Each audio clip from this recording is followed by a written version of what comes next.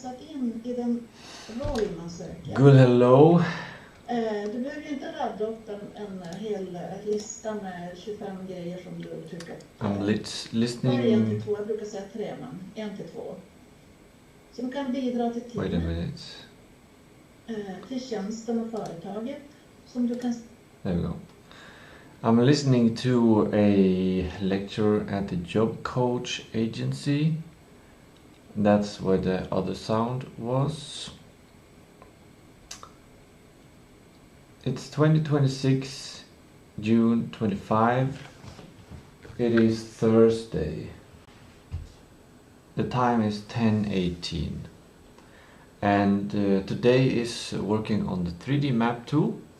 But first I gotta participate in this obligatory lecture about job getting.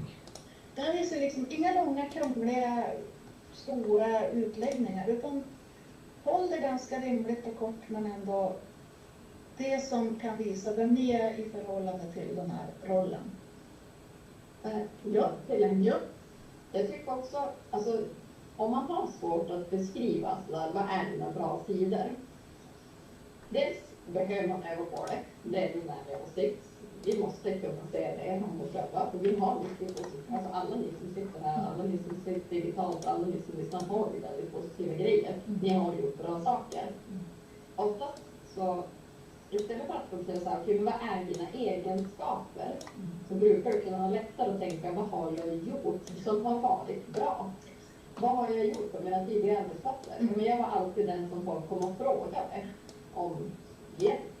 Ja, men vad betyder det? Ja, men jag är hjälpsam. Istället för att säga så här, jo men jag är hjälpsam och trevlig och snygg och jättenice och alla vill vara med mig och alla pratar med mig. Alltså, du vill inte radda den här grejen. Nej, ingen radda. Men genomföra det exempel som du gör att det blir mer underbyggt. Och det du säger också. Att säga, på min förra arbetsplats så var jag alltid den som folk kom och frågade. Och då kan vi till och med nästan säga, jag ser inte mig själv på telefonen. Nu när jag tänker efter så var det verkligen så det betyder. Jag vill alltså hjälpa till och det verkar ha syn. Alltså, ja men då visar man inte verkligheten. Men man kan inte använda men jag är bäst, vackrast, snyggast. Jag ser till vad jag gör För det är mycket detta till. Och så vad har ni en gjort som man vill ha? Och vad betyder det i förlängningen? Alltså har man en liten kontroll så brukar man komma fram till någonting. Precis. Och då ger man ju som sagt ett litet exempel också. Nej, exempel är bra. Ett tips. Formulera om er själv till ett exempel. Det är så ni ska tänka. Ja. Gör lite research då innan. Fråga 3 av dina närmaste. Vad tycker ni om mig? Då får ni inga problem på den frågan. Nej. Precis. Det kan vara så. Det här med svagheter då? Tycker ni det är krångligt? Att berätta om era svagheter? Och då brukar Det var lärare. Jo, precis. Men där ska ni också tänka lite så här att ta de svagheterna då, men precis som Vilma sa nu, att berätta hur du arbetar med dem. Hur jobbar jag med min svaghet för att den ska komma? Det ska inte låta så självnegativt, utan absolut att vi har svagheter, men vi jobbar med dem. Hänger ni med? Du vill ändå visa att du har självinsikt. Inte bara så att jag är jättedålig, jag kan ingenting, jag är helt värdelös. Alltså det låter alltså Dåligt. mycket. Så till exempel kan man svara, något jag försöker bli bättre på är att fokusera på det projekt som behövs för stunden. Så. Jag är ambitiös, målmedveten och ibland kan jag engagera mig i för många saker på en gång. Och så visar man hur man gör för att komma undan med det. Ja, såklart. Och så kanske de frågar oftast, varför vill du jobba hos oss? Här får du sälja in motivationen att arbeta på det här företaget. Är det svårt? Man kan säga, jag har velat ha chansen att jobba här tidigare och ansökte då jag anser att jag har mycket att ge och tjänsten verkar som skräddarsydd för mig. Svårare än så går det bara. Jag har mycket att ge och den här tjänsten känns bra för mig.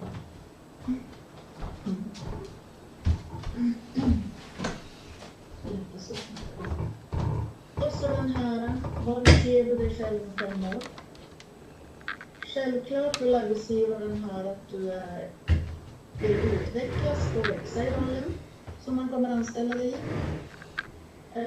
Du behöver inte ge ett jättelångt svar heller.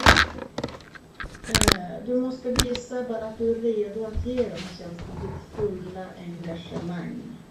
Så till exempel kan du svara, om 5 år ser jag mig som en expert i den här branschen. Jag har som mål att utvecklas i företaget och hjälpa företaget att växa. Alltså man pratar hela tiden om hur man får företaget framåt. Så då behöver det inte vara så svårt. Stress och press. Är ni bra på att svara på sådana frågor? Här kan man ge exempel på en situation då du uppnådde målen på ett bra strukturerat sätt kan man intervjua den frågan. Och då kan man ju bli lite så här, svara på det här då.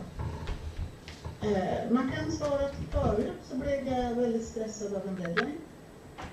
Fick lite hjärtklappning och ångest. Men nu tar jag några minuter att samla mig. Så att nu jobbar jag på det här och det går mycket, mycket bättre. Du kan omvandla stressen till en god energi. Så istället för att känna sig pressad låter stressen och pressen påverka mig positivt. Då kommer de att säga, bra, det vill vi ha.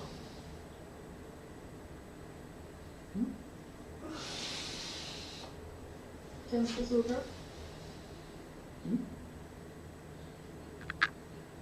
Kan du berätta om ett problem du stött på jobbet och hur du hanterade den situationen? Målet med den här frågan är att arbetsgivaren vill höra hur du löser problemen. Och man kan ju då svara att på mitt förra jobb så var det ett team som aldrig mötte deadlines och nästan alltid fick göra om det de hade skapat. Till slut tog jag initiativ till att ta ett möte med det teamet och förklara hur vi jobbar, vad vi gör och vad vi behöver. Han berättade bara hur jag gjorde det som de hade misslyckats med. Och då kommer vi in på STAR-metoden. När du får frågor inom prestationer så får man oftast hur du presterar, hur du gör för att förbättra någonting, hur du är. Alltså man får alltid såna här prestationssvar och enligt STAR-metoden. STAR beskriver situation,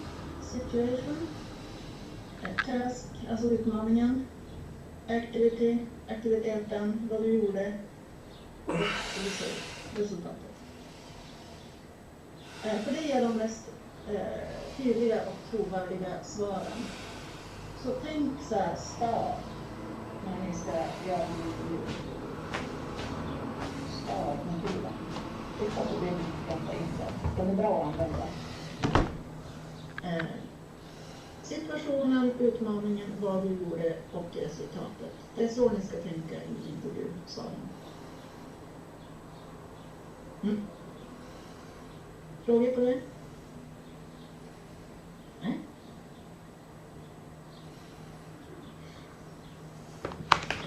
Vad skulle du säga är din allra största framgång då? Kan man också fråga. Där kan man bli lite större och tänka om. Det var räddning eller jag vet inte. This group needs more engagement and more engaging. If I were there, I would ask a question there. Kanske lite grann att man ska inte skryta. Men vi ska absolut visa att vi har uppnått mål och gjort det för kan av det mesta. Man kan svara om man har jobbat tidigare. 2 månader dubblerade våra produkters inkomst. Och inkomsterna och i standard förbättrats ännu mer än dess. Då har vi visat vad jag har gjort. Skriv. Tänk på det här. Vi kanske lärde från att det är något man ska skriva om man ska visa sig bättre än andra nästan. Men tänk på mer det skitlivet också. Håll upp och pröva. Lägg till lite plus och guldstjärnor. Ärlighet. Det kommer att ge resultat, jag lovar. Det får det att framstå för arbetsgivarna som att de har något som har utgått för sig själv. Så guldstjärnor. Tänk på den sparbilden. Och lägger till det. Plus, plus, plus. Och varför ska vi anställa just dig? Ja, varför ska man göra det? Det är också en nyhet. Här har vi ytterligare chans att presentera dig i bra dagar. Lyft fram förmågor, personlighet, vad du vill uppnå. Man behöver inte spä på. Det är liksom helt bara, jag kan, jag ska, jag vill, jag kommer och jag... Alltså man ska ju göra det, men i matta. Man ska inte liksom gå för långt eller styr. Se till att arbetsgivaren förstår att du är kompetent i den här jobbet. Det är helt enkelt det du ska göra. Kan man svara i ett analytiskt tankesätt, arbeta bra i grupp. Jag har erfarenheten som krävs. Se fram emot att växa i den här rollen. Mycket bra, enkla, tydliga svar. Och det köper arbetsgivaren. Ja. Ja, på mitt senaste var även till att det var väldigt bra att fokusera när man behöver jobba ensam. För det kostar att göra många. Och det är många personer som inte har Jättebra. liknande siffror. Exakt. Jättebra. Det är toppen. Det är så ska man göra. Så lägger man till sånt på sin lista. Så då blir det great. Och så fråga nummer 10 som är sista intervjufrågan. Det brukar vara, har du några frågor till oss? Det frågar de oftast. Om ni har varit på intervju har ni säkert fått den. Det här är ju en 2-vägsprocess. Jag är intervjuaren och du är den som söker jobbet. Det är inte bara jag som ska ställa alla frågor till dig. Du vill också veta något om oss.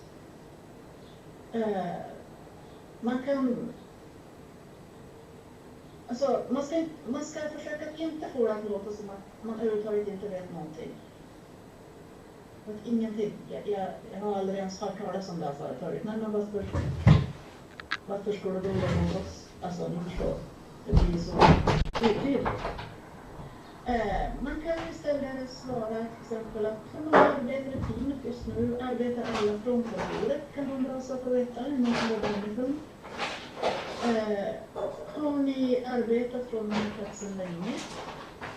Finns det chans att vidareutveckla sig? Det finns många frågor man kan ställa. Så samla på er alltid frågor och så ställa dem. Det här är färdiggruppar som ni ska undvika. Jag vet faktiskt inte vad ni gör här. Jag kan inte uttrycka det här nog många gånger. Kom absolut inte med den, för då är ni rätta. Det visar på bristande förberedelser. Säg inte heller, nu klarar sig att vara helt värdelös. Visa på att är den här personen riktigt lojal, eller? Prata inte illa om er tidigare chef. Det kan kollegor. Ja, eller kollegor såklart. Uppfattas som illojal och oprofessionell. Så försök ha en professionell och positiv ton om era tidigare arbetsplatser. Även om ni tycker att det var katastrof. Man kan ju faktiskt säga, det gjorde jag på min intervju. Jag har sagt upp mig från mitt tidigare jobb. Sen vill jag inte säga att jag tyckte si och så och min chef var så och det var katastrof. Du vet. Men jag har sagt upp mig, det kan man få säga. Sen kan de ju fråga varför. Och så den där, jag kan ta vilket jobb som helst. Vad försökte du gå till oss då? Vi vet inte vad det är. Hur mycket kommer jag att tjäna? Ja. Det låter också som att du är inte så intresserad av att jobba just på det här företaget, utan du är mest intresserad av vilken lön du ska få. Ta upp den frågan när kanske arbetsgivaren kommer med förslaget och säger löneanspråk. Då kan vi bara diskutera lön. Inte liksom det första man gör. Det blir inget bra. Och så ska ni inte säga, jag har inga svagheter. För det har ni. Det kan uppfattas som att du saknar självinsikt. Välj en ofarlig svaghet. Till exempel, jag kan bli otålig vid ineffektiva processer. Som du pratade lite grann också om. Och så berättar du hur du jobbar med dem. Vad gör man efter intervjun då? Nu är efter en intervju. Grattis. Nu har ni gått hem och så har ni funderat på det här ett tag och sen efter hur det kändes. Vad gör man sen då? Sen kan man gärna återkoppla till arbetsgivaren. Man kan skicka ett litet mejl. Höra hur på processen. Tacka för en trevlig intervju. Det kan vara en jättebra grej faktiskt ibland. Tack för en trevlig intervju och hoppas på snart återkoppling. Får ni ett nekande svar, gå vidare, sök annat. Det är bara att ta nya friska tag. Men när ni har gått igenom den här intervjun, då har ni gjort ett strålande jobb. Vad känner ni om intervjuer? Svårt eller lätt?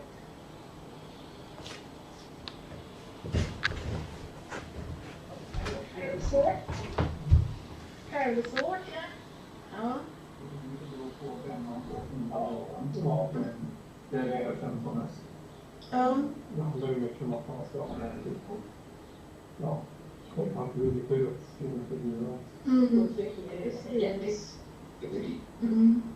Vi har fått någon fråga här i chatten. En framgångsrik intervju tänker på att jag driver företaget och måste hitta personer som betalar pengar för att lösa problem. Då vill jag att intervjun inte ska ta för mycket tid. Den ska vara effektiv, ärlig och snabbt ta reda på om jag kan göra jobbet om jag passar in i jobbkulturen. Och framgångsrik intervju är inte att få jobbet, det är att ha en bra utväxling av information. Exakt.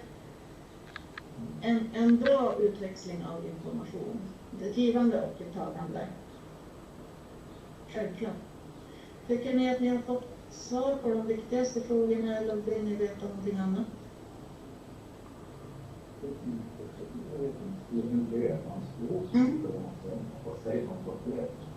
Ofta. Ja, precis. Löneanspråk kan vara lite cool. Ofta har arbetsgivaren ett förslag. Och då beror det på om ni vill lägga högre eller lägre. Men många gånger kan man också kolla lönestatistik. Man kan kolla upp det före. Så har du ett summa först som ligger ungefär. Och sen kan du lägga det som ett lite mer. Du säger 36, så säger arbetsgivaren att du kan gå 34,5. Och då kanske du säger nej, men jag vill ha 35. Och så får ni förhandla där. Ja, det gör det. Så då är det vissa gånger har vi inget fall. Nej. Så att det är. Nej. Man har till exempel en ingångslön. Så att man jobbar som bemanningskonsult. Då har du ju en snittslön på 30 per år. Jag kan också tycka som att faktiskt prata med facket. Det var jättebra för. När jag skulle bli anställd som min första styrtjänst på den skolan då tänkte jag att jag hade lite grundkoll så där man tjänar ungefär 10 000 mindre här i södra Sverige. Men jag vet ungefär vad jag låg på och sådär här uppe då. Och så jag pratar med killen som var i kvartsbasen med jag visste slutböden. Jag tänkte det här kändes ju inte riktigt hon nämnde bara i företaget. Och så gick jag hem och så tänkte jag tack som tar det. Så tänkte jag till facket och sa hej du, en fråga om vad ska jag kunna först lägga mig ungefär hjälp så att jag är så gammal och det här är en och så. Och vad jag tycker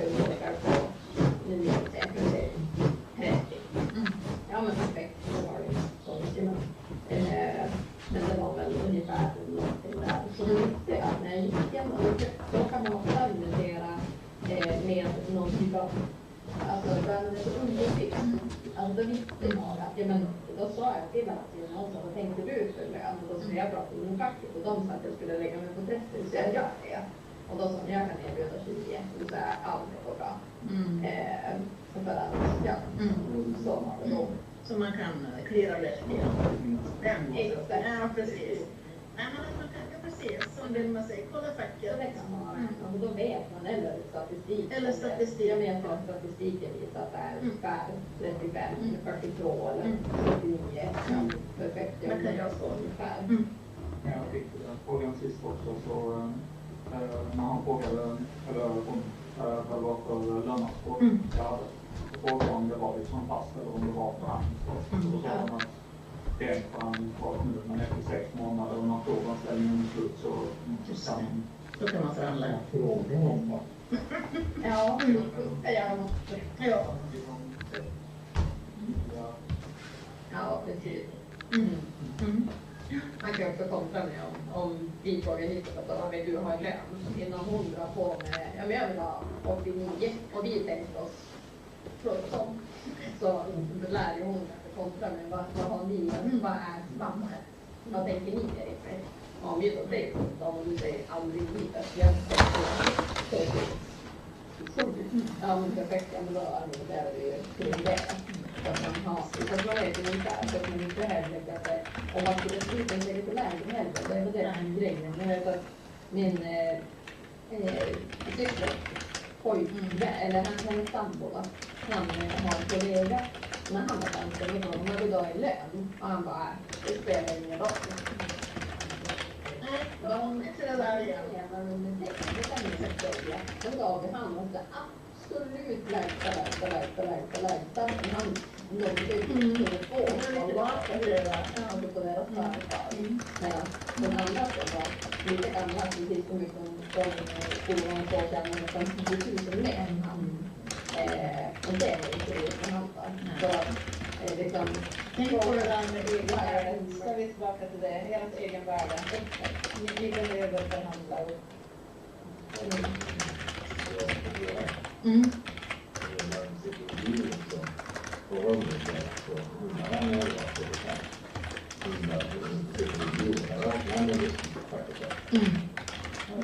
Okej,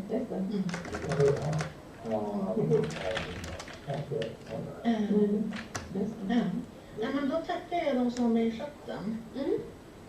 Innan, jag vill bara säga glad sommar. Jag går ut på semester imorgon. Jag kommer att gå ut, ni som är inskrivna hos mig, alltså mina deltagare, ni kommer att mejla mig också med info och så om att det är Elisabeth ni ska kontakta. Ni kan också komma och bli uppringda av en Maria i sommar. Men annars än det så tack så hemskt mycket för den här våren. Jag vet att många av er väntar på jobb eller har fått jobb och många ni här inne också. Men man ska till en trevlig sommar så hoppas jag att vi inte ses till hösten att vi är ute och jobbar.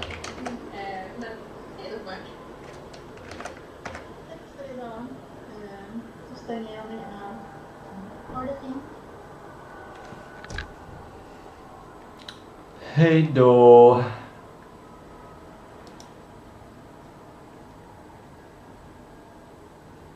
And then those are my emails. But I fixed my emails on Sunday.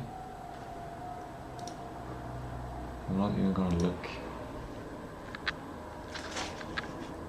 Okay.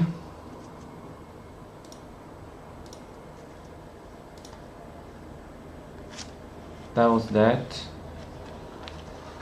Before I get... Oh, I'm supposed to share the stream before I make the bed.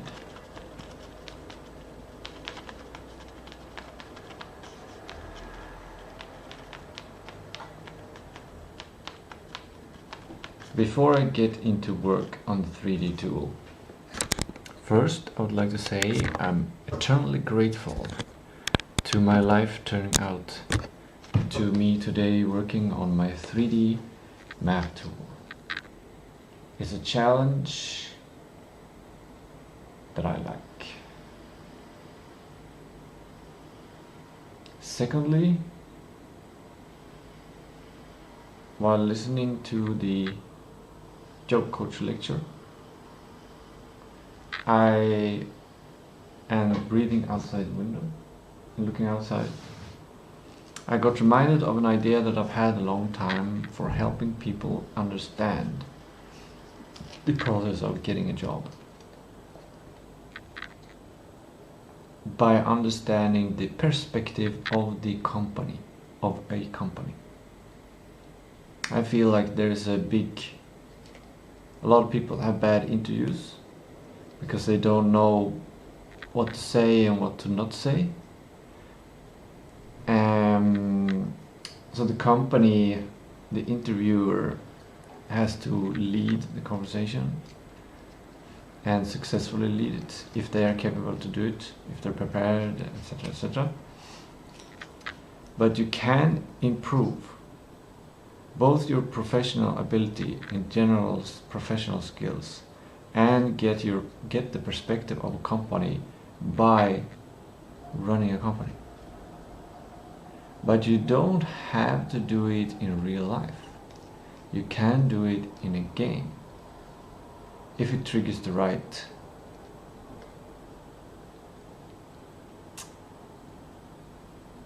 encoding specificity. If it creates the correct encoding specificity so that when you quit playing and go into real life and do an interview, work at a company or start a company, you can utilize the skills from what you learned in the game. This is also called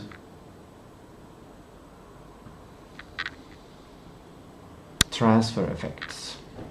Transfer effects. That you get good at a skill, then you get generally good at the skill. Usefully good or practically good, like something like that. Transfer effect. Transfer effect. You want transfer effects when you are practicing and learning, because practicing is a simulated thing. It's you made something up and you want the simulation to be as similar to the real situation as possible in order to increase the transfer effects. Sometimes transfer effects is often talked about when it comes to very abstract skills that are very abstract skills. There is something called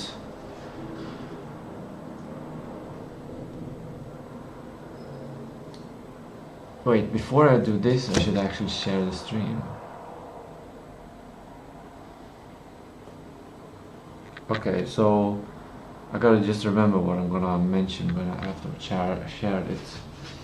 It's what I was thinking about when I woke up, which was traumas and the job coach lecture connecting to the idea of making a company running game.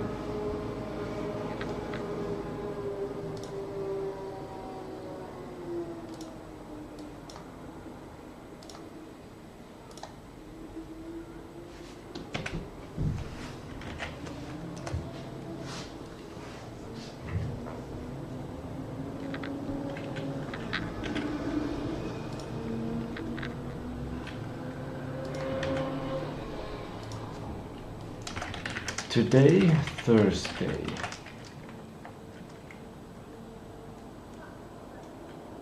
I have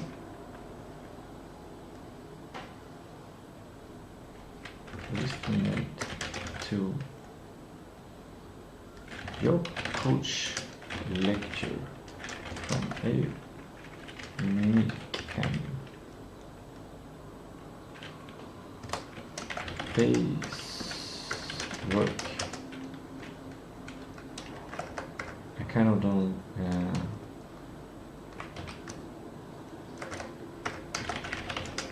part-time job colleagues.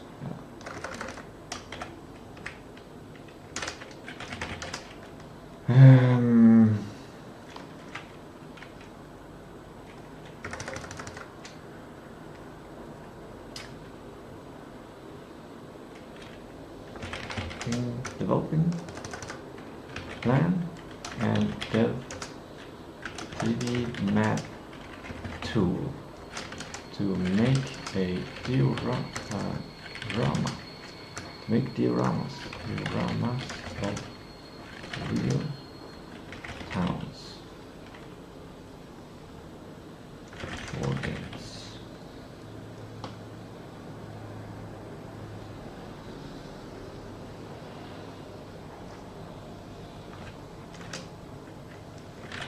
Focus.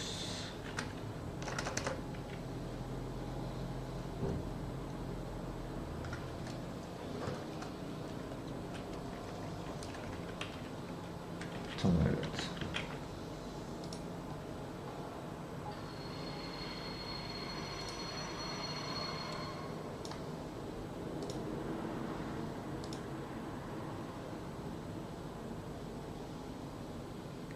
Oh my god.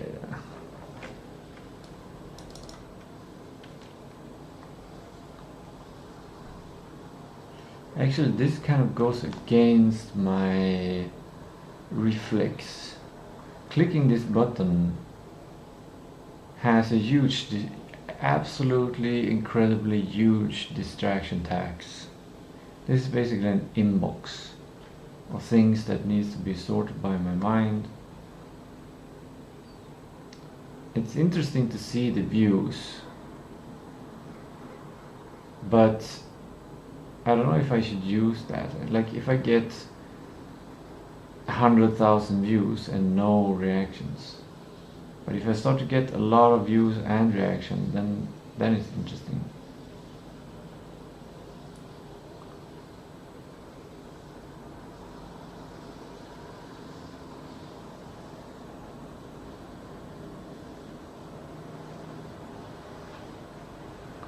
But I think I will tomorrow not click this,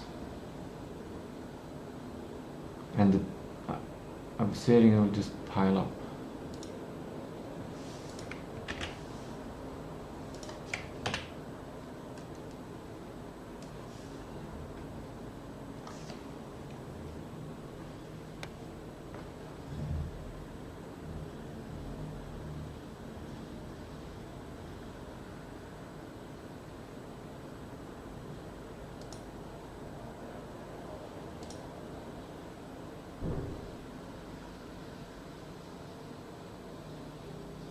Tempting, of course, of clicking this one, but that would be, wait, yeah, but that would be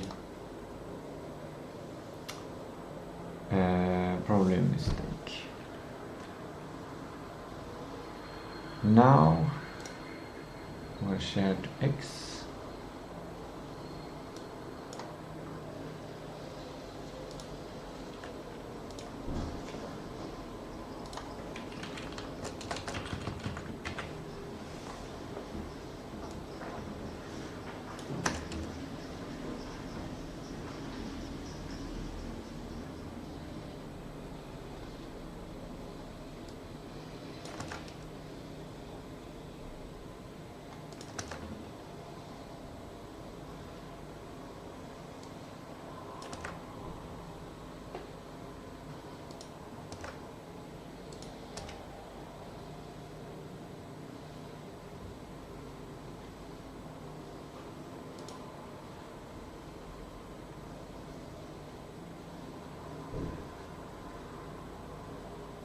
This looks like an ad, but it looks interesting and fun.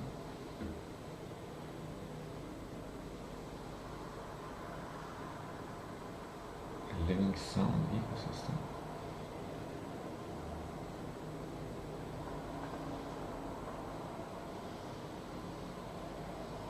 It's a very intriguing idea. It's like a microscope, but you see a simulation and you hear it.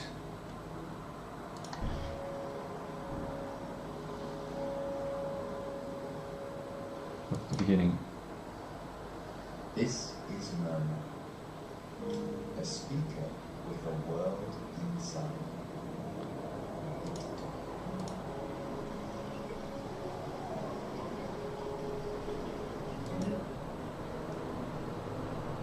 Enchanting. Enchanting.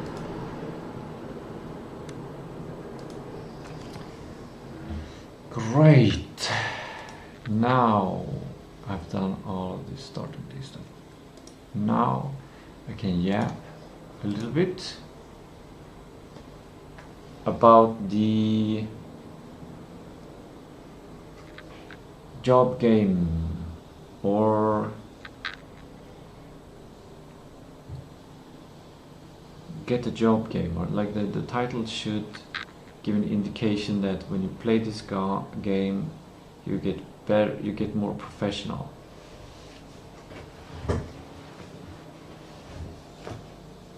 Job pro. Job pro. Pro job. That's kind of, maybe I should make a Swedish name. Anyway, the idea of the job simulator game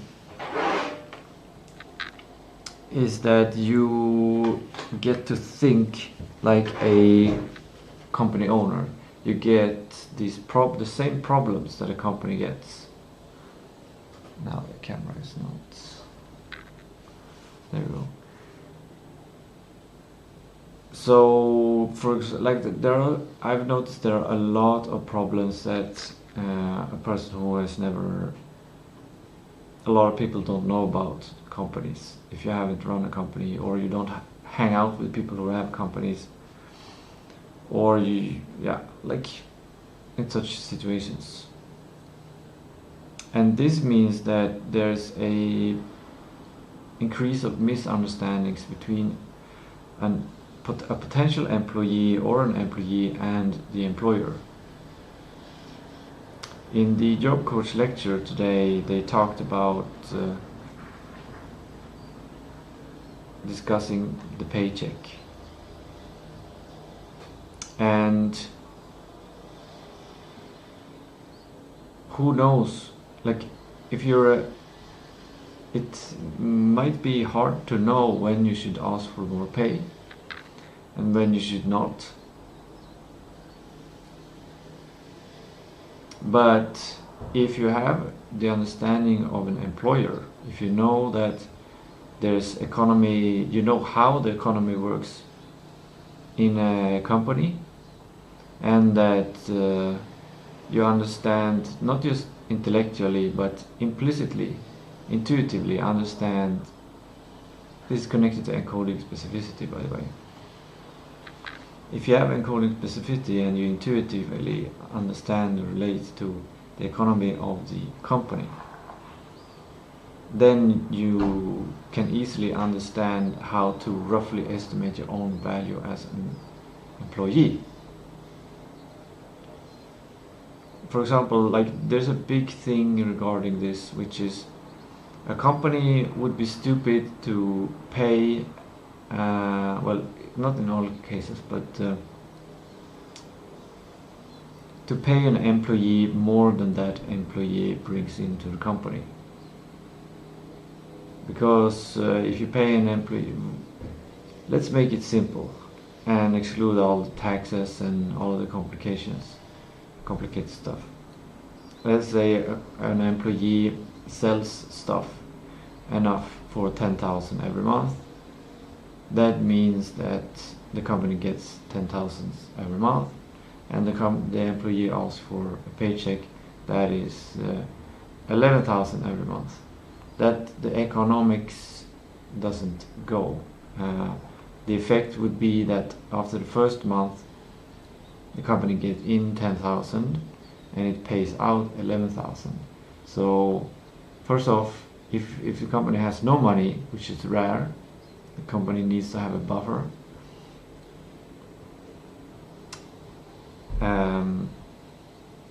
If it has no money, then it's not possible to pay.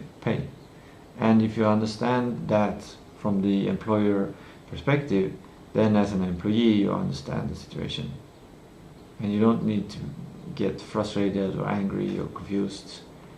You can handle it in many different ways, but you don't need to, like, you can handle it professionally. That's what I'm saying. whether you choose to do good or bad things, you can be professional. You can be professional and good, you can be professional and bad. Anyway, if a company has a buffer, let's say the buffer is 100,000, but they are going to use for a bunch of things during the year, then every month they get in 10,000, so they have 110,000, and they pay out 11,000, so they have 99,000 left. And if you think from an employee perspective, then you think, okay, fine, that's fine by me. But if you start to think from the employer perspective, then you see that the professional employer in this situation, you can be an unprofessional employer as well. Anyway, the one professional idea is that since you're losing 1,000 per month on this employee, it's better to not have the employee at all, because then you don't lose 1,000 per month. You don't get in 10,000, but you don't pay out 11,000. So economic wise, you lose less if you fire this employee. So that's like the verdict or suggestion. Like, we either need to lower the pay of this employee, or we need to improve their input so they deliver more than 11,000. Maybe something can be done so it improves to 15,000, or yeah, etc., etc., etc. The whole situation becomes so much more professional when an employee understands the company perspective.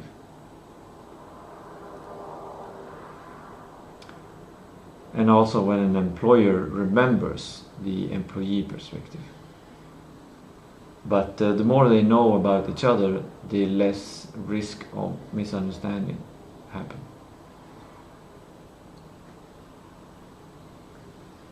And as an employee, the more you understand about running a company, and especially the company that you're in, if the employer is smart enough to think, oh, this employee is roughly bringing in less than the work it does, the employer could potentially say something like this to the employee, if the employee is ready to hear it, like if the employee is ready to receive that piece of knowledge, if they have a foundational understanding of economics, just input and output, like if they can take it professionally. Then the employer can say, okay, this is the situation, it seems like your pay is this, 11,000, and when we've done the calculation, it seems like you're bringing in 10,000, so we have a problem here that's with every month it leads to losing 1,000 per month by having you employed when you're working in this way, not necessarily at that speed, but in this way. So there are a couple of options.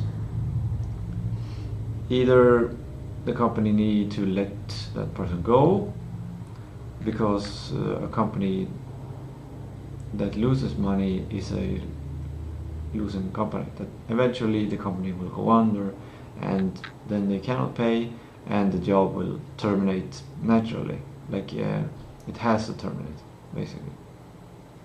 It's all some course like that, and the company would obviously say like, we would prefer to fire you rather than having the company go under, unless for some reason the employer wants to do that.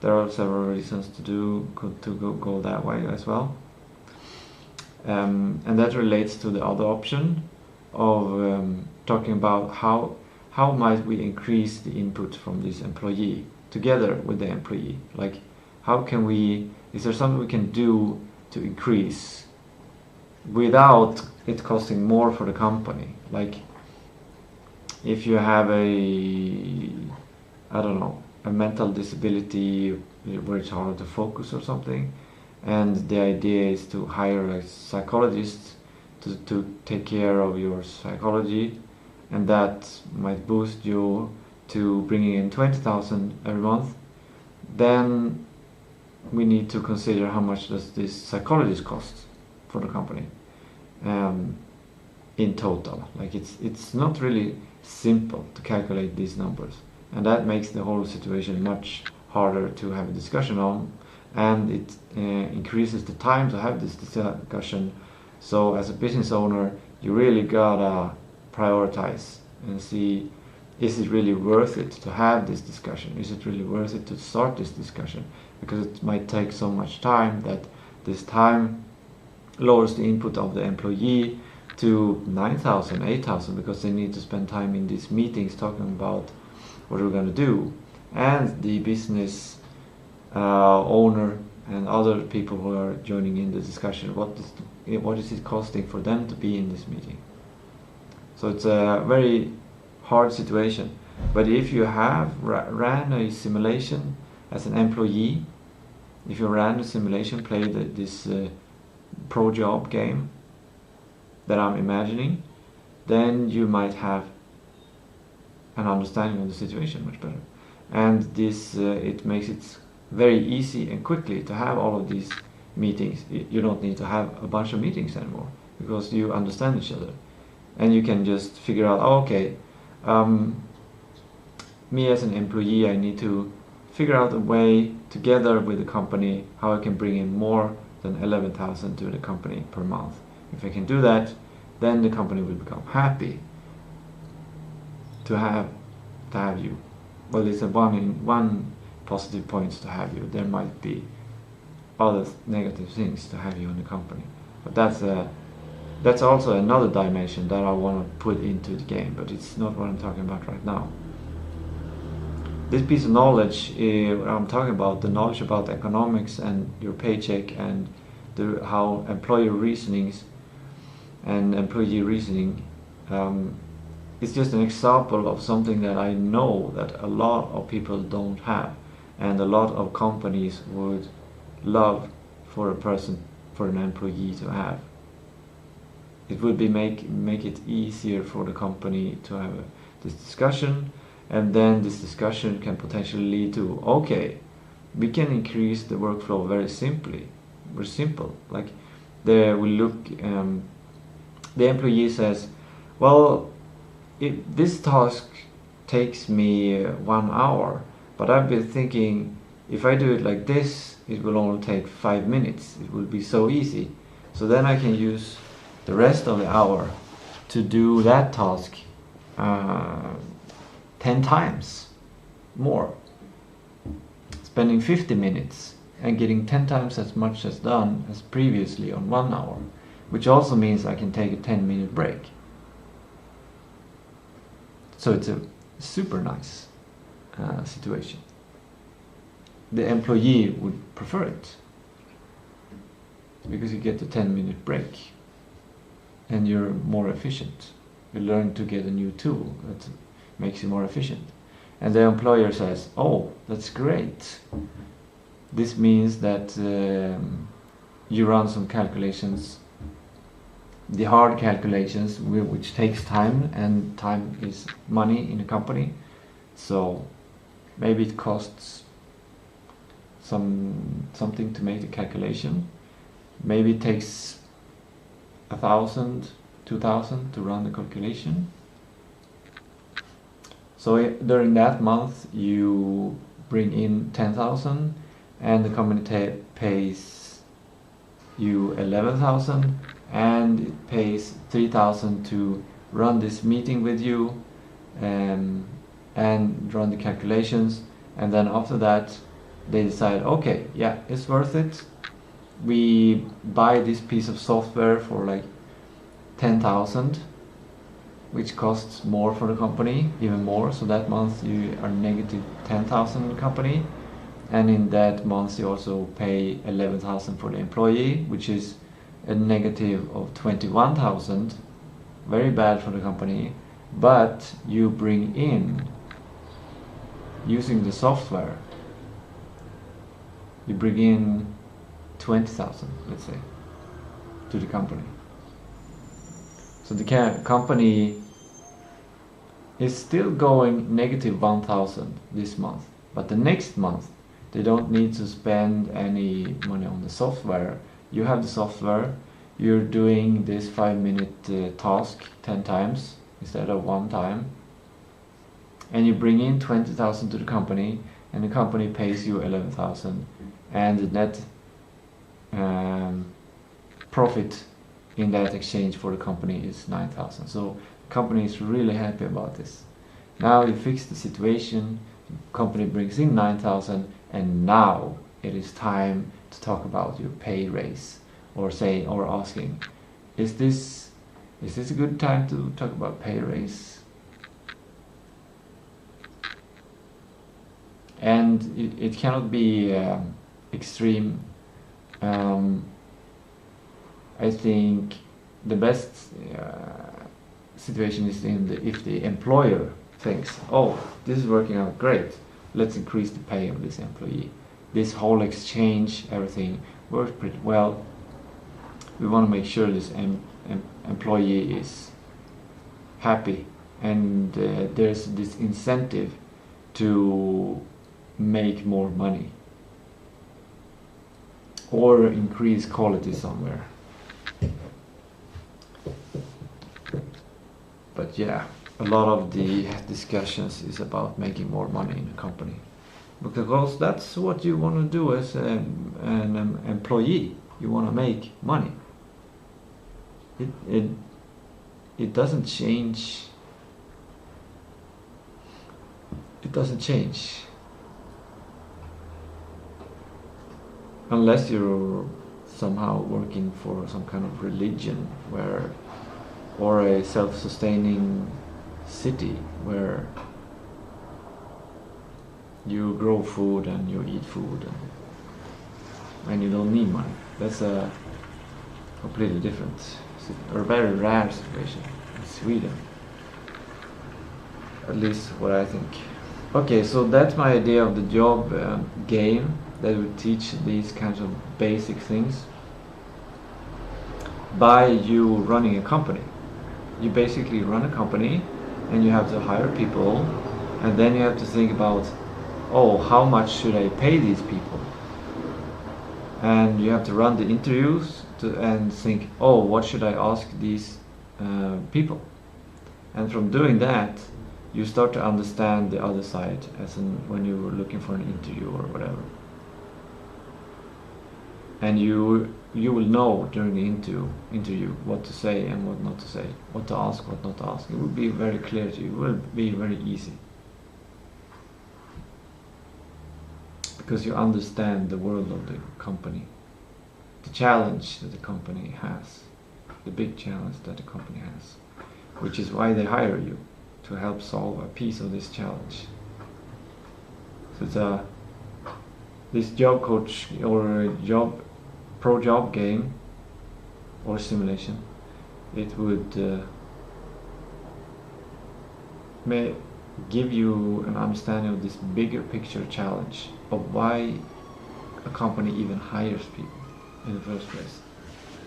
Okay, that was yapping about that part. Now I want to mention, just for the record, for the history, is when I woke up, I was lying in bed and I was thinking about a trauma that I experienced. I'm not gonna tell you what it is, but I was lying there and feeling bad, repeating the trauma in my head and feeling like, how do I solve this?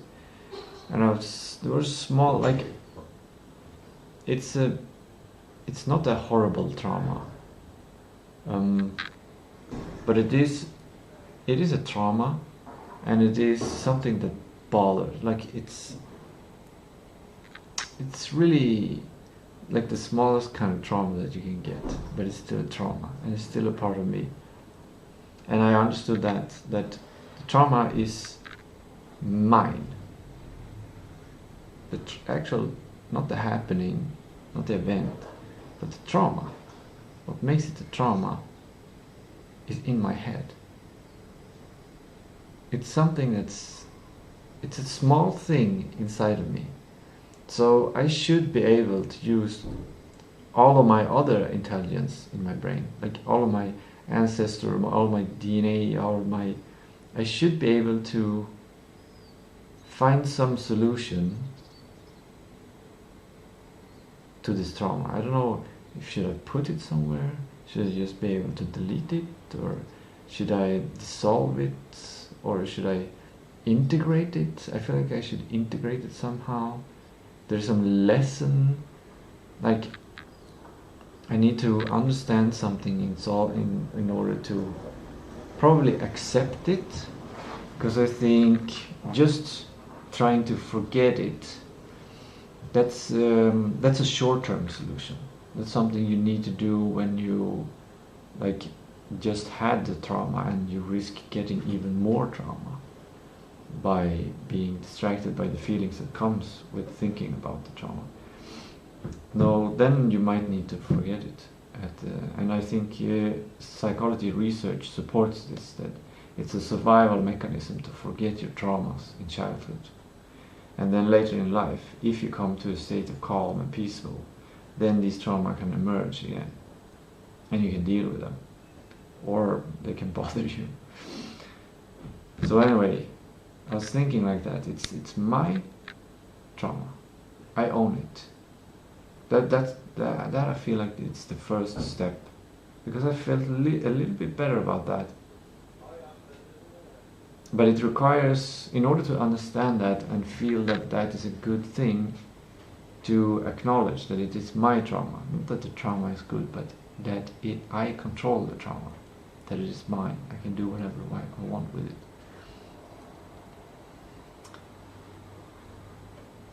In order to understand that, I think I used a big picture attitude of life, and that human life is just a small little meaningless thing. Like human life and values are subjective.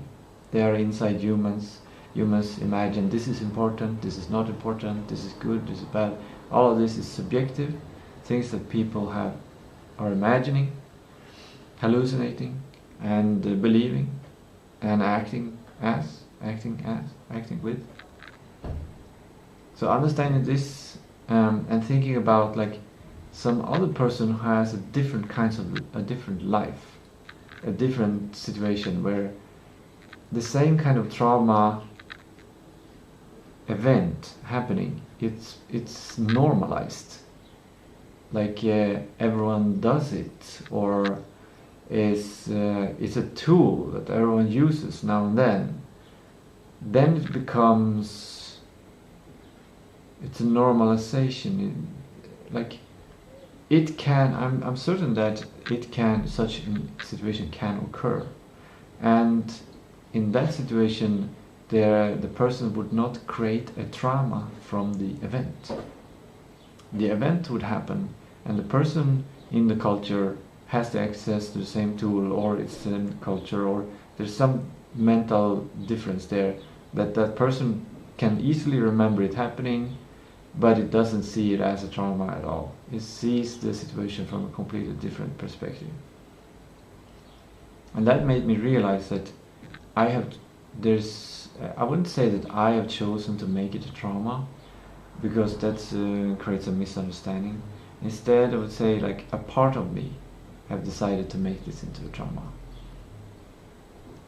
or the collections of my intelligence have created a trauma from the event, something like that. And if I created it, I'm the creator of the trauma. I created the actual trauma. I didn't create the event, but I created the trauma. I made it into a trauma. I made it into a big deal. I decided to make it into a big deal. And I slightly feel like I'm kind of dissolving some parts of this. Like I'm starting to feel a little bit more in control about something that I didn't know I could control.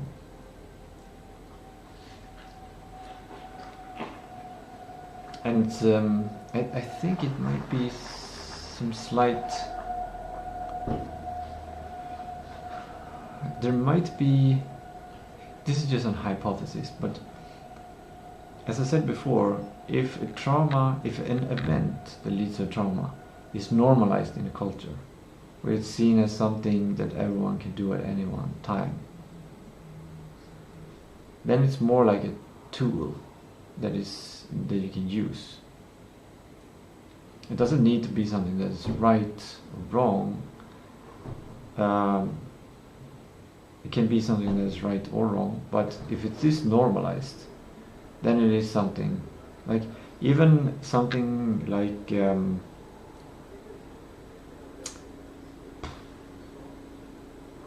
if you run a company and you have a competitor, and instead of thinking about your own products and improving them, you think about the kind of bad stuff of doing some things that are completely legal but will destroy the other company. Like you go on an aggressive situation, like maybe you do a marketing and you're hinting at that this other product is not as good as your products, like you're actively trying to destroy another company. That is that's a moral kind of gray zone. I would say it's something bad to do, that you shouldn't do that, but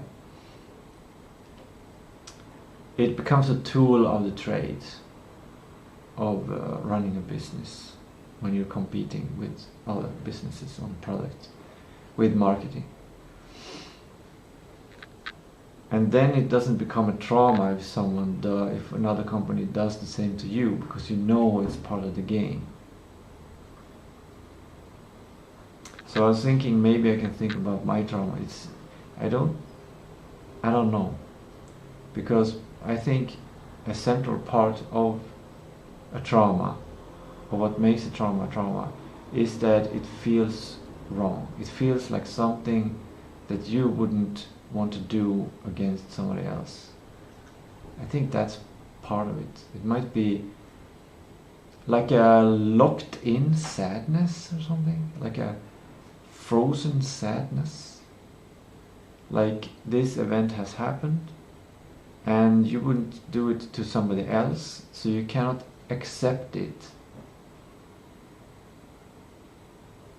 You have to fight against it, but it's in the past and there's nothing you can do to change it or something like that. So it kind of it's kind of frozen challenge.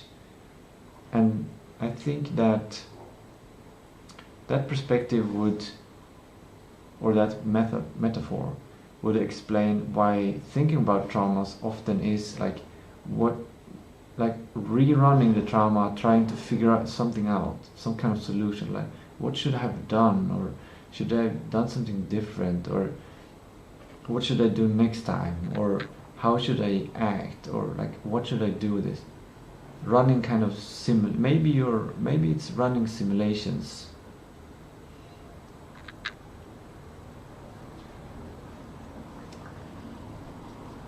So maybe the metaphor of a trauma being a frozen ethical challenge, a frozen ethical problem, where you think something is wrong, yet it happened to you, and you cannot find some kind of retribution, or you cannot solve the challenge. It's a frozen challenge. But it's you who froze it. You did both things. You froze it, and before that, you made it a challenge. And maybe this metaphor also connects to the idea of forgetting a trauma. If your life is busy, you experience a trauma and you don't have time to deal with it, then you forget it, but you don't really forget it because it's still there. So you kind of freeze it. So solving a trauma might be the first thing of solving trauma is to thaw it. to melt the challenge, which is first to bring it in from forgetfulness into memory, to remember it. And then that's the beginning of the thawing process. And then something like you're not completely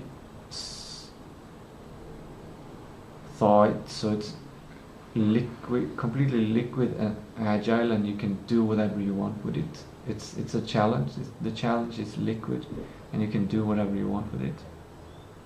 But it's still a challenge.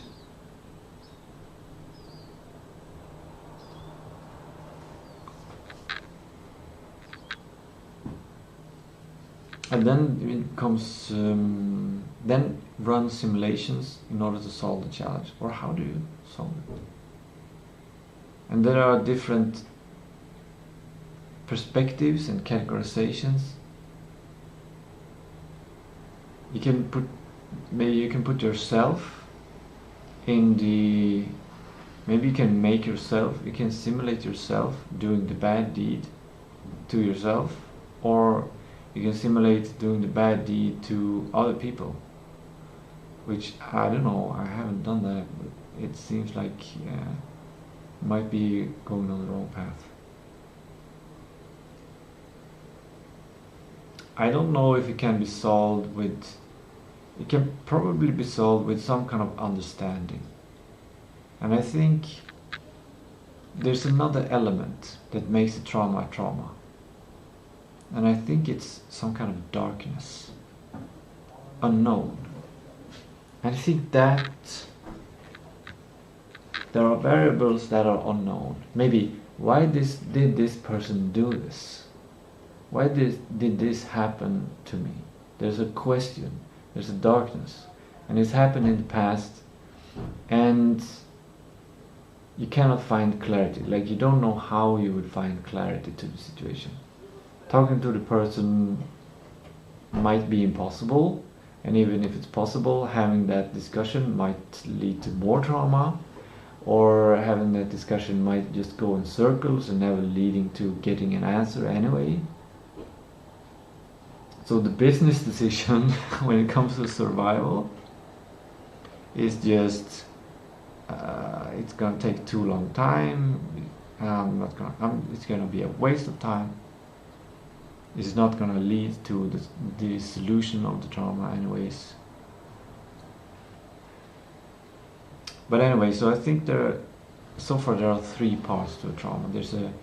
There's initial, the event creates a confusion, I think. Yeah, that's the darkness part. The darkness is creating a confusion.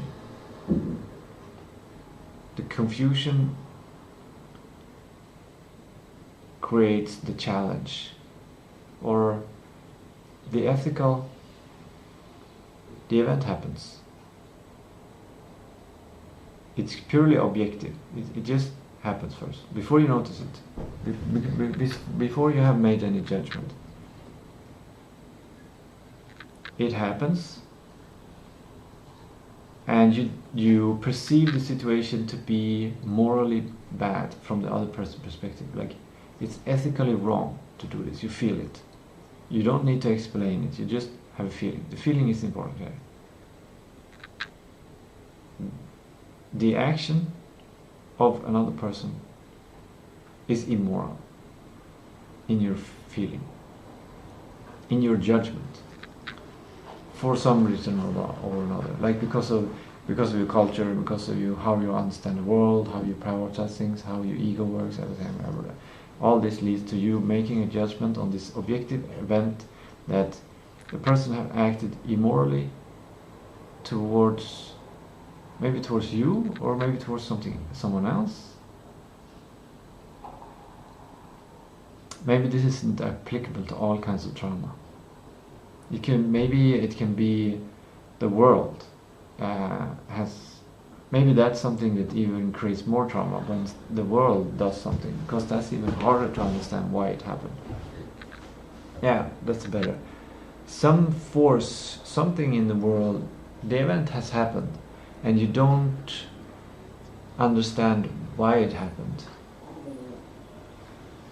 Maybe this, now I'm getting to the abstraction or next abstraction of this. That's the thing. Something has happened and it was bad. No, something happened and you said to yourself, this is bad. What has happened is bad. And then you might, your non-conscious might ask, like, but is this going to happen again? Do we need to prepare? Do we need to do this? Should we accept it? Should we, like, what should we do with this? And the question is lingering. There is no answer. You cannot figure out what you should do with it. And the challenge is there. And then life happens, and all of the other things that you need to do, need to take care of, means you freeze the challenge, or you forget the challenge. Yeah, I should not use the metaphor freeze anymore. Let's scratch that. The freezing was referring to two different aspects. It was referring to both the forgetting of the challenge, and it was also mixing up and connected to that the challenge is sustained in your mind. Even though you remember it, it's a challenge that you are not solving. It's a permanent challenge.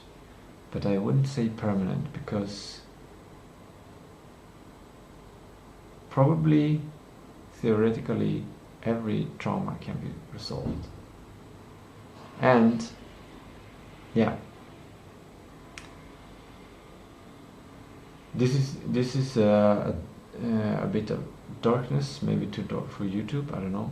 But if you die, then the trauma cannot.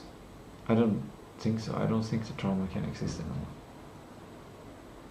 But dying means it's a commitment.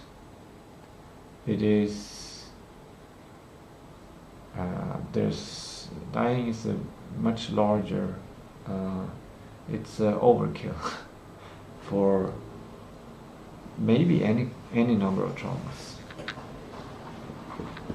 I think when you right at the point where dying, if you try to do it yourself, I think in most cases you regret it, because you realize all of the things that you are going to lose, all of the things that you didn't think of. Oh, I'm going to lose this, oh, I'm going to lose this, I'm going to lose this, I'm going to lose this, and this, and this, and this, this. And all of this means like the trauma is not even a thing anymore. I just want all of this. I don't care about the trauma anymore. It's such a small, insignificant thing. I don't care if the trauma happens every day. I still want to be alive. Like, maybe that can happen. I don't know. I've never had I don't think I've had a near-death experience. Slightly. There was one time I was almost falling off a roof, but I was just gonna fall like 1 meter. It's just I didn't see how far I was gonna fall, so I thought it was very dangerous. I didn't fall, but I felt like, oh, I might fall, and I felt like, oh, I'm gonna fall. And then I got this experience, kind of intense experience, but I wouldn't say it was near death, but it was closer to death experience.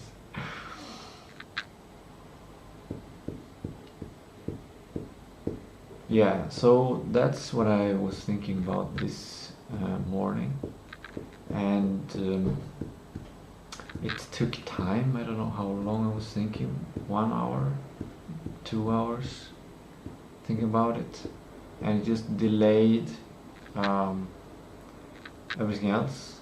Delayed me to get to the job coach lecture. It delayed me thinking about the 3D map tool and getting excited to work on that. and I don't remember exactly, but I felt like thinking about the trauma, it became slightly better eventually. So it kind of calmed itself down. It's almost like I ended up reaching slightly more acceptance that it happened, so that if it happens again, it will not elicit so much strong feelings. And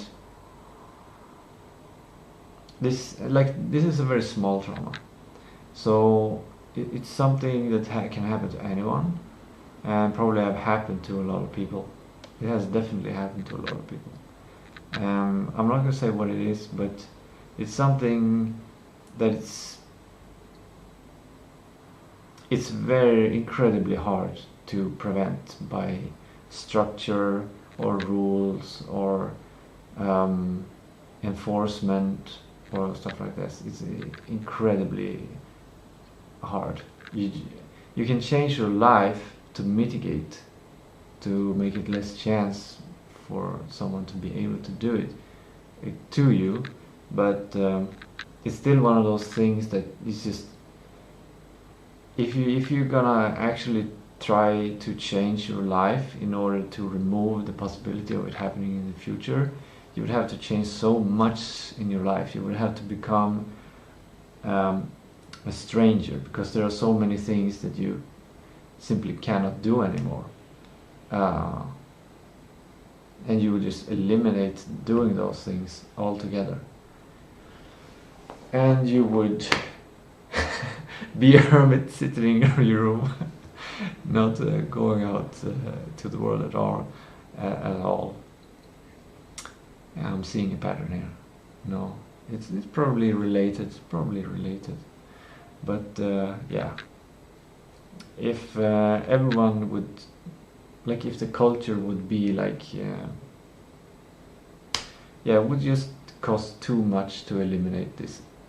I haven't eliminated like, that's why it's a big challenge. That's why it is a trauma, because there's no resolution. Like, there's no good solution to it.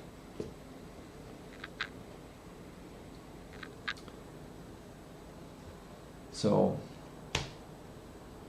yeah, I think I reached some improvement there, and that makes me justify that I can stop thinking about it and let it freeze again, or I can push it aside to not think about it until it pops up again sometime. Hopefully I will not regret it. Also, talking on the stream here kind of normalizes it. I think if I would I'm not going to mention it, but if I wouldn't mention it, then I would normalize it even more. And I'm just thinking right now that having these kind of anonymous groups where you share information, or you have a psychologist where you can share information about your trauma, that normalizes the trauma, I think. That helps you, if not, you get the bandwagon bias effect. You can use the bandwagon bias effect. It's a cognitive bias, so it's always in media, or not in media, but it's seen as something negative. The bandwagon effect is that if everyone is on a bandwagon going this way, then it must be a good idea, so you also want to be on the bandwagon. And this is called a bias, which means if something is done by a bunch of other people, and just because they're doing it, you want to consider it, you want to do it.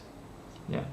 So this has a bunch of risks in society and groups, that if a big group is doing something, and it might be really bad or completely wrong, but because they're doing it, you're also going to do it, and other people are going to join in and stuff. It's a bandwagon effect.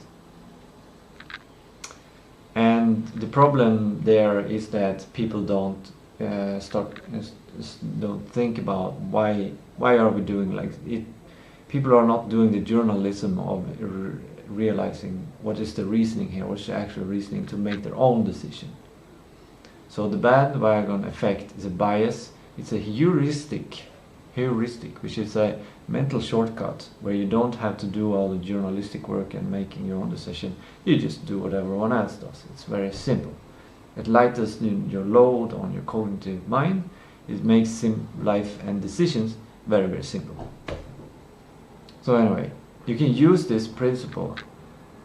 I think people use it, even if they don't say it, when they talk to a psychologist about their trauma. Because the psychologist can say back, okay, maybe next time you can do this, or maybe, yeah, I'm also afraid that this is going to happen, or like the psychologist and other people that have an attitude towards this problem, because the problem exists for everyone. It's a chance for everyone. Everyone have to, like, if it doesn't, even if it doesn't happen to anyone, to other people, they still either have just ignore it, which is they don't care, and that's not a problem for them, or they have some kind of attitudes or thoughts about it, and then you can, just because they have that attitude, then you can feel at ease thinking, okay, there is other people, they've used their intelligence, maybe, or bandwagon effect, to make the decision that this is the solution to this challenge, to this trauma, and that lightens the load and normalizes the trauma. Normalizes, like it solves the challenge by saying, okay, of all the different decisions, of options and things that you have thought about when running the simulation, of what you should do and how you should act and what, now you have a suggestion from your peers, people around you. Now you get to decide together, like, how does this culture of people decide to deal with this situation, this challenge? And that becomes the part of the culture. That is now a tool, or it's an acceptance, or it is a solution to the challenge. And then this means that you have more of a solution, or you have even decided on a solution, on a path that you're going to take, which means you discarded other options, other solutions completely, which means you don't have a challenge anymore. You have a way of life.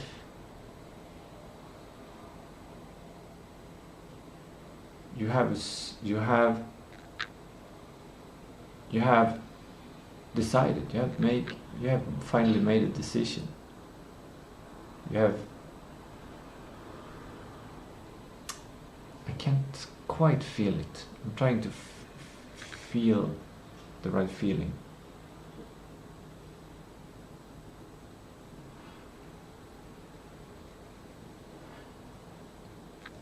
You've permanently dissolved this trauma. You've rigidified yourself, disintegrated the trauma into small parts that you use as nutrition for the rest of your mental world.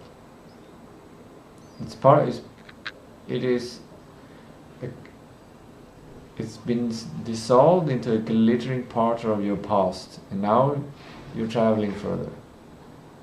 Now you're going into the future. Now you can focus on the future. Something like that.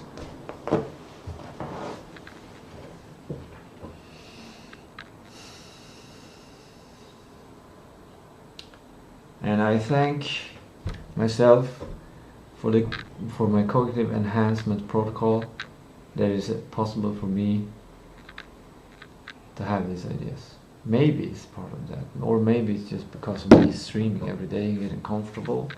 Maybe it's because I've stabilized my life, so I have food and I have everything I need, and I have time. That is what I value most, my time. It's the most valuable asset I have. Right. Now, before I go into 3D map time, that's something that I got excited by this morning. I was lying in this bed and I was facing this way and I saw the map and I thought, oh yeah, today I get to work on this map. But before I go into that, I need to deal with these two notes that I've had lying around too long, cluttering my desk. And the first one is SOAR ? Qigong. It's a habit that I want to develop. That if I feel sore, I should do Qigong. I think Qigong is the best way to heal the body. That's what I suspect. Even better than yoga. I think yoga is to expand. Qigong is to heal whatever you have expanded to, if you're this big or this big. Qigong is like connecting things slowly, activating your parasympathetic nervous system to let things heal wherever they heal. And yoga is like lightly trying to, everything needs to become bigger. It's like this, increase the space between everything in your mind, in your world. Increase the space to expand in order to understand much bigger things. You expand your skills, like you become more agile by stretching in different ways. So you can stretch and move in more ways. That increases your space of availability of options, of things you can do. You expand. And your mind expands by being able to breathe and getting these new things like nitric oxygen levels and oxygen levels, and the whole body is like encouraged to expand and connect to a bigger, like something like that.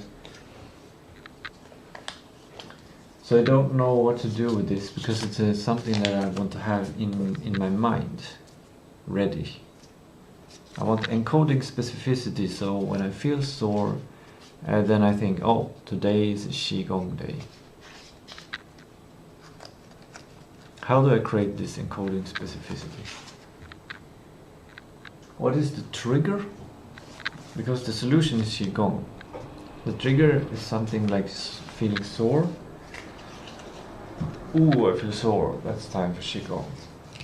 Oh, I feel it in the back. Okay, Qigong. Ooh, oops. Oh, my hip is stuck. Qigong. Maybe that's a yoga thing. Okay, that's enough. I think about Qigong very often, so I don't think I will lose this piece of knowledge. It will not be lost. Maybe temporarily forgotten. Second is install Art of Rally.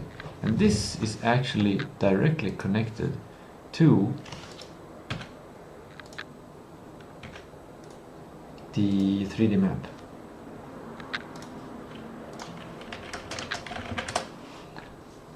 What I like, why this is one of the core inspirations for the map and driving experience of the game, is that this looks good enough for the game in the 3D driving experience, and it is, I think, very optimized for mobile phones, which means I can make this for low-end computers.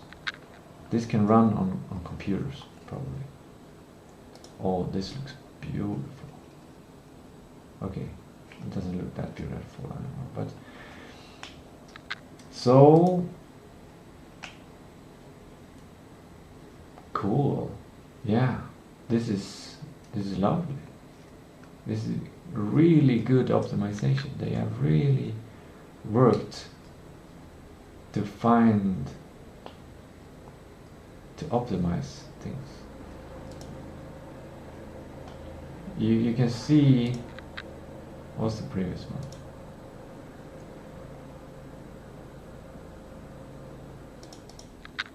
Where is it?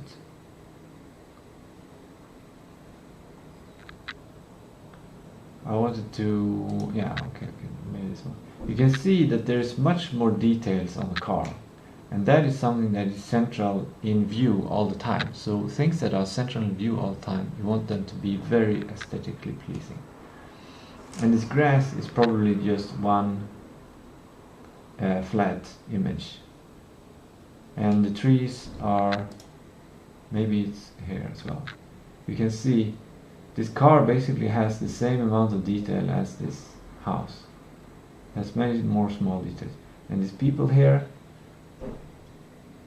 are just 2 cubes. Every person is just 2 cubes.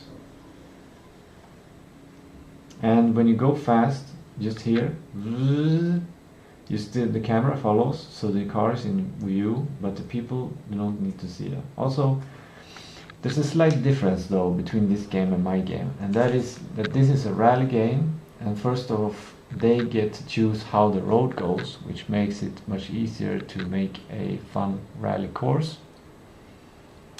But in my game I suspect that there might not be any fun roads to rally.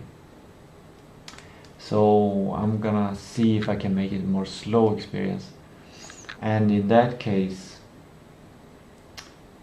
I would want to increase the quality of where you are. So I might make a different kind of load chunking system where, yeah, but I also have slightly more processing power, I think, maybe, or maybe less. I'm not sure, I haven't decided exactly what low-end computer things should run on, but in today's day and age, modern mobile phones are usually much better than some slightly old computers.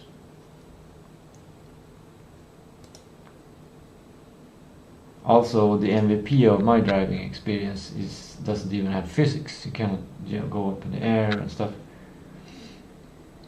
It's basically just taking yourself from one place to another, and yeah, I've gone through the game design of that. When did I do that? On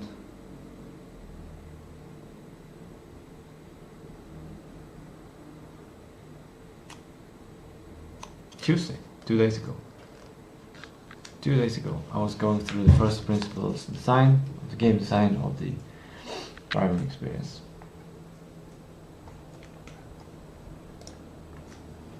So I'm just looking at these images now, and I'm thinking, how can I make something like this for the game?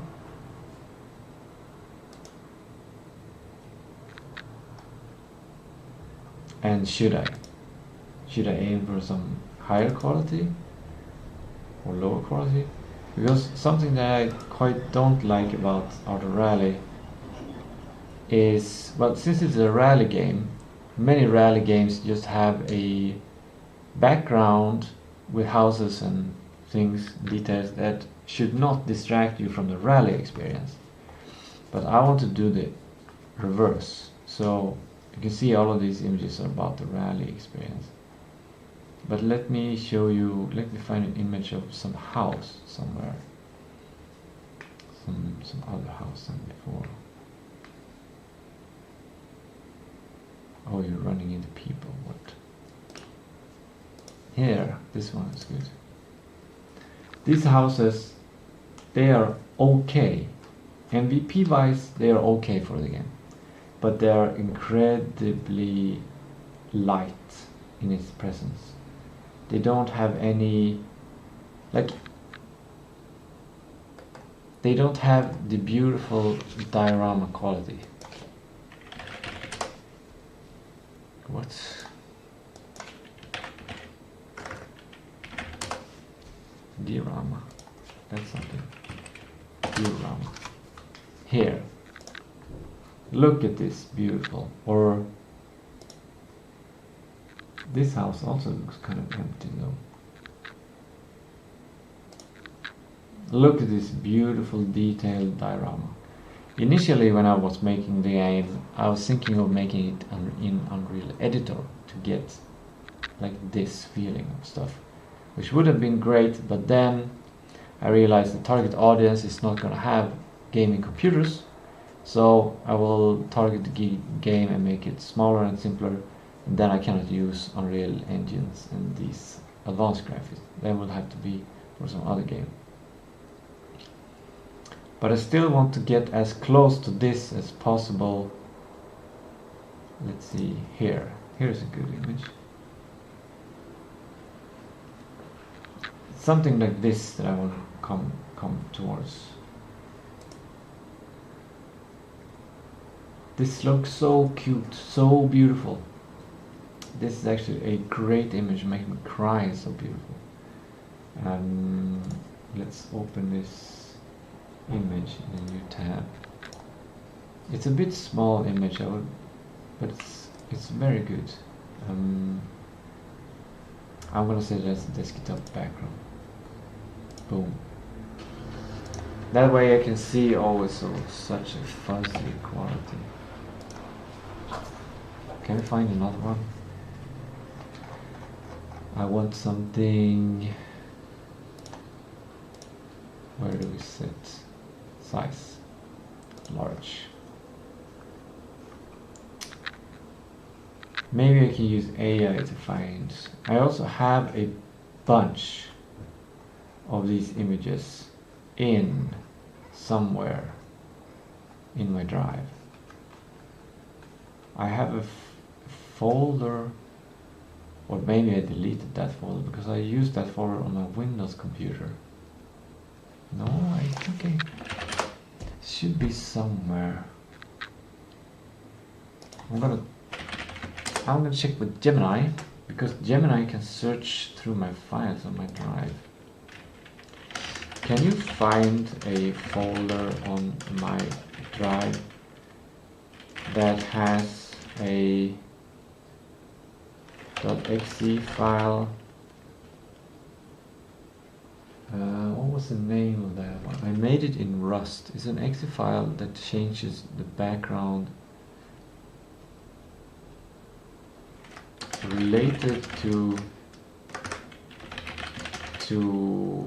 creating a collage of images and setting them as a background. This folder also contains a lot of images and a subfolder with even more images.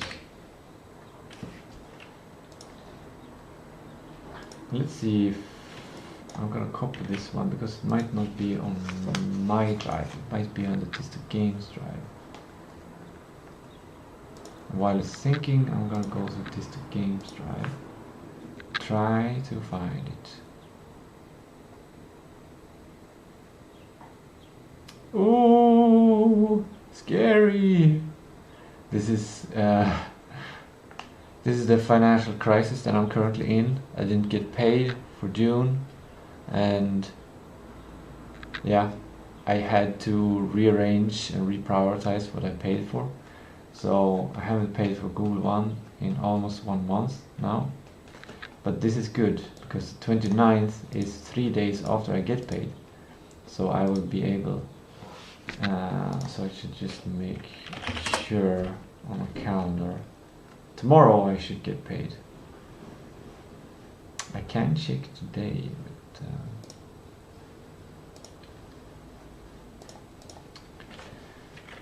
what is the main? It's GM. I'll call it urgency.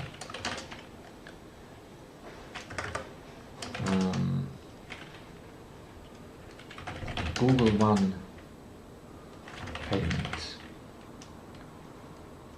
before the 9th.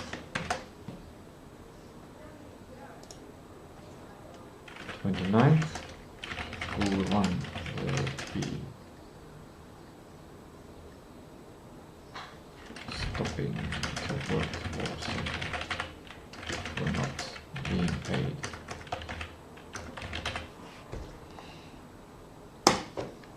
I wish I had a better language to use when it comes to, like a more detailed and professional language when it comes to talking about these things, so I can more efficiently communicate. The subscription will be cancelled. The main thing I'm worried about there is that I have 100 gigabytes. This is interesting. The free one gives 15, so probably nothing will happen. That's interesting. Maybe I shouldn't have the subscription at all. Anyway, let's say what?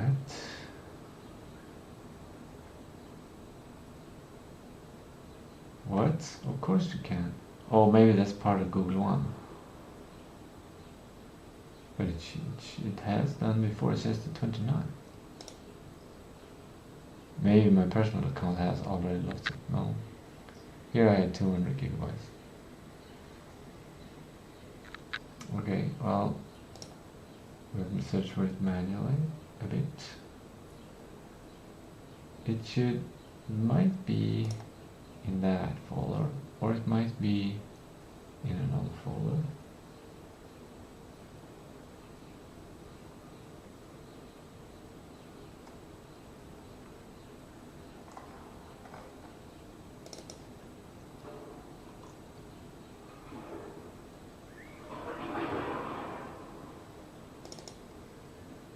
It's not this one.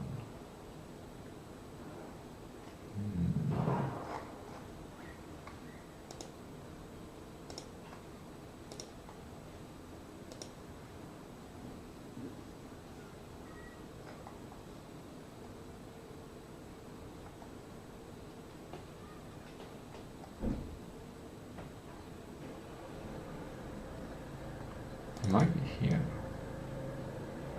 No.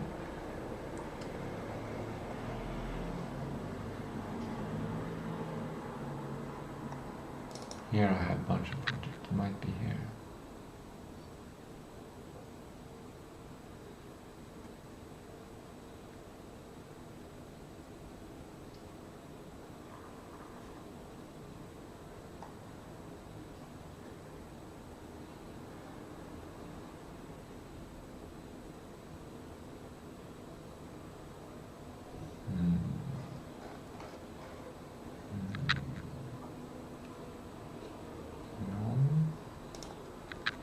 I feel like it's gonna be here.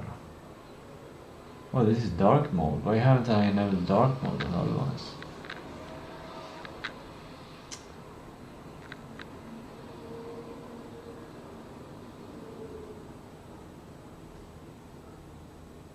It might be like, maybe not Jörn Mysterium, more like house editor.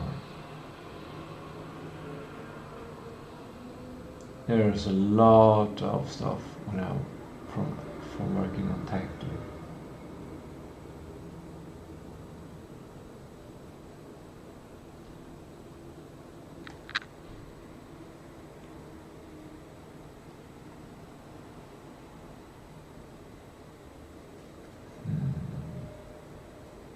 Where is it?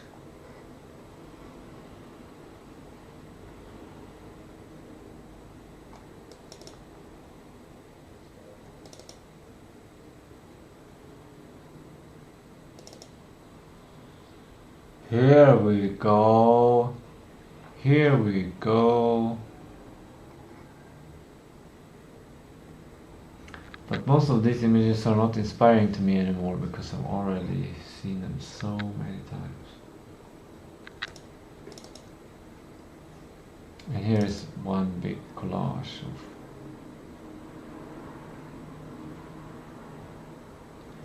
this image. Yeah, it's not, these are not inspiring for me anymore. It's not quite hitting it. This is AI generated image.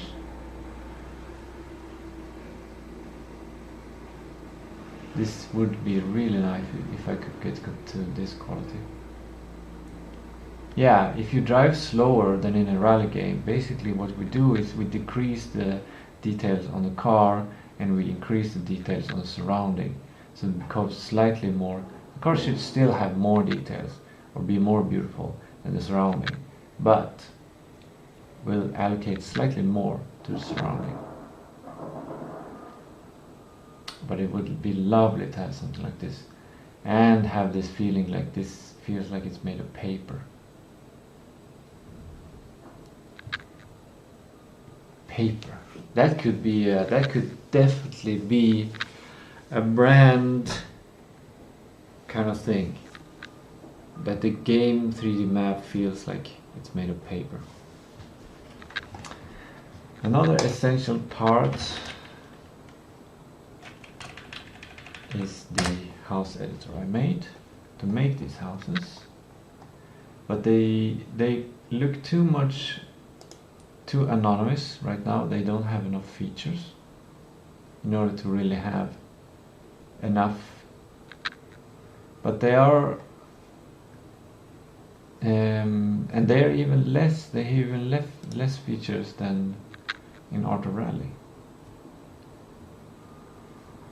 But they do use a different shader, so it's slightly more beautiful. You can see the texture, or you can, I can't quite describe it. Maybe it's the shading, or maybe it's the colors that I've chosen. I don't know what it is, if it's the lighting or the shading or what it is, but it has a more grounded feeling, and these have way more contrast to things. Maybe it's just the color that Art of Rally decided to make a very light feeling game, like everything is just light and simple, and I decided to make it more realistic-ish.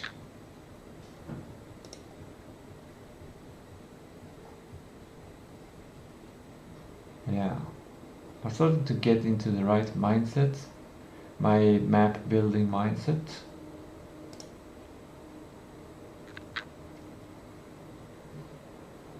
I think it might be mainly the shader,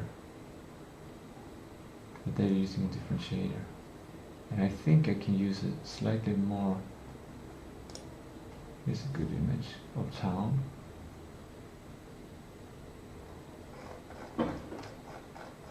Let's see if I can play this game, just to get a little bit of feeling. It's $24.99 on Steam. Can't afford that, sorry. Not today. Tomorrow I could potentially. I don't know if it's worth it. Probably is. Here is the game. Very hyping up. Different, completely different from what my feeling was. And they're focusing on choosing the car. Oh, this looks beautiful. What a beautiful initial presentation. Wow, the shadows are amazing. You definitely want to start driving here. Oh wow, what is this? Mean streets? Do they have like cutscenes? Oh wow! I didn't know they had all that stuff. Really? Well, oh, this is not a game. Oh, this is...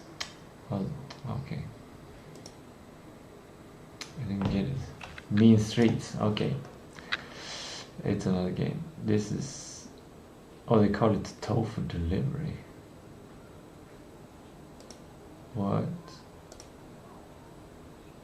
Tofu delivery? It's different from Art of Rally?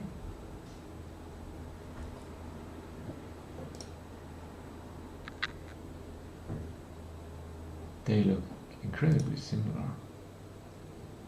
But I guess Art of Rally might not have any night mode. And then it's all about Art of Rally. That's strange.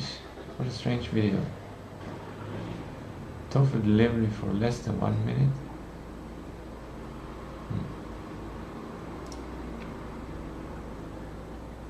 I'm going to check tofu delivery.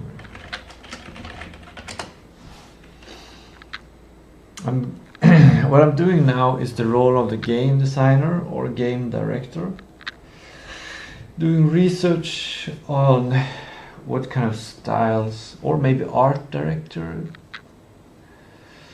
like a combination of.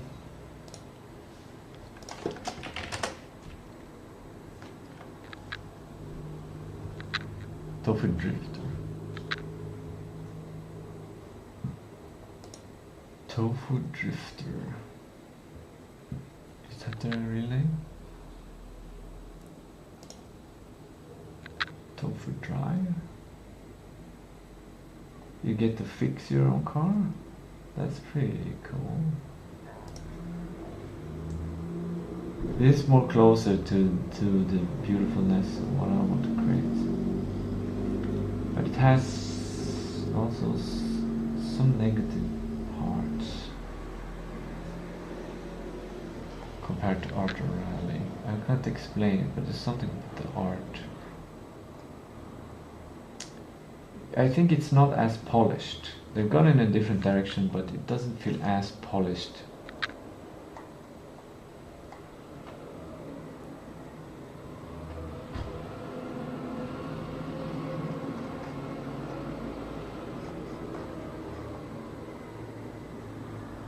Tofu drifter.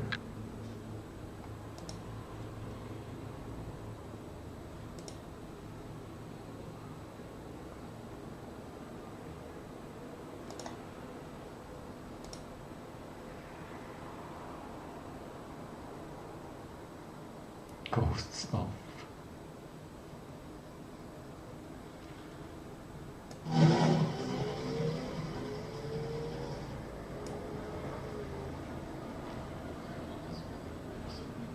Into the indie space has been a bastion after being disappointed with the AAA scene each year.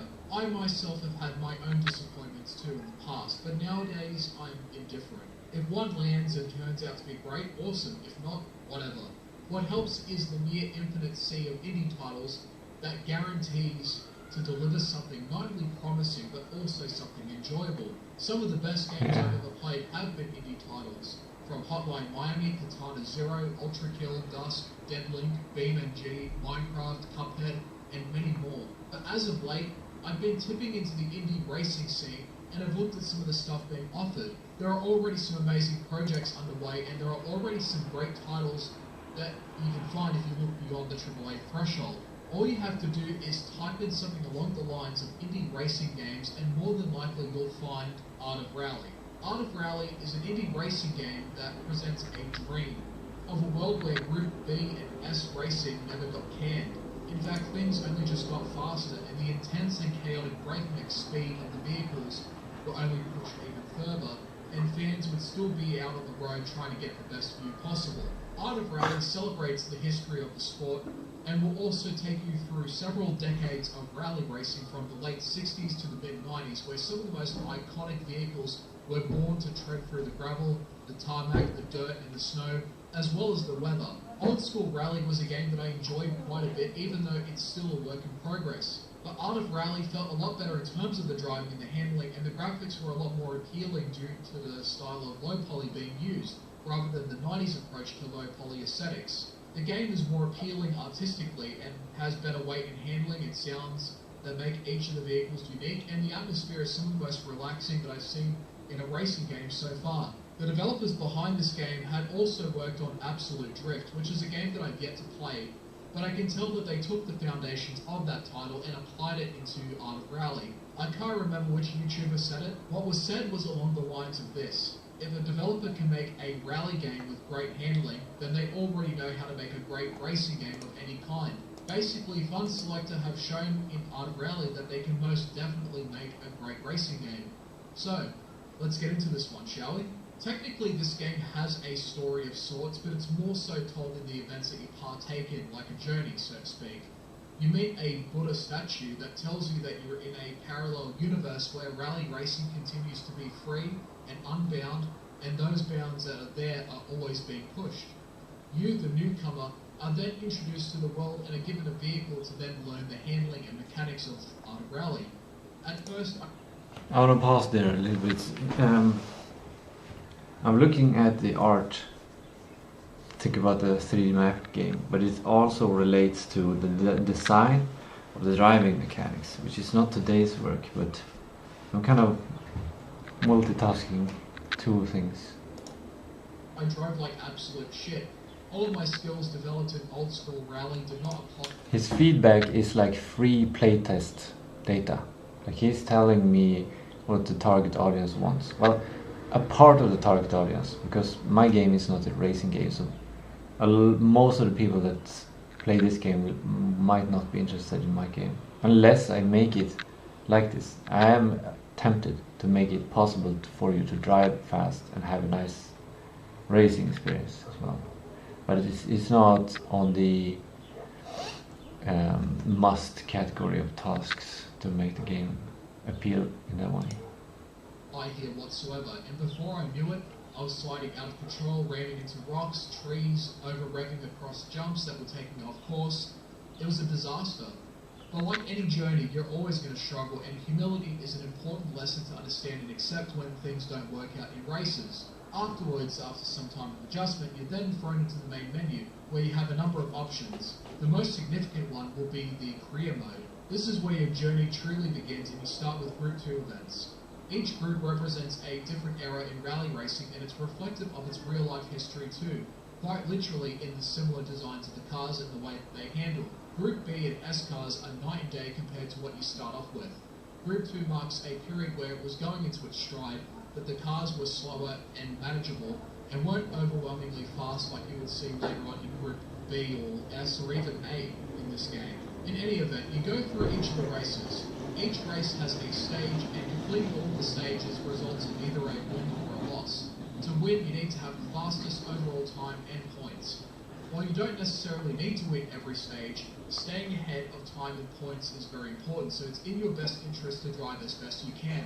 Also, the career is randomized, so you won't have the same experience as others. And you can also reset your season if things don't work out. But I would encourage you to just keep going anyways, regardless of the outcomes. Completing the races will unlock new vehicles and also the next event. Keeping your restarts will also unlock you new liveries for the cars. In the beginning, I would recommend just doing normal on the difficulty and not touch any of the steering controls just yet. The harder difficulties are more punishing and also making the damage severe. Starting to get a bit too far from what I need to do. He's talking about rallying mechanics. But here, like puddles and things, that might be fun to have in the game.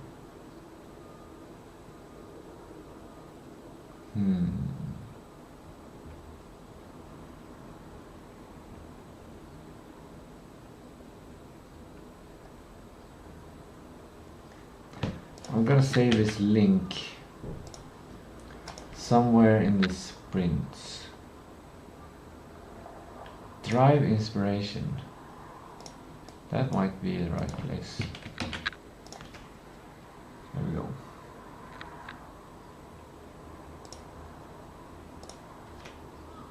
Now back to the map and the challenge.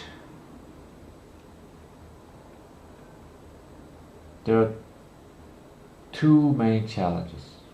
There are two main challenges with the 3D map.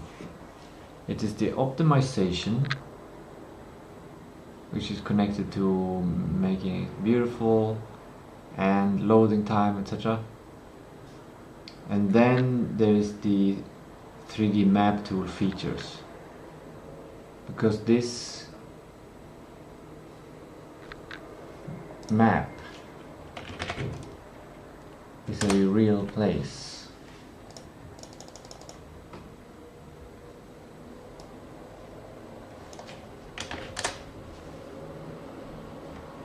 So the map editor is made so it will be possible to make this map.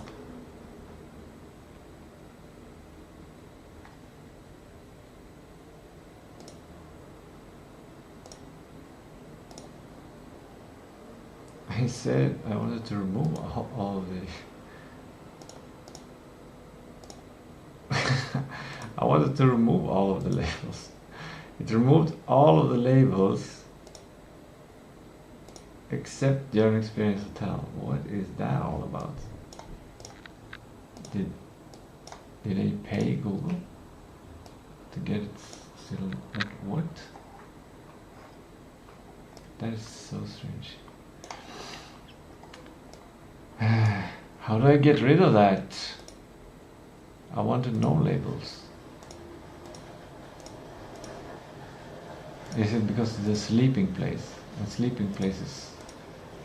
Google is changing things.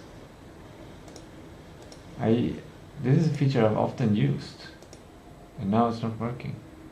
Google is changing small things.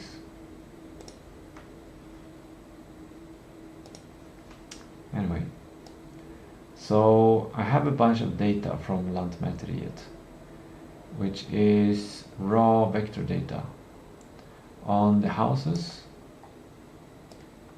Like, we can zoom into one of the houses. This is the train station. Potentially I can use AI to figure out, okay, there's a house here, we put a house here, this is the roof. But from this data we cannot get any details on the house. So, and the information here is better to get from vector data, because then we can read in the vector data, the sizes. Yeah, this is just a terrain.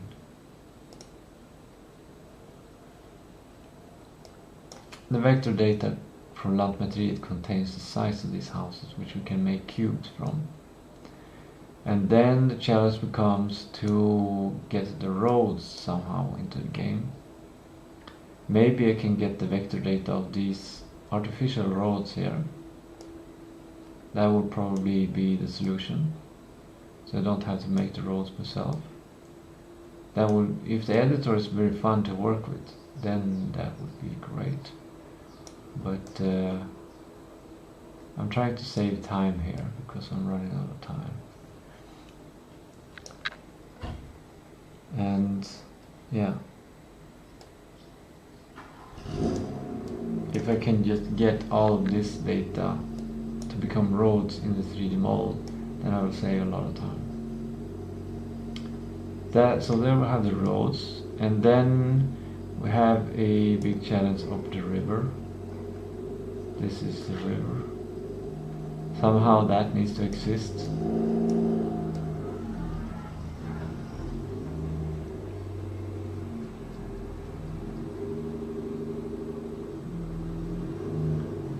And we have bridges. Yeah, I feel like I'm gonna do some... I don't feel like it, but I feel like I should do first principles thinking of this 3D map. But at the same time, there's another track that I feel slightly more attractive to think about, and that is the loading time and the 3D map tool of placing houses.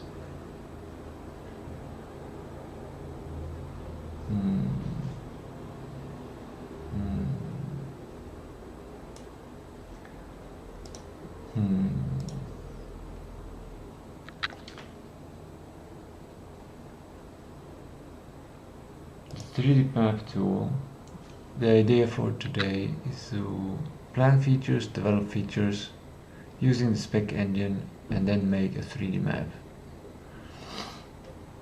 So the first idea was to plan a 3D map shared file format. And I think this might be a good way of thinking about it, but it's good. It would probably be better, even better, if I have in the back of my mind the first principles of the 3D map to get like the core, like these are the features that I'm going to develop, and this is the purpose why I'm creating the file, shared file format, and yeah, kind of the foundation. So the planned first feature, the idea was to just have a very low bar here, because I've never made a map kind of making tool. It might be really simple. I think it probably is really simple to get something working. But just to make one first feature,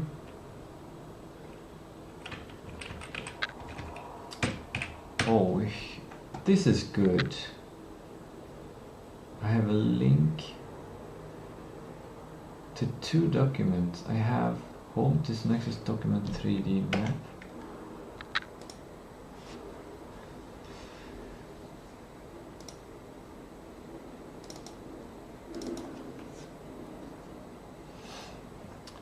Oh, right. I had a whole freaking plan.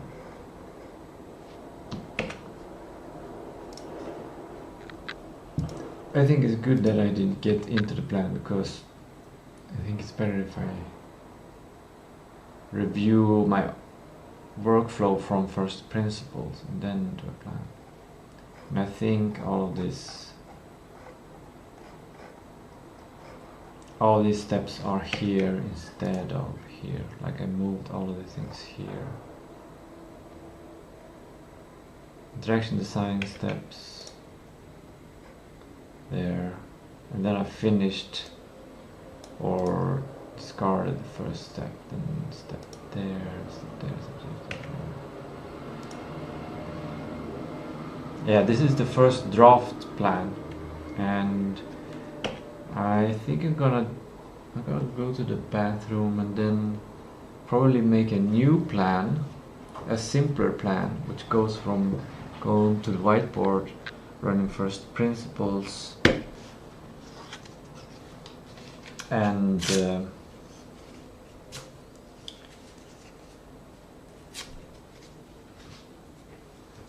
I just got rid of the Auto Rally installation. I'm just gonna install it.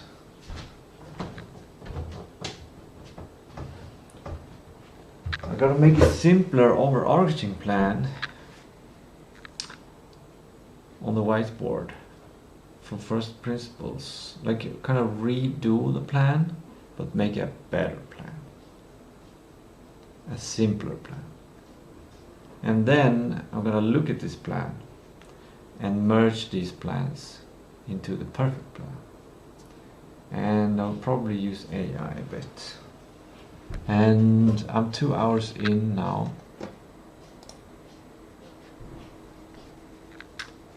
So I'm gonna do a second part of my protocol as well.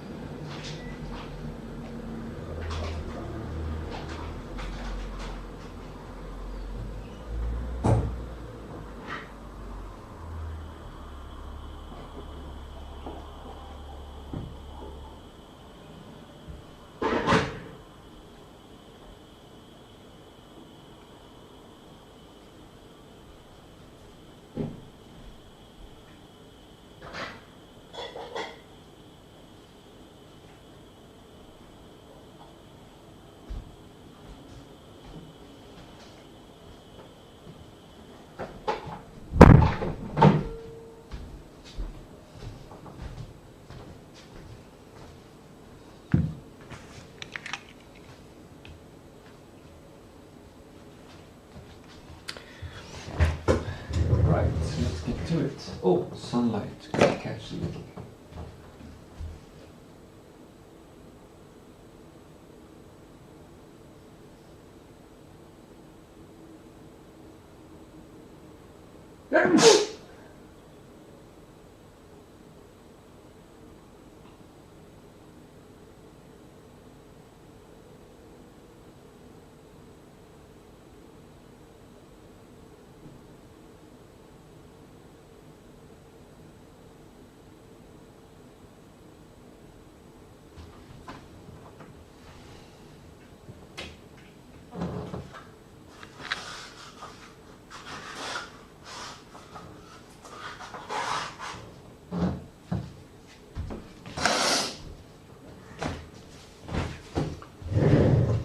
Yes.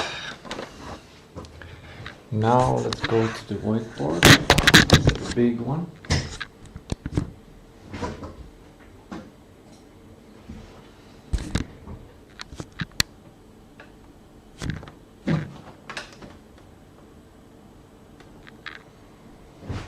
There are. And then move. Yeah, we'll not gonna need that right now, but we're gonna move that one there. And we're gonna move all this there. So just have it there. Move that one as well. There as well. There as well.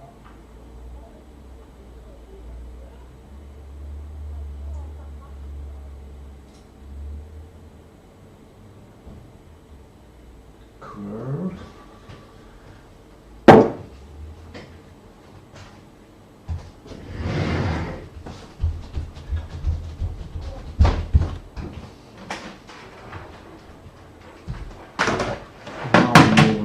Keyboard and mouse.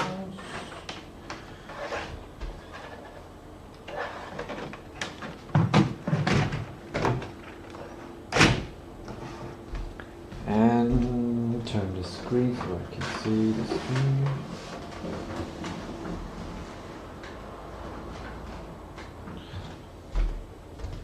There we go. Fantastic. I wonder if I should listen to the music or something. No, I'm gonna listen to the ambience of the town, because that is the foundation of the game, of the 3D map experience. Okay. So last time I made a mistake of not showing this whiteboard enough.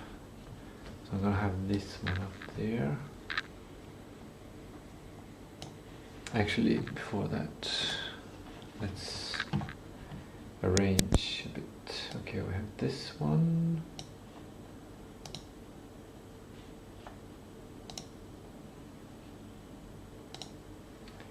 We have gotta sort out the things that we don't need. Kind of do some sorting, or decide what are we gonna go through for the house editor.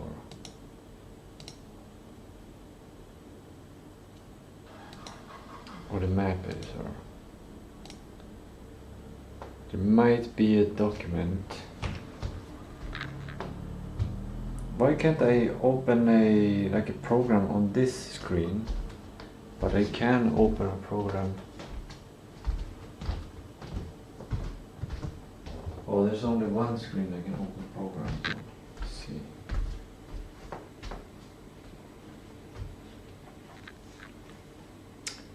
OBS. No, not OBS. Obsidian.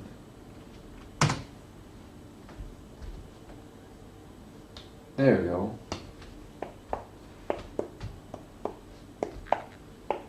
I might have gone through this last time when I was thinking about the 3D map tool.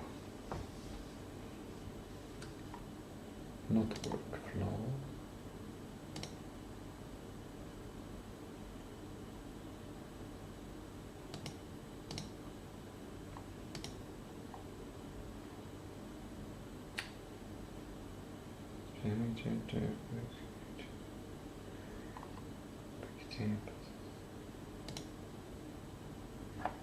These are the places. Oh, these are some ideas that I could have. Oh, those are inside places. Oh, this reminds you of a cool story basis. Wow.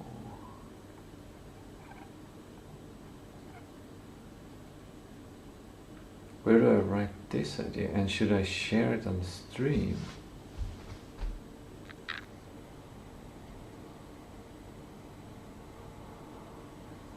I will share it partially. I got this idea. There's this municipality weapon.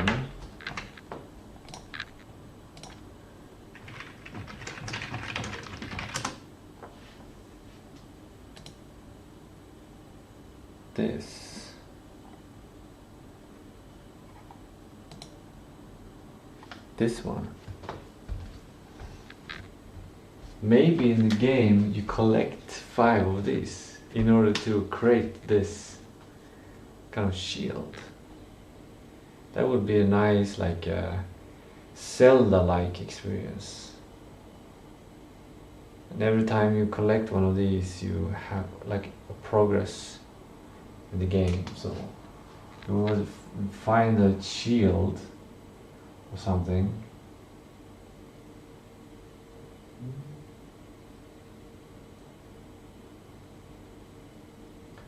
And it's an empty kind of shield, or it has like these slots.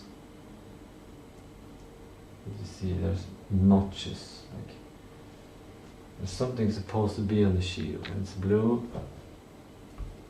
And okay, this is gonna be like kind of a spoiler. So if you intend to play the game, then don't listen to this.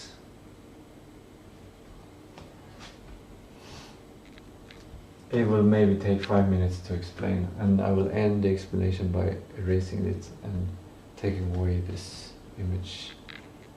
Okay, so the idea is that you find the shield, find shield,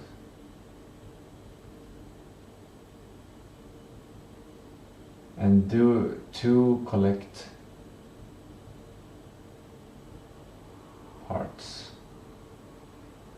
5 parts,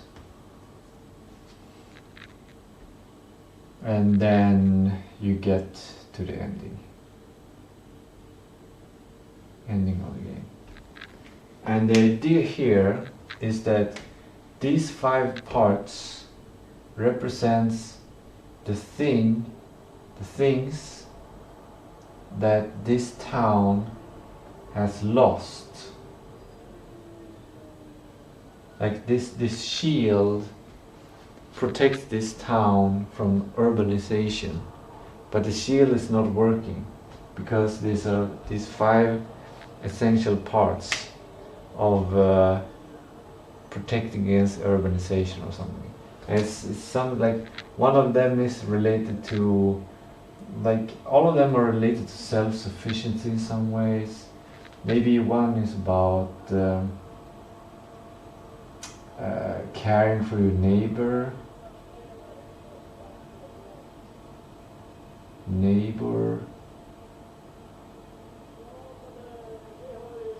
Let's write it more accurately because I'm going to take photos.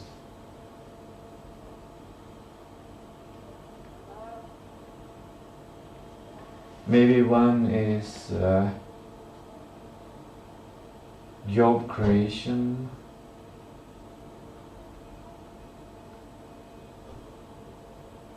Attitude. Or job creation growth attitude. If we don't have a growth mindset, we have a shrinking mindset, something like that. And maybe something is like I don't know, something regarding housing, and something is regarding like long-term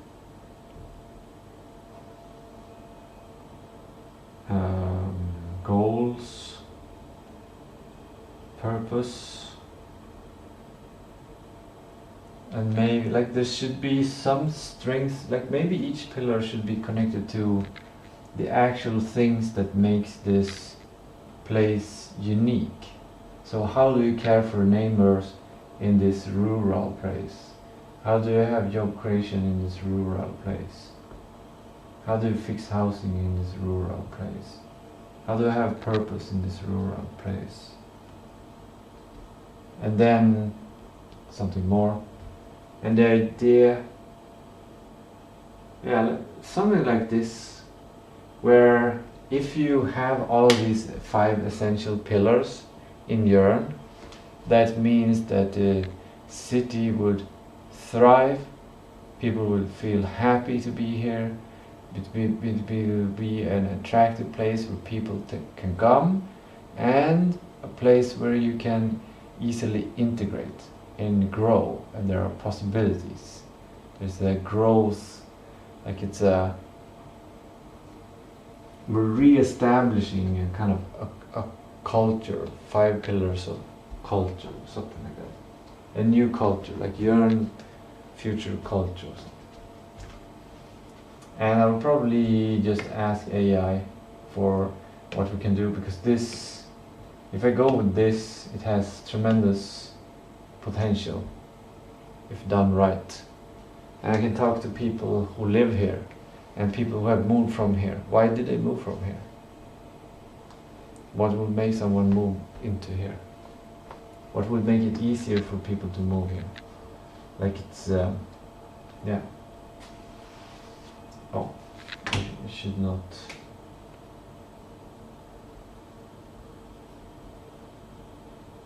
Job creation. What did I write?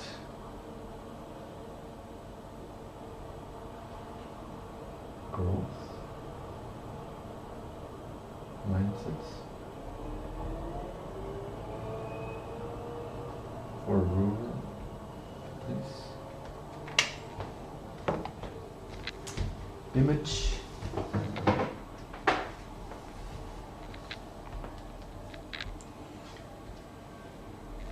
Oh, I had to start it.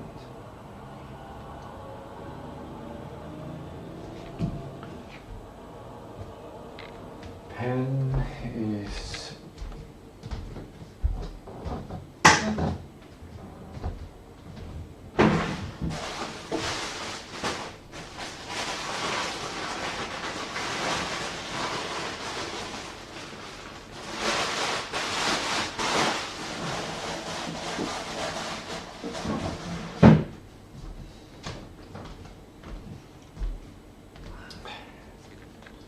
one thing I need to make sure I buy tomorrow is more whiteboard pens. I'll write a note.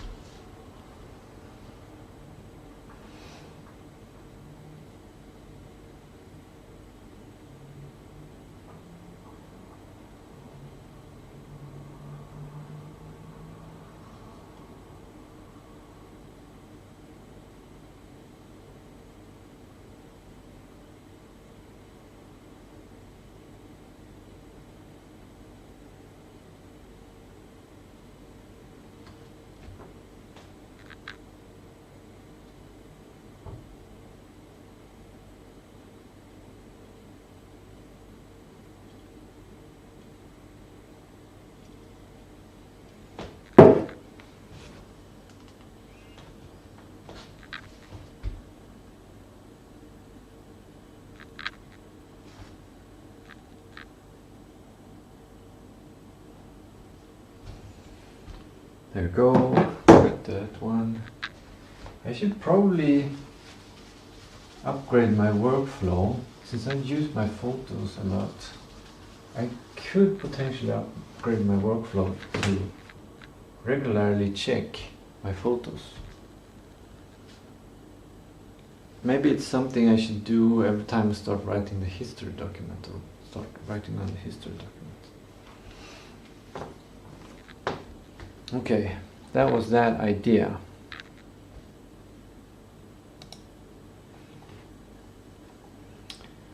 Now to Obsidian, and I was thinking of running the same as before with the, let's start with drive inspiration. We'll make a new sheet and we'll call it map inspiration.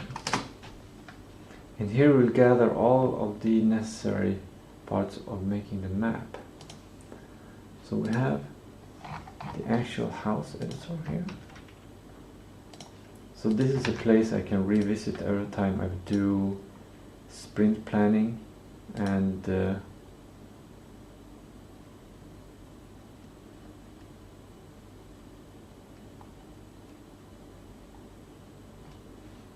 what is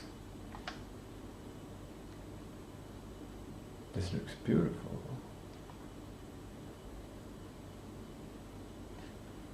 Let's just get that whole thing here.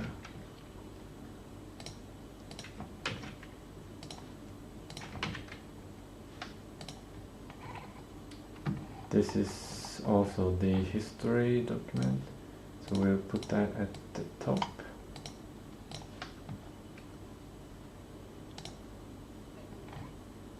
This didn't work. Do I have a conversation about MVP car architecture? Do I have some conversation regarding MVP?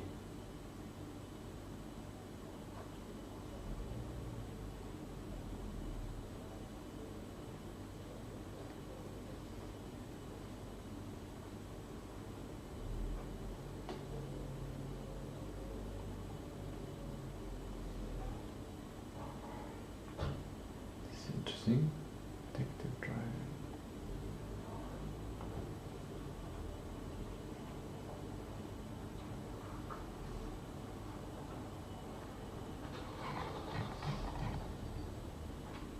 A notebook. What is a notebook?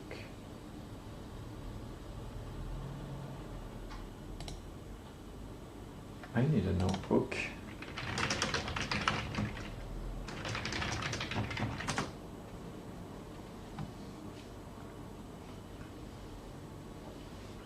If it's a collection, simply a collection,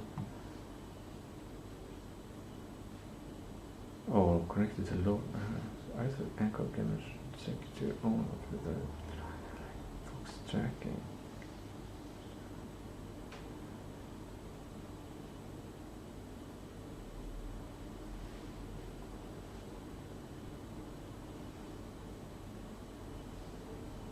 Mind maps. Audio. We might try this. Group chats by topic. Upload 50 results. This is good. And I got what?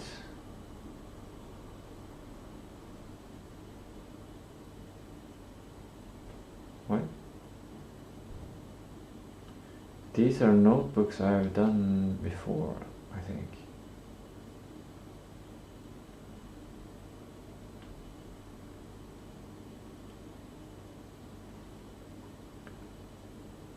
Make a new notebook. Project or idea. 3D map tool.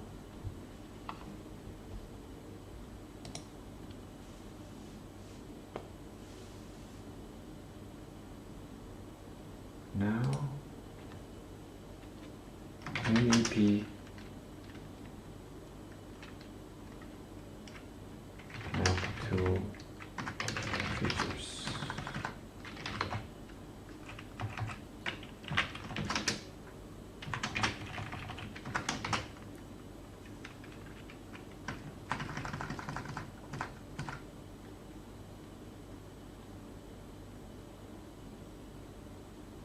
Architecture.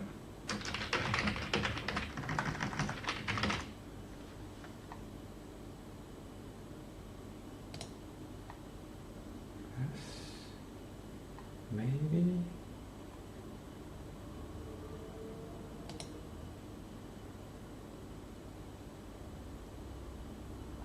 What? I guess that should have been the first prompt.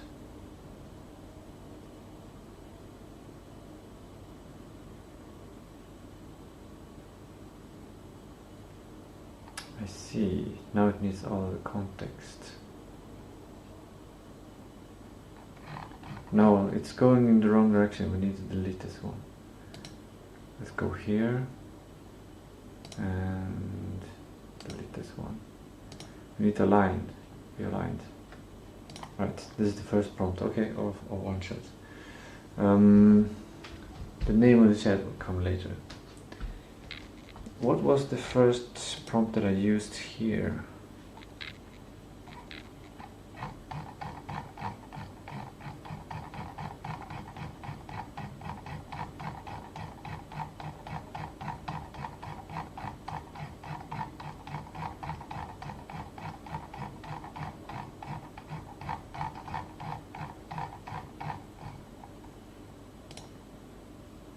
I'm making a car in Godot that you can drive in a 3D space, and I'm making it from the text game, and the three features I want is basically just a simple cube that you can control with other keys for, and you the hospital makes some kind of trigger.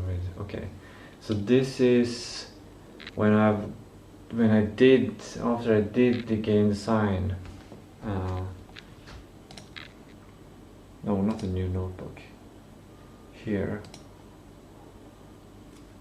the game design process. Prompt.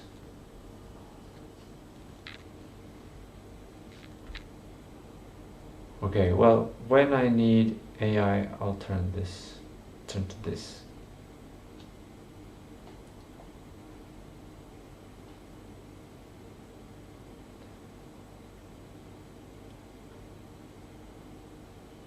Let's extract all the ideas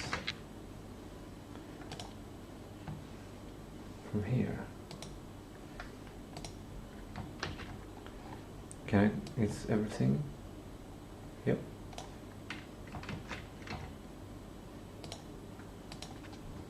Extract all ideas related to creating a 3D map tool that is an editor to create a 3D world copy of a real town, but in a optimized Rama style for low-end computers. A 3D map tool should create assets that work well in the game that uses the map, which means it must work well with Godot. Yeah, maybe even create the map tool in Godot. Maybe. Actually, we haven't explored that. Turn makes extended.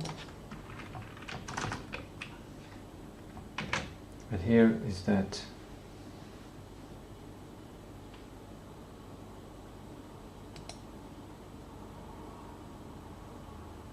conversation. AI extracts all the ideas.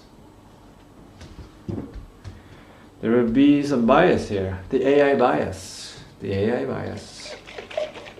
Whenever you use an AI to do work for you, the AI will have its own bias, which is its training.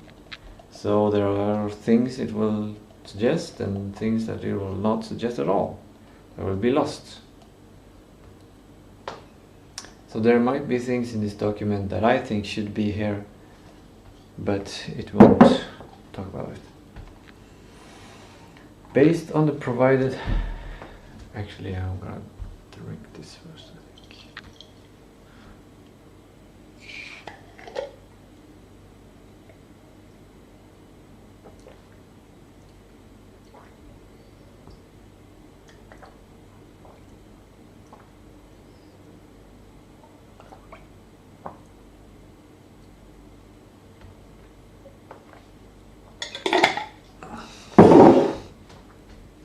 Based on the provided design document for Jörn Mysterium, here is a comprehensive extraction of all ideas, technical requirements, and stylistic guidelines related to creating the 3D map tool world editor. These points focus on generating a real-time digital twin optimized for low-end computers and designed for seamless integration with the Godot game engine. Great. How long? We have 1, 2, 3, 4, 5, and a summary of technical targets.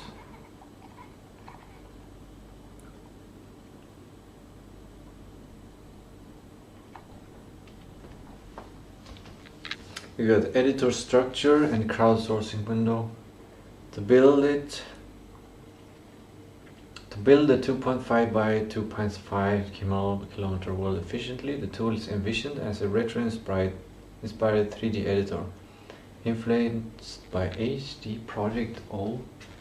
What? What is that?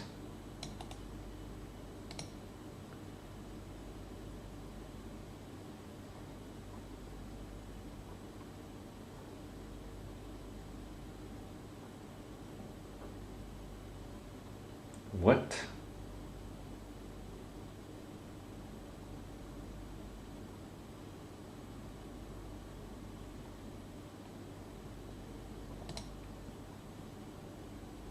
What is this?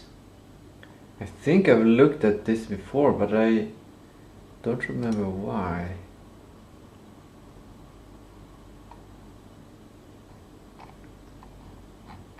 These are just a bunch of people.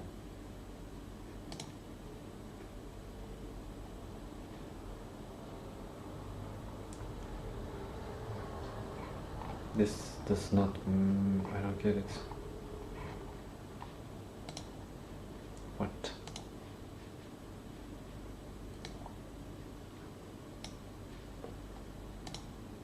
What? What? You did... Okay. I'm gonna do the same workflow that I invented yesterday, which is...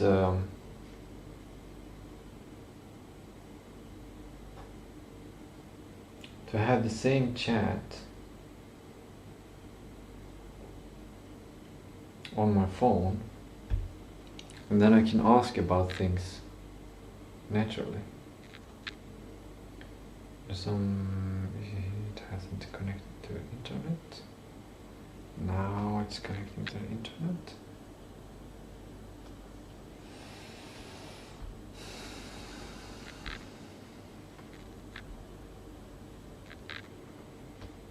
Now we're connected. Now we can go.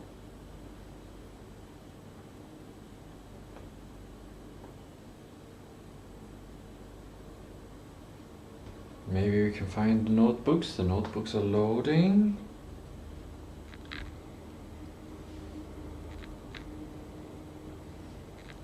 Not quite there. Maybe I need to restart the app.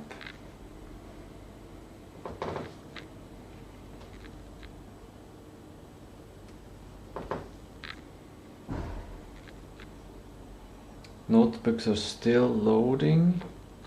That's pretty annoying. Is there a lot of stuff that the phone is downloading?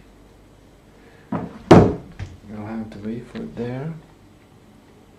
Two-step editing process. Internal editor, reserved for the core development team to establish the underlying height map and fundamental landscape placement.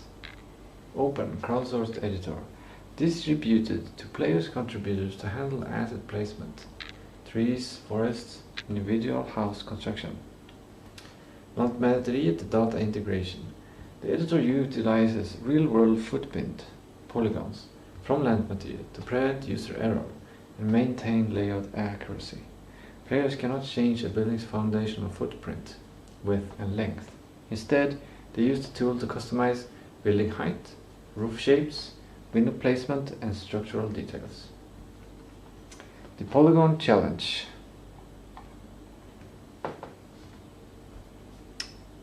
The tool requires a system, either automated or manual, to convert complex Lantmäteriet footprint polygons into clean, rectangular, buildable 3D shapes. Curated approval pipeline. All crowdsourced assets, houses, and foliage placements are exported to a central system where a moderator, Tistou, can review, edit, approve, or reject them before they enter the main game build. These are some ideas. I don't know if I will go this way. Maybe it's a wish feature. I'm not sure. It would be fun though. If there are people in this town that would like to use the house editor to help making houses in the game, that would be pretty fun, pretty cool.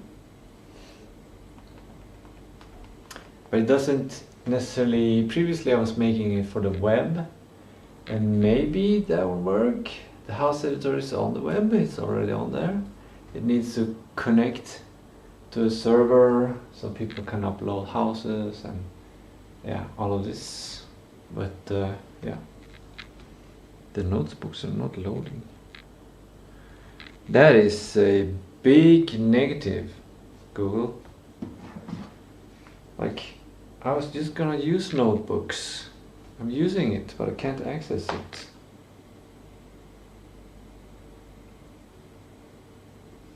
Do I need to update the app?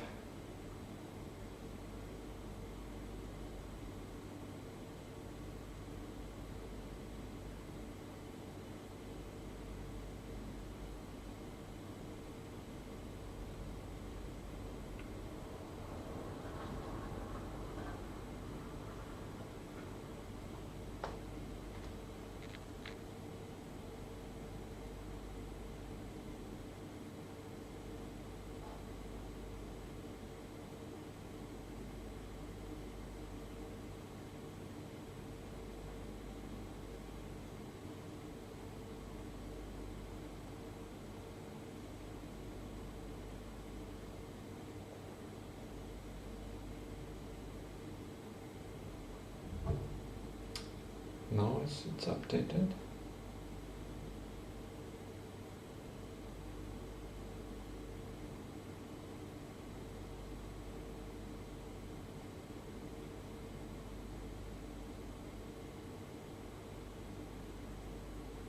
Now the notebooks have loaded.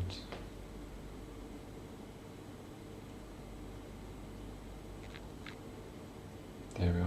Now we're here. Great. Oh, why can't I talk to it?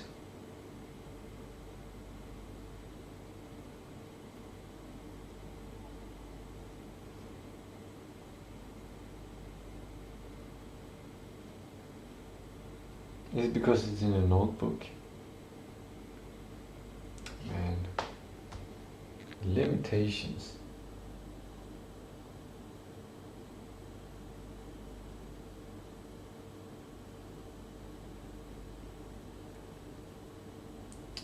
Okay. What do I do?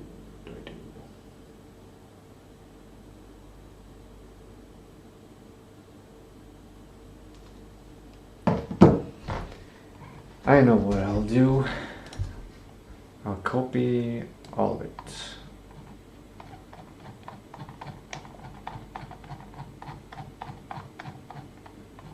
And all of this. And then I'll create a new chat. I'll just paste all that. It didn't work. Apparently I cannot add everything in there.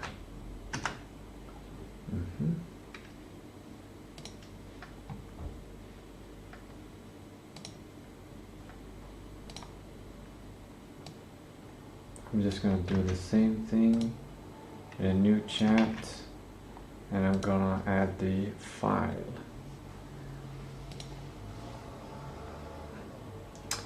Where is it?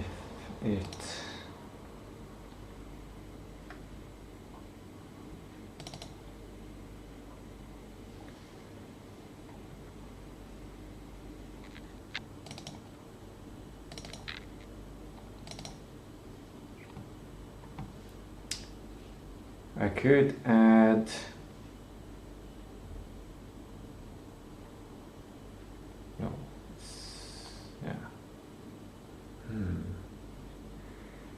Ledtrådar ville spår might atmosphere places. Can I choose server files? Interesting.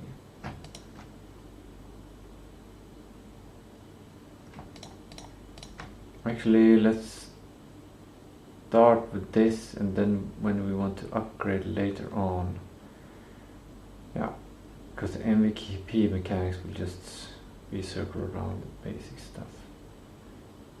Yeah, let's make it simple.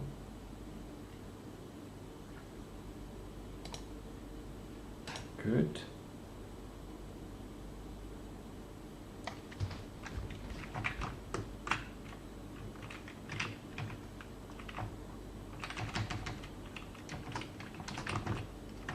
In this chat, our goal is to create a how was the workflow?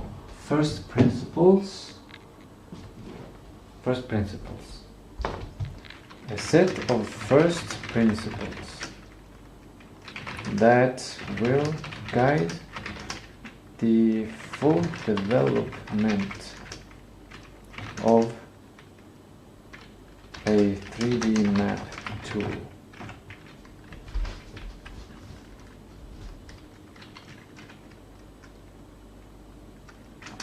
These principles are the essential purpose of the 3D map tool, which we use to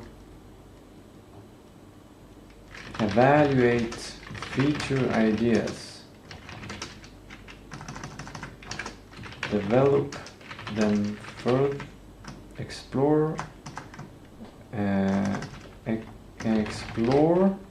to guide our exploration of feature ideas, evaluate future ideas, and help us develop these features.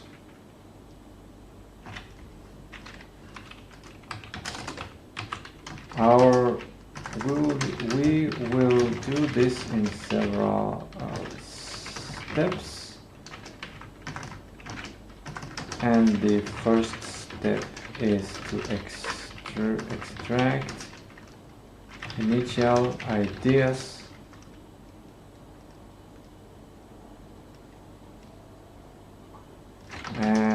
that relate to the 3D map tool and its ultimate purpose: to create a 3D map for Detective Jörn Mysterium.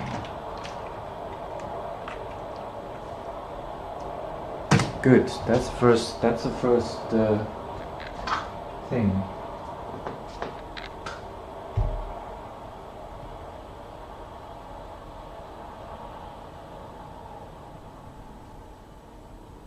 First principles. I'm kind of repeating what I've already done before because I've already made a bunch of first principles before for the 3D Path tool, but that was the first time I invented that workflow, so I kind of want to redo it again to improve the first principles because they really help guide everything. First principles, then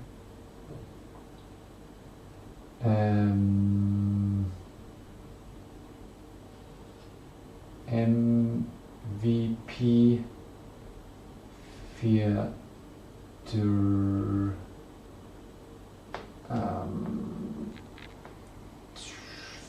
feature suggestions list or table.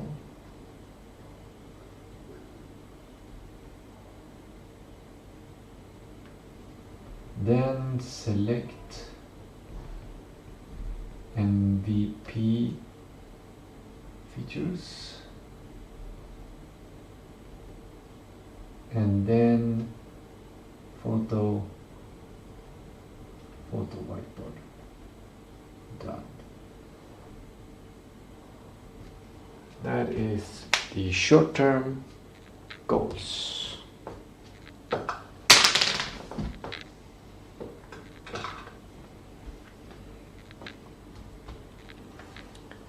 Great. Got a short, good answer. Core purpose and visual style. Oof, I just got an idea what I might listen to inspire me. I can listen to like train set sounds. Oof, I just got an idea. When it comes to design, I just got an idea. As a sound director, that all the sounds should feel like toyish. Like, you know, the difference between hearing a real train going by and hearing a train set going by. I need to write this down on notes. I'll probably remember it, but I've never thought about it.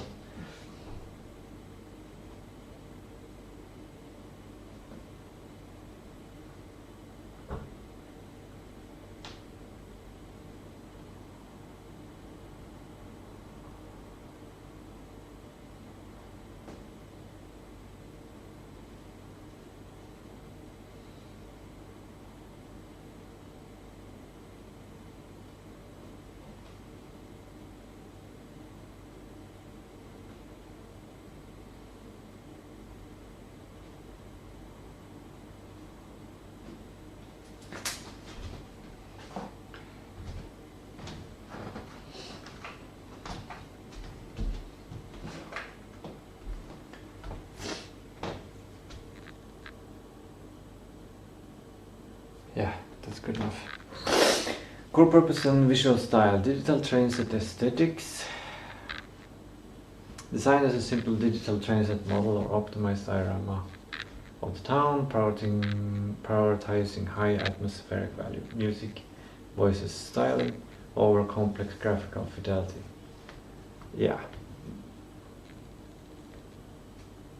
I guess.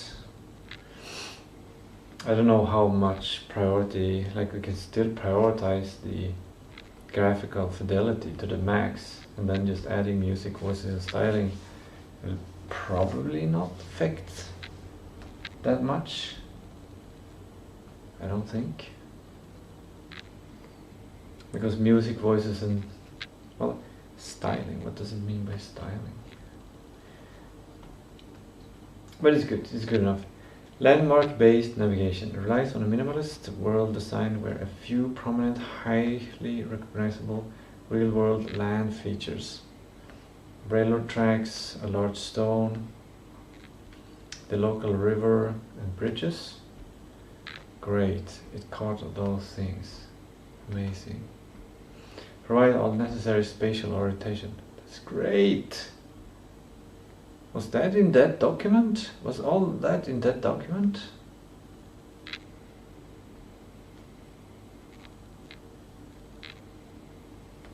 Because I think I wrote stuff like that somewhere else.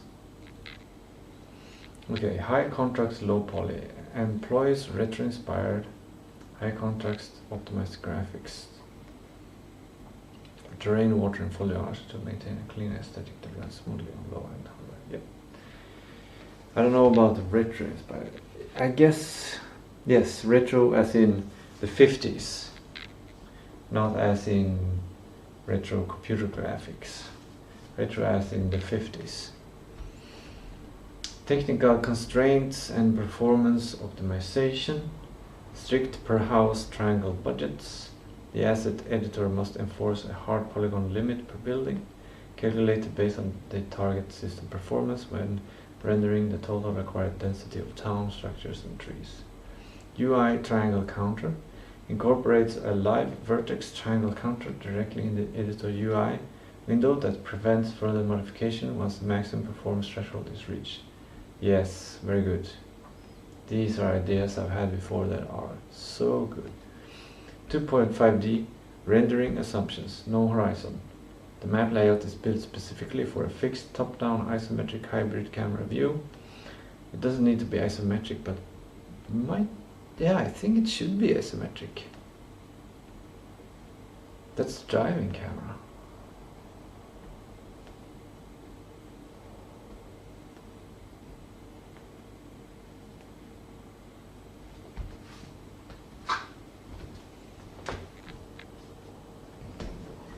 No, we need more space for that. The first principles will be up here, but the feature list for the map tool needs more space. So first principle just needs the main thing, and then the first principles, and under that we have the feature table.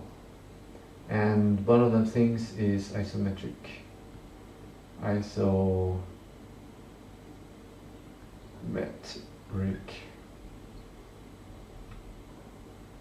Isometric camera. Good.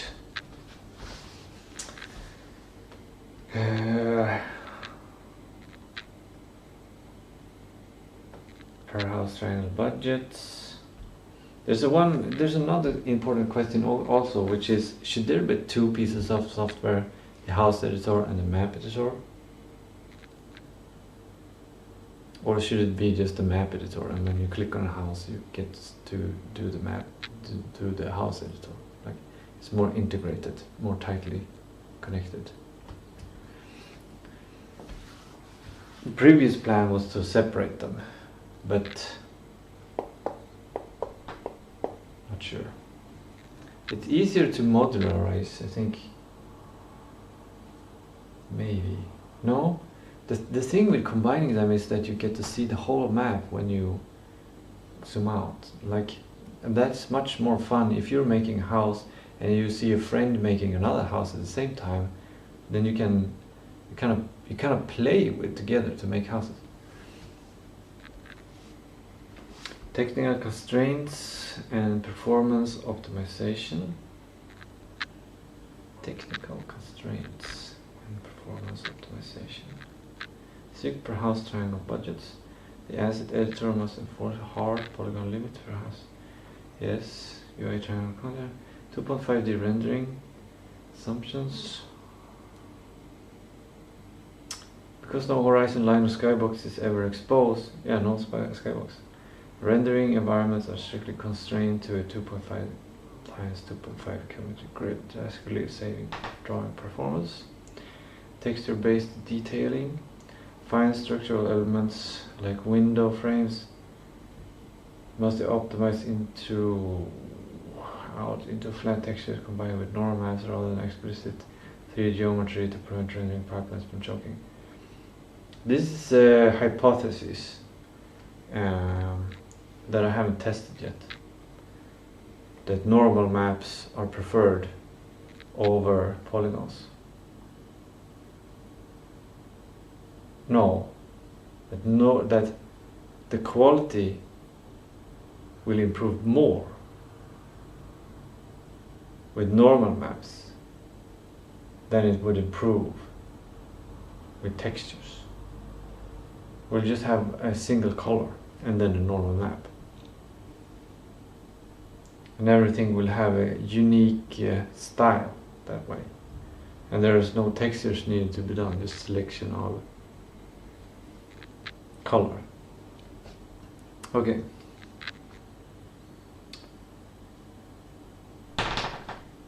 Whoa.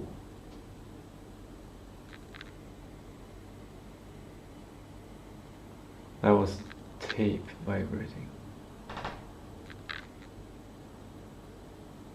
That is something I have to fix now, otherwise that's gonna distract me.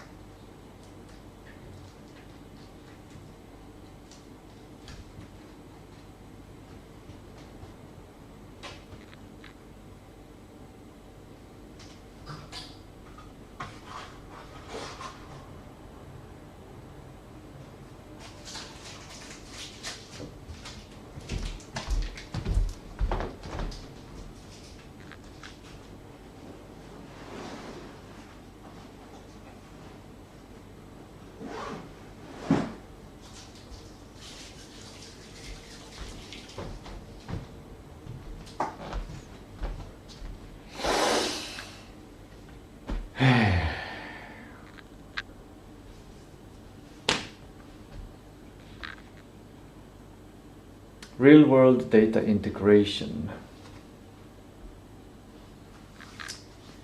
I just got an idea for a new feature that I might not have listed before.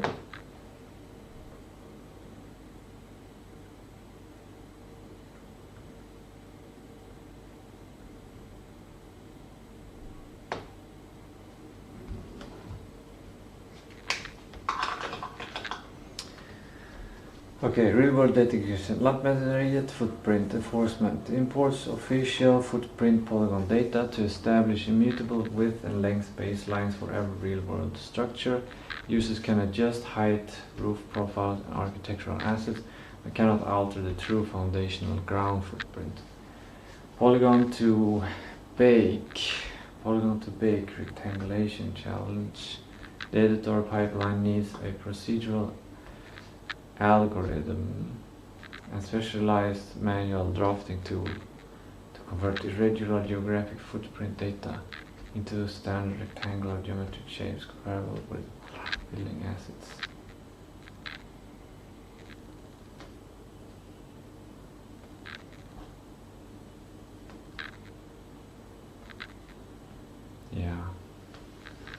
Yeah, when it comes to polygons, there are less and more angles than a rectangle. We got the height map, chunking and resampling. Height map, chunking and resampling. Downsamples raw geographic height map data from its native ultra high resolution 1 times went down to optimize 5 times 5 meter grid chunk system matched to local street scales. That is the height data is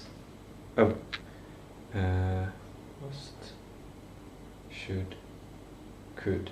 It's a could feature. It's a could, something that we could do, but it requires a lot and doesn't give a lot to the detective experience. If we do that, then we have to upgrade the driving mechanics to use physics, etc. Then we have flat road overrides. Includes explicit road flattening features within the terrain layout tools or correct jagged artifacts caused by automated terrain downsampling, ensuring all driving surfaces remain mathematically flat. Yeah, to just make the driving more pleasant. Development workflow and crowdsourcing. Playdev.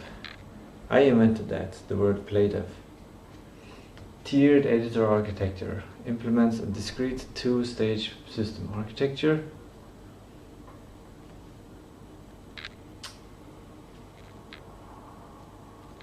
Internal core editor handles base height maps and foundational landscape layout. Restricted to core developers and people who can decide about optimization, who knows the requirements from optimization and knows the requirements from art direction. This is the purpose of dividing it into internal core editor and then an open external editor. The open external editor handles modular building construction and fully asked distribution. And the point of the open one is to make it fun. So it's like playing a game, like playing The Sims. But you also help. Maybe you're actually a developer because you're creating assets for the game.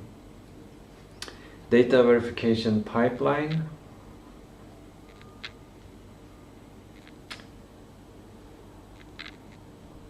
I just got an idea of creating a community or something. Or like you can get a membership. Like Tistou Games Playdev membership. You have a slight responsibility as a Playdev. Just a very tiny, just a purpose North Star. To make things that are beautiful for other people, like something like that. Anyway, potentially you could get like, you could be part of this smaller part, because I feel like if you're actually doing work, like if you take it really serious and you make houses that are really beautiful and all this, maybe you should get something for it, like a present, or because you increase the value of the game. You're not just a player. You're in the intersection of player and developer, Playdev. So anyway, data verification pipeline. Integrates a structural moderation dashboard, allowing core team review, approve, modify, or reject. Crowdsourced structures before merging assets into production branches. And then standalone distribution model. Built as a decoupled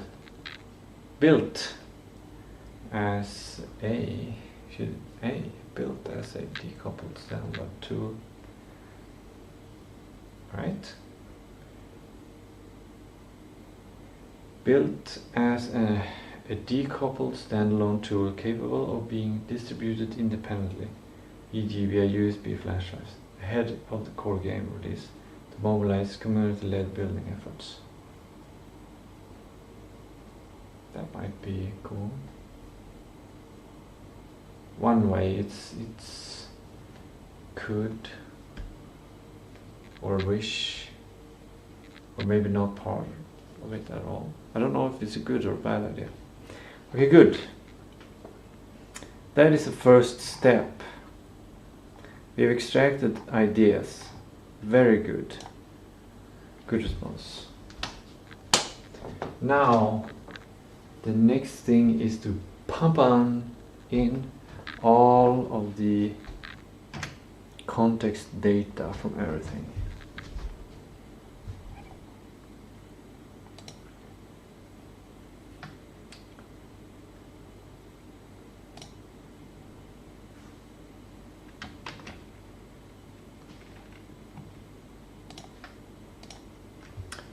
Step 2. Great. Now here is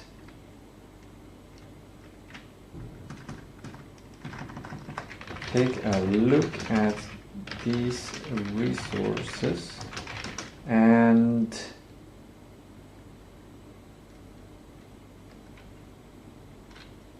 distill some suggestions on the first principles of the 3D map tool.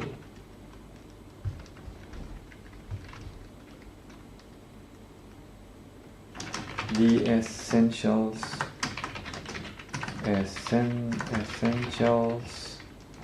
that we need to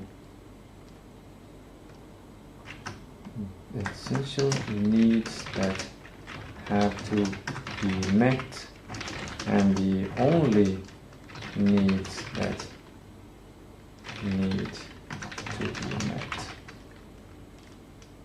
Those are the first principles, right? The things that we need and the things that we only need.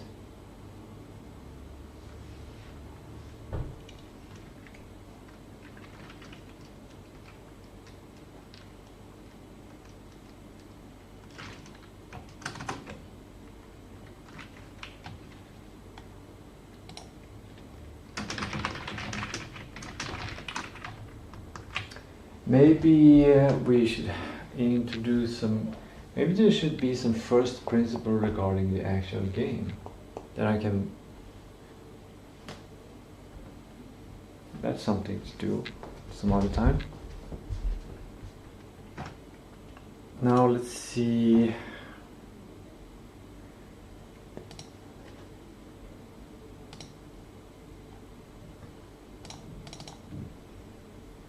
We have the map progress.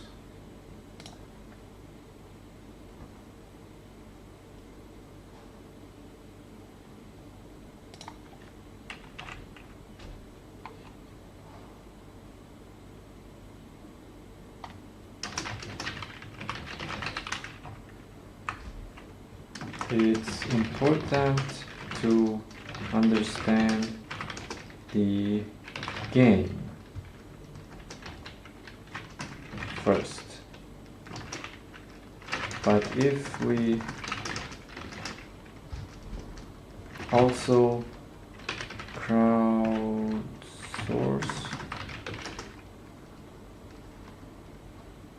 house,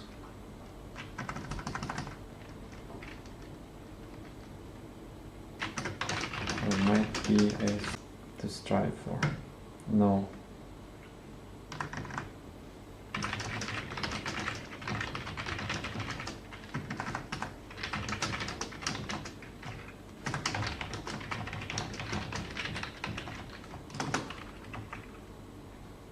There we go. So we already have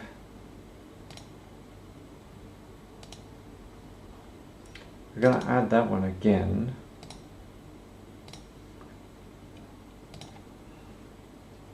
And now we will mark so many things.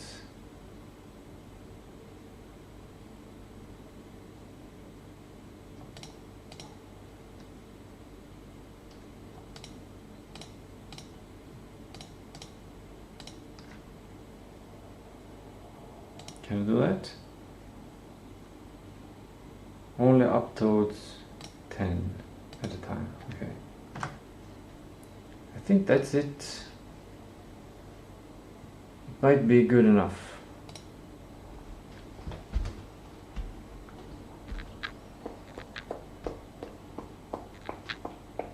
Actually, no, I don't feel like it's good enough. I want to put more stuff.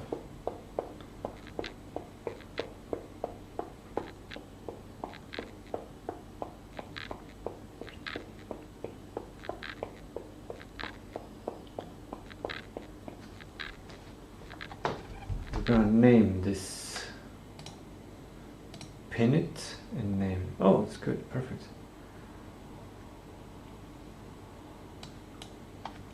Actually, let's do it.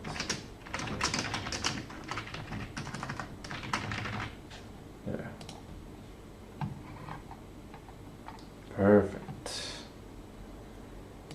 to think about that. We might just continue in the same conversation. Yeah, I'm gonna do that to save time. It might work. The context might be keeping the same. Like, because then the first principle acts like the initial guiding of this AI conversation. Like, this is what we're doing. This is what the purpose is. And then list the features. And then select which features based on what you found out about the first principles. The derailing context or garbage context might be that we in all of this data that I've sent in, ideas, documents, and a lot of them are still in, but might derail, distract the AI. It might distract in a good way, but it also will distract in a general way, where it will affect things.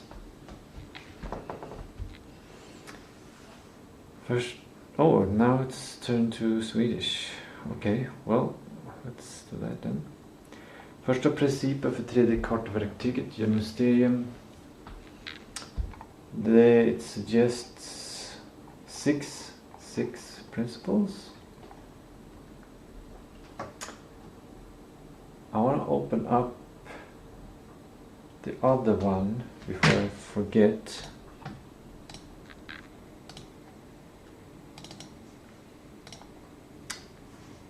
Where is it?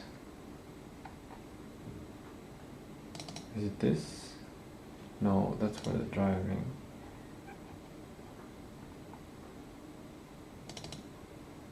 Is it this? No.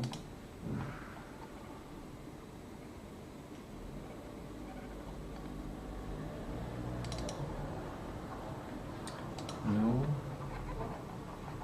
Well, this one might be important because performance optimization, low poly, LOD, texture atlases, culling and occlusion, simplifying texture resolution. We'll come to this. We'll develop those. We'll come to those things.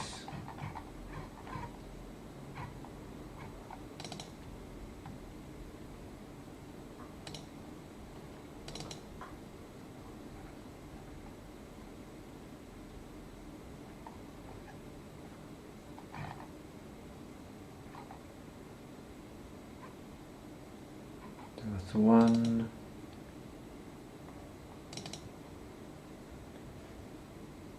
No, that's detective and narrative by the click.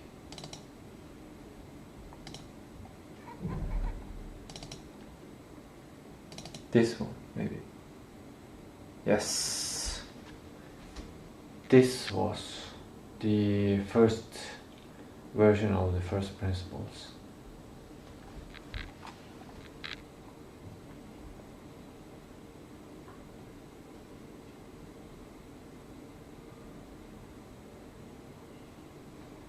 I will send this file into the AI as well. Should I send it now?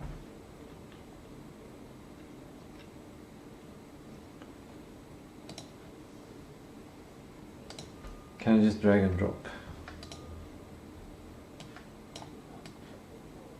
Yes, good.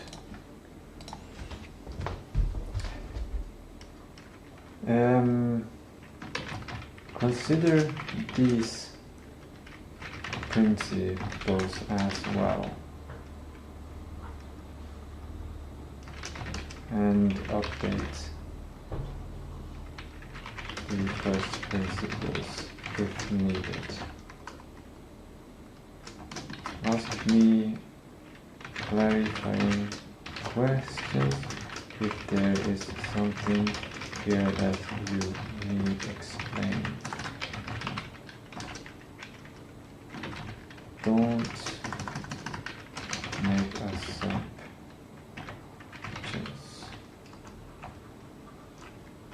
Don't make assumptions. Something like that.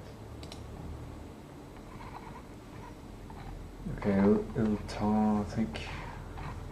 Yeah, okay. First principles. Suggested first ones. Geografisk och visuell begränsning. Ingen horisont. Verktyget behöver ens generera och hantera en fast världsyta på 2,5x2,5 kameravinkel, låsnät ovanifrån, top down. Exkluderande behov. Eftersom ingen horisont visas krävs varken skybox eller rendering av miljöer utanför spelområdet. Det sparar betydande produktionstid.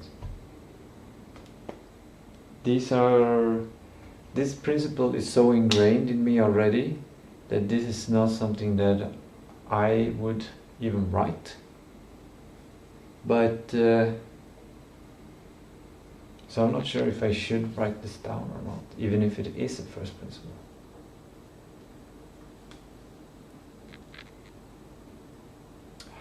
Well, I will write it down, but I might erase it.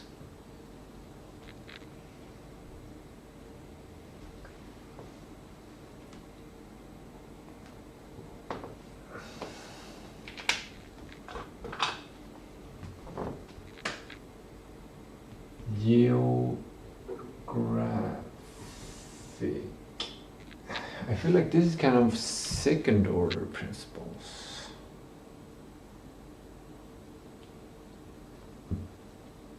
It's like a suggestion to a user story. Can't describe it.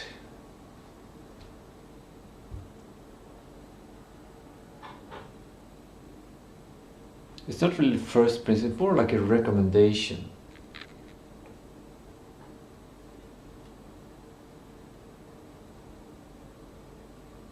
The first principle is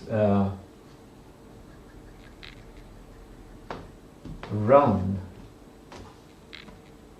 The first principle is more like 3D map runs smooth.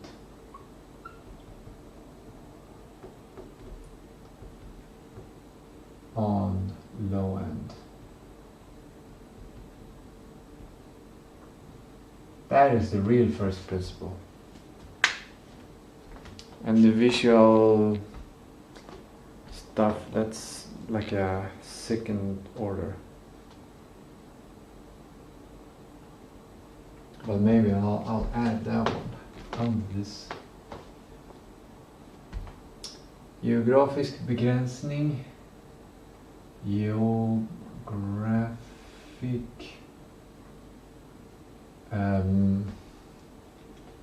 limits.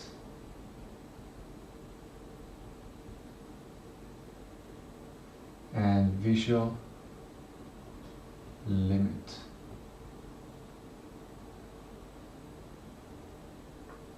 No skybox.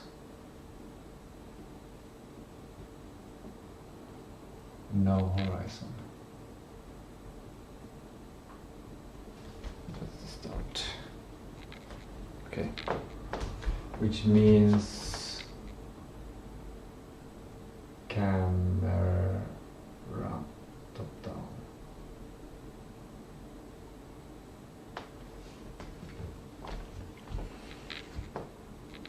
Height map. Höjdkartshantering och platta vägar. Förenkling. Verklig höjdkarta. PNG från Lantmäteriet. Ska skalas ner till målupplösning på 5 nord. Chunkladdning. These are requirements. This is not the first principle. Chunkladdning. Kartan måste delas upp i laser or chunks. That is also connected. Chunking.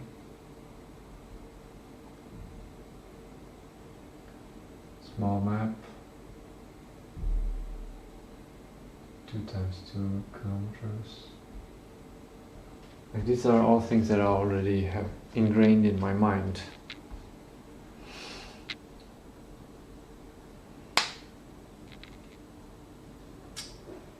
Height map is, we'll come to that. That's not the first principle. Like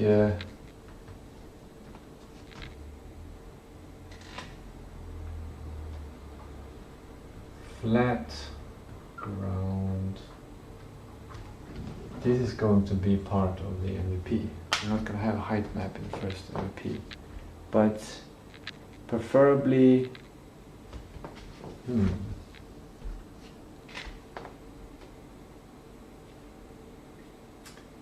model upgradability from flat ground to height map. No. Nope. Nope, nope, nope. That's scope creep. Nope, nope, nope. That is scope creep. Automatisk terrängförenkling gör fastlåst husbygge utifrån polygondata. Grundytor, husens exakta placering, längd och bredd ska hämtas direkt från lantmäteriets fototryckspolygoner. Verktyget får inte tillåta ändring av denna grundyta, vilket förhindrar felbyggen vid crowdsourcing.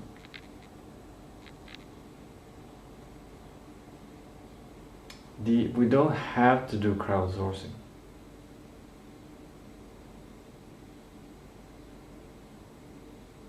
The exact placement of the house is a time-saving thing. We need most houses needs to be in the game. That's something like. Is that a first principle? It's not really a first principle. It's more like recognizable. Now I remember something. I wrote that down somewhere, and it was not only here. Recognizable. Right, it was in this document.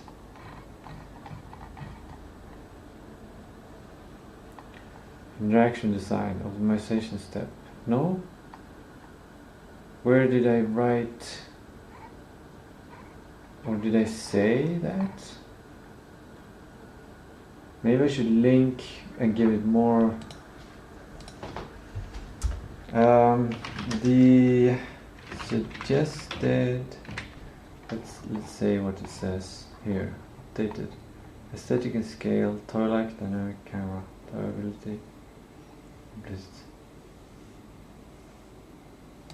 Okay, well, just change the first principle completely from all of these suggestions to my suggestions instead. Okay, well, let's do this work manually for now.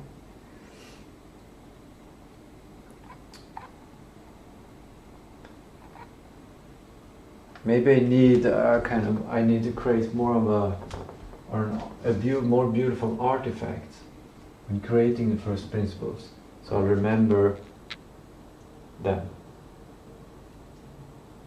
Because I think the main problem here was that when I started to think about the 3D map problem challenge today, I didn't think of my first principles that I did last week, because they weren't really, they didn't become official. They didn't become the official alignment. I didn't make an official decision that this is the way we're going and the only way we're going. And I didn't make the decision to use it as my source of guidance.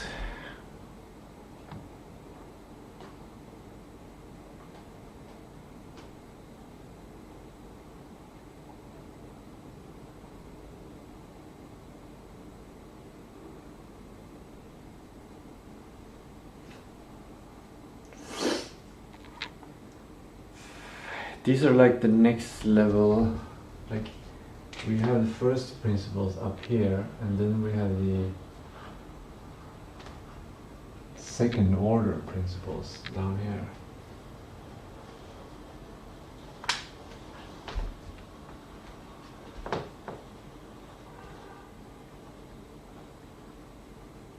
Atmosphere. Yes, and landmarks before. Yeah, that's a good principle.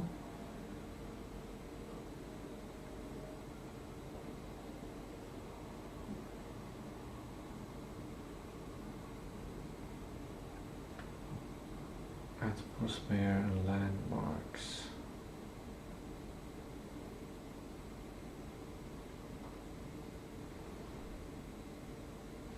High color contrast. Not high, but higher than reality.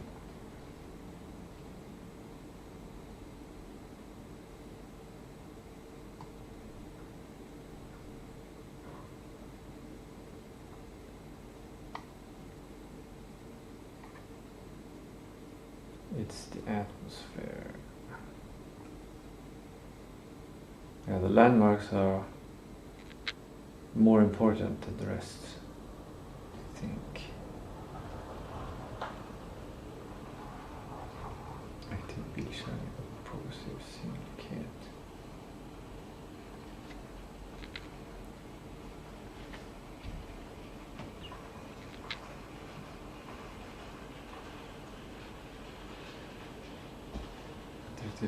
Karl måste stödja. Kör runt i bilen får du lämna spår i snön. No. No. But this, I guess this is what it got from these documents. Like, these documents are pretty, maybe not high level enough or something.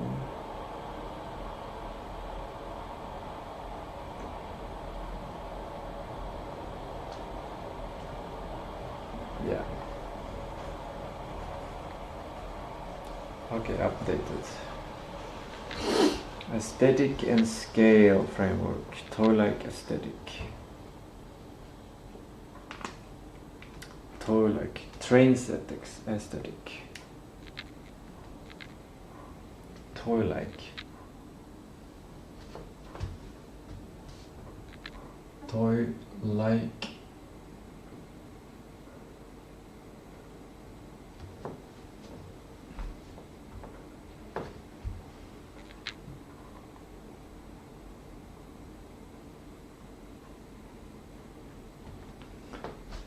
Meaning,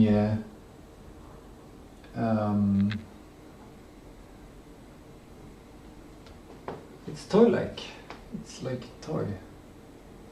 I could say why this is a first principle, but I've thought about this project so many times that I can instantly say what I mean about it.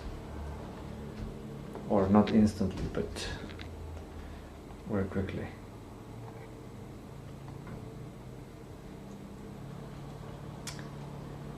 Dynamic size. The tool architect must accommodate the dynamic size constraint rather than a completely fixed boundary layout. There is a suggestion. The dynamicness is a suggestion.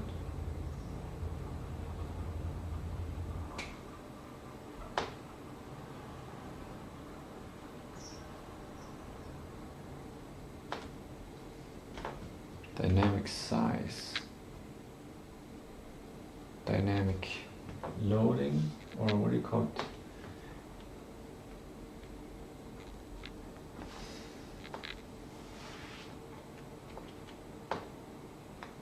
It's gonna be dynamic because of the loading anyways. Chunking.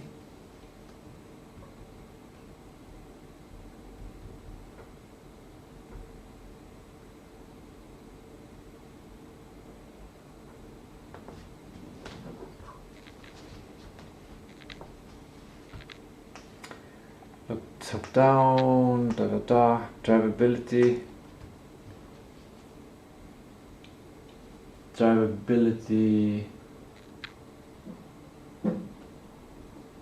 What did I say about the stream? I think I should send in the stream about that. When was that stream? This is the power of streaming everything I'm working with. This is the true experiment of what I'm doing. I basically have the whole day's work when I did that. I just need to find the live and then I'll send that particular live. I think it was Saturday the This is Thursday, Wednesday, Tuesday, Monday, Sunday, Saturday.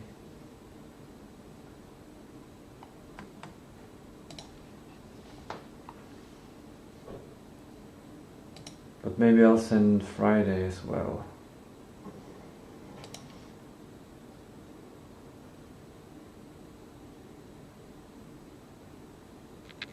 Or was it Monday? No, was it Monday? Was it last?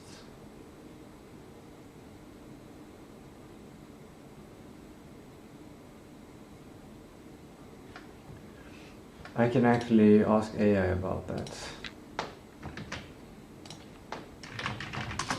It's a different conversation.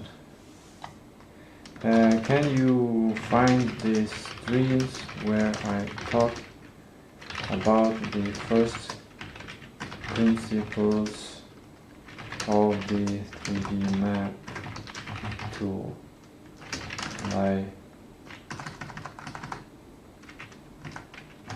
I'll also provide the timestamp and I wrote them on the whiteboard.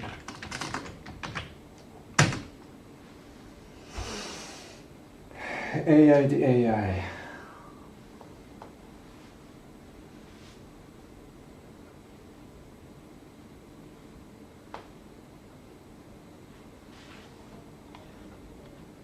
Why don't you have access to the full transcript?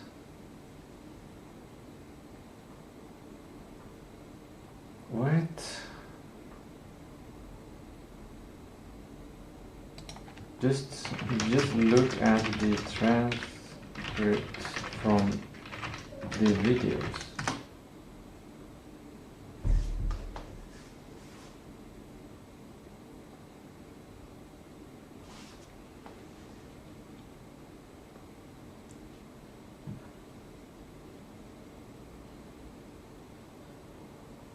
June 24.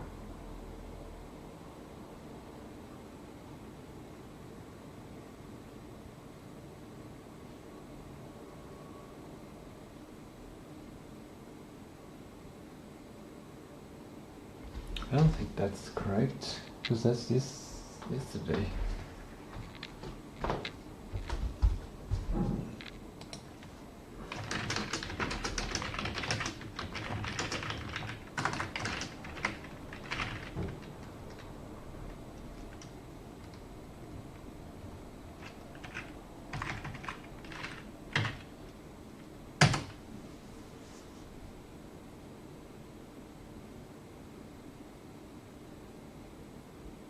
June 4?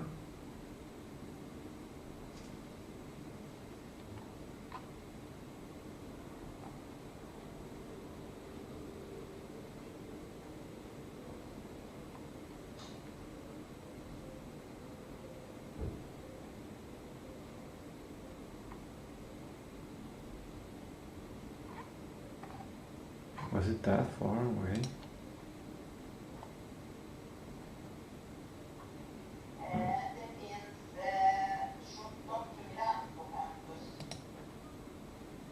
I already can simulate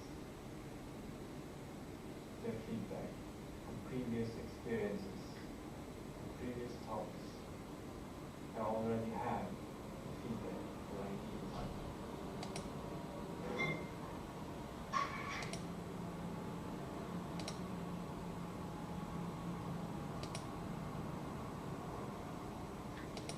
No, I think this is...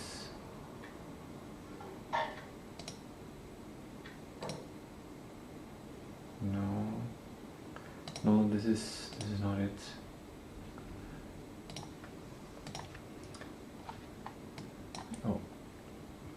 Oh crap, I lost the tab. Oh, so actually watching YouTube inside the tab, I see. It was later than 6 of June.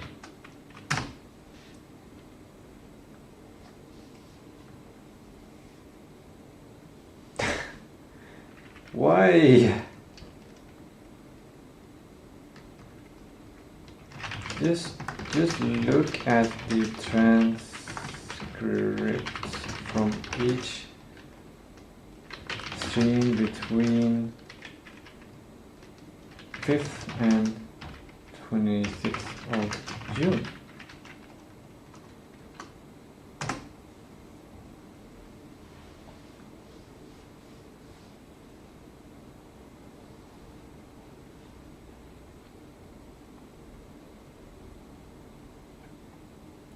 I don't get it. Why isn't it understanding? Do I have the wrong model?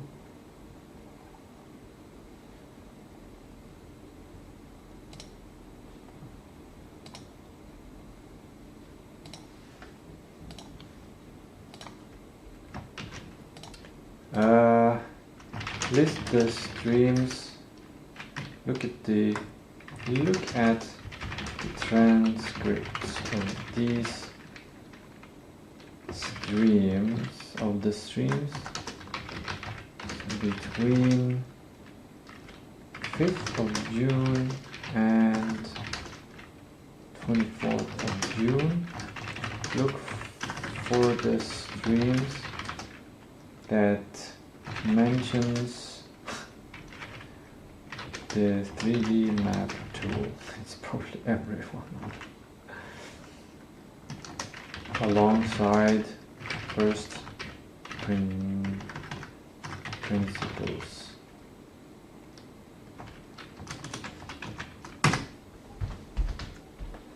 The context has grown too large for Gemini to handle it seems. We got big data problem again.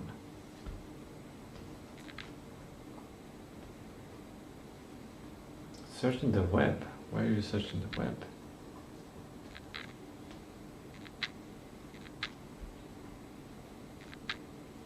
I feel like I'm going down the wrong path.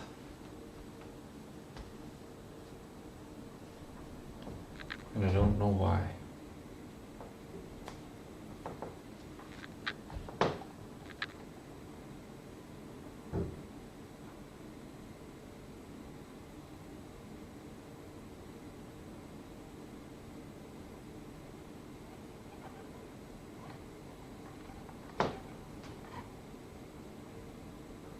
Why is it searching for other?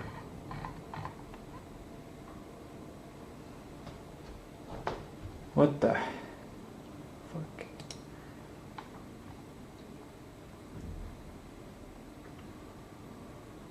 I'm just gonna have to do it manually, I guess.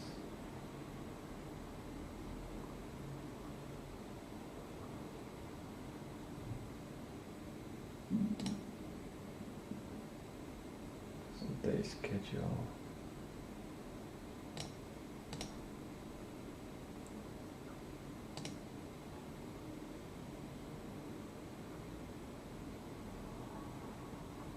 Go. Now we got internet connection problems. Strange.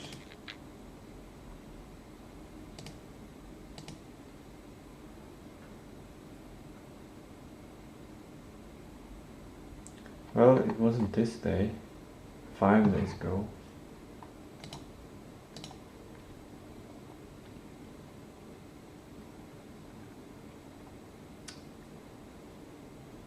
I know what I will do. I know what I will do to find it. I'll go to my photos and I'll see which day I took the photo.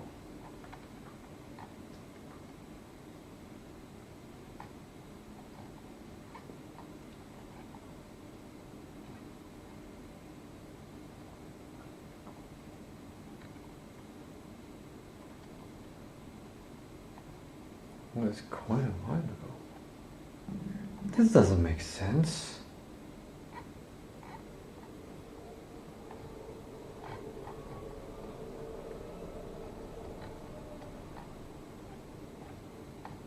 How come there's no photo? I must be missing it.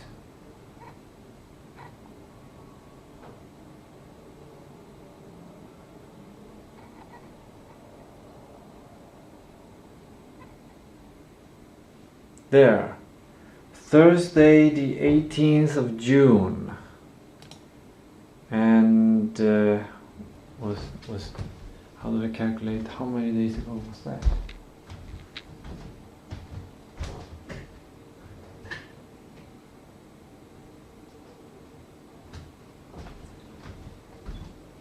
Seven days ago. That makes total sense. It should be this one.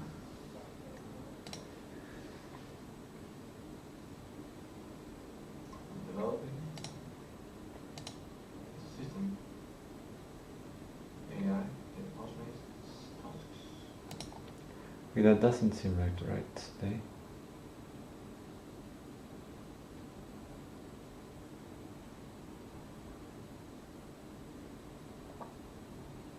This seems like a Wednesday.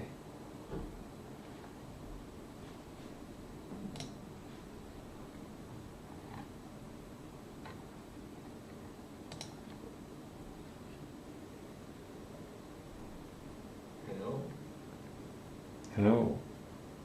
today. Uh-huh. Looking up for 2 hours.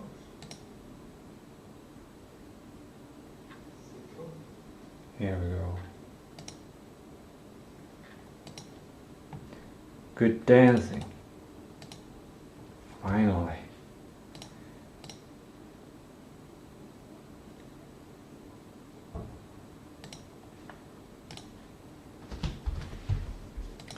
Finally.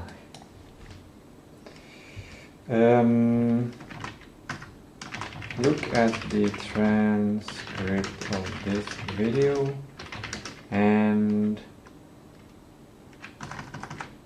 which contains the first time I created the first principles and extract the necessary information and update a thorough make an exhaustive report on the first principles I suggest video, combine them with previous work in this chat.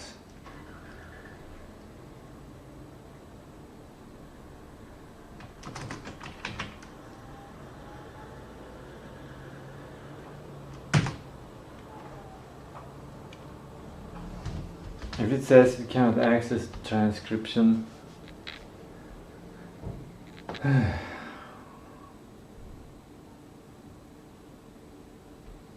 can. It seems like it can.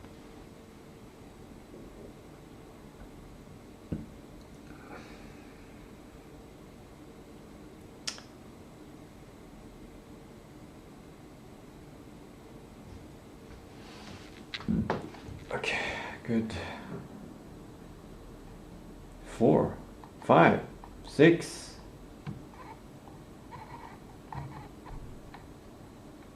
Yeah, this is it added things that are not.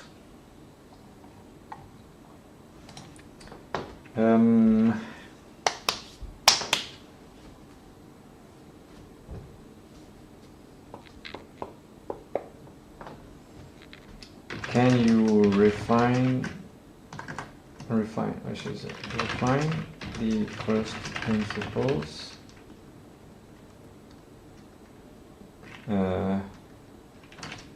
Some of them should not be first principles and are just suggestions on how to meet the requirements of other first principles. I think we can remove a lot of them. To use Elon Musk's reasoning regarding first principles thinking.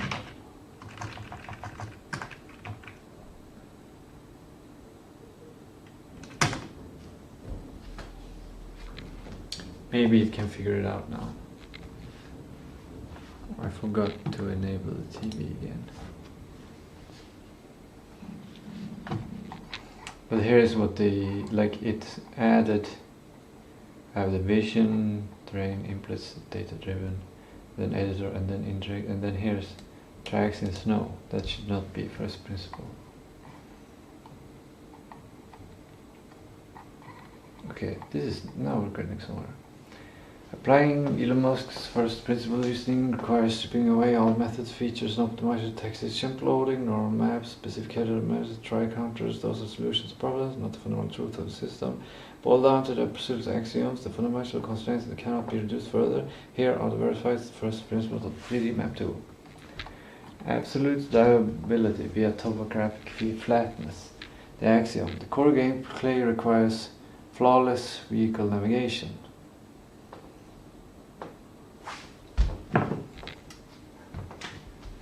Drivability.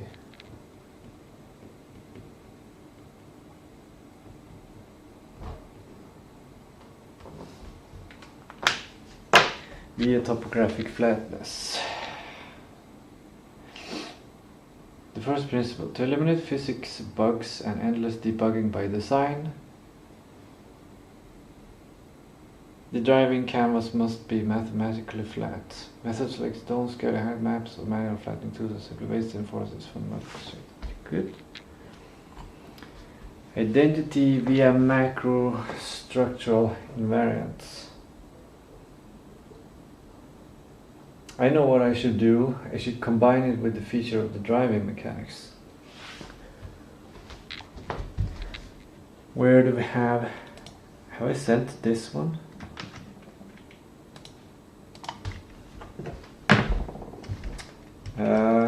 Keep thinking from first principles thinking. Consider these resources to understand the foundations better and improve the first principles. Got that document. And then we also need the driving. Do we send that as a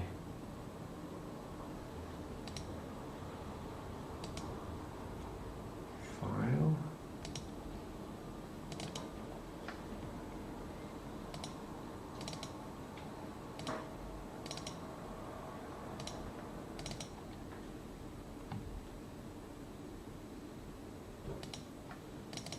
No, oops.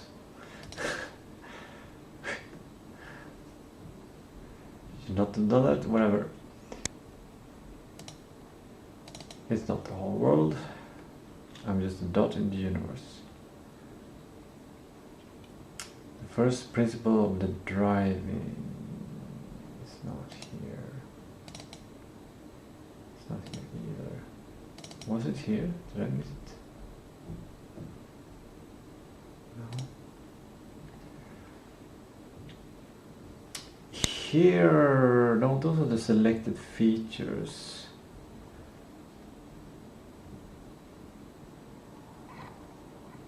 Where is it?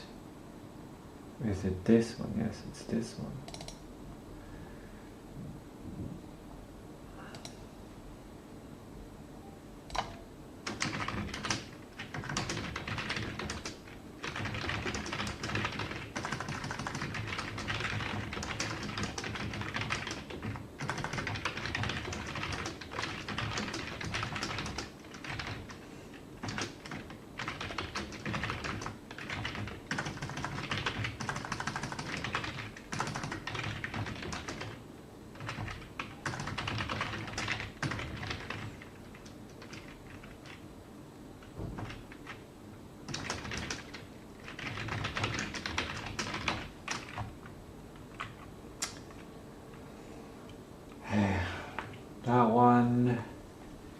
let's...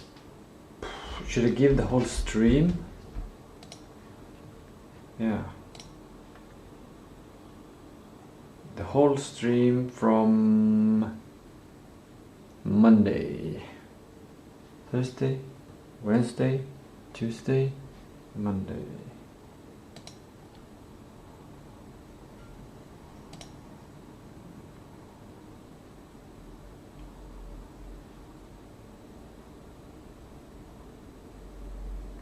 I should have written first principles.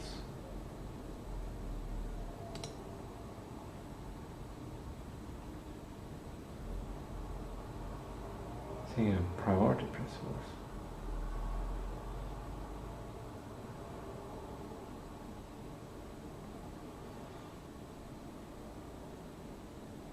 Yeah, then I was developing driving, wasn't I? Right? And then I ended up having the driving. Okay, cool. But surely I was drawing the first principles on the before.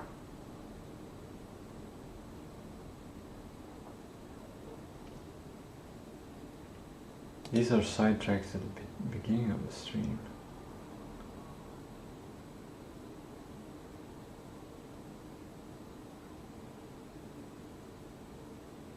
This looks more like a Monday episode. No. Oh yeah, this was Monday. What I'm after is actually Tuesday.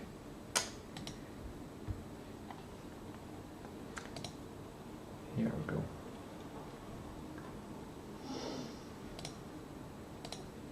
Tuesday. Perfect. Yep. There we go.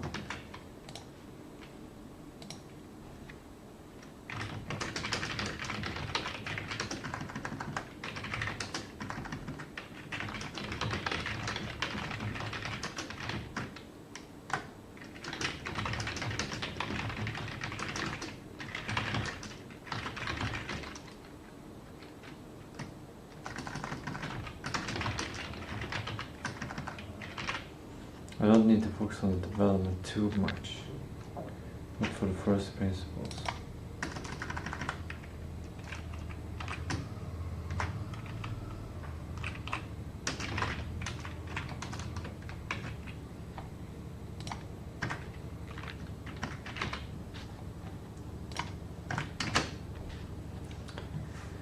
Okay.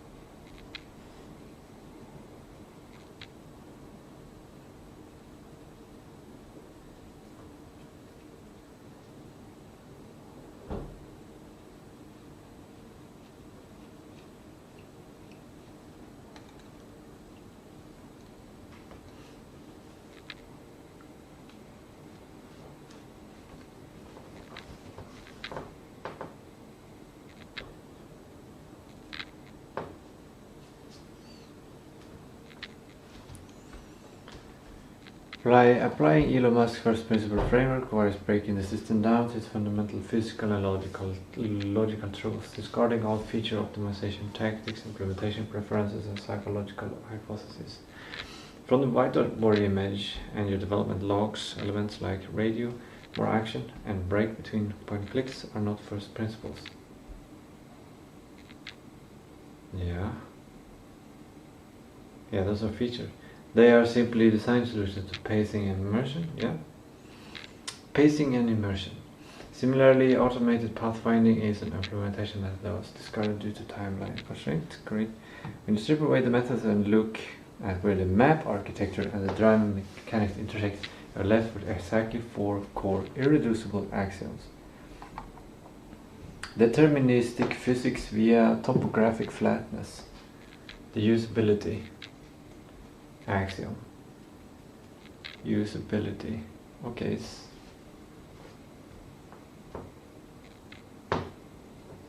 that's now it's coming. Now it's starting to. Now it's super intelligence.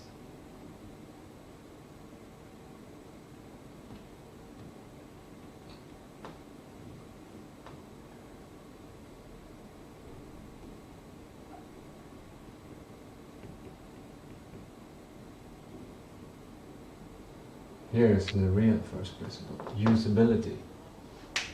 Runs on smooth on low end. Usability. Drivability. And what was the one I was just erasing? Toy-like.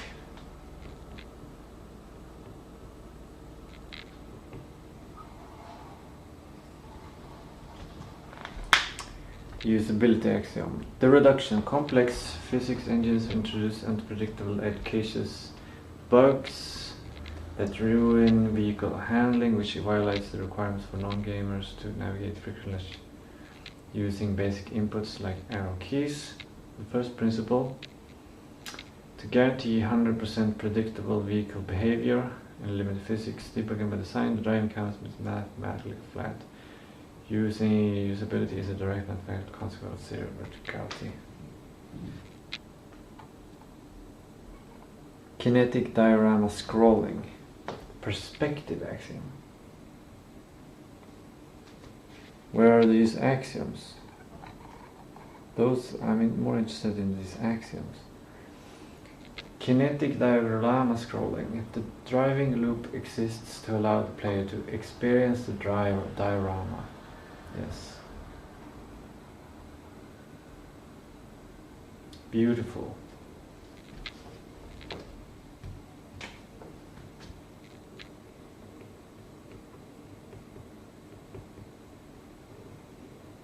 That's why we make it toy-like, because it should be beautiful. Actually, toy-like is why I like toy-like. It speaks to two axioms. One is beautiful.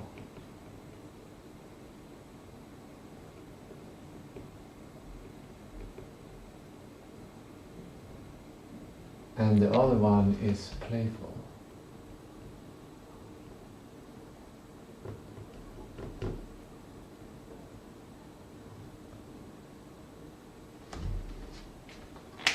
It also connects to usability because it makes it easier to use.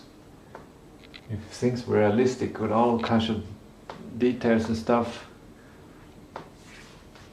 then it becomes hard. The game becomes harder to know what you can click on and stuff. Developmentability, maybe something like that could be added as well.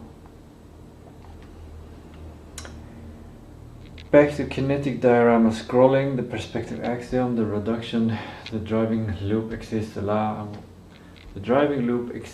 allow the player to experience the diorama from a locked top-down angle, where the horizon is hidden. The first principle, driving is not a racing simulation, it is a mechanism for scrolling a miniature physical model past a fixed camera lens. Therefore, the map tool only processes and renders data within the active scrolling viewport footprint. Now this reminds me of a feature for the driving mechanic or the map when it comes to the camera, which is what's it called, that when you have a telescopic lens,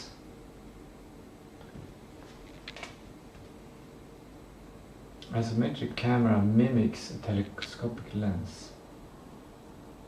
So and with a far plane slow. What's the name of it? I gotta find it.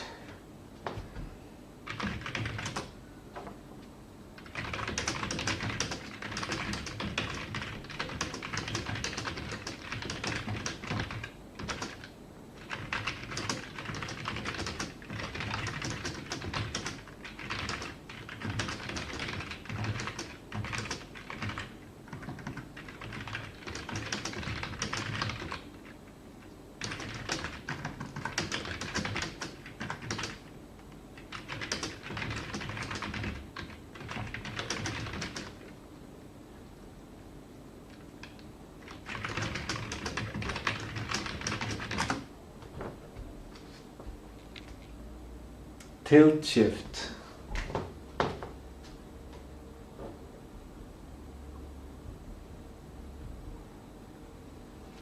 Tilt shift. Tilt shift. Yep. That is an epic. That is a theme. It has several things to consider, but it's the main thing, the top thing. Whew. I like kind of this, that they overlap. Like working on the camera is something I can do when I work on the 3D mapping tool. Kind of. I guess I should separate them. Maybe. Not sure. But I kind of like that they overlap, the driving mechanics work and this work. Okay. Therefore, the map only tool only processes and renders data within the active scrolling viewport footprint. Yeah. That is a optimization thing.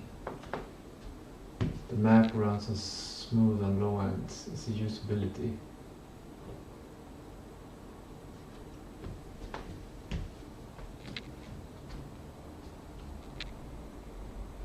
Yeah, the active scrolling viewport footprint.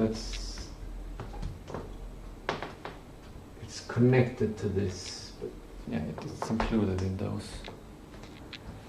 Next, 3. Spatial interconnectivity via topological nodes, the transport axiom. The reduction. Driving functions fundamentally as from place-to-place transport between real-world geographical coordinates. The first principle, the map is a network of immutable real-world narrative nodes connected by fixed channels. The driving mechanics is the mandatory kinetic bridge that preserves spatial continuity between these hubs. That's drivability.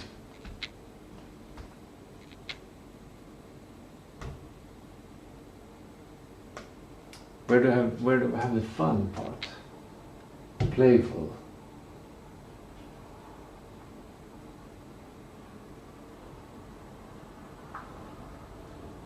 We can increase the drivability, or we can improve the beautifulness of the driving experience through another principle, which is it's connected to the driving.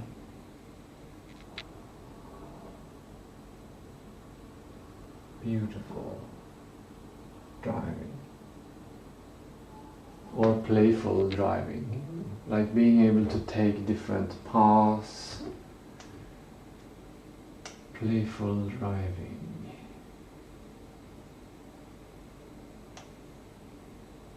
Level design.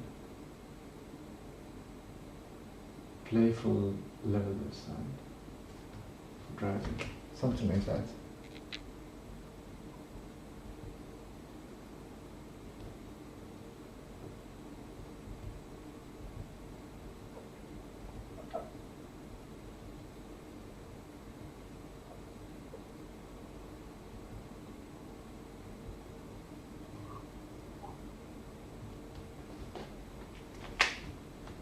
There was no one word for that concept, so we needed several words for that concept.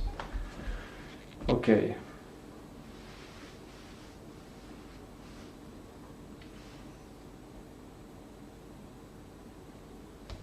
Basically, it should be fun to drive. Fun to drive. Fun to drive.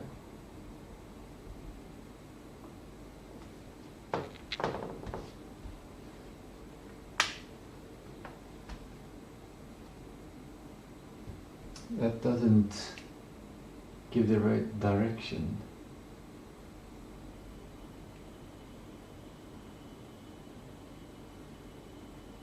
Like we need to put like, you can explore, you can hunt, you can, like there are many ways to making something more playful.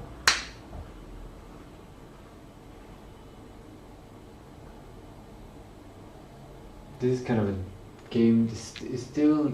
there's more game design needed to be done here. Okay. Number 4, modular data architecture, the interoperability. What is interoperability?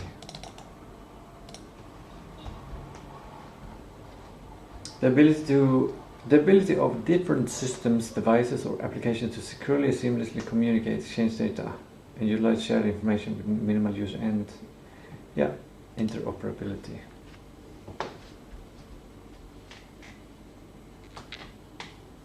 Interoperability.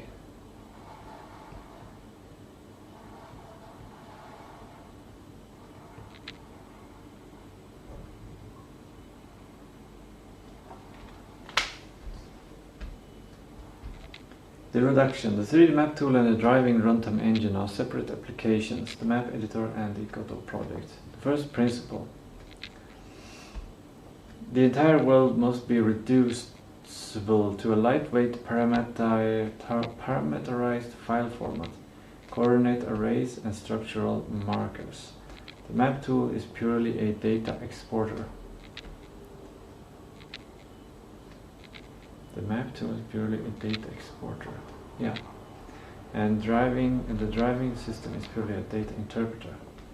Neither relies on the internal dependencies of each other or the other. Yep. But they both have like the same interpreter of the files, of the shared file formats to create 3D models. I think, maybe, it depends if that's the most optimal. That is a question.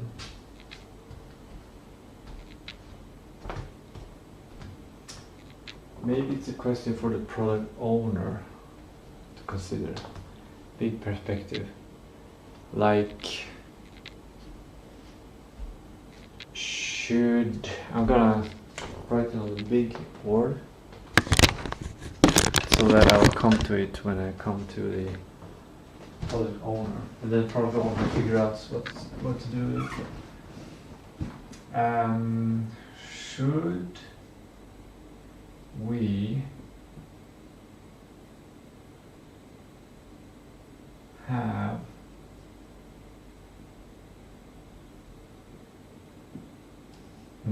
I think it's actually a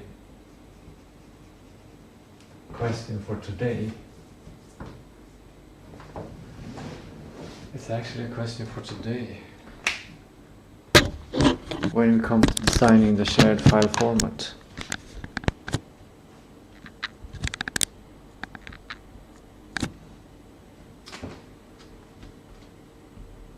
Shared file format.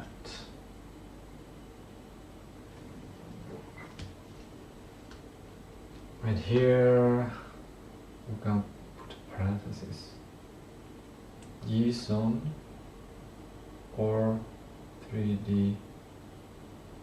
Wait a minute, 3D models are basically JSON. That's why I created my own. Didn't I think I created my own 3D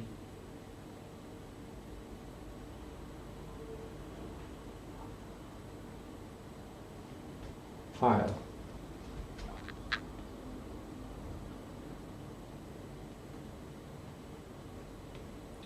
It's the house editor work. This is detailed stuff. This is the whole project. Like, this is a big thing.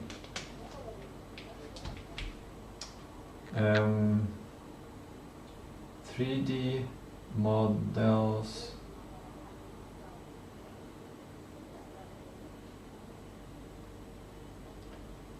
file format, house editor, tar format, or standard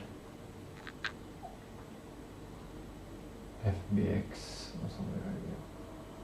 I don't know if you can use FBX or more optimized.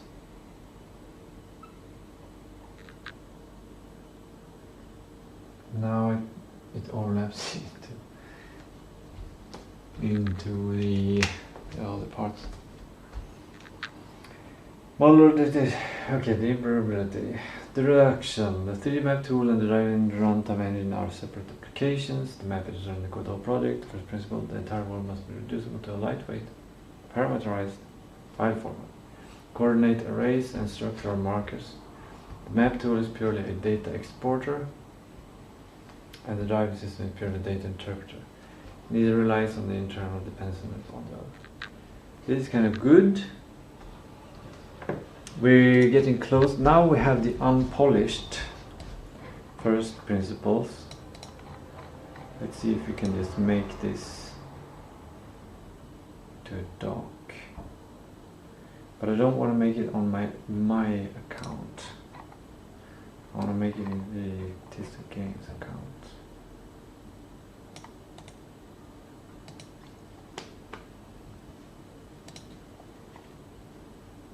Here. It's actually where we want to put it.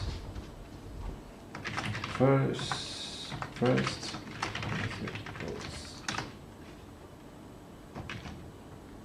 There we go. That's 3, then we put a 2 on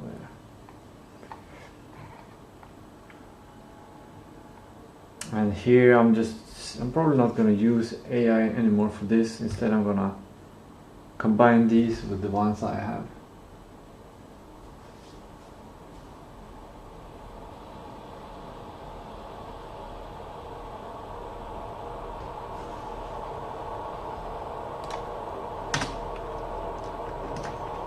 Let's see, we'll merge this one. Deterministic physics via topographic flag, the usability.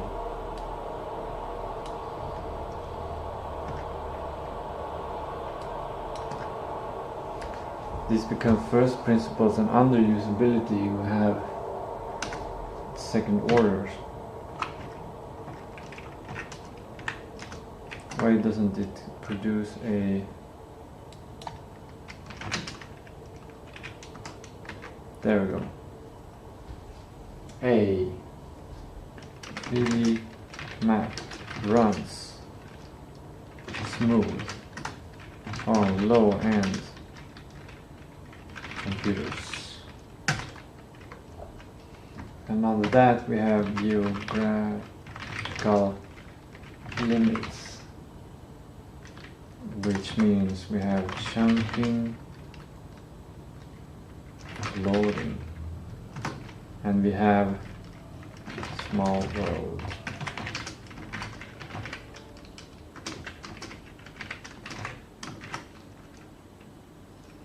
As small world as possible.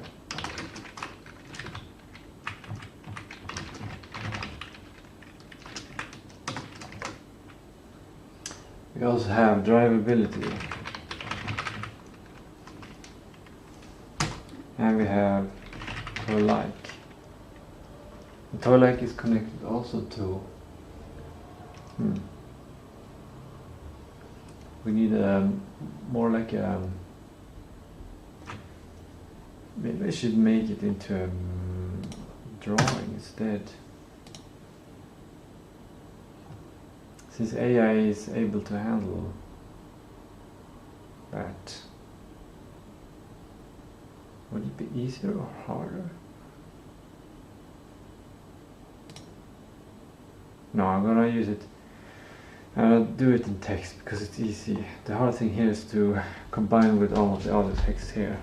And I might need to write a lot of stuff.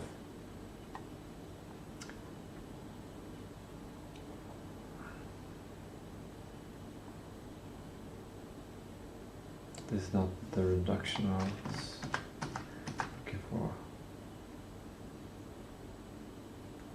Yeah, don't need that.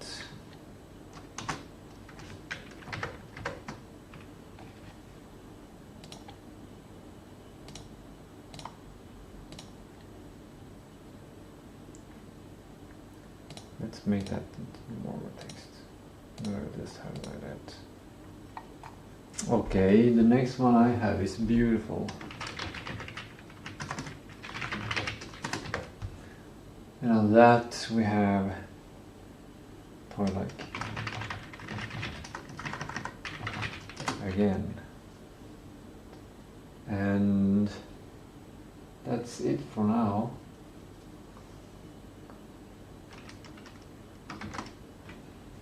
Then playful. And we have toy-like again.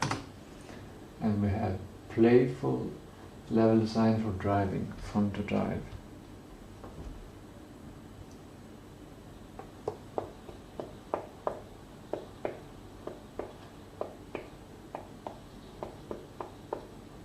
It's not just level design, it's racing level design. Racing-ish level design.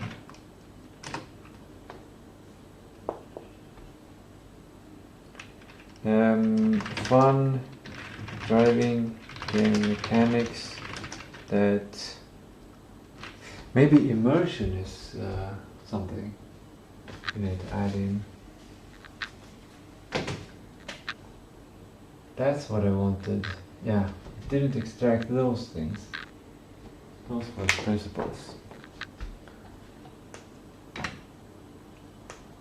Let me find.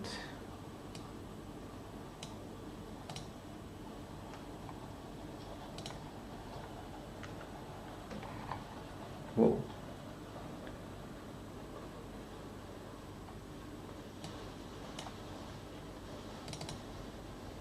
Yeah, here.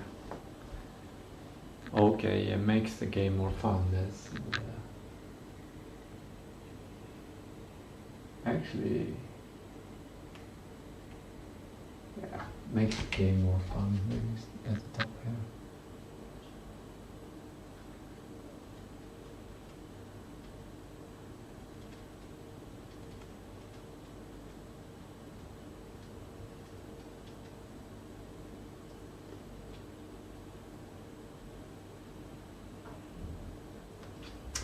Interoperability also makes the games more fun because it makes it easier to increase quality. And then immersion enhances the immersion.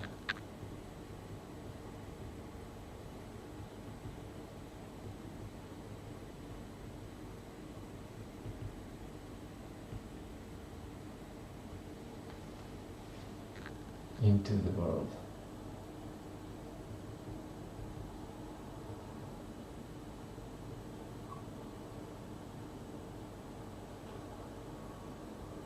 And this is connected to things I mentioned in other streams regarding we don't want to trigger people's responsibility in real life.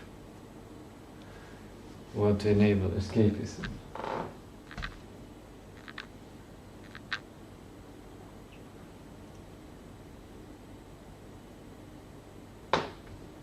Maybe escapism is here.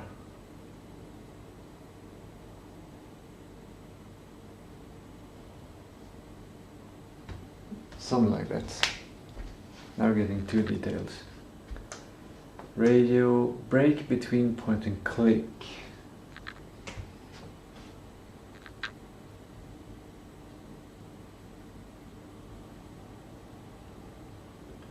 Wait, why am I not writing these here?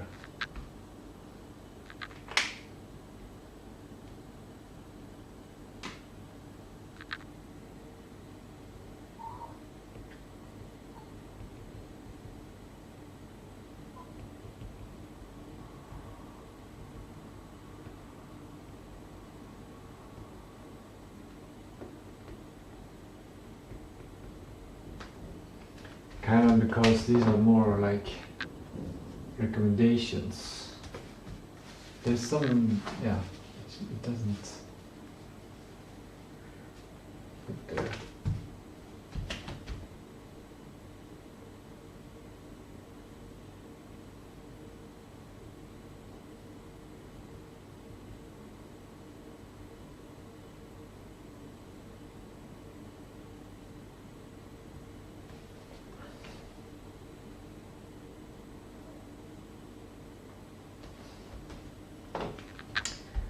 from place to place transport.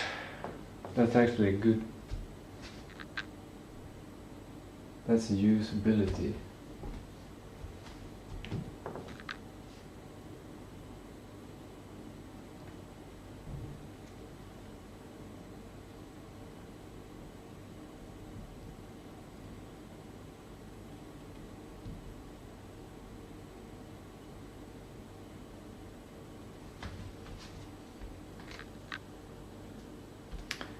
Experience diorama.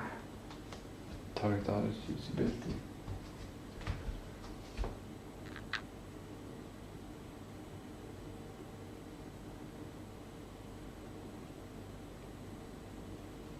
It's good to limit this. It doesn't need to be usable for the people that are never going to play the game. We only need to make it usable for those who are going to play the game. Radio connects to word beats somehow.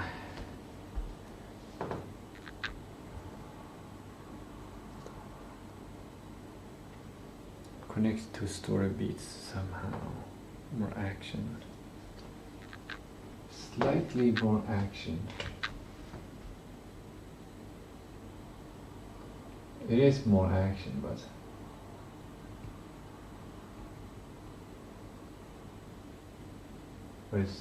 it's not much more action. It's just more than point and click. Interoperability. Now we're done with this. Finally done with that. Now we can go here.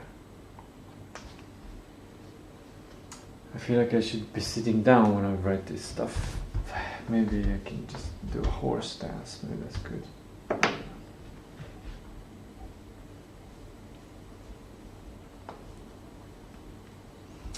Okay, we got a target audience usability. That's the new name.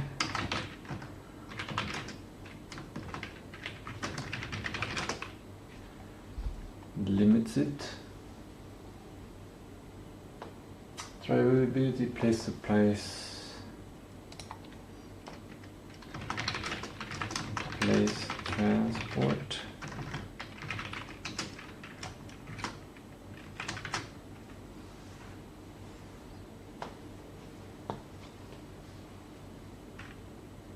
Actually, that's so good. Drivability is too vague, it's too abstract. Place-to-place transport is much better.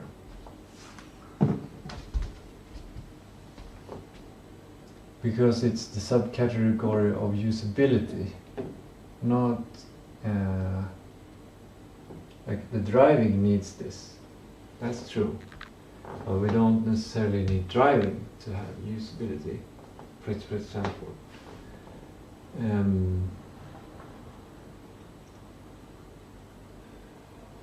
I've had an idea before to make a simpler version where you just have the map and you click on the map and then you come to that scene. Then the whole game becomes a point and click experience. It becomes easier to make, but what really triggers me about this project is the 3D map of this town. That really is something special. Right, and all of them should be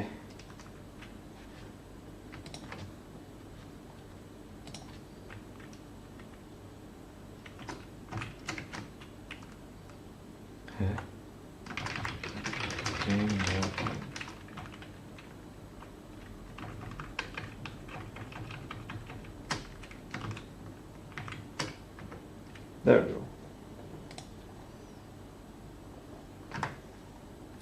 First principles, or just principles, and makes the game more fun. For more fun is the first principle. Okay. This means that this could probably be divided into 3 parts.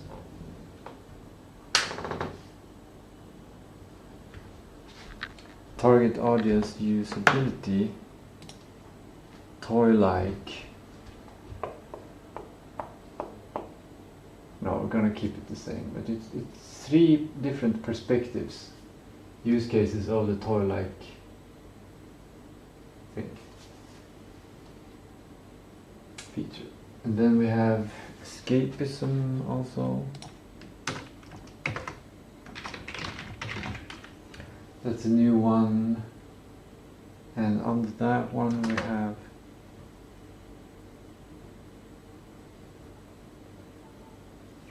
actually, before I go into that, I should continue this. Fun driving mechanics, playful levels designed for driving, fun to drive.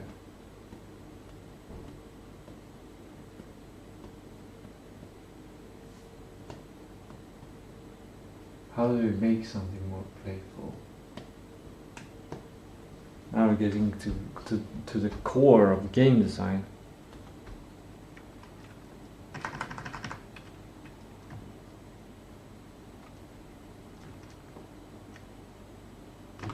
Racing each level design is something that makes this fun driving game mechanics. Like, it's not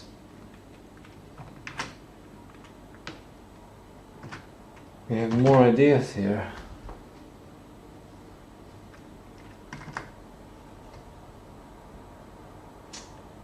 Racing level design, exploration, mystery, or maybe that's part of the escapism.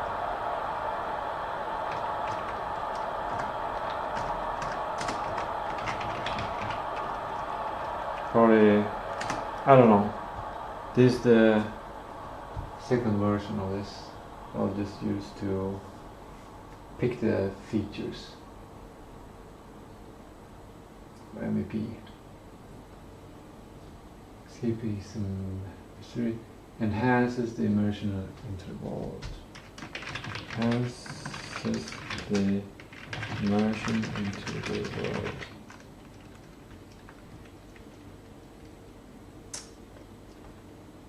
Yeah, if we can enhance the immersion to the world, we get escapism, which makes the game more fun.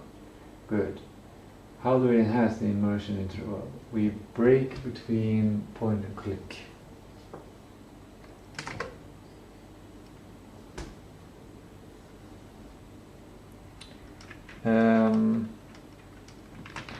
Break between point and click.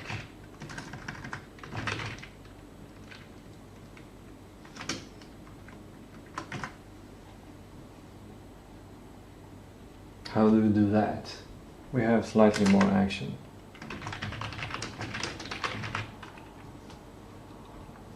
It enhances the immersion into the world. I can't really explain why now. Then we have the last one, which is interoperability.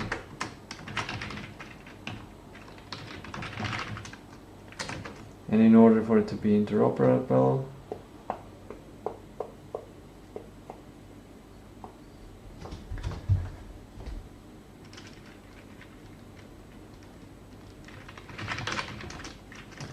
file maps created, create map, create house,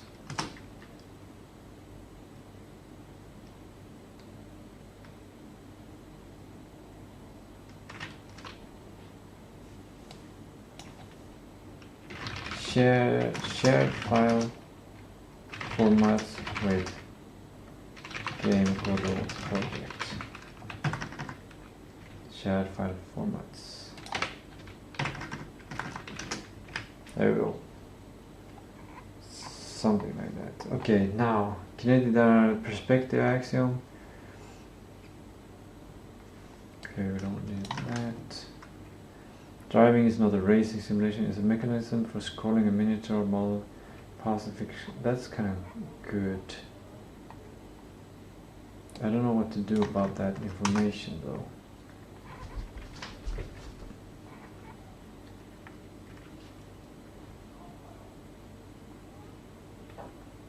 It's about immersion, escapism, I think.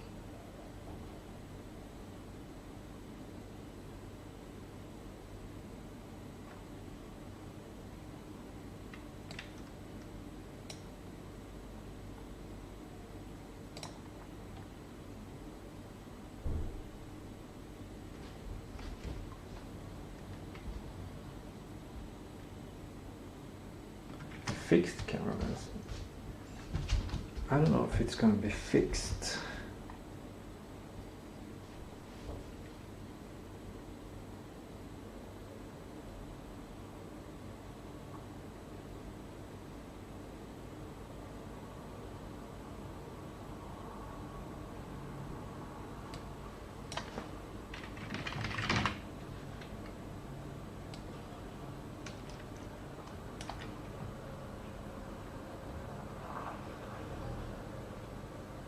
It's not really physical, but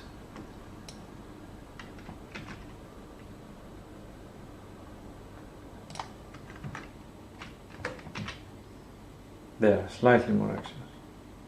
There's an explanation there. Okay, good. Spatial interconnectivity, time for some place by tablet.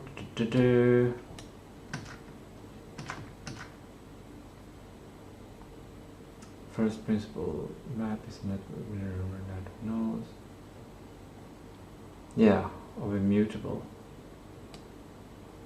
This is good. This is a good perspective.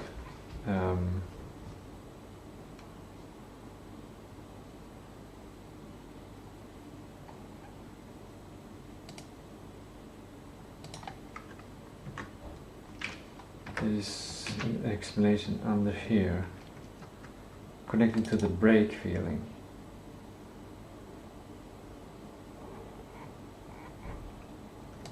And we'll put it there as well.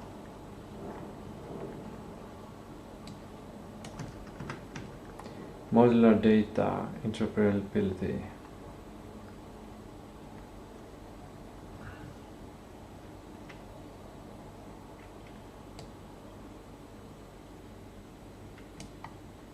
Maybe I need all these explanations. Maybe I'm compressing too much. I just realized I have this habit of compressing the data so it fits, so the document is useful for me, but it's hard to interpret for others. This is a character trait that I have had a long time. I just noticed it.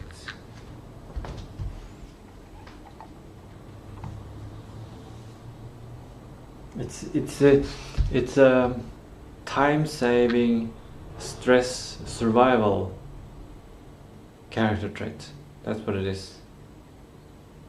It's a lack of abundance character trait. It's something that forces me to become more intelligent. It's like I'm forcing intelligence, like forcing the ability to sort and remember data in a more efficient way. Like by having the document shorter, then it's easier to read and simpler to read for me. So I make it as simple as possible and efficient as possible for me to use. I think this is a problem that I had in school often when I was writing a reports or whatever. That I would write things so I could use them. But in school, you're supposed to write something for someone else, but the else person is just going to do a grading. They're not going to use it for something. They're going to read it once and make sure I understand it. So that didn't feel valuable to me, because I had a smaller, or have a smaller survival mindset. I think it might be connected to comorbidities and autism. I think there are things there.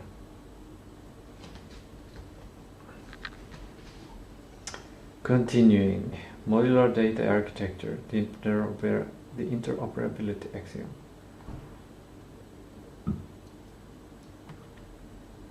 They are different, but I'm just not going to include that. Or maybe,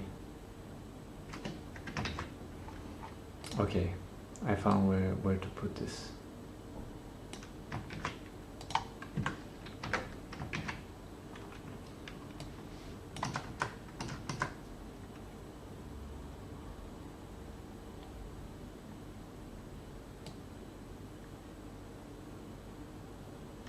Good.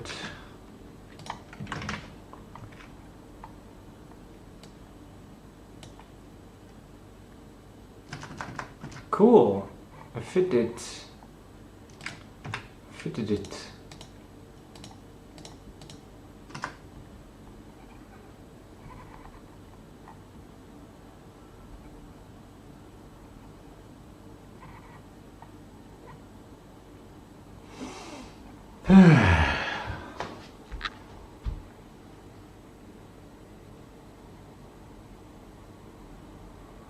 Now I need like a short break because now I have to go to the next step. Just short break. Maybe staring into, maybe moving a bit. Yeah, I'm gonna move a bit. And staring into.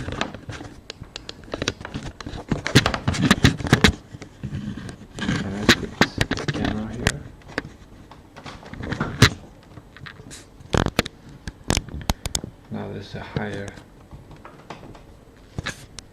angle than normal.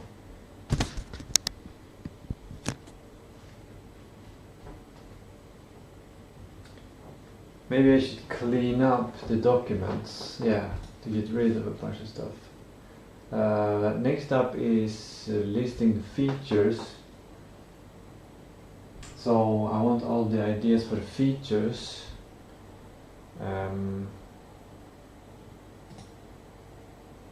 I have the document, yeah, these are the things for the features where I will list all the documents for the features.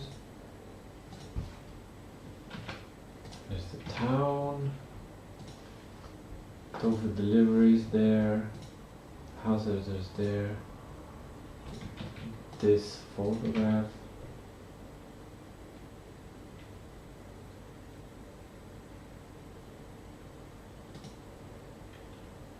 Search for diorama. Oh. Art of rally.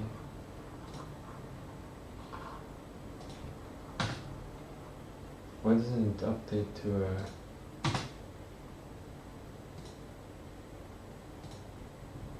What?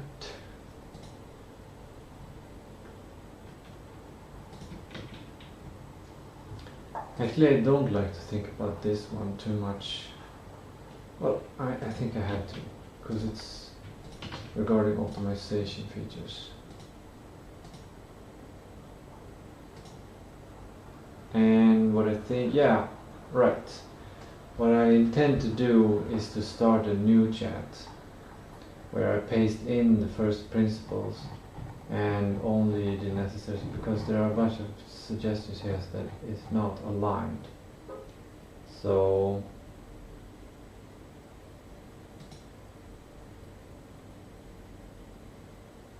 this new one is something similar to this one. No? It's before this one, actually. It's the step of finding the features. Listing. Oh wait. I have my improvised... Wait,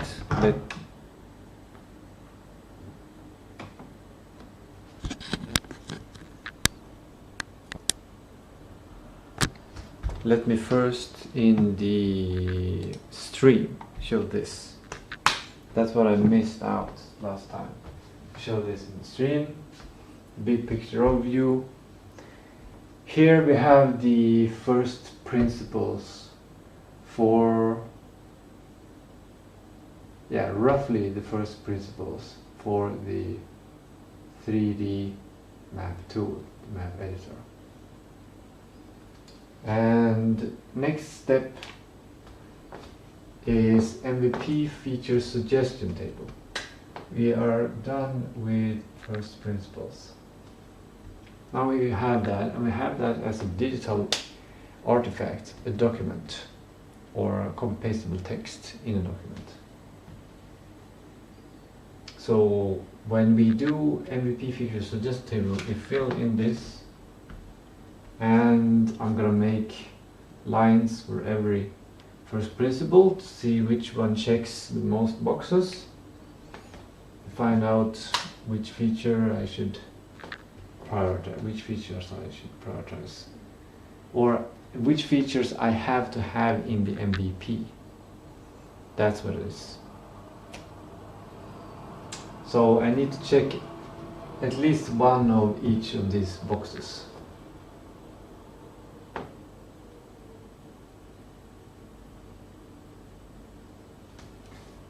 And not more than that.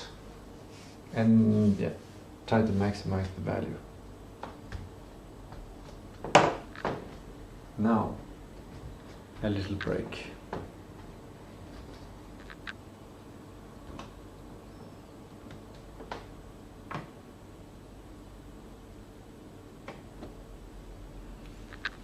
It's good to have a little break while this is shown. It's easy to find if I want to scroll through this video.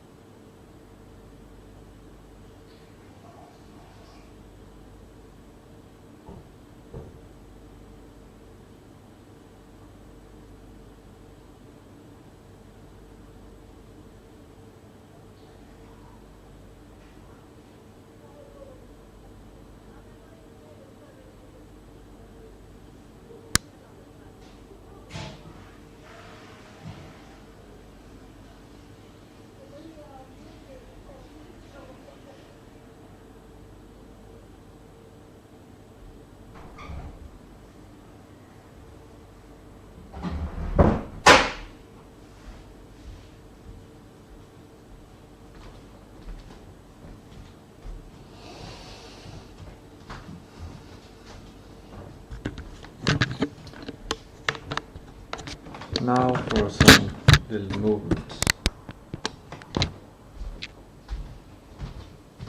A little air from outside, and maybe some qigong checking.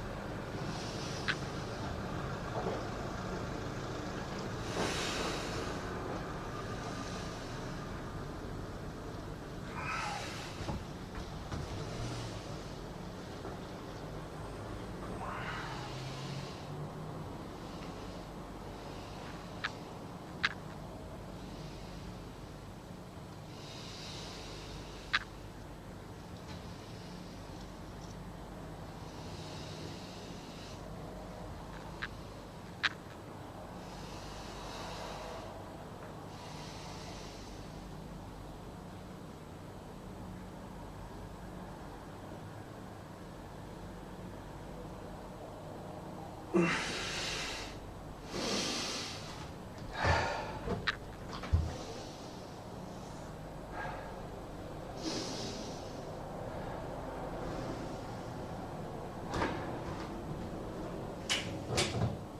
is grilling food today.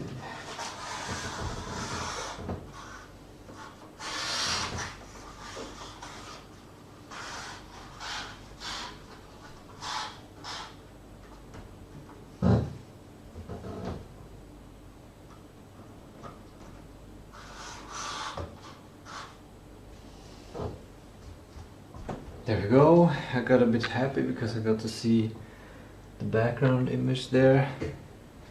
That is really captures the toy likeness.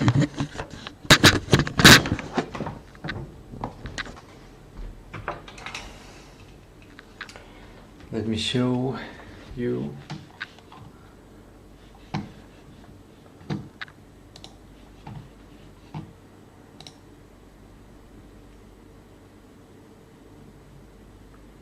Oh.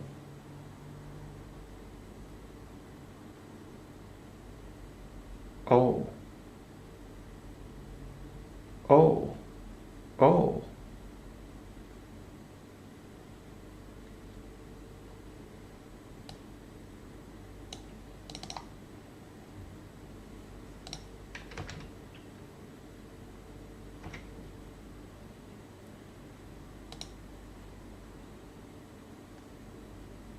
Oh yeah, the steps and stuff. We're gonna come to that. This image.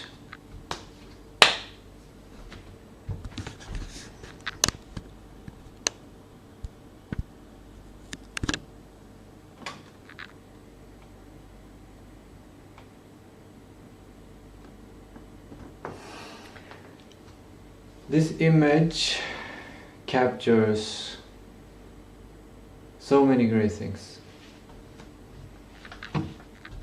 It's not super perfect. The only thing that's missing is that the houses, they look too medieval.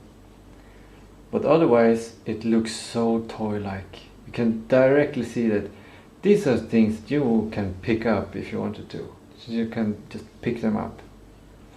You can drive around, and it's another interesting thing is it's very non-realistic. If you look at the road, it's just completely black and painted. We might take this inspiration. We might. For the art direction. And these trees clearly are model trees. They're simple. But they still contain a lot of design, like polygons. So, same with the cars. They are detailed. But there's something about them that makes you feel like they are toy cars. And it's not only the surrounding. Maybe it's the lighting. A kind of artificial lighting towards everything. Or that they are kind of simplified, or maybe it's the angle, or I feel like it's something related to this shine being all over here. Then we have this fence, very simplified, like, yeah.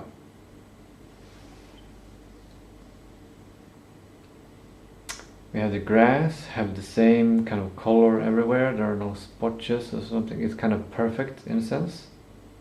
Yeah, the model is perfect. It's like an ideal place.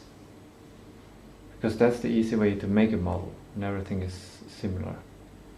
In reality, grass, you have grass spots and all these things, which probably triggers sense of responsibilities, like, oh, the grass needs to be cut, or this spot of grass reminds me that I need to feed nutrition to my grass, or something like that. So this is good, with the grass just being the same kind of texture all over. The characters are nice, they are simple. Maybe we can have characters like this in the game, if they're like, I would love to have this kind of level of detail, would be nice. What else can we see? Regarding the houses, they have a simple design. The houses are not super beautiful in this one, to be honest. The chimneys are a bit too simplified, and they are not very beautiful to look at. They're kind of just store-bought or something, standardized.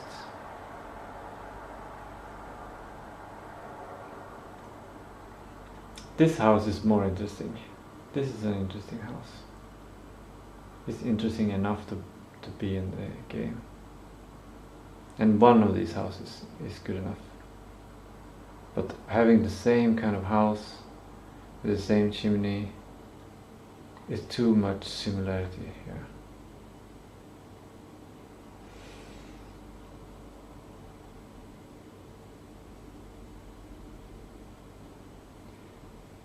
It captures the most of it. I did save it though, right? I put it somewhere. I was thinking of putting it in the backlog. Did I download it? No? Maybe I have to find it again.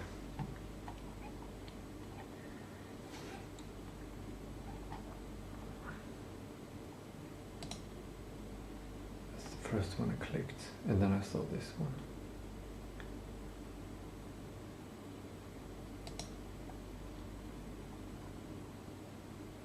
But here we have even more. But there are no cars here.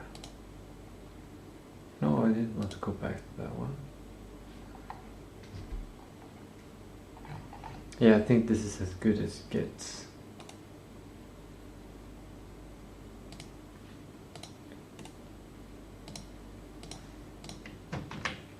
There we go. That's the right spot for it. So this place can be like a collage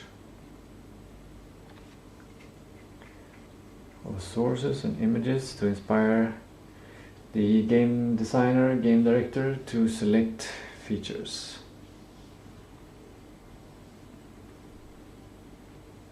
Okay, good. That's a good enough break. Let me check time. Been streaming for 5 hours. Time is 15:22.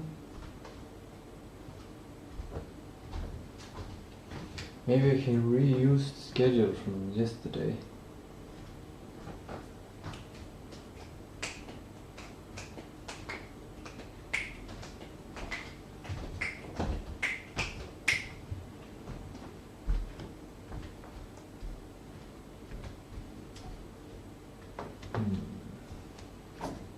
No, I'm not gonna do a planning. I'm gonna take the chance of, because if we go to planning, it has a distraction tax. And I wanna rather continue into flow.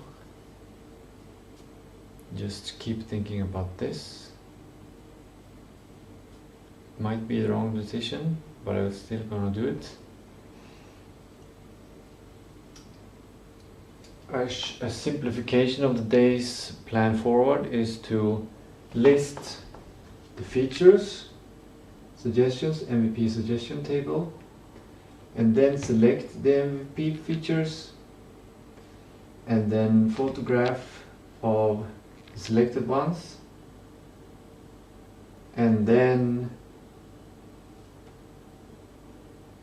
that's done before exercise. Then becomes exercise, shower, eating, and then starts the golden hour. And the golden hour, we'll look at the architecture, doing the architecture plan of these specific selected features. First off, I think I need more space. Might need more space. If I need more space, I'll have to get rid of this. And I should make sure that I'm more... Maybe I can pre-make the lines. Do I have a long ruler stick?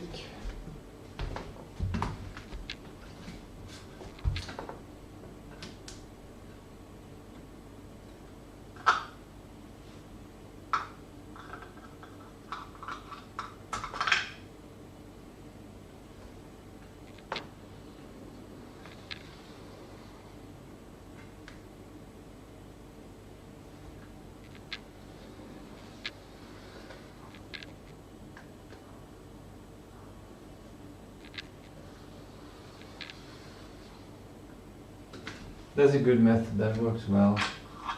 I'll just use the stick when I need it. I might not need the rest.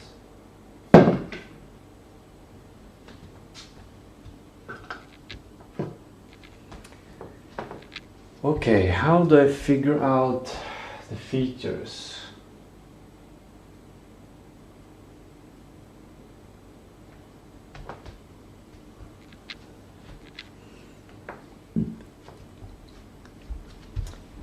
I will talk to AI.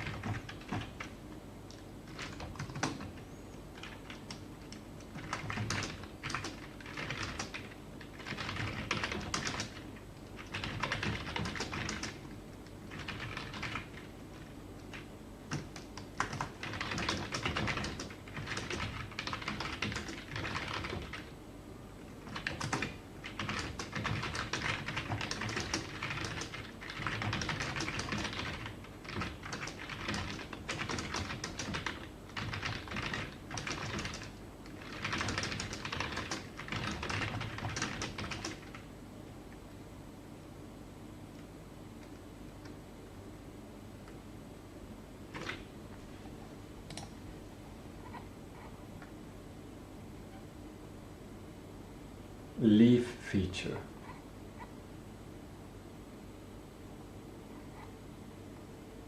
Per leaf feature. We'll try that.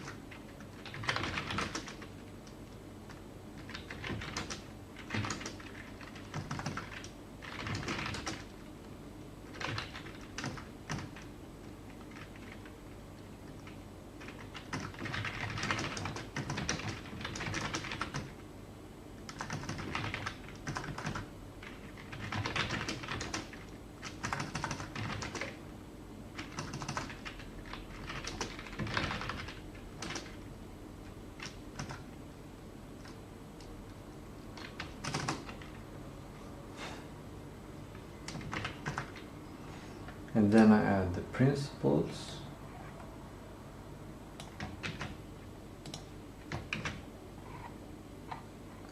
What? I guess I'll add the whole button instead.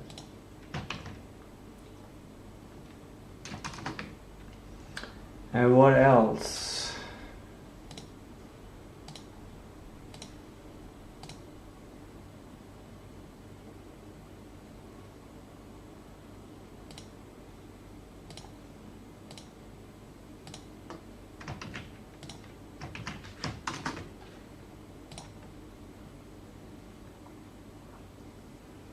Right, there's another part that I didn't write on the features. I haven't added these things. Specific recognizability is not here anymore.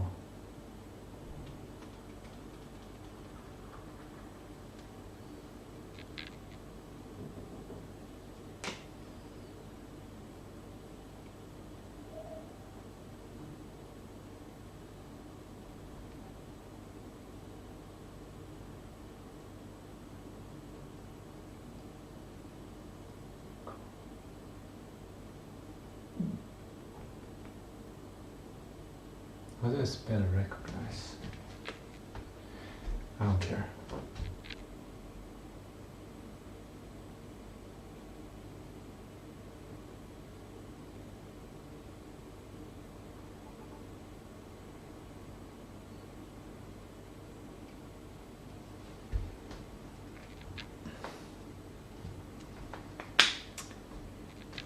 Whew, these principles are so much simpler.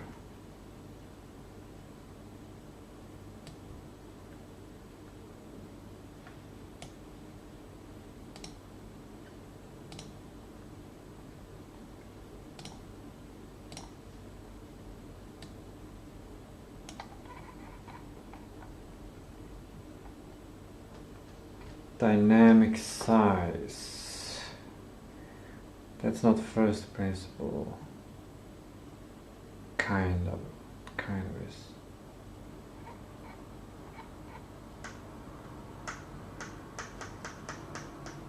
Doesn't have to be.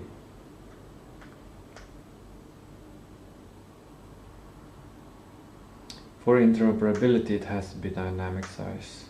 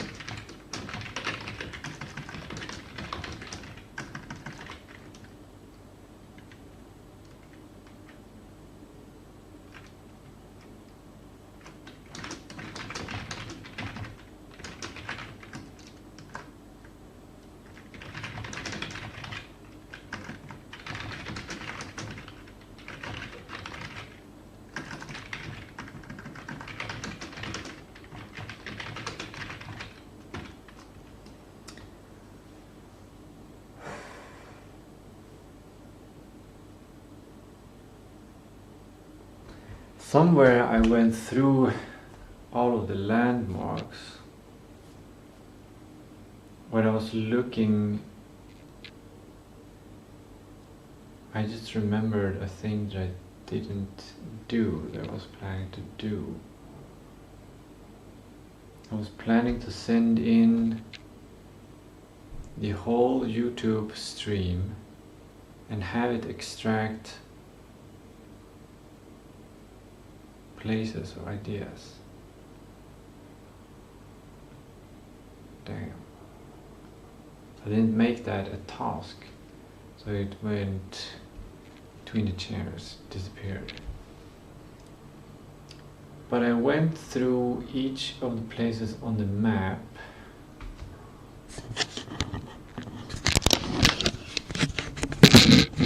That map. And I was thinking, what landmarks do we need?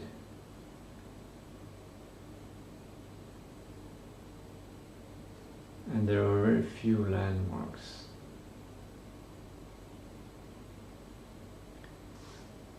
Or very few features that were needed. Like sign was one of them.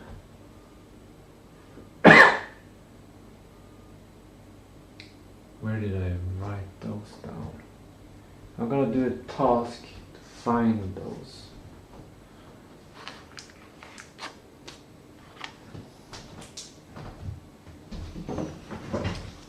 Find.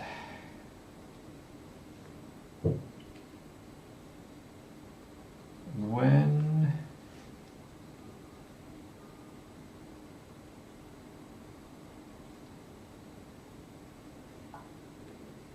probably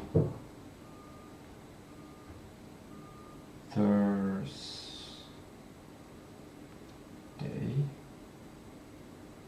the last Thursday.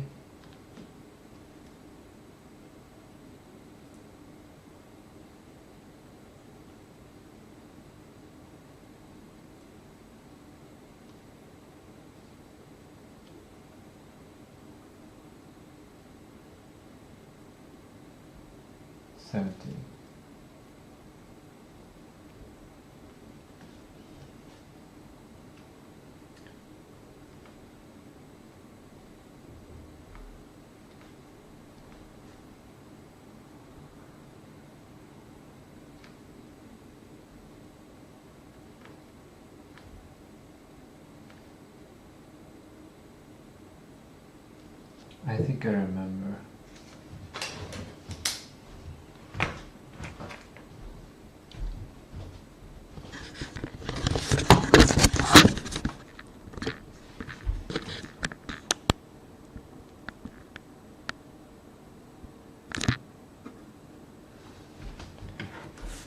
It's actually in this document.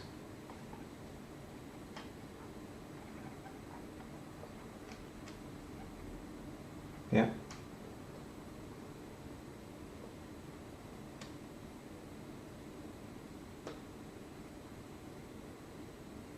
No.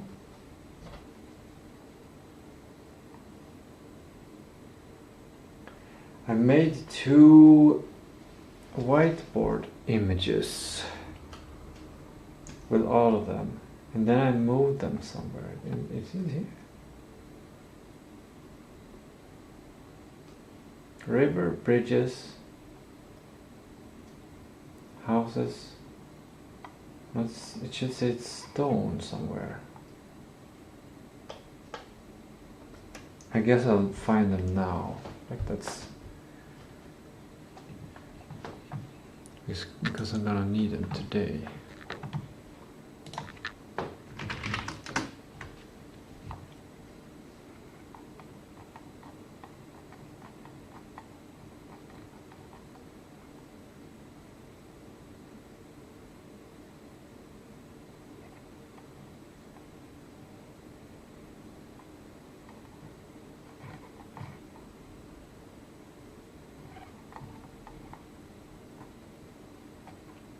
What?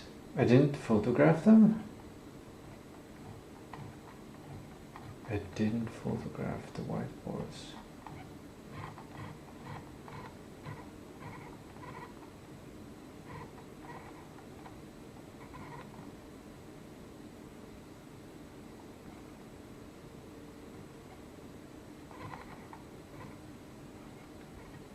It's the 18th.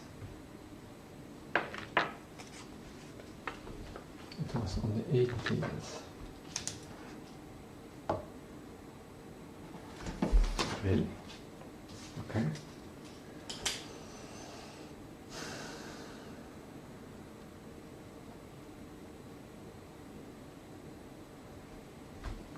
Where did I list them? I'll open the stream and go back in time. I think that's the solution.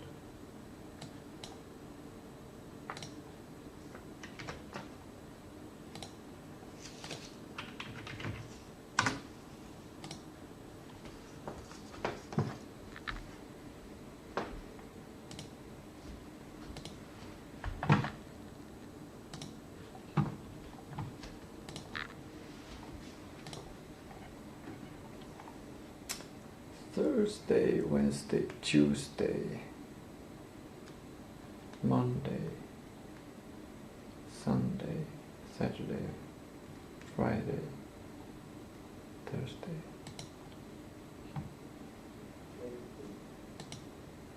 Yes.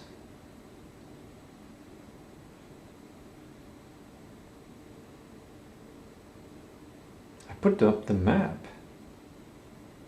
Did so much work. Was it this day that I did go through them? Or is this is some kind of table? Here it is.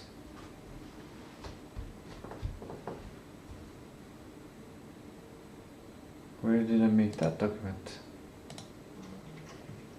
Maybe I can find it if I just...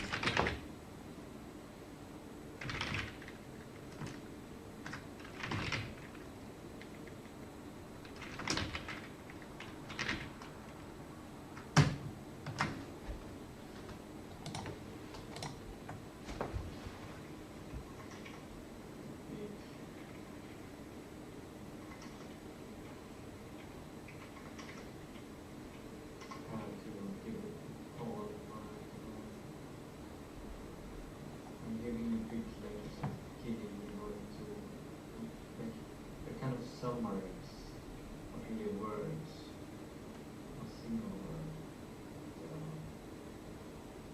connected to each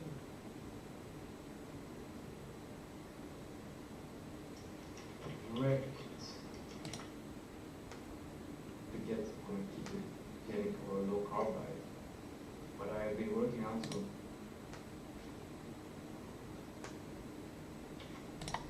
Your 3D map tool.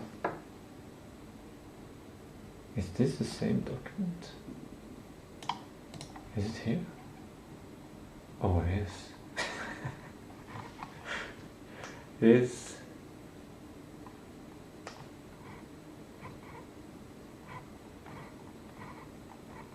Yeah. Yeah. Yep. Yep. What I should have done today, the first thing, is to read the history. Then I would have seen this. Maybe. It's also good that I did another run on the first principles.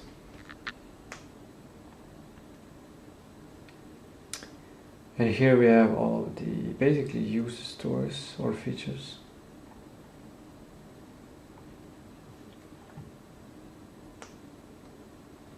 But I'm gonna update the principles here, that's important. Recognizability. That's part of, is it part of beautiful or?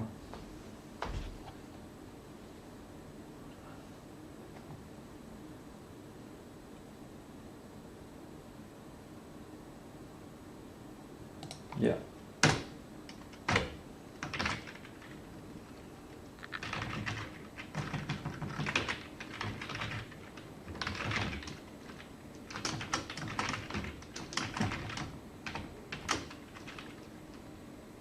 Implicitly.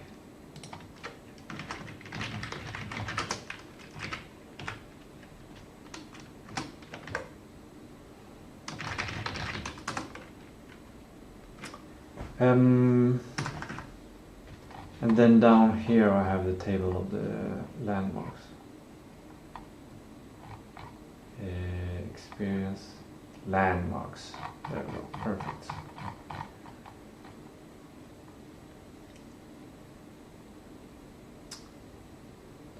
Audio, moving things, soundscape.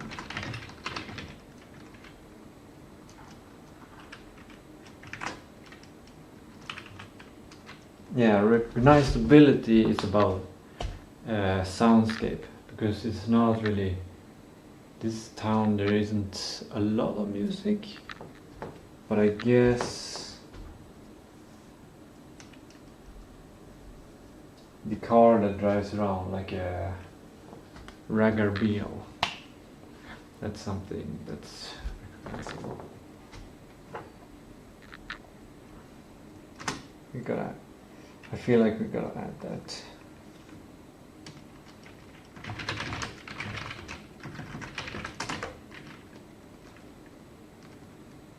EPA traktor.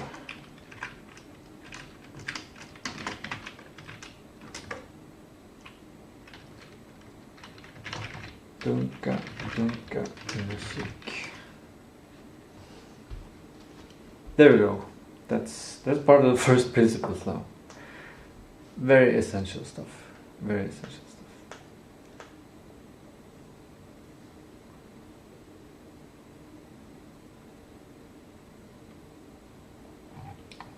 Pathway. Do we have pathway here in landmarks?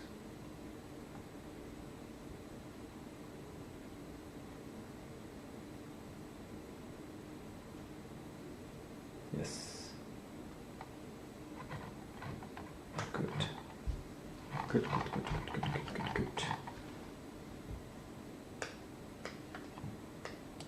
Done. And we don't need this one anymore. Now we can back here. I have found them, so I don't need this little note anymore. It was in the document all along.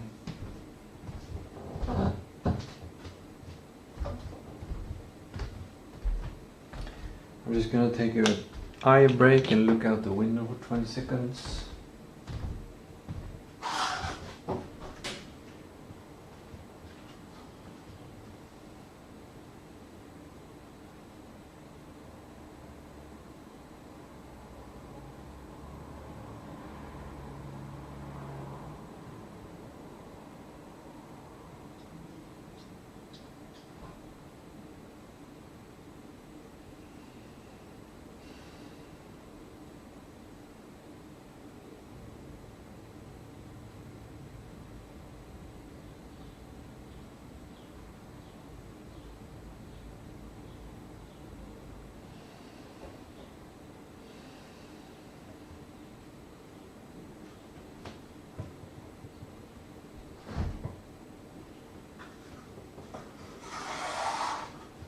That was a good idea.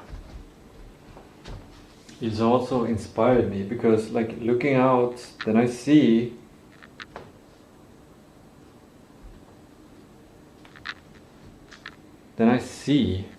the world that I'm creating a copy of.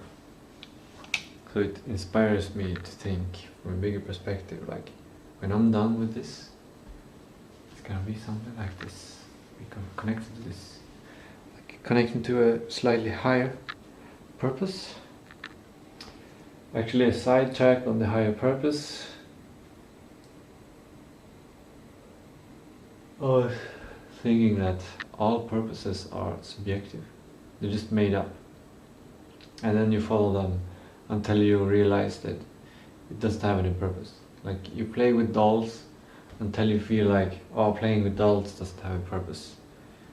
Now I get into the real purpose of, I don't know, doing the things, creating relationships with humans and stuff. And then when you get old, maybe like, that was just, that doesn't matter. Now I'm doing the real purpose, which, I don't know, become Buddha. And then maybe after death, you'll be like, oh, all the things that I did as a human, that was just, doesn't matter. Now I'm doing the real purpose. Will probably go on forever. Right, so let's finish this prompt. Our goal is to make a set of features that are suggestions for the MVP version of the program. Look at the resource provided and make a table of suggested features. Great, and this, it's so good. This document refers to everything, contains all the features and everything. Oh my god, it's so good. And the house editor. That's probably enough. I could also send in the backlog That would actually be a... What? What do you mean I'm not able to do that?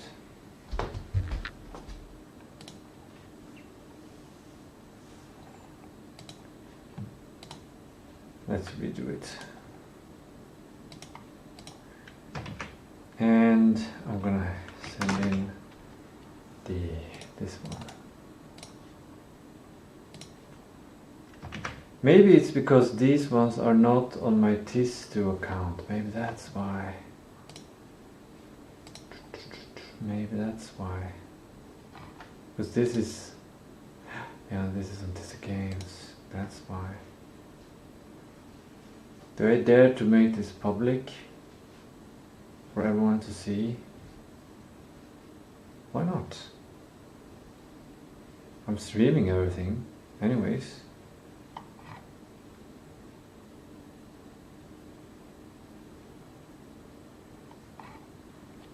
Making it public for a little while doesn't really matter. Shared with one person.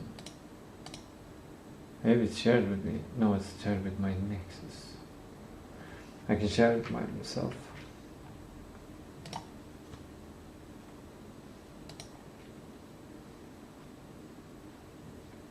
I can also share this one with myself.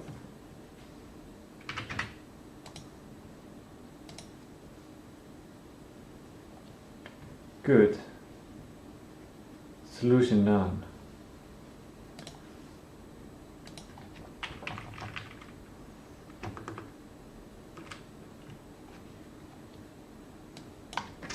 Make a set of features.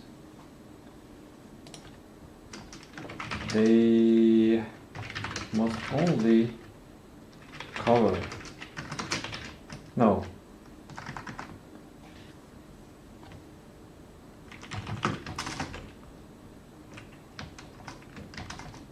What? I couldn't press Shift and Enter? And now the whole thing is... Okay, I could press, but it didn't do anything. Or well, it didn't show up in the user interface, but it showed up in the actual prompt. Okay, let's see what it comes up with. Probably some kind of digital sheet. I think it's gonna create a table, basically.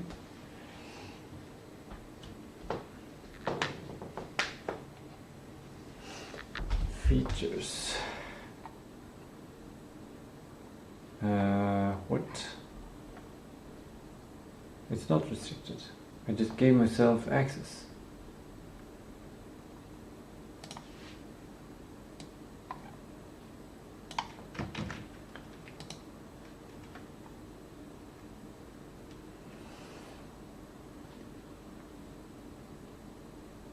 New chat.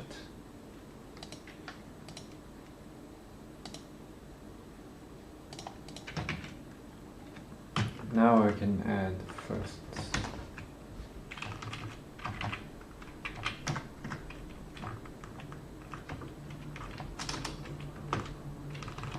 There we go.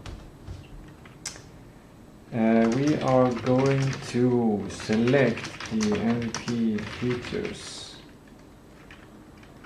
The first step is to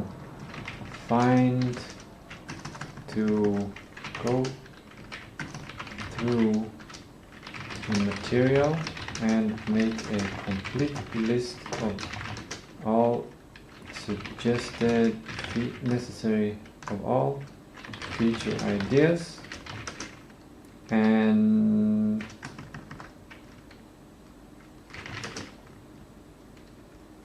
rate them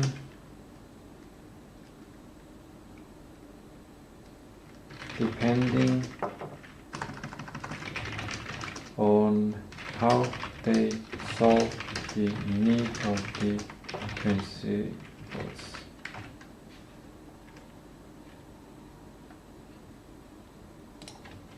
For the 3D map tool.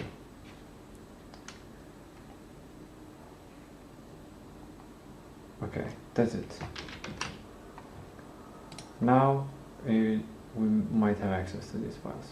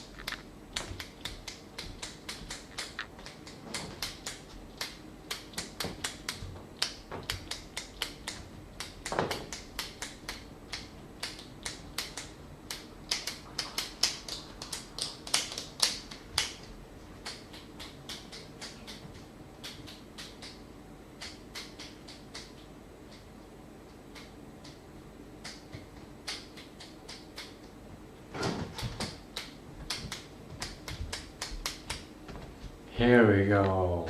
Here we go. How many features do we have? Not too many. Not as many as I thought.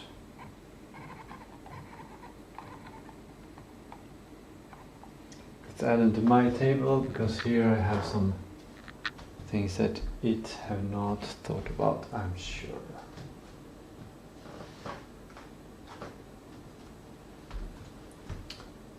My stomach is getting hungry.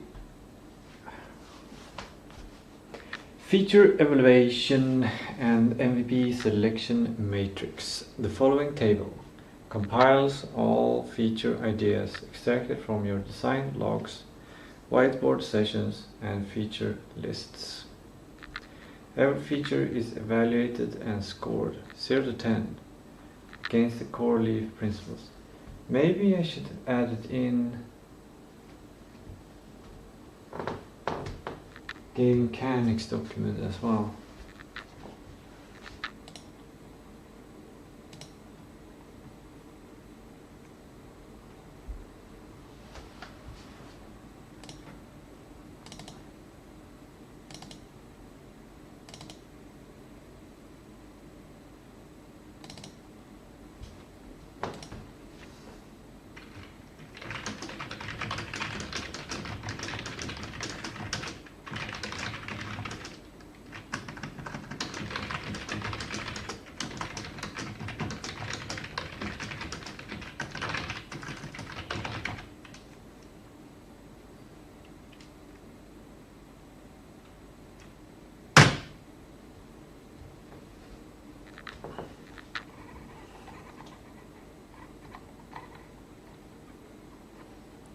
Flat ground and ground paint. Flat ground, paint ground. Direct tool capability to import map vectors. Import map vectors.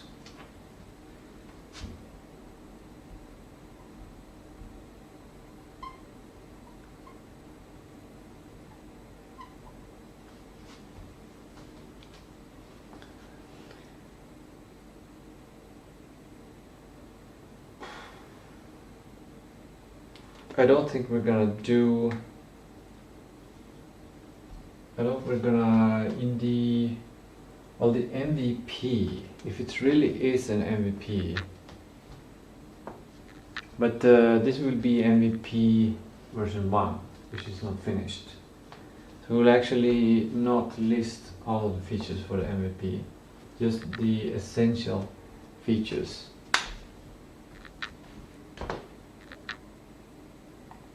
Wait, it couldn't do it.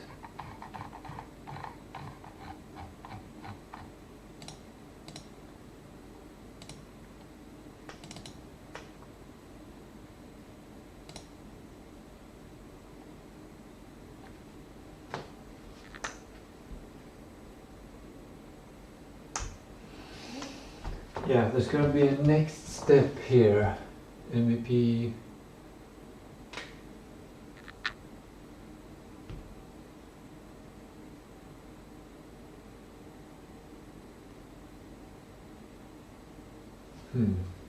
Or maybe that's the next step.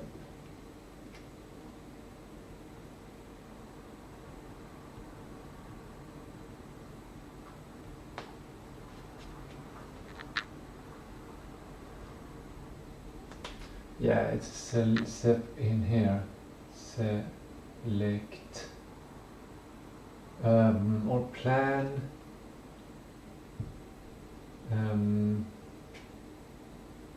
No, it's this last step actually. Select MVP version 1 features, because that work involves thinking about modularity and upgradability.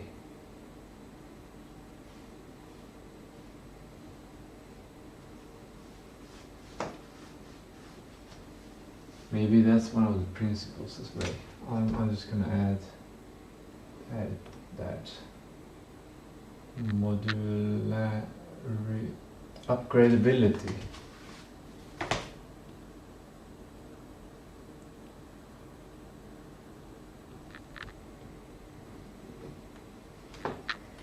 I'm gonna directly add that to the here.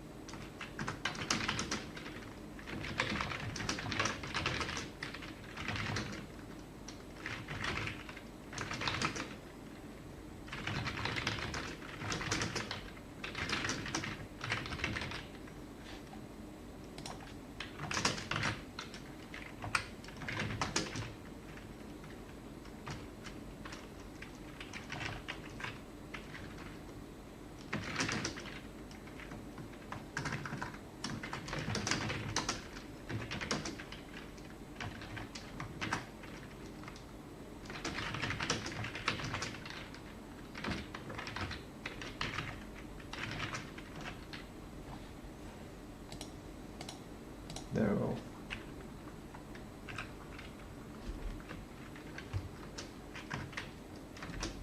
Yeah, that's it. What? It can do it again.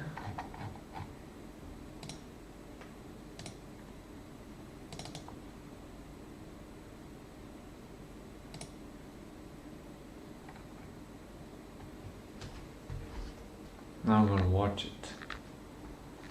Maybe if I watch it, it'll do it. No, something went wrong. 1099.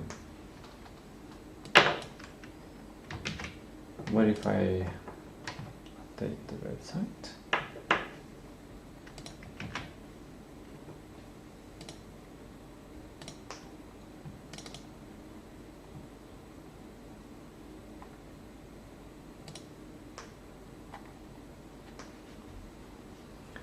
Maybe all the data centers are busy. Sometimes that happens. But 1099.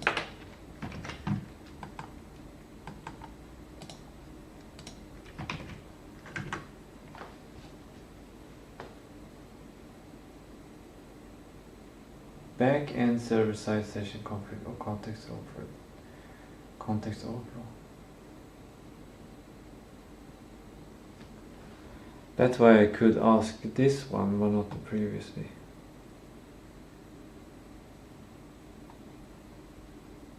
I see. Okay, then we'll do that. So it has gone through all of this data, which filled up the everything.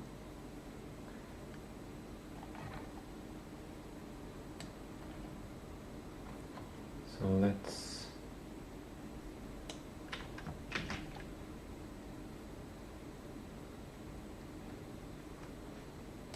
do something like this.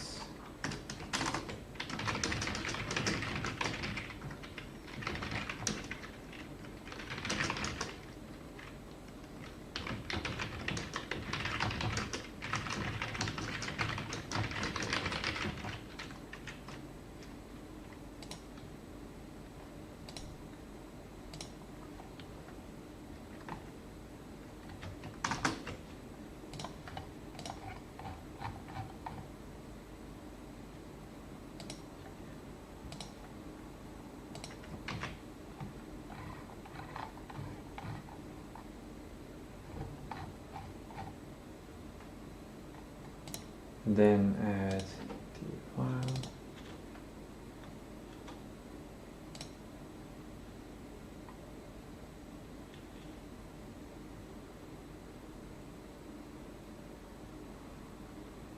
Doesn't have access to the first principles though.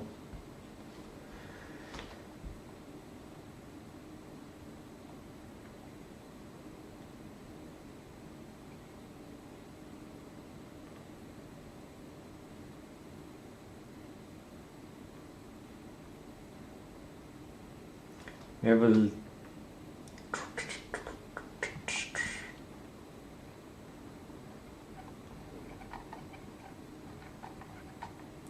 think we have more.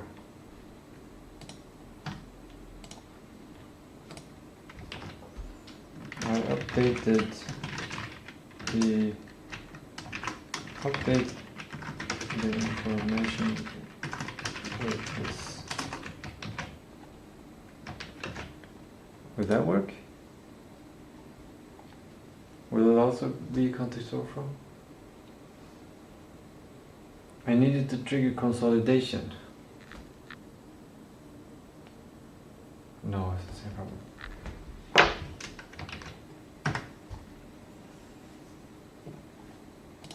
Well, here we have something.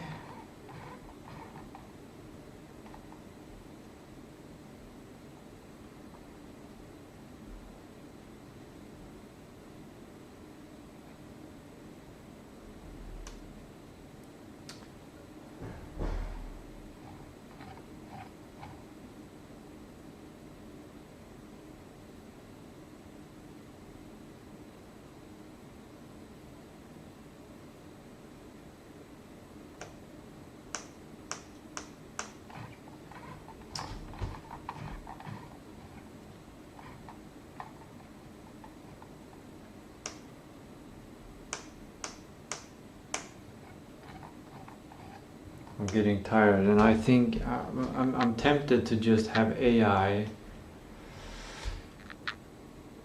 create the version 1 without me reading through it all, but the quality might be lower. We might be missing something if I don't go through all of the data. But in order to save time, I gotta do that to get done with the features. Or I could push that until later this evening and continue the work, and then make sure it gets done right the first time, even if it takes longer time than I estimated first.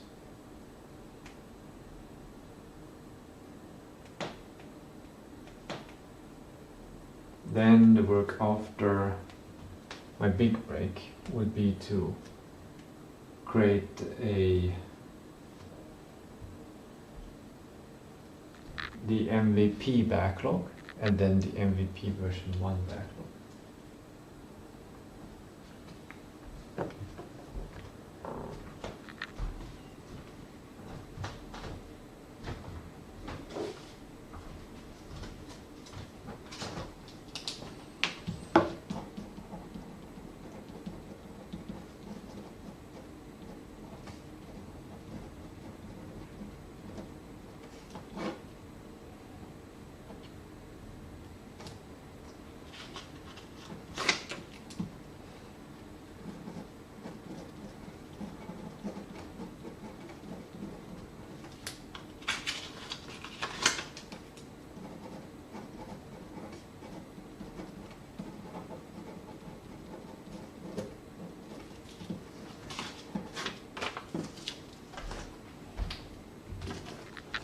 This is what I need to do.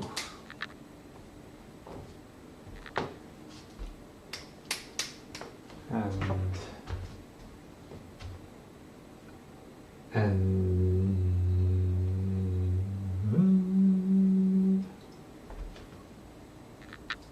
this will be digital. That's the thing. They will be digital. Good. Is that?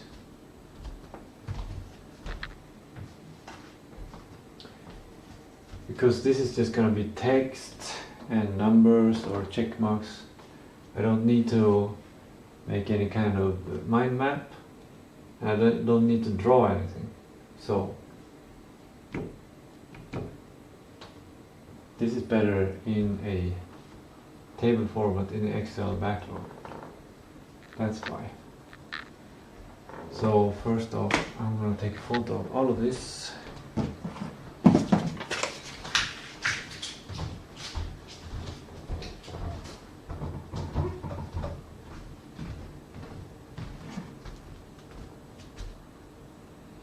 I'm improving the workflow because I don't need to be, I shouldn't be on the whiteboard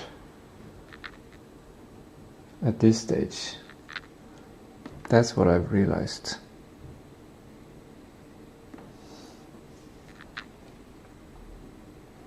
Now we got that one there.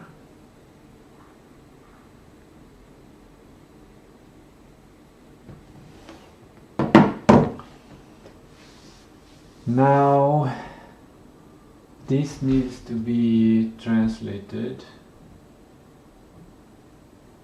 I got it in the photo. From photo.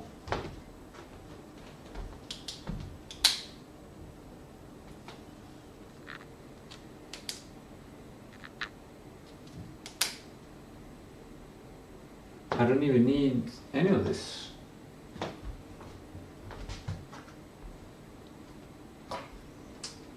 I'll do the MVP background and MVP brand from whiteboard photo.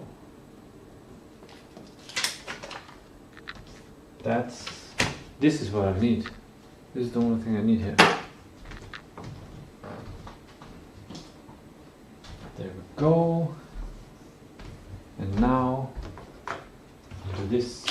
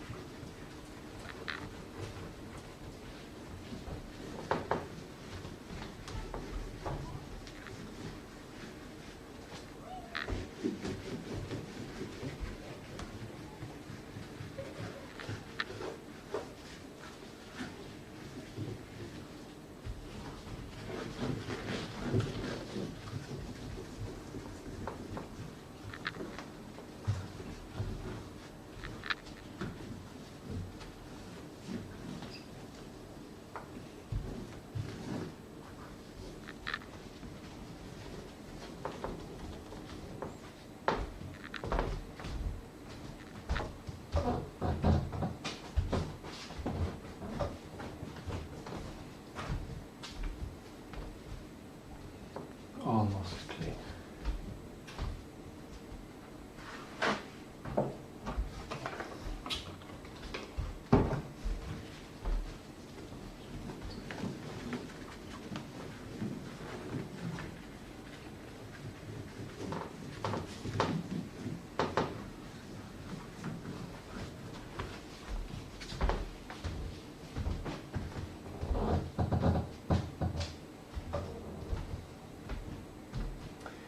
It's gonna be so nice when I fixed everything and the whole game works and I'm like, now I can add the could features, now I can add the wish features, and now I can add like a slap on the car. A slap on the car. What do you call it? Trailer? one of those flat beds that you can put, like almost every day, a car with well, at least every week, a car with a flatbed comes park behind the Coop store. I feel like it's a part of the culture, like it's a, when you own a house near or outside this area, it's, I think that's an important part of lifestyle.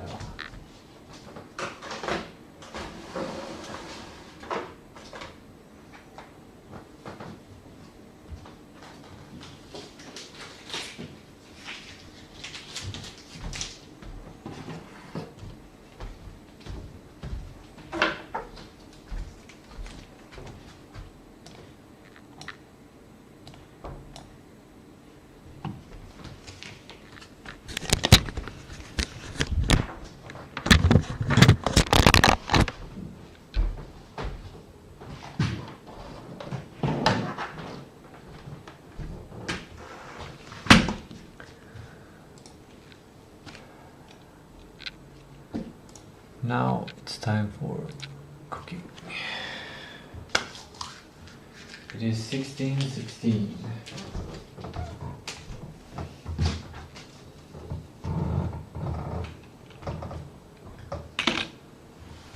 And some moments while I do that.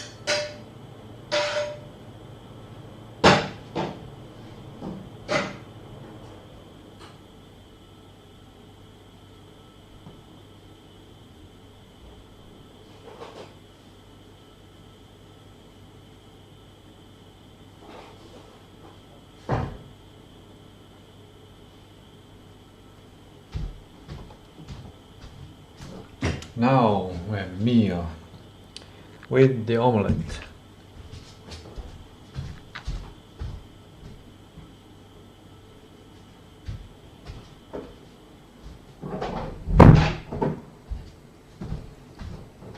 And I think I haven't been drinking enough salt water.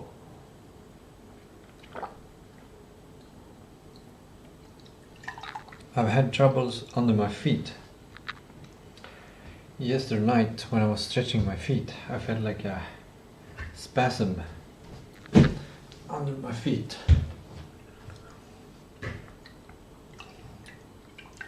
I think it might be missing something, sure.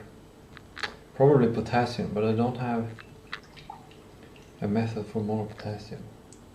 Well, I could drink another reef hydrate. But according to my calculations, I should be getting enough.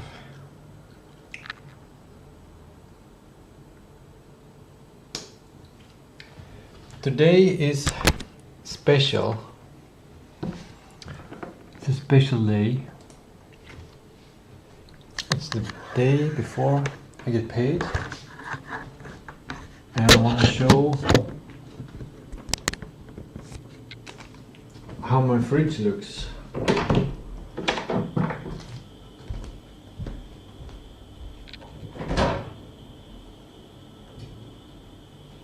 I have stock cubes.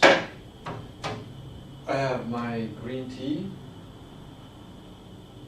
Maybe 30 days worth. Which reminds me I need to buy green tea. That's something I need to prioritize.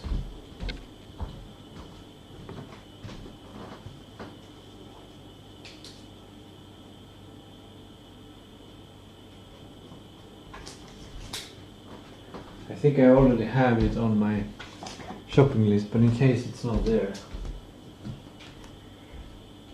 Then I have the backup food, which is yeast, dry yeast. It's already past expiration, but it probably works anyway. I have 1 jar of jalapenos and half a jar of sauerkraut. I have half a potato left, and I have 1 jar of my omelette batter, which is, it's still a bit frozen. I brought it out from the freezer yesterday. And in my freezer I have half a bag of blueberries. It's empty from any storage of omelettes. Those are, the last one is in the fridge. And these are ginger for about 2 weeks worth forward of ginger. This one is empty. This one contains 8 chicken drumsticks.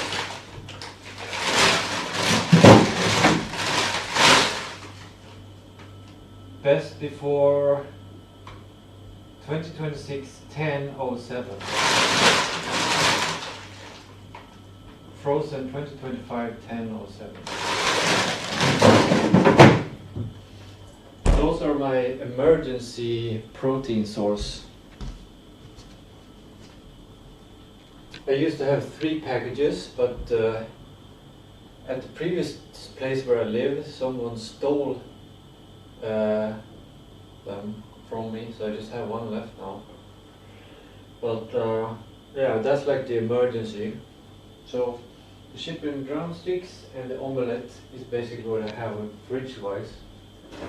Then I have a little bit of sunflower seeds And I actually have a lot of flax seeds. This is just what I have in the jar.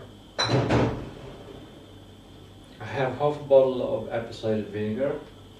I got no olive oil. And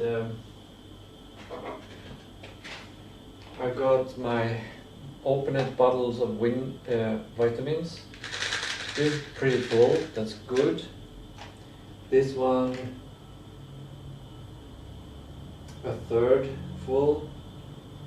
Maybe it's actually quite a lot here. Maybe it's almost a month of pills in that one. And this one lasts 2 years. So I think it's about 1 year left of this. This is 1 drop a day of vitamin D3 and K2. I have 1 bag of black pepper. I have an opened one of vitamin C. Some spices I found here laying around with garlic. I got my own mix, my curry mix. This is quite a lot actually. Maybe it's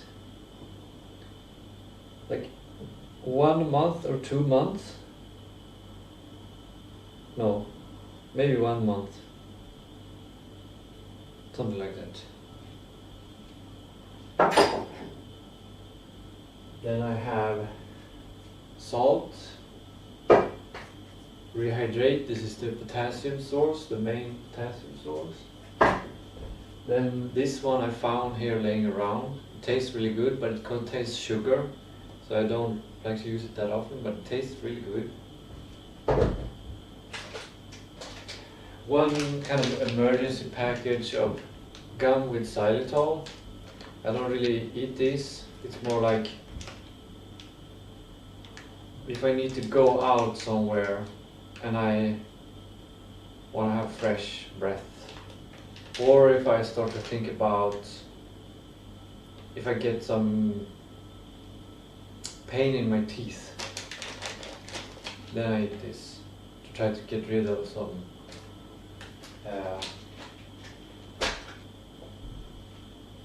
of that. And then I don't know if I'm gonna bring out all of this. Yes. Why not? Magnesium glycinate 3-in-1. These are maybe 2-3 weeks left. And this is the NAC. This is quite a lot left. Maybe 2 months. Creatine, this is maybe a couple of weeks left. Maybe a month, maybe 2. This is acetyl L-carnitine. This is also about a month left, or a couple of weeks. Then arginine alpha ketoglutarate. This is also about maybe 2 or 3 months left.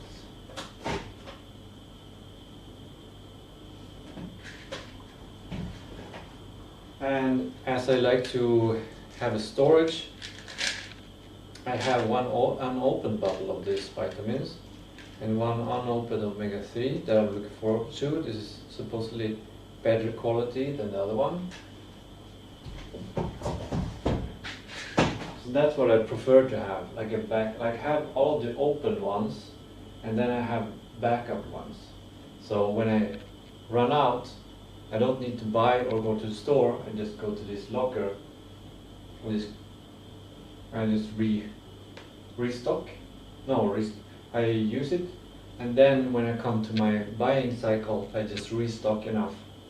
And the idea is to have enough for a month. So if something happens, like last month with the financial trouble, I have a backup, and that's why I haven't had any troubles, really, any big troubles during this month where I haven't been able to buy anything food-wise because I've used up my storage.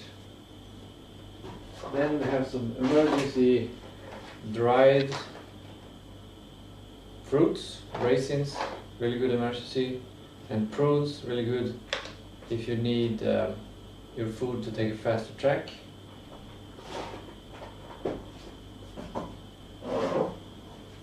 Bicarbonate and coconut oil. This is to make toothpaste later, but it's also what I use. I use coconut oil after my shower.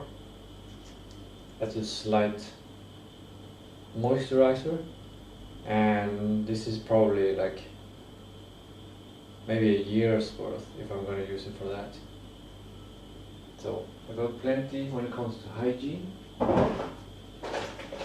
And here is the storage of the flax seeds. I accidentally bought too much, but so I don't consume that much flax seeds, so I have plenty of storage. 2 unopened packages.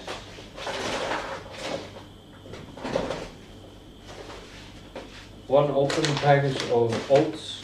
This is good emergency food, really good emergency food. It's easy to cook. It contains a lot of stuff and you feel good eating oatmeal. But it's not as good as eating like fresh vegetables and stuff. That's even better.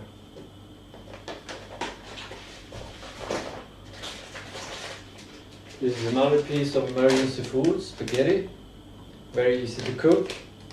I think it's very important that if you go into a crisis, like a financial crisis or something, where you need food, you also need food that is easy to cook, because you're not going to have the mental fortitude to make spaghetti from scratch and stuff like that. So it's good to have something that's easy to cook, that stores for a long time. I have some leftover legumes. This is really healthy, but I bought them and they were old, and now they're even older, so they don't taste that good and they don't contain that much nutrients anymore. Is what I suspect. Tastes kind of like cardboard at this point.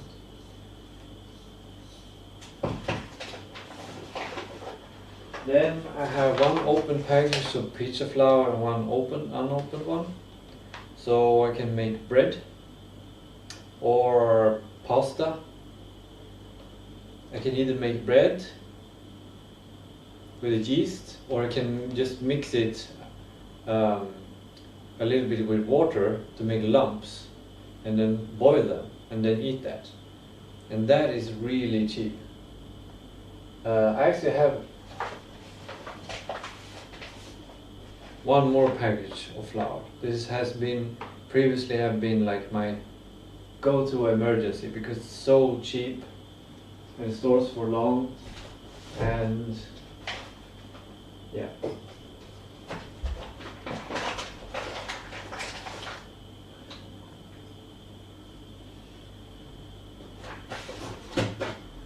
Then I have sugar.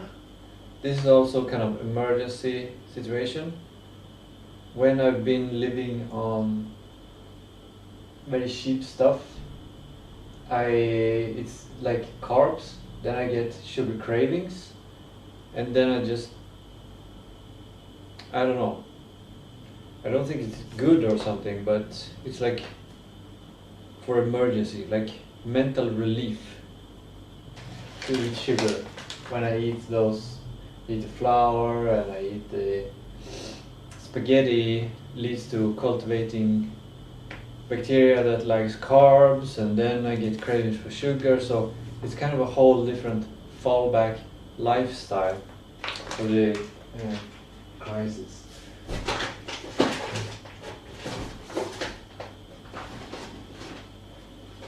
This is the best carbs if you can afford it. It's more expensive than spaghetti and pasta, and more expensive than flour, but it's much. I think it's much healthier to eat rice. But there's a danger. I've heard that you get a lot of heavy metals. I don't know, but and it doesn't taste as good as pasta. So you gotta have some cooking skills, or something to make it good. Because pasta you can just boil and then add some salt and it's kind of edible. I guess you could do the same, get the same kind of result here. But with pasta you can just add a little bit of butter and a little bit of apple cider vinegar or olive oil, and then it tastes pretty good. But this, you need something else as well. You need something more. You need some sauce, or I'm not sure what you need.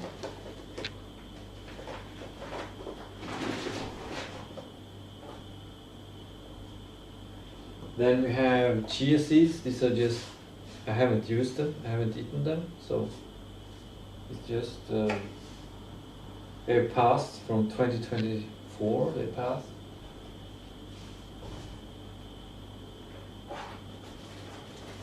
And emergency, I have a jar of ground coffee, and I have this. This is not as healthy or as good as green tea, so this is like the backup for the caffeine.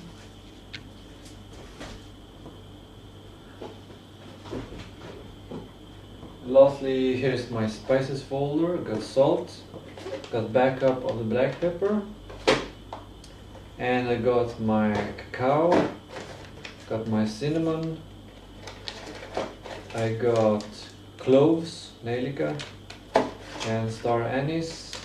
And lastly, I have cardamom.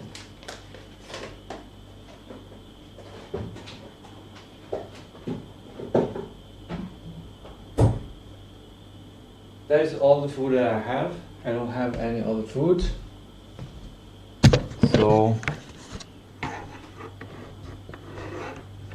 So today is like the, I don't know, very special day. I think it's, for many people, they're gonna get paid tomorrow, not just me.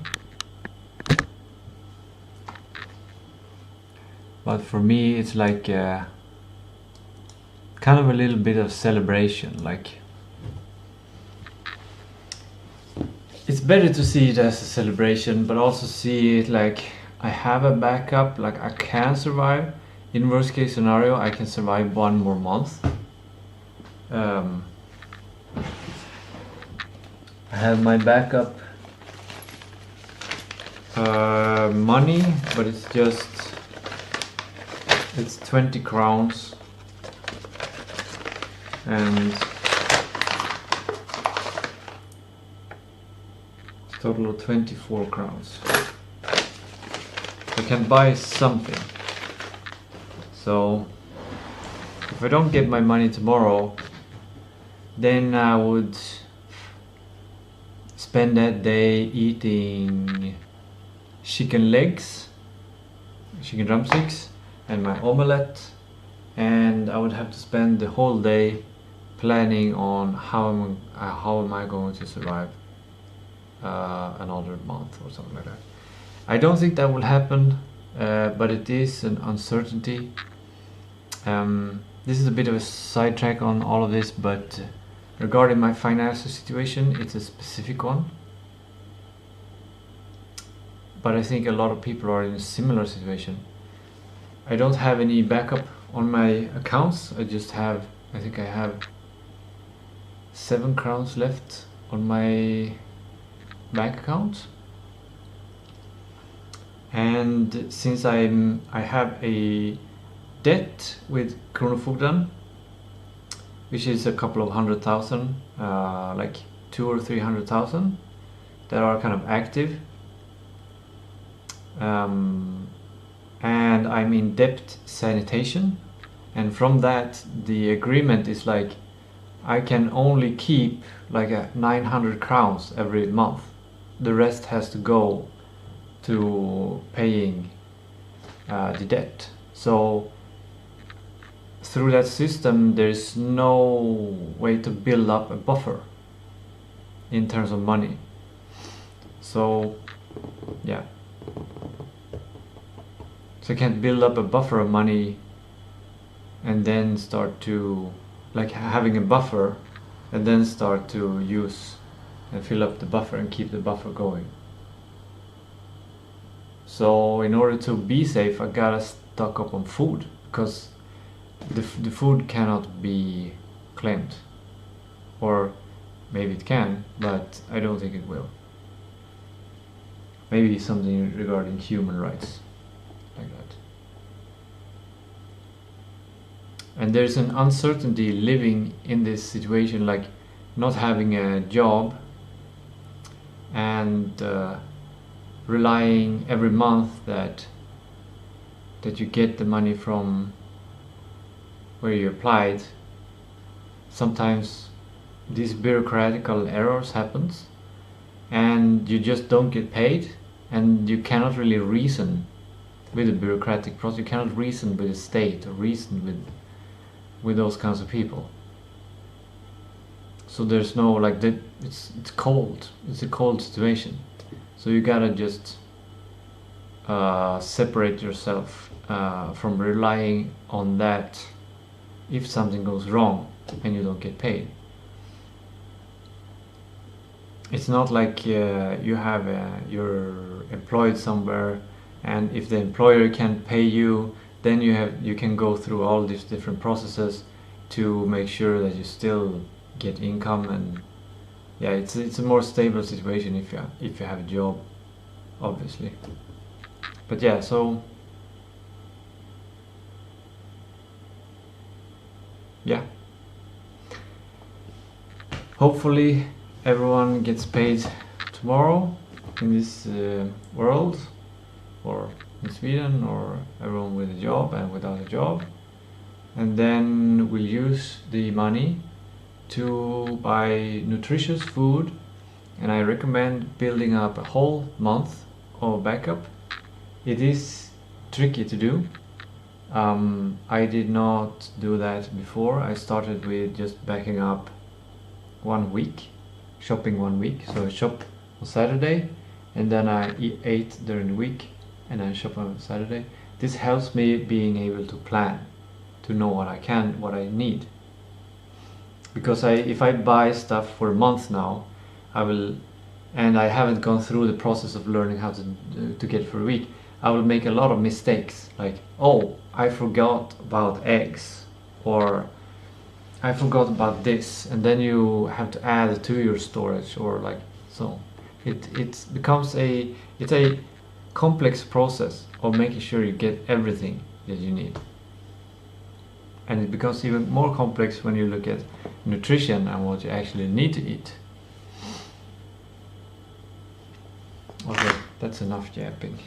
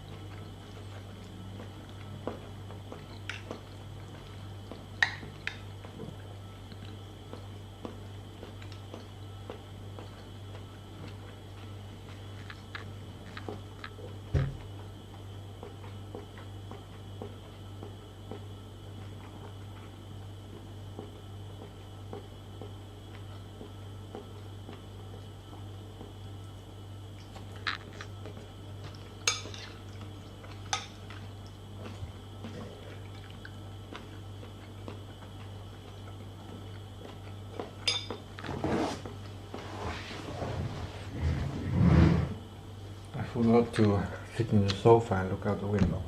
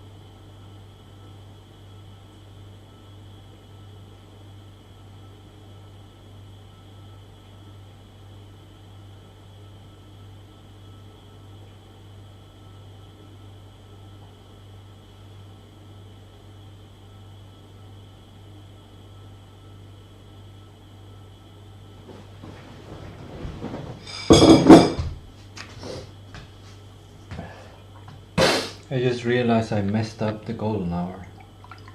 Now it's a half-ass golden hour because I haven't done exercise and I haven't showered. And I've just eaten, so I can't really exercise now. Showering comes after exercise. So now I don't know what to do.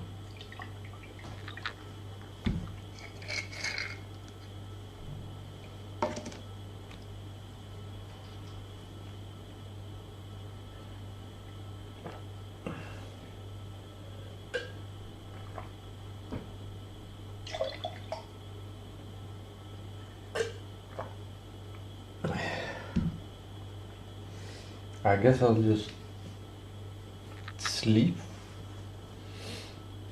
No, I shouldn't sleep.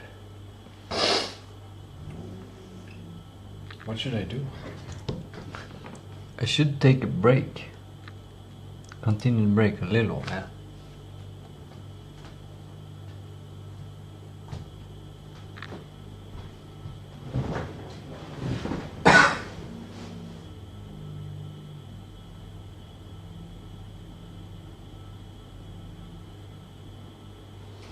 I mean, I need to take a break for the parasympathetic nervous system to act on the food. So I need to avoid any kind of thoughts or experiences that would trigger the sympathetic nervous system. Things like trying to force my executive functions to do feature listing or whatever all that was. But I can let my mind wander, and I will probably think about the game. I can still let myself think about the game, and I will probably come with some creative stuff, ideas.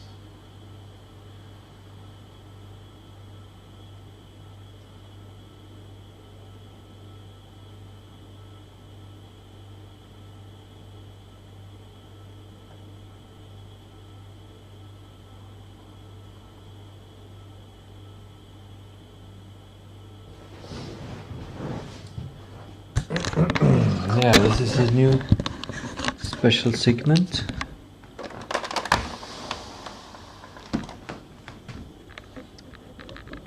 Where basically I will just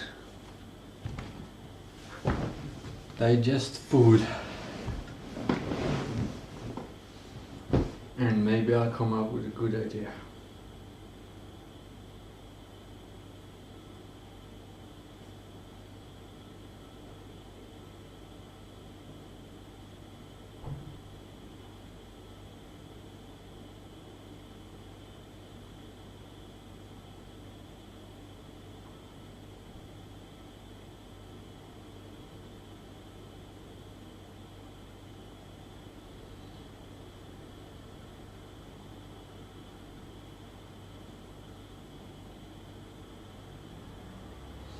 I think knowing being watched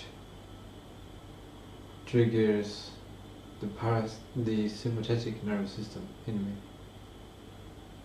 I think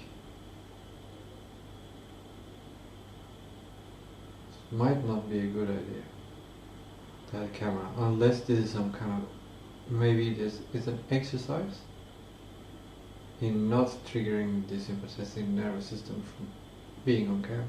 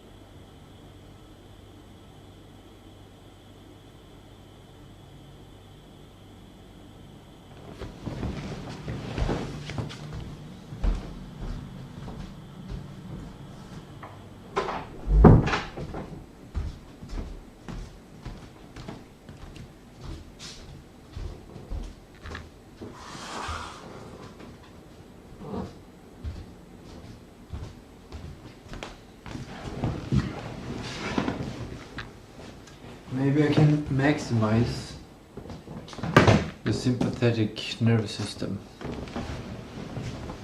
I was thinking maybe I'll write something on whiteboard.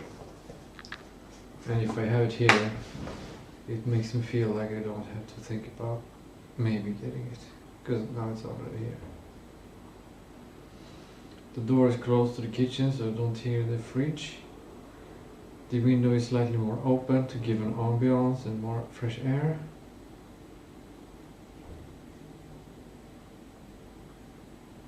Parasympathetic maxing.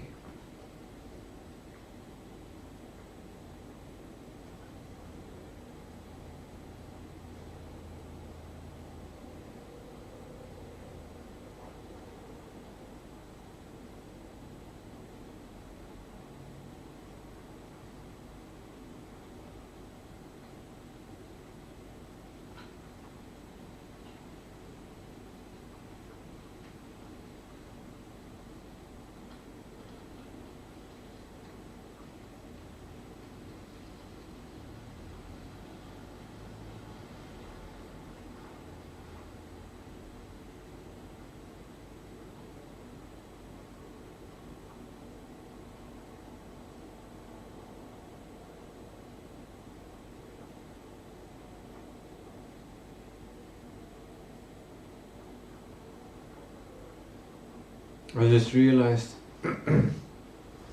I've been streaming now every day for, I don't know, 2 weeks or more. Every day. So when I stop streaming, that's gonna feel that's gonna be an experience I've never experienced before. That's gonna be very interesting. I'm probably gonna start to feel some kind of freedom. Because, as I said in previous streams, when you know someone might be watching, you limit yourself. You inhibit yourself from doing things, and you even inhibit yourself from thinking certain things. Because thinking those certain things might lead you to become impulsive in the wrong way.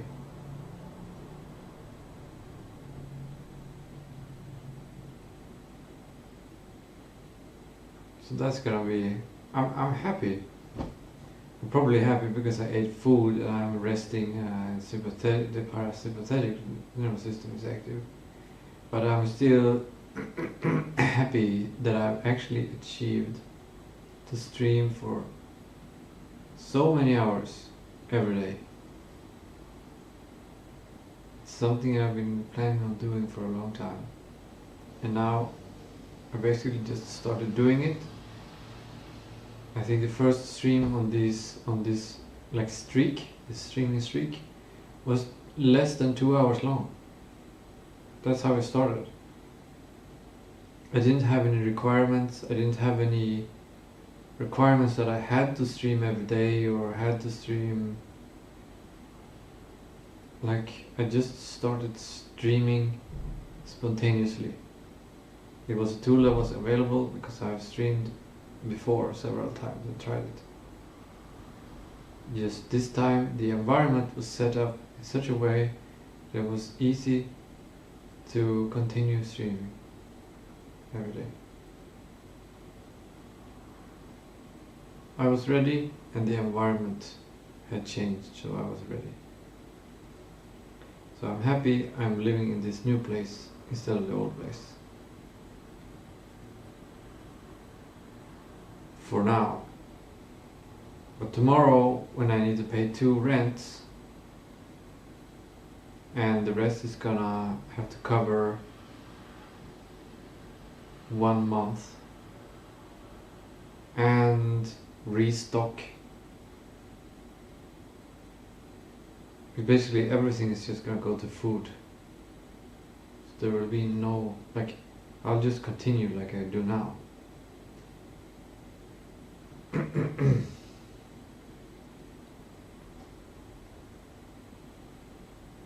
Tomorrow is Friday, it's product owner day, and I would probably suggest to product owner to set up lemon squeezy so it's easy for people to pre-order the game.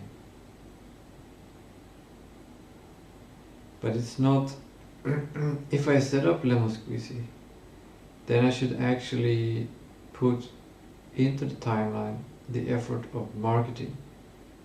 Because if I set up Lemon Squeezy so it's easy to buy the game, but I don't market it, then nobody is gonna use it. And the whole work of setting up Lemon Squeezy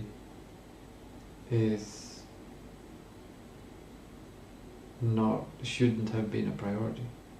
So the Lemon Squeezy setup comes together with a marketing plan, practical marketing plan. So it's a lot of work. It's like I have to set up Lemon Squeezy.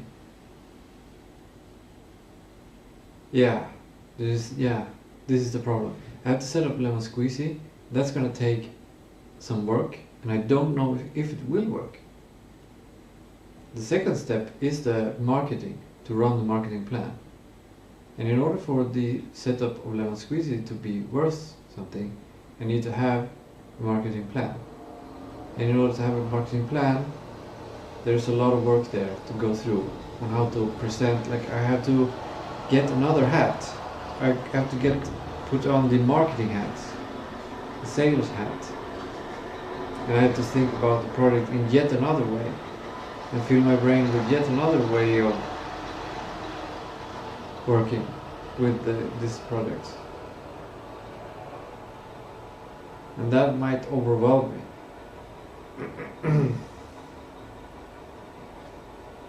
So then if I'm gonna make the marketing plan before I set up Lemon Squeezy, then I'm gonna need to make a lot of work there.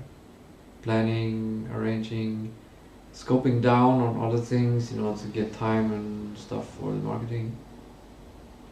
And then comes the next step. If I make the marketing plan and then set up Lemon Squeezy, and I fail set up Lemon Squeezy, then the whole work on doing the marketing plan is wasted. So it's this huge risk, a huge investment to do each one. And they depend on each other.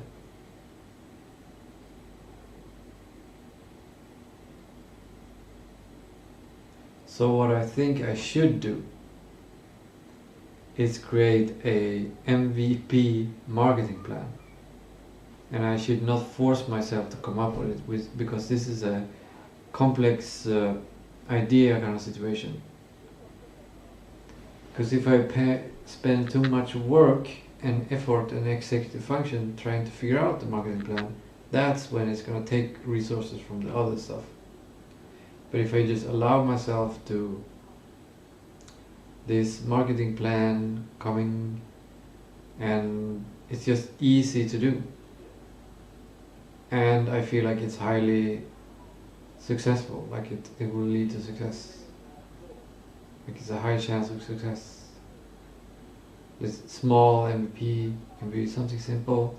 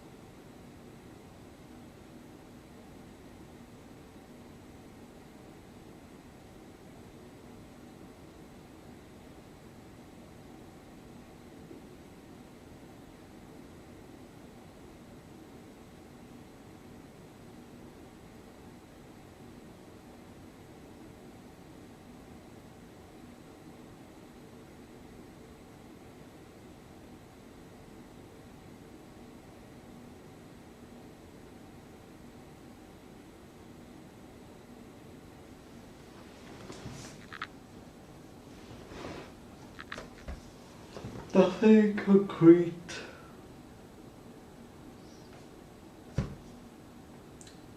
Just general rest and memory consolidation. Thinking about many things and nobody knows things.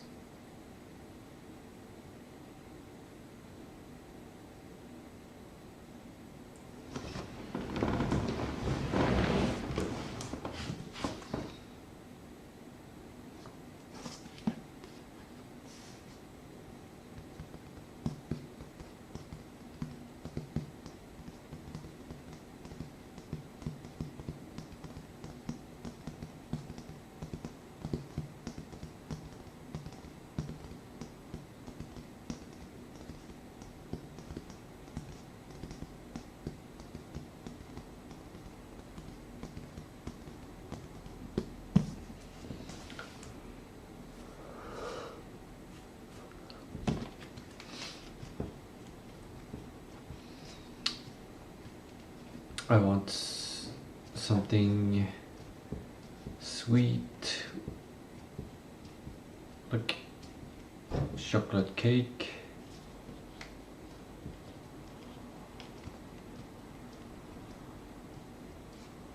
Whipped cream, strawberries, vanilla cream. What is vanilla cream? Crumbs and pie.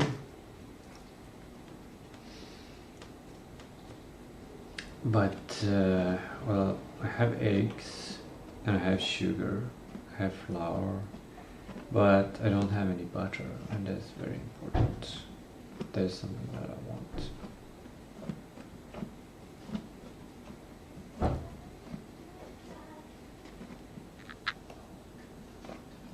Maybe I will eat some raisins.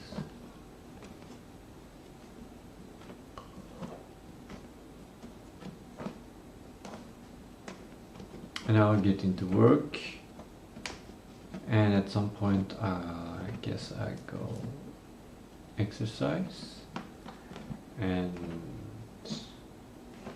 then take a shower and then go to bed. Or maybe I'll watch a movie.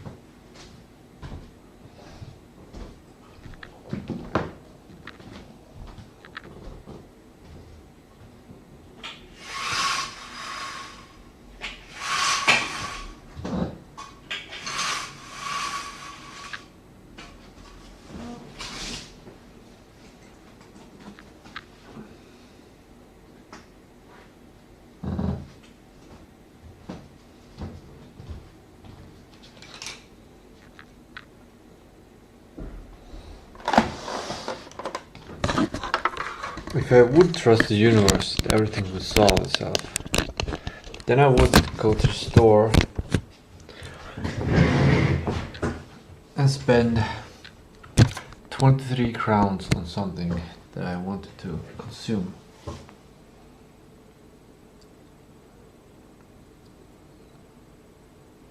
I could buy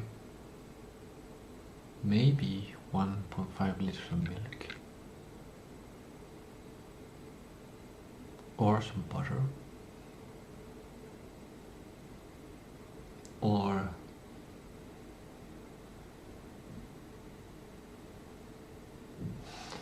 I don't know.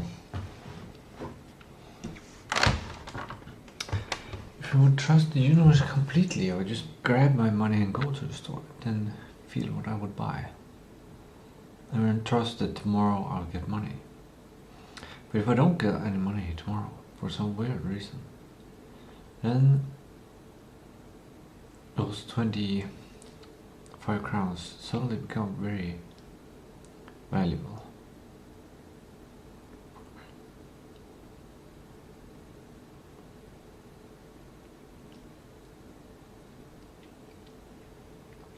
Or I could try to find some very quick work somewhere doing something.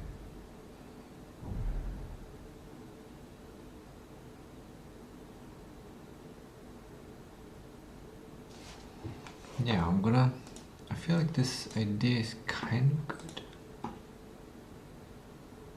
Or is it rushing? I'm gonna have the idea open. There's some greed inside me that says I should spend the money.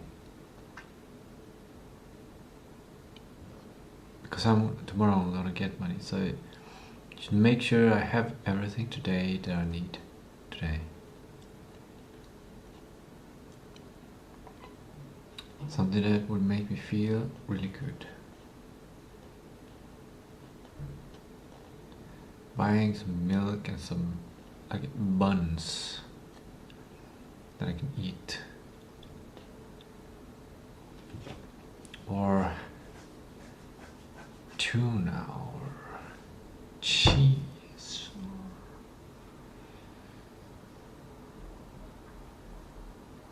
or meat. Yeah, I'm gonna check the open hours. They might just have closed.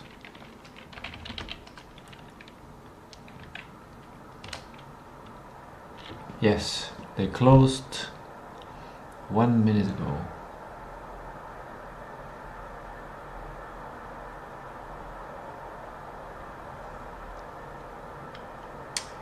Yeah, that settles it.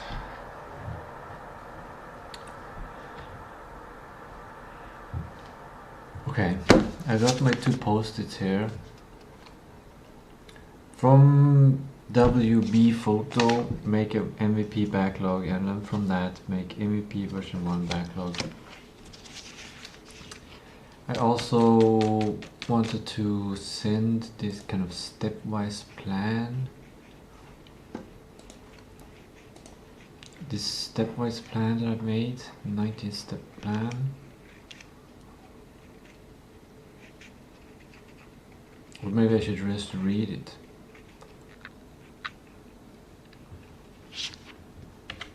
And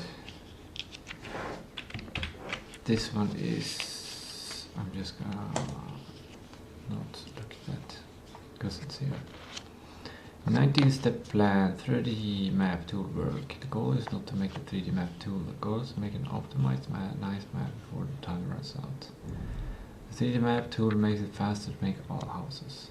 The 3D map tool contains a house editor, where it's a separate software where you can update houses in the Godot project.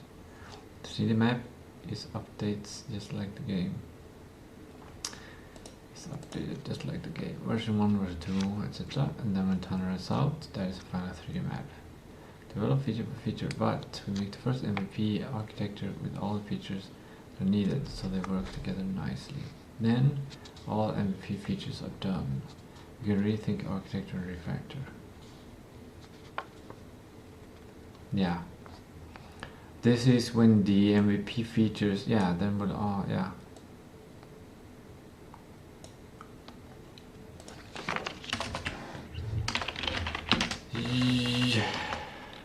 We develop MVP, a complete set of MVP features enable us to make a MVP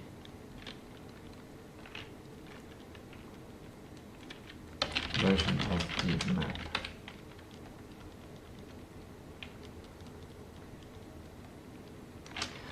When the MVP map tool is developed in versions,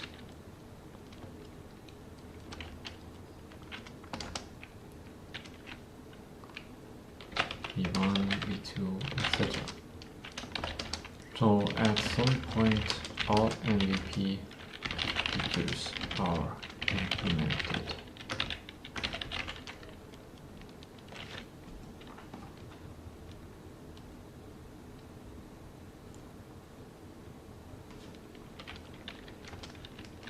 At that point, you can either focus on completing the map or implement more features.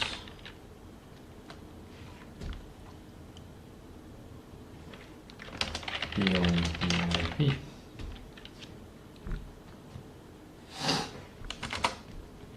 The MVP features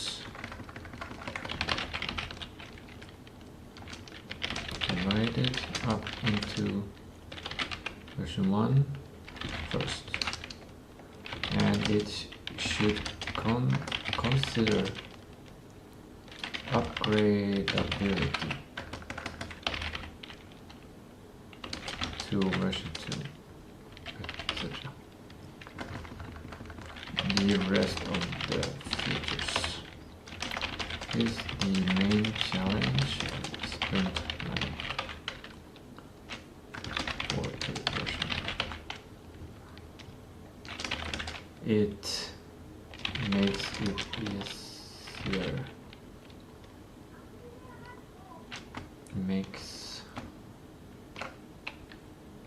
I don't know what I should say. Okay.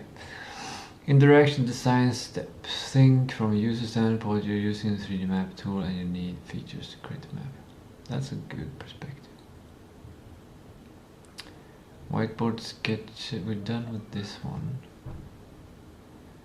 Whiteboard feature list, hierarchy mind map. First principle, simplest MVP features only solve the problem. First principle, think from a user standpoint, you're using the 3D map tool and you need features to create a map. Step, whiteboard vision sketches. Use to draw a section of the final 3D map and what it contains, then photo it and put it here. Simplest MVP features only solve the problem. First principles. Think from a user standpoint. You are using the 3D map tool and you need features to create a map.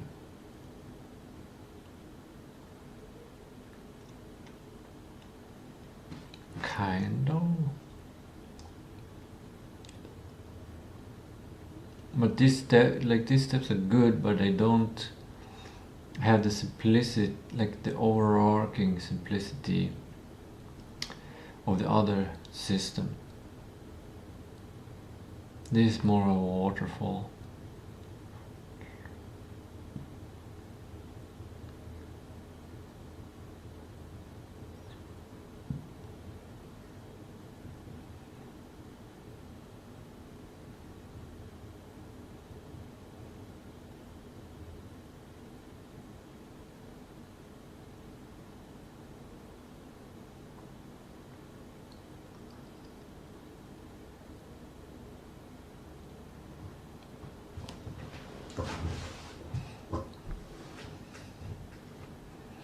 Right, I was going to focus on optimization first. Find the method. I think when it comes to, there are two parts of optimization. There's a main rough optimization, and then there's a detailed optimization, like fine tuning. The big rough one needs to be thought of at the beginning.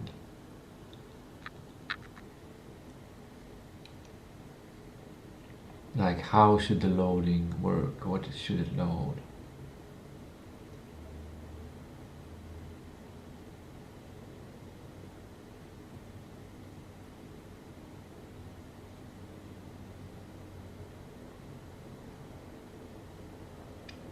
And these should be probably turned into user stories instead.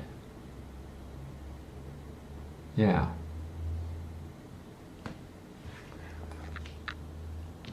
MVP backlog,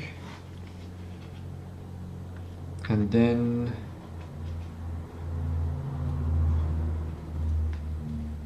turn doc, doc 19 step to user stories. Maybe it can be user stories, so there are more tasks because it's going to be hard to write user stories for these ones.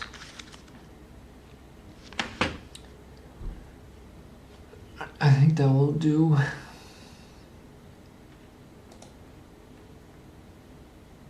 I'm just going to take an image of this. No. Remove the labels. There we go. Nope.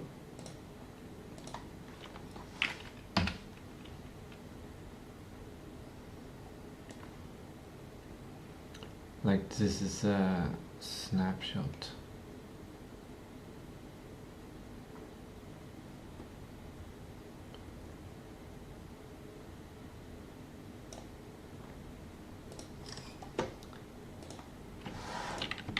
Put here. Whoa, they're almost the same size. They need to be combined. Done. Tofu delivery.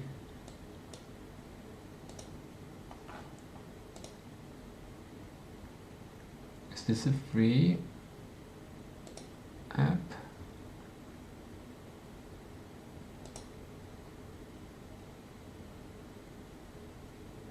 Yes, this would be a good decision. Oh.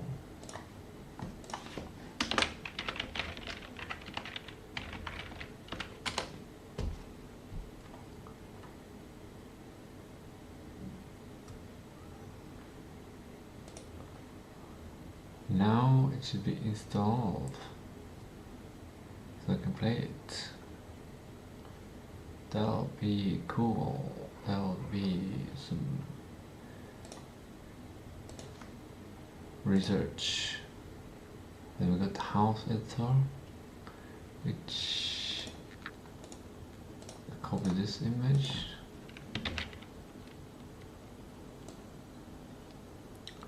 This is how the houses will be made.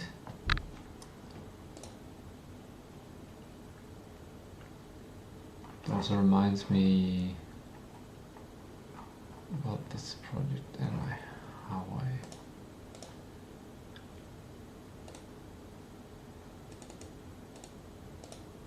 can't I copy it?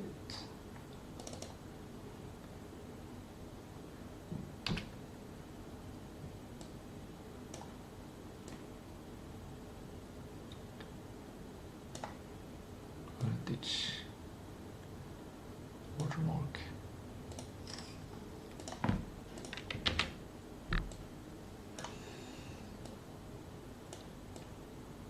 Like this kind of target quality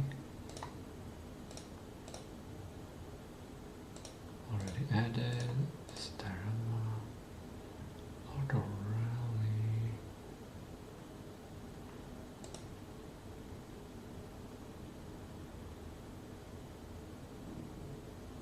isn't very detailed for being Art of Rally.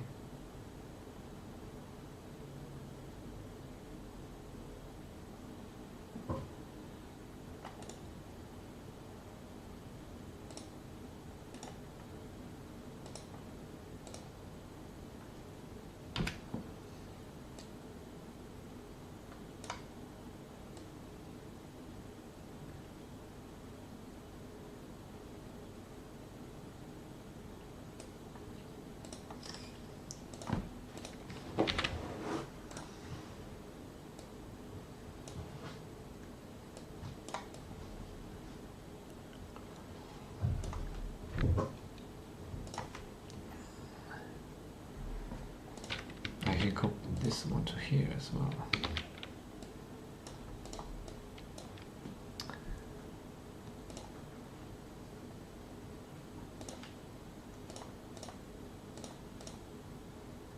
This is the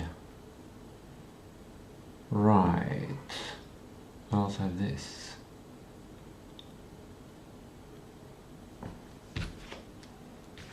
For VB photo with your backlog, and from Gemini to backlog.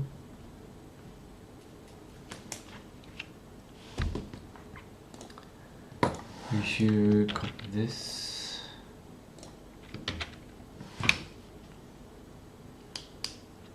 We should maybe have a possibility to give like a description. The map. The U feature in these features suggestion.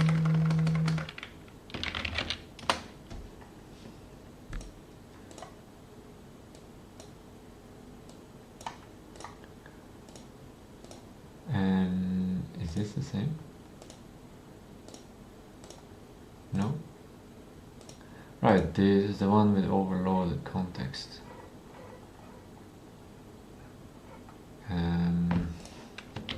They might be different.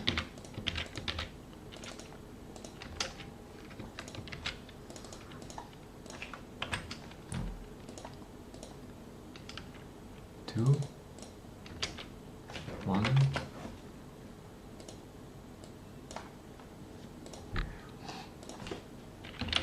Lacks full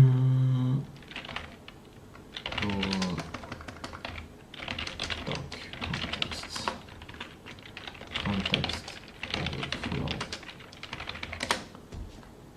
Okay, now we're prepared.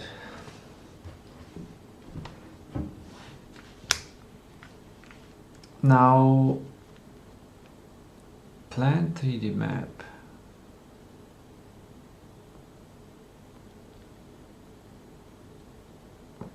That's good. We just changed this.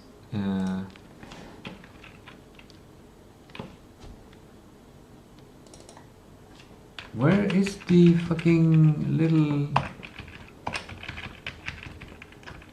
What happened to this, the stick? The little stick that should be covered with all of the letters. It's gone everywhere. Is it? It's there.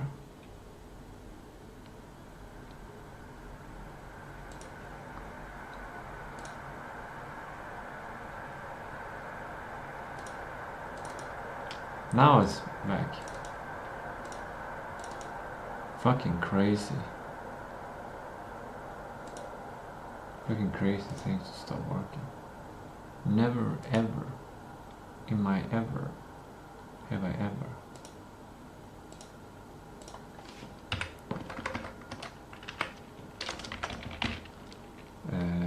Or maybe we'll call them mappers, or maybe, or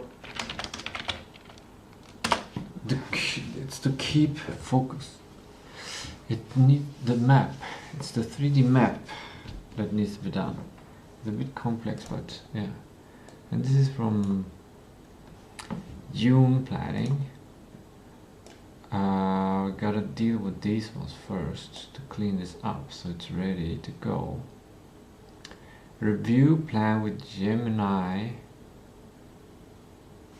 Yeah, that is a very simple idea. Basically, remember to use AI. June 2nd waterfall plan. Plan 3D map tool.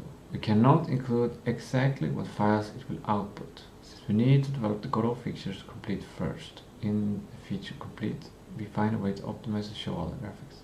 This is no longer true.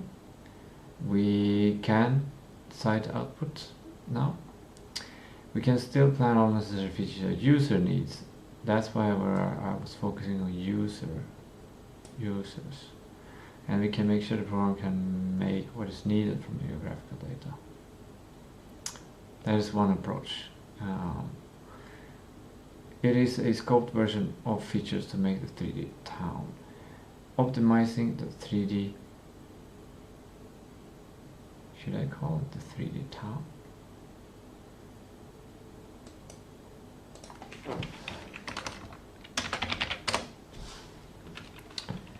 Optimizing the 3D models is essential for it to work. This part of the plan must be made after the game mechanics Godot project is developed, which it is now, in iteratively instead of largely. Then we know what files Godot needs, we know what optimization we use. Yeah, this is no longer an issue.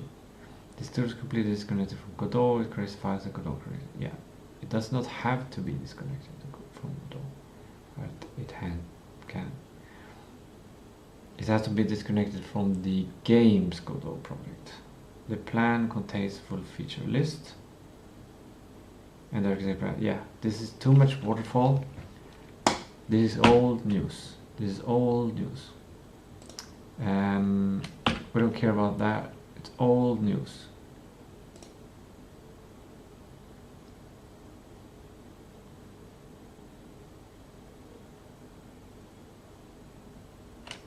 Old news. Old news.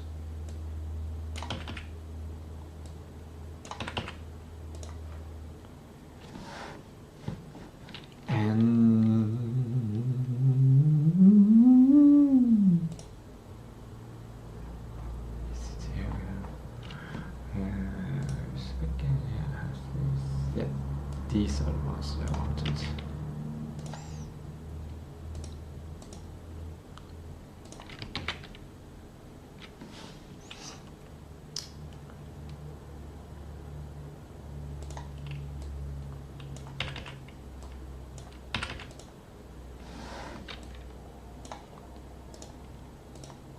Make them white.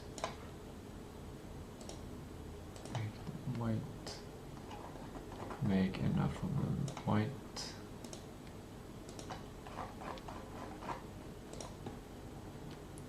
Delete these things, and then it's good. It's good.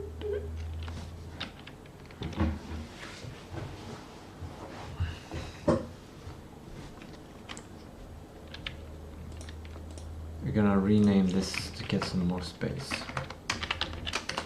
Game design document. That's big, like it's documents. It's game design document some. Save time, do both at the same time. Done, perfect, awesome. And we'll move this out of the way. We don't have to think about it. Maybe that was a bit too far.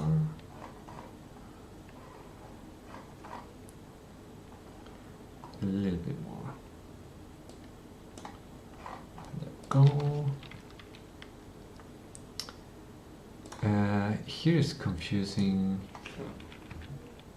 Way. Oh, I understand.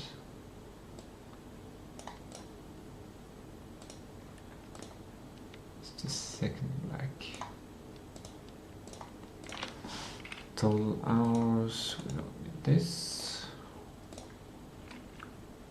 We don't need the burn down. UD.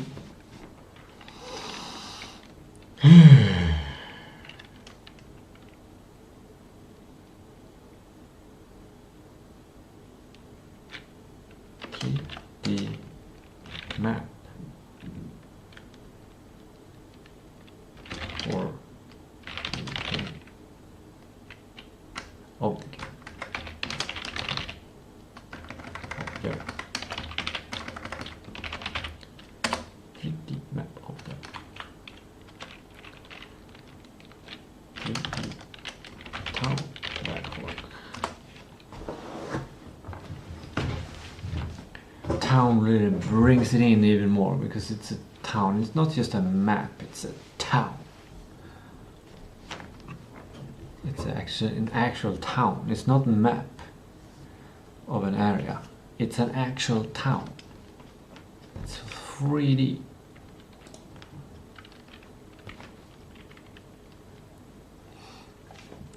Old news. And here I can put like the first principles or the main purpose or something, some redundant stuff.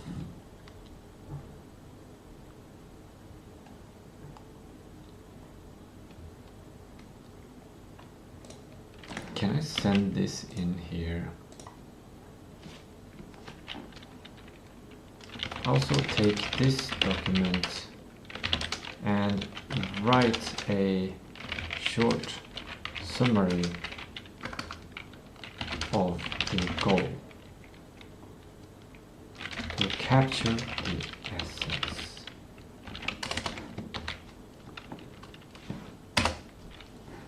Then I'm also gonna send the game. Should I send game mechanics as well?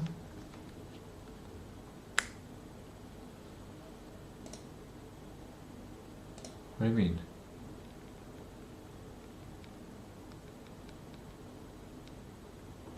Of course it can.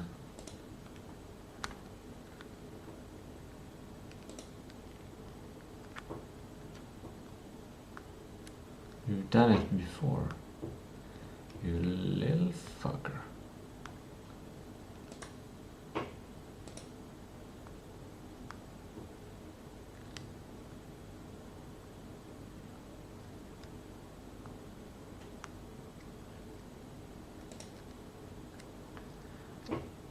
Because it's shared with me.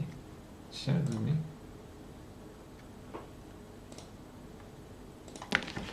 You can access the document.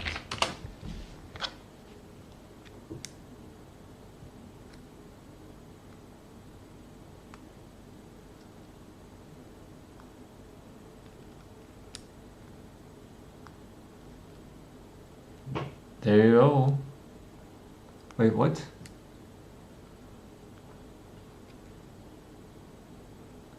The drafting system? No.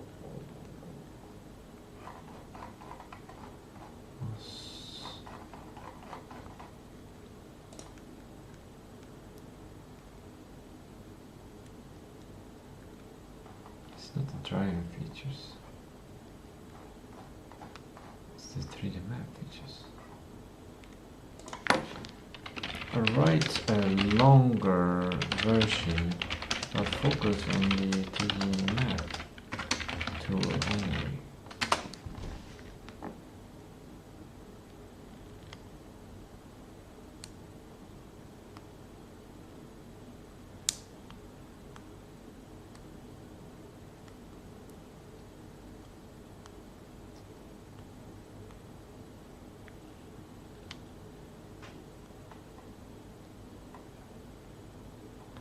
This is too long.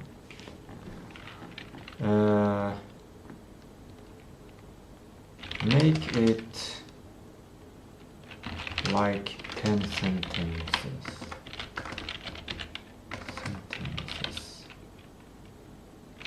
very direct.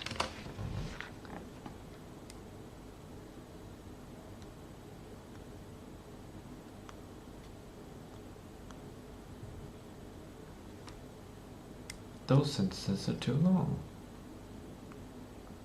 The 3D map tool operates as a completely decoupled data-centric digital train set editor independent of the Godot runtime. So many complex words. You don't need to do that. Its primary goal is to ingest and vector layouts and record clean parameter coordinate data arrays.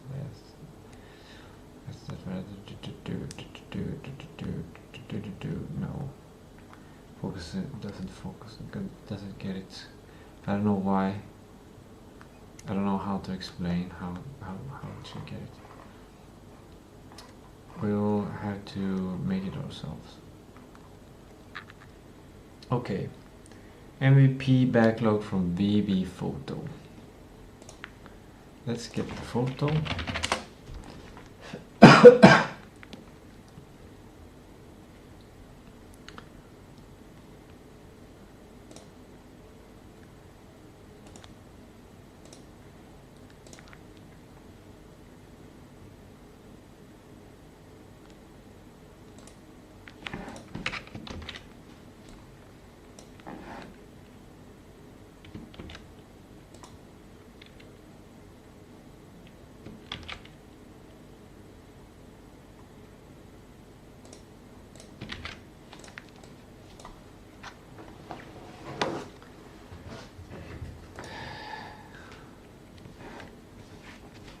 There we are.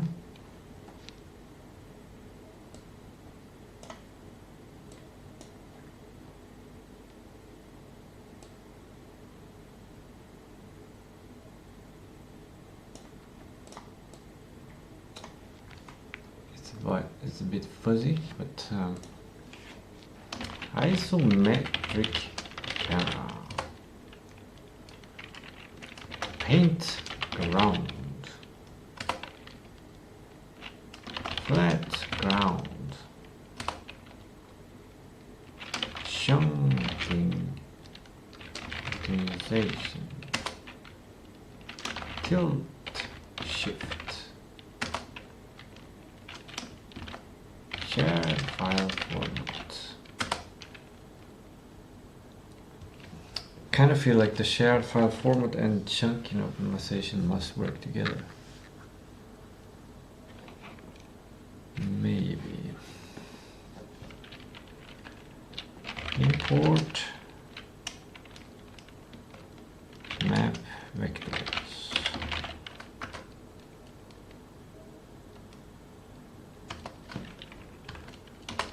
Data. Map vectors.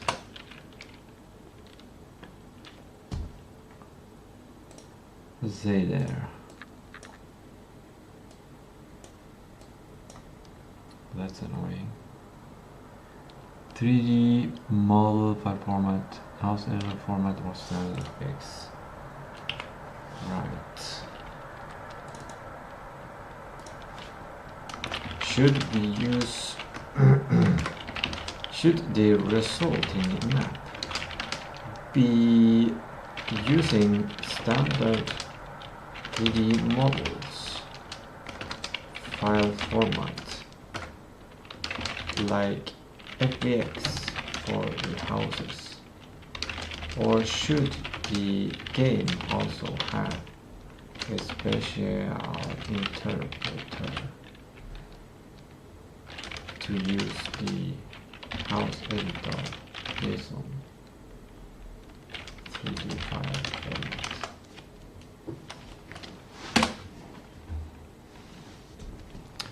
Okay.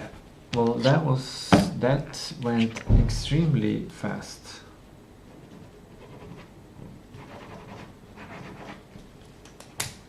But I do feel like I should mention the first principles here, at least do that. Some of the first principles. Well, maybe the main ones. Upgradability, make like a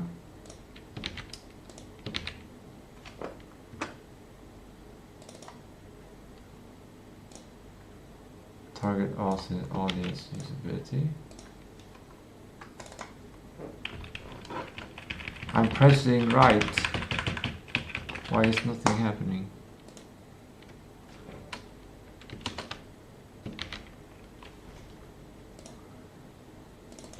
Beautiful. I noticed something about my mood, and that is like after eating I tend to easily get irritated, which is confusing. Shouldn't I be more relaxed after having food?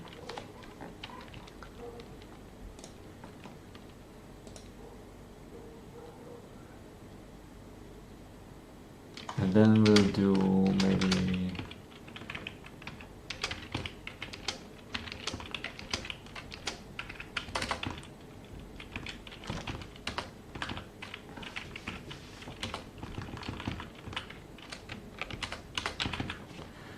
the goal is not to make a 3D editor. The goal is to make a map.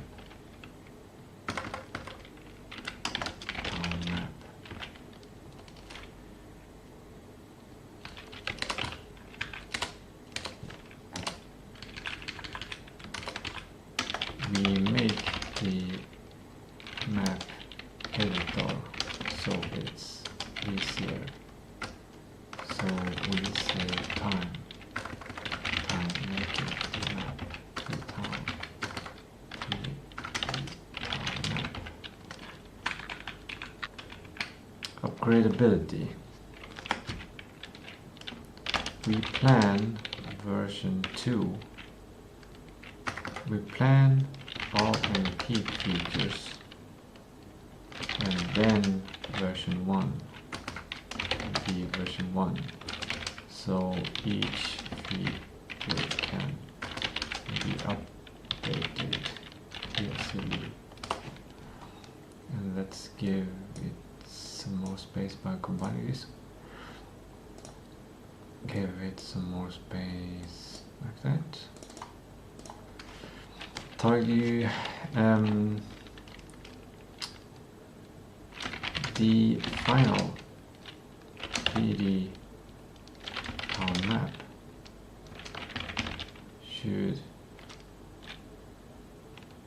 What did I draw on those subcategories? Usability. Is those, are those for the map? What of map tool?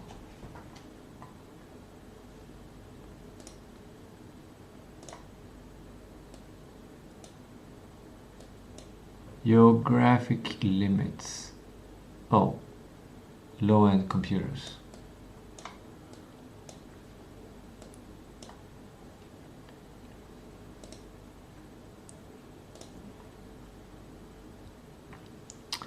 Visual limit, no horizon. No. I think I gotta get the habit of looking the quality of a photo before I am done. Does it say there? No.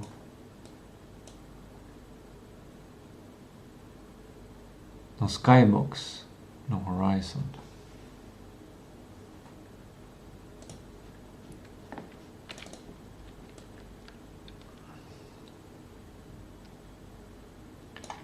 Town must run on low-end hardware. And what else do we have? Let's actually bring this back here. Annoying that I cannot move it outside the whatever job. Come on, did it disappear again? Why? Or is it like the same color as the background or something?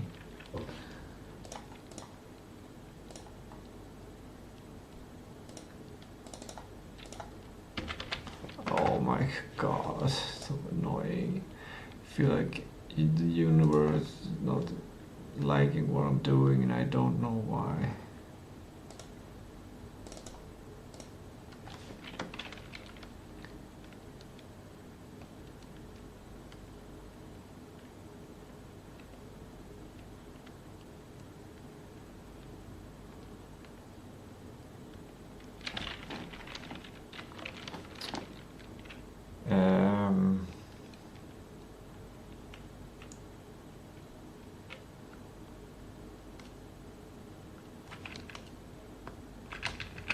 Final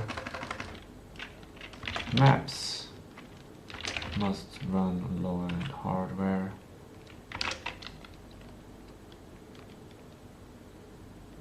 Fun level design and feel toy-like. Have the simplicity of toys. Okay, good. Beautiful.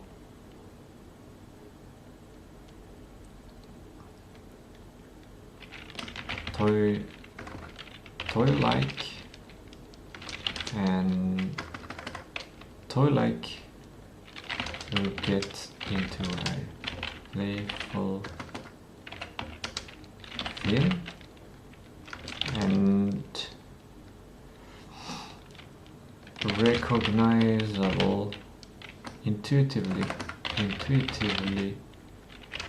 recognizable. It's Jörn. Whoa. It's Jörn. Whoa. It's Jörn. Playful.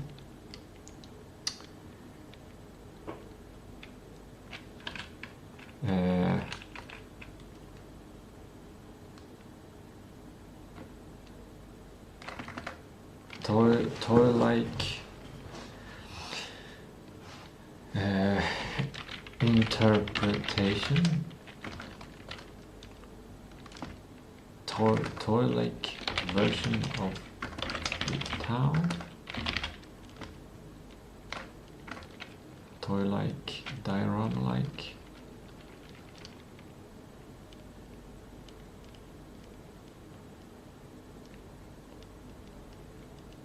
Toy-like charm. There we go. The charm of the toy-like. Playful. Toy-like to elicit playfulness. Encourage playfulness.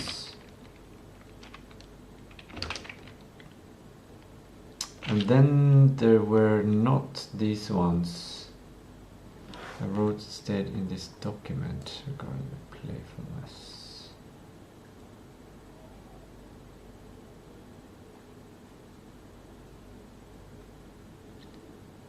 Playful, the racing-ish exploration mystery. Playful.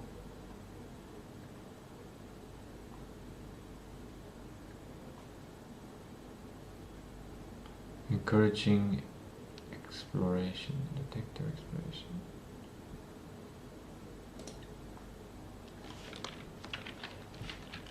Rich with exploration. Maybe.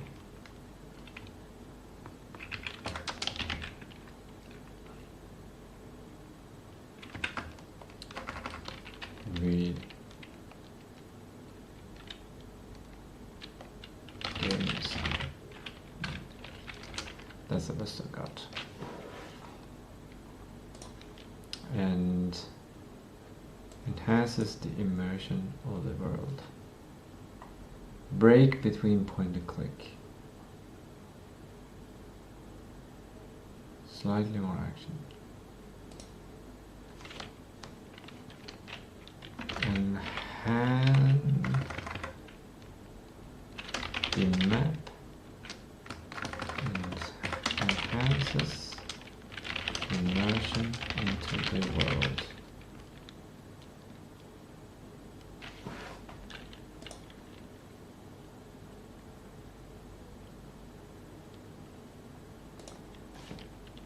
Serving as a break between point and click.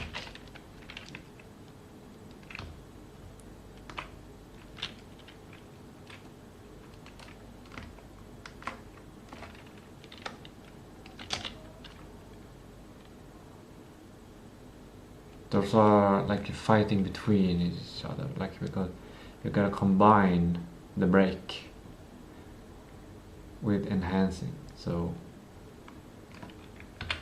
yeah. Interoperability. 3 map to run on separate applications. The entire world must be reduced to lightweight parameters as 5 for pure data. Shared file format, dynamic size, file format, dynamic size.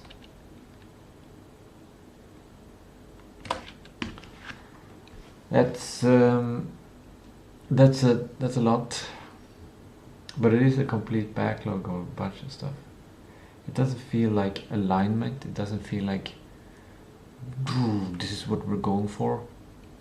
It feels like a block. It feels like this whole thing doesn't inspire me to work towards it. It's a list, but this should be the inspiration. So this needs to be converted. Maybe I can use AI. Convert this block of requirements into a non-height, into aligned, simple to unaligned, simple to understand graph.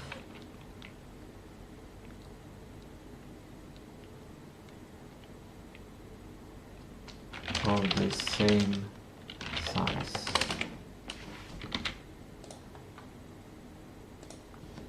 Let's see how I can handle this.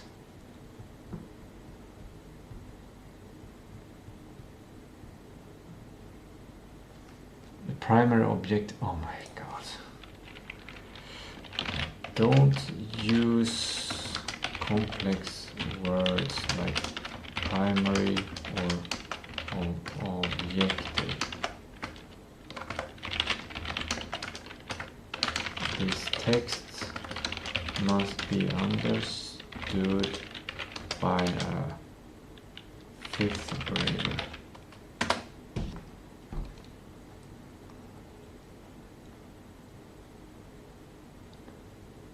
It should be a text that it's easy to digest, easy.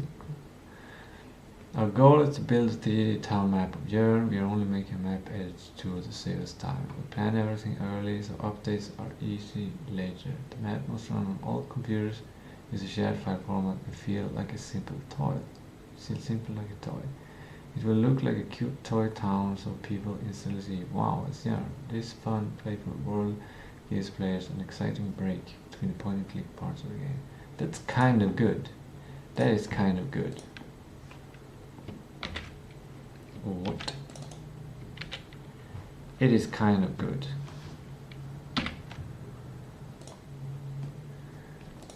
But we need some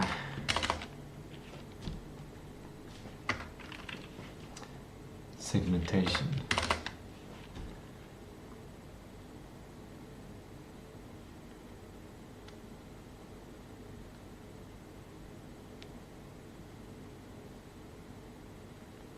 Plan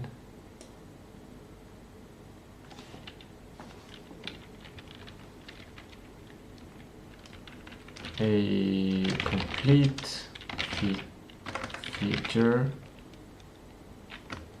We plan a complete MVP and then maybe version 1, version 2. So that's easy.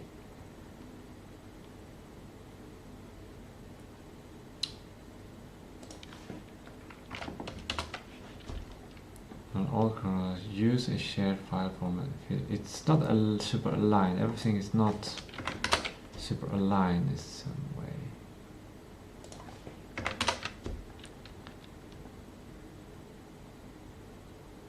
We remove the word fun. Display for world gives players an exciting break. Exciting? Is it exciting?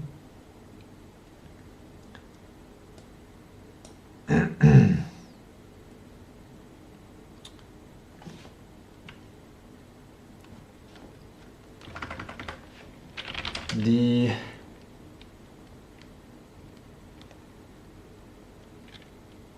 atmosphere that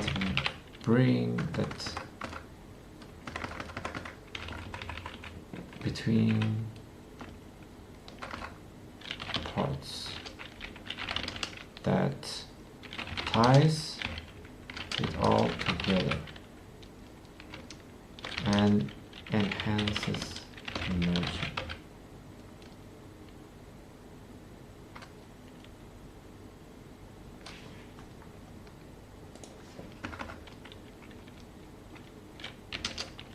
The map.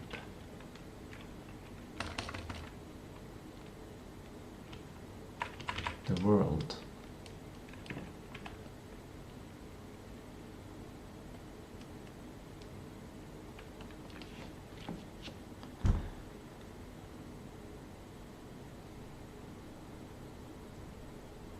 It will look like.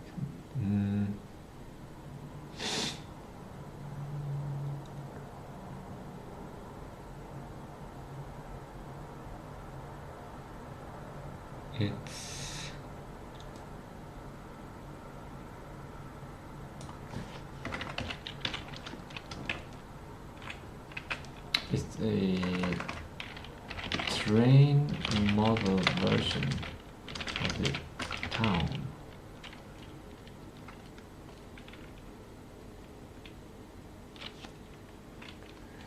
The map was run on old computers. It's a shared file. It feels simple like a total.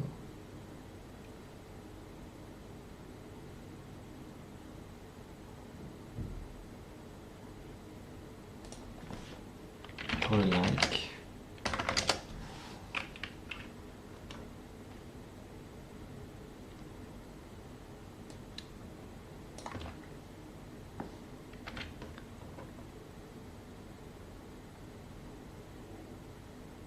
map was run on all computers.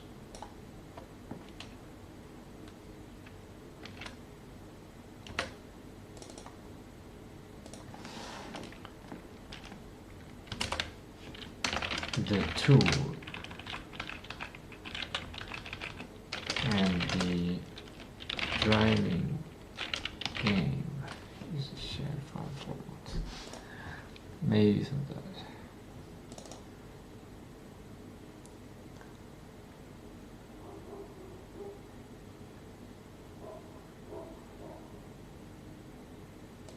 The goal. No. Not to build a tool.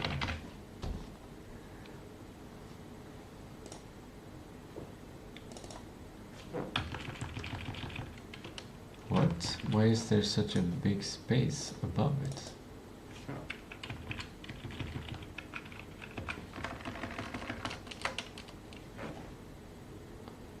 Strange. It isn't like that in the other ones.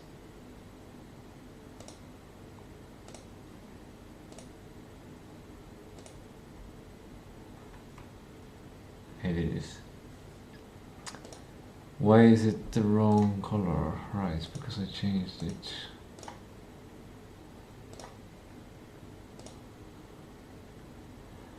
Goal is to build a 3D town map of Jörn.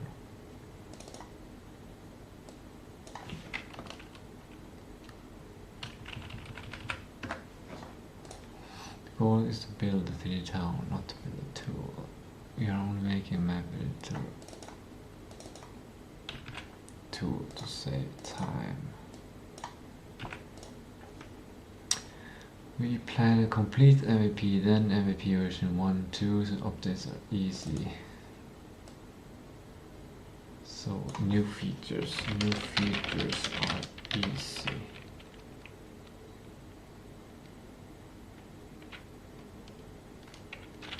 Add.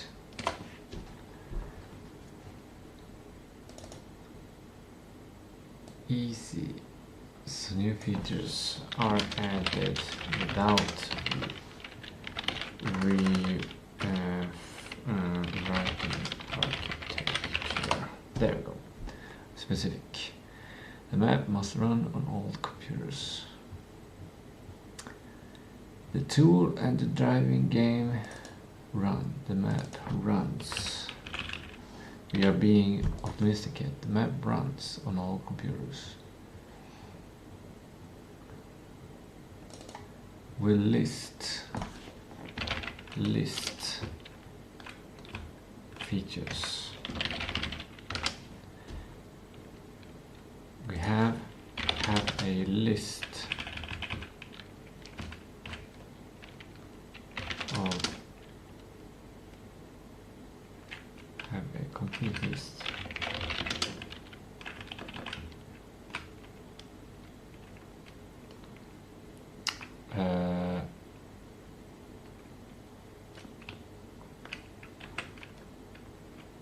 We have listed all features in the MVP, and then decided on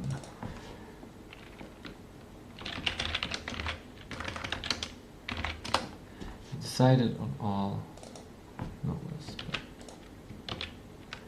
listed all features of the MVP.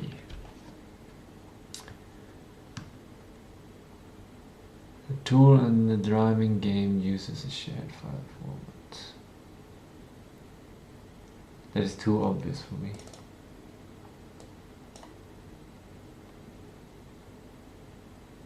Or is it? No, it's good to have, even though it's a toy-like train model version of the town. We don't need to say toy-like. Well, maybe. It's a train model. Pita.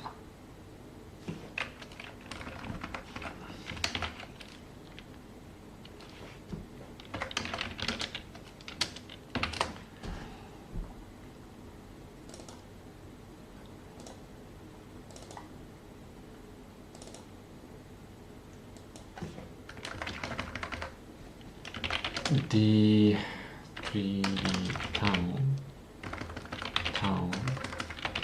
is a train model version. Is presents 3D town presents a train model version is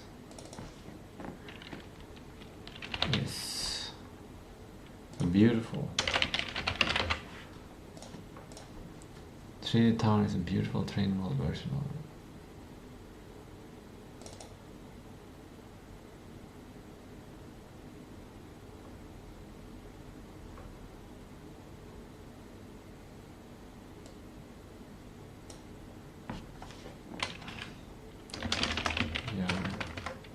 Interpretation.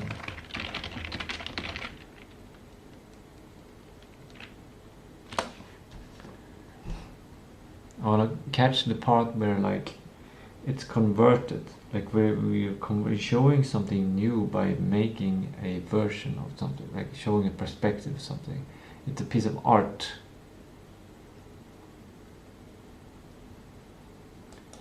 It's a unique piece of art. Art representation is a beautiful piece of art. 3D town train model interpretation is a beautiful piece of art.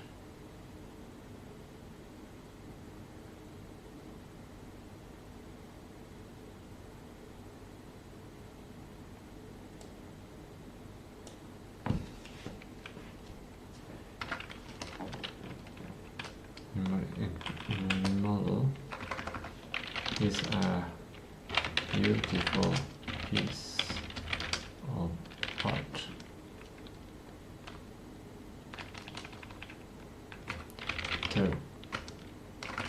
Interprets Jörn into a beautiful piece of art. I don't like that for some reason.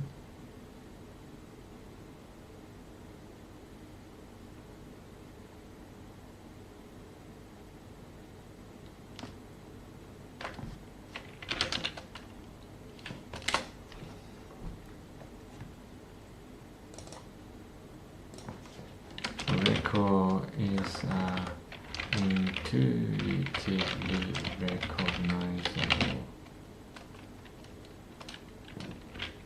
beautiful 3D town train model is an intuitively recognizable, beautiful piece of art. So people say, wow, it's Jörn. The world gives players the atmosphere between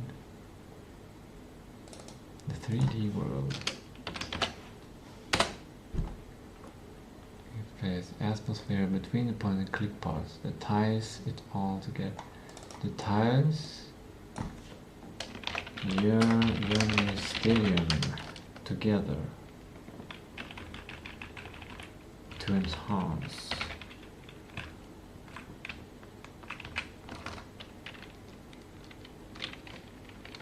and enhances. Not like that. Should we combine this? That's kind of cool. Oh, I didn't like that. It gives them more space to something.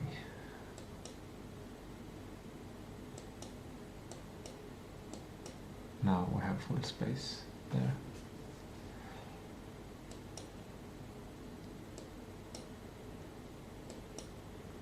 There we go. No. Okay, good. That's good enough. That's good enough. That's good enough. That's good enough. That is good enough. Good enough.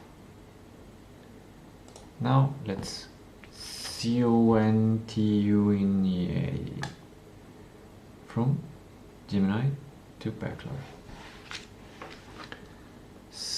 Do I do split screen or what do I do?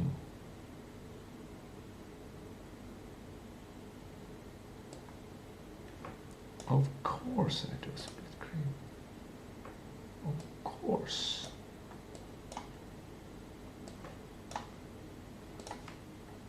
Of course. Wait. Yes. Then later on we come to this is the plan and we come down here. And that will be the day's work.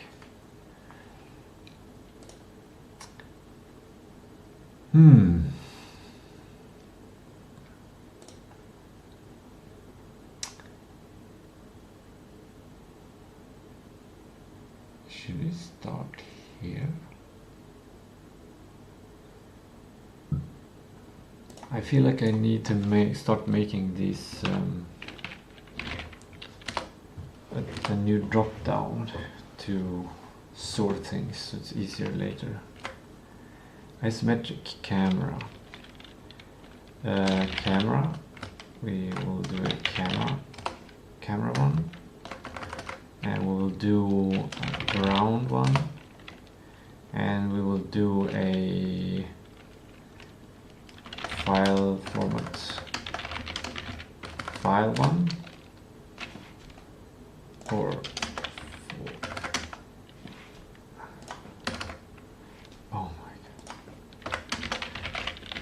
save file format. Why did you just go to the next one? I didn't press anything.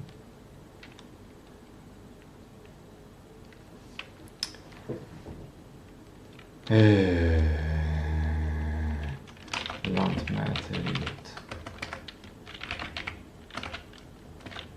Lantmäteri or vector data. Vector maps. Import map. Import. Vector import. Done. There you go. Now we have camera, we have ground, we have ground, we have what is chunking optimization? Is file format about optimization, maybe? Or interoperability? Maybe the first principles should be here.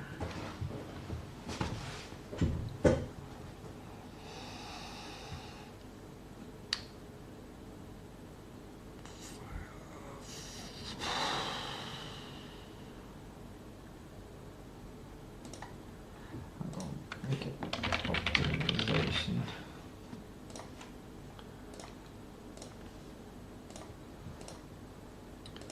Camera, file format. Okay, go. Flat ground and ground paint. Direct tool capability to import map vectors and paint structural zones into Performer to the 3D plane.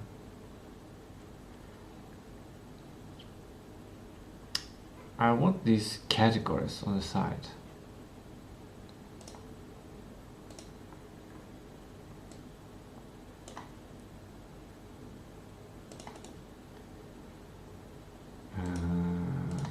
Called to the left. Does that work? Yes, it works.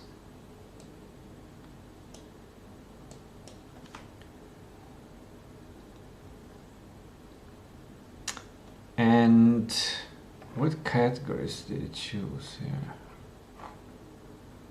Derivability, landmarks, soundscape, more things.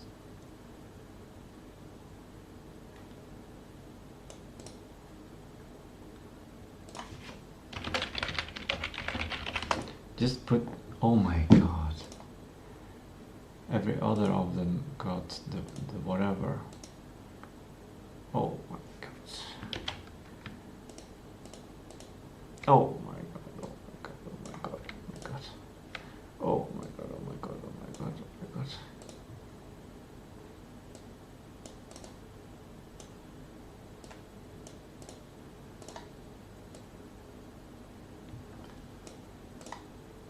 Oh no.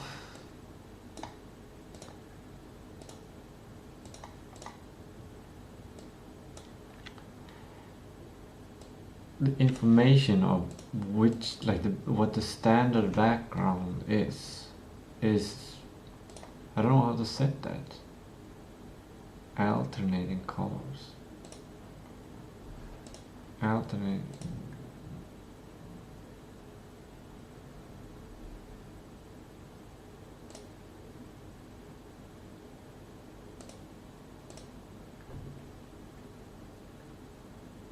It did this by itself. I've never seen this.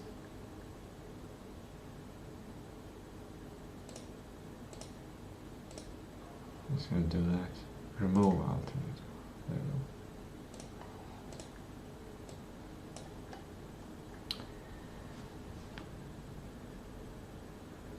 And then I'll put them later. I'll make the ones I need. This is more cumbersome than by being on the whiteboard, but it creates kind of a standard, so I can reuse it. It's easier to reuse it, I think, maybe. But in a sense, I feel like this. The whiteboard might be better, but it might be hard to scale up when it comes to a lot of more user stories. House editor and typology generator.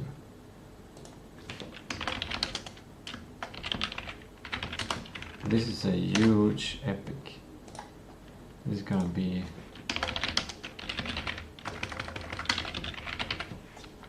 That's a big chunk.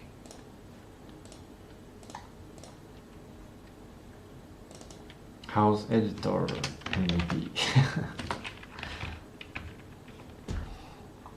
Interactive mapping module to select vector house layouts and assign sector rectangle. Yeah. Obstacles and physics colliders. Automated generation. Obstacles and physics colliders. Automated generation of low overhead collision boundaries for buildings and static boundaries. Obstacles.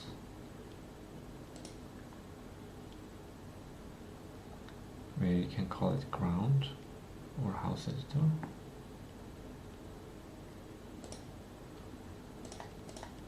Collision. Call it collision. Collision.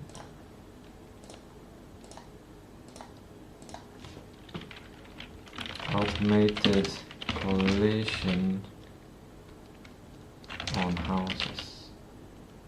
That is house kind of it's both.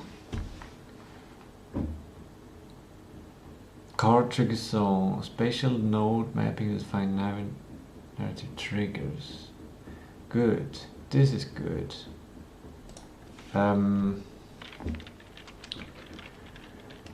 Car hotspot placement.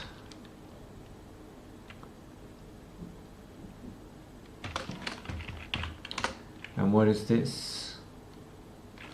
It's none of these. It's interoperability. Or it's car. Car?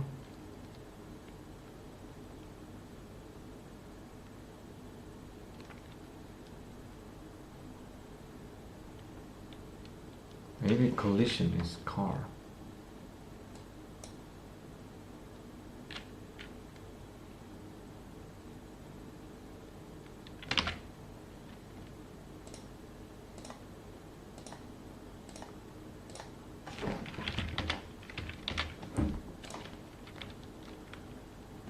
Dynamic sizing, workflow structure, to divide the workspace into isolated chunking optimization, yes.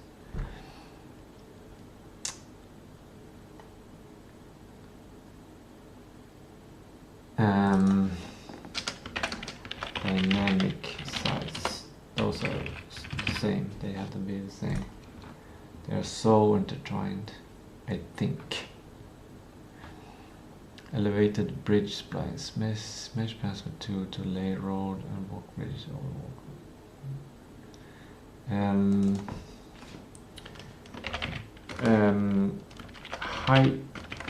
Height change of bridges and water.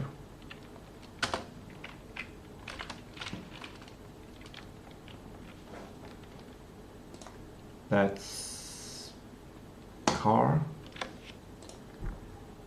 because the problem is with the car. It depends on the car. Audio anchor, positional data sentiment for flag coordinate targets for spatial sound. Audio triggers. Audio soundscape triggers. Zones. And what is this? This is audio.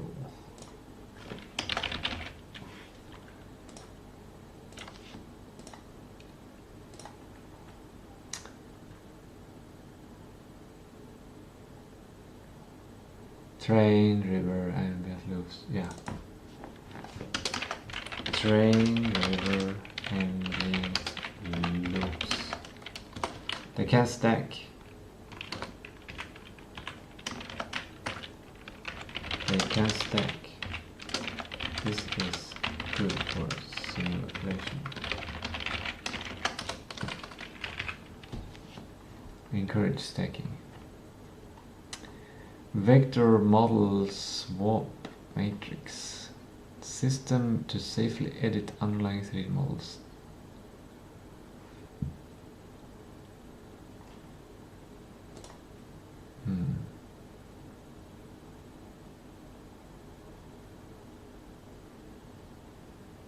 Vector model.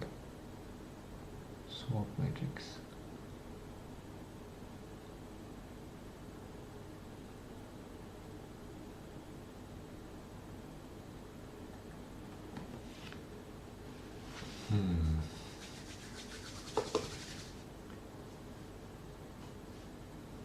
Swappable trees.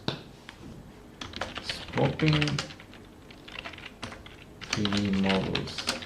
Trees, rocks.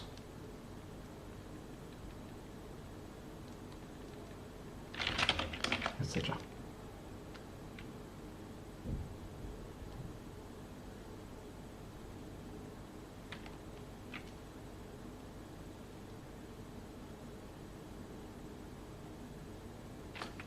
Updating. Being able to update. Edit. How much should you really edit?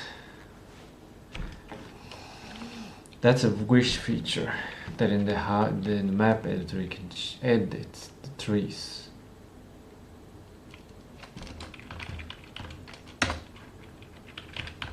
Set ground.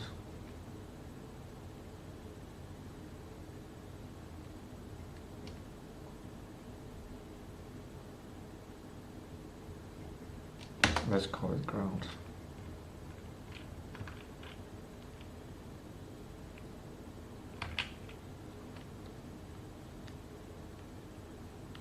Train track crossing. Configuration of interactive handle crosses handle flashing notes and temperatures.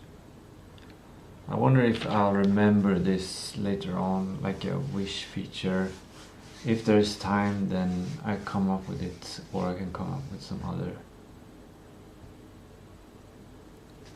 Something that's much more important is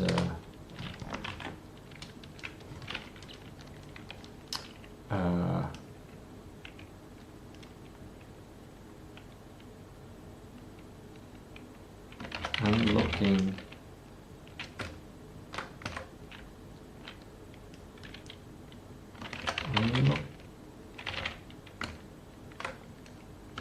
layer unlock, but maybe that should be not in the 3D map but in the game, because it's just two paths.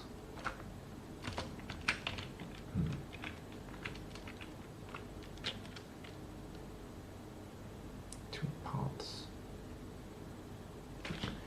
It's about blocking off the top row over the train tracks, blocking the two train track roads.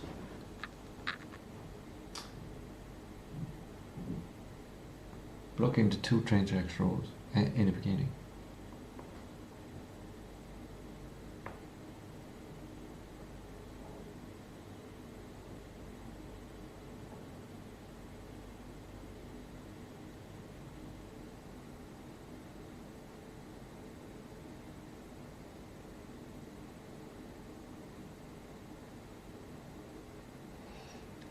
Blocking the two train track roads in the beginning.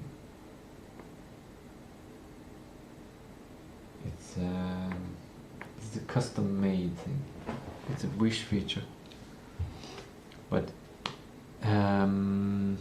it is written down somewhere. So when we come later on, we can dig it out. Like if we want, if we are smart in the future, let's expect ourselves to be smart in the future.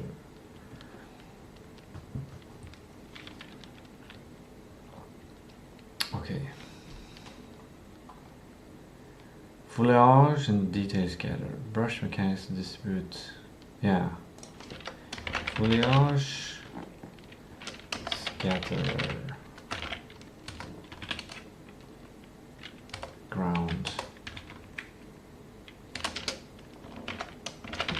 mechanics to distribute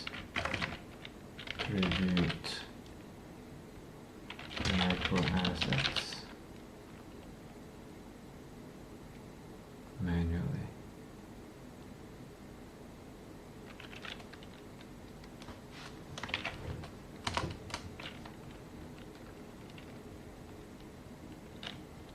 Yes. Dynamic ambient pathing, node network configuration tool to map path loops for moving environment elements. No. But what is just one of them suddenly has different, and these ones are centered.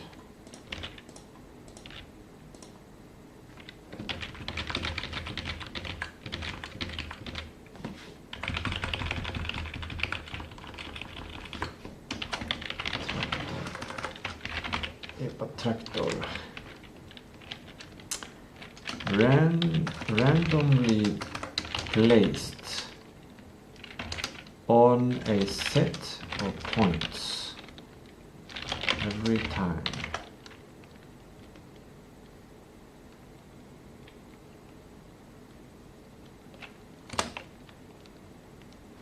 But maybe it shouldn't be part of the map.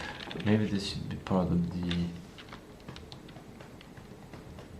game.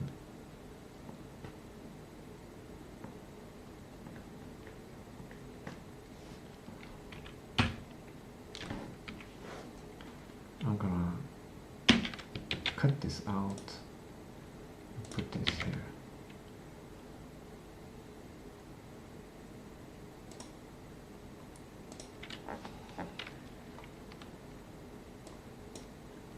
Okay, good. Actually, remove that for a while. That's good. Now we've done one. Now two. Red ground, done. House editor topology, interactive map manager. Yes. I do like this kind of simple way of thinking though. You can change what roof it is, you can flip it, and you might not be able to make a lot of changes to it.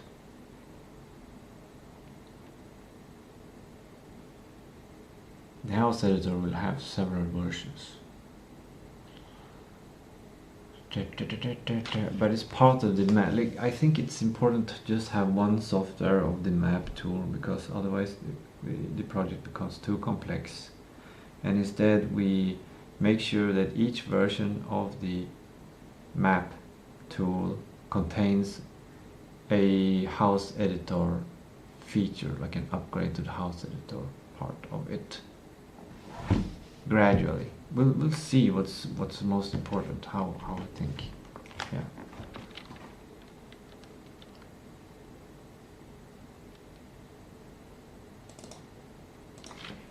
Now we've made this decision.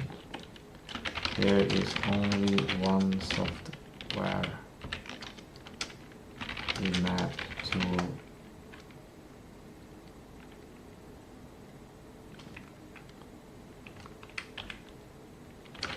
It contains the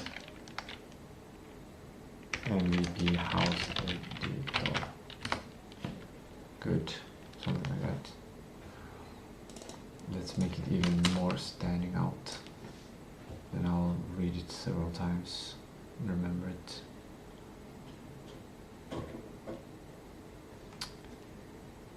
Okay. House editor topology.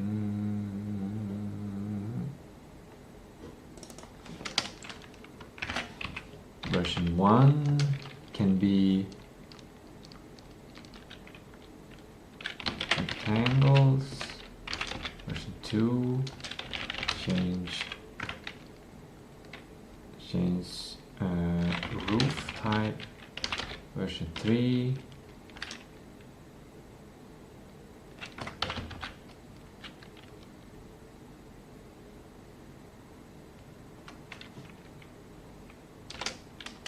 gradually become better until time runs out.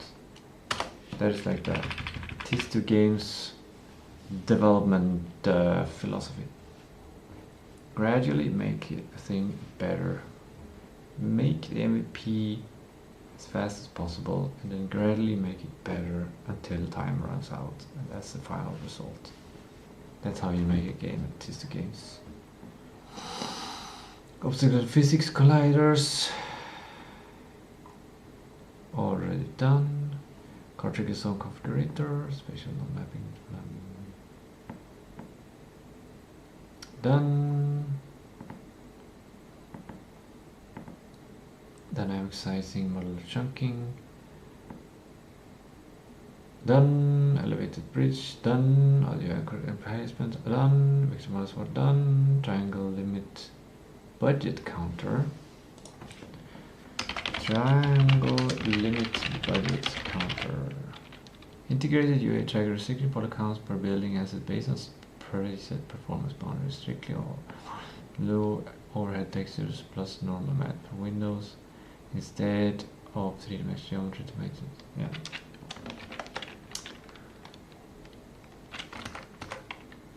Triangle limit budget counter. UI. What is this? Is it optimization? It's a way to optimize. It's definitely a way to optimize things. Make it easier to optimize.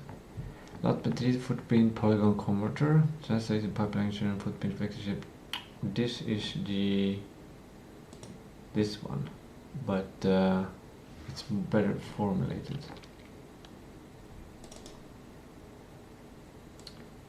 Footprints. Convert. Import and convert lantmäteriet vector footprints into polygons. Maybe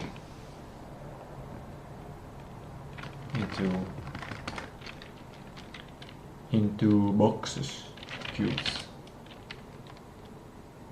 into house cubes,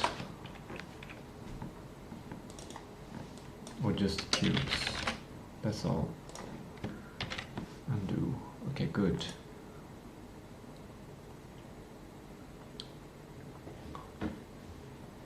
Manual road leveling.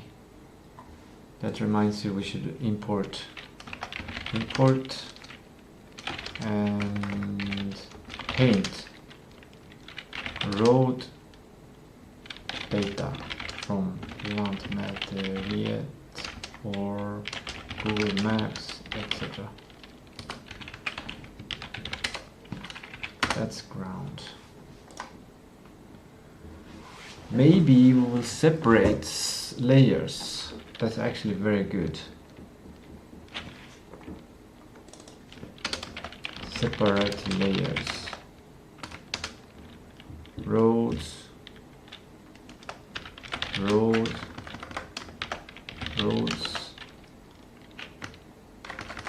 with alpha channels. Roads.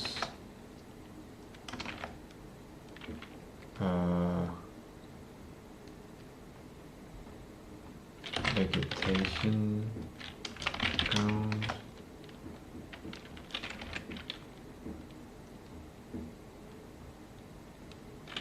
water, bridges. Maybe we can do it like that. I think we can. If we use normal maps on the ground.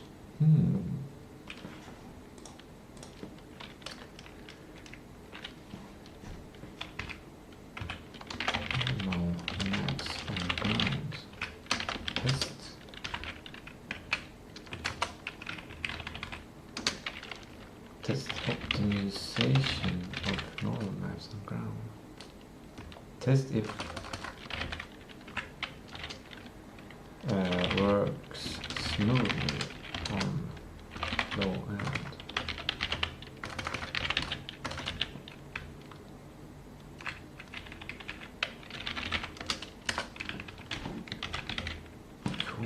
idea.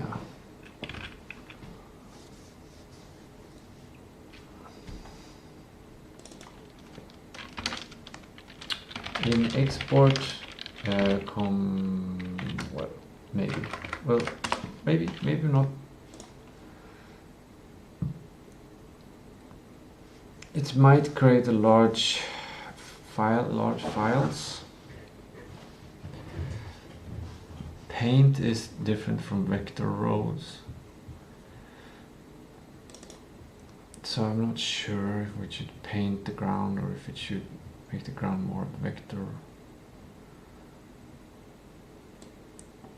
Paint ground vector. That's what we're going to do. Ground is going to be some kind of vector.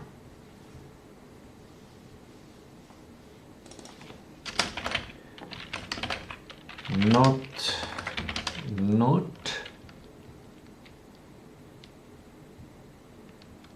an image that takes a lot of space. Roads on separate layer on top of grass.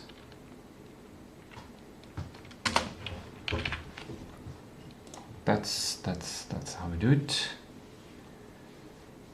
Manual road leveling, height map flattening, tooling, height maps. Yeah, we're not going to even deal with height maps in the beginning. No horizon viewpoint. That's obvious. Too obvious to write down. Train track crossing sequence. Nope. Foliage and details category or written. Street light, mailboxes, trash bins.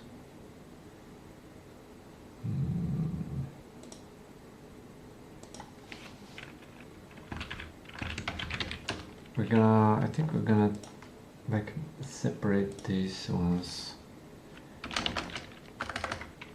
like 3D decor.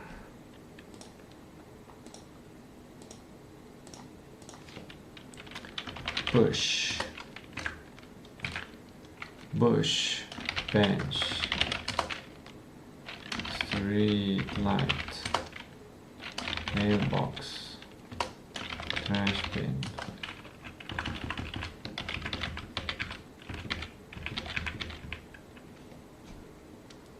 How could it? Okay. Dynamic ambient pathing. No natural configuration tool to map path to moving amount of trains. That's a wish feature. Or a could feature. That is a could feature, yes. Crowdsourced moderation pipeline. Multi-tier validation layers putting the other to secure internal blah, blah, blah. Yeah, this is immediately I feel like this is just it's a could feature.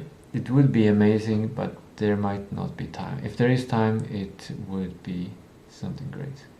But or maybe it should be a should feature. Maybe it's a should feature.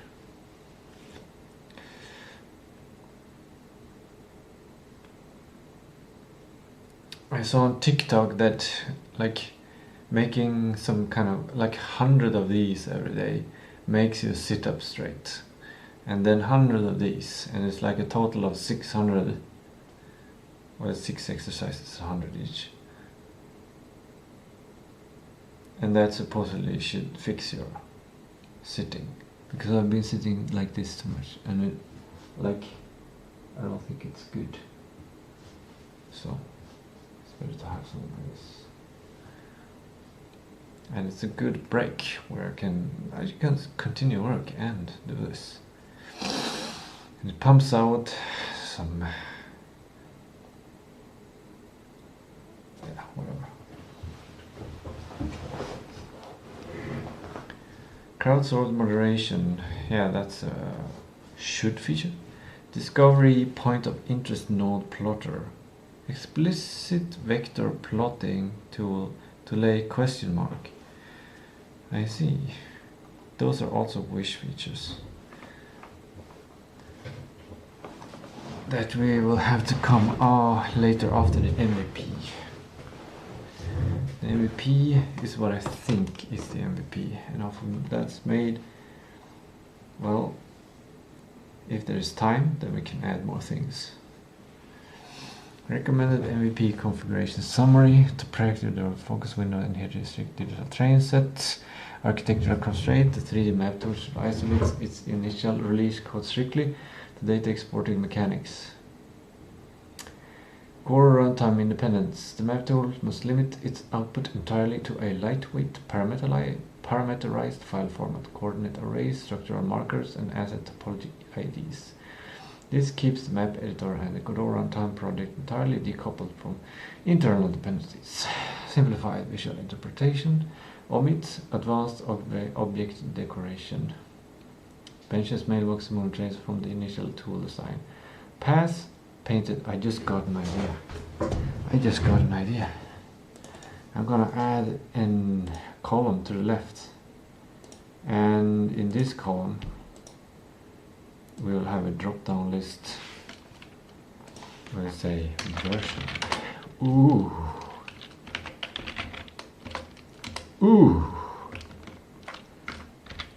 Version 1. How do you say it nice? Version 1.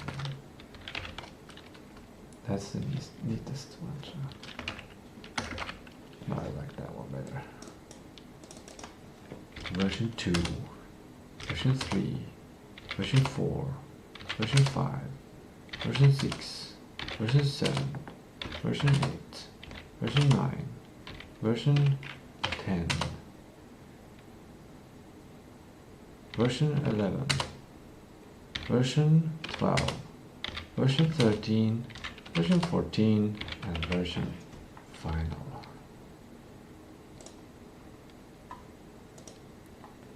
Cool. Then I can select. I could do could, should, would instead. Yes.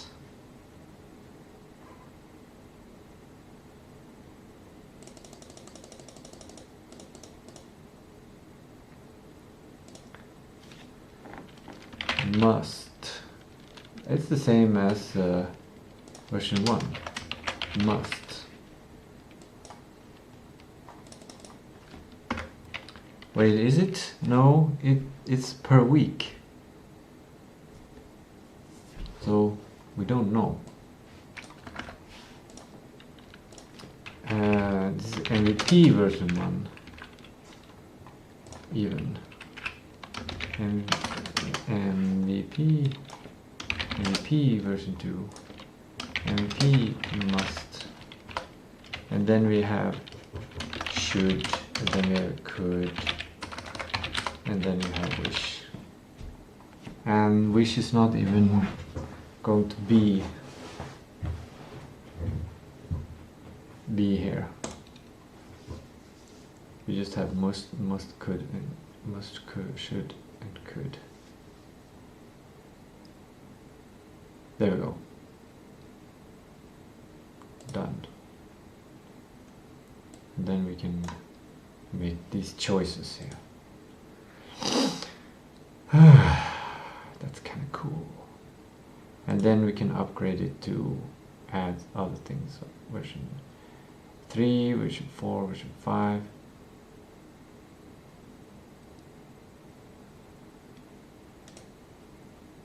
We actually don't know about version 2. Maybe we'll finish all the MVP version on version 1. Like that. It would be like that. And like that. And add another item. Version 3.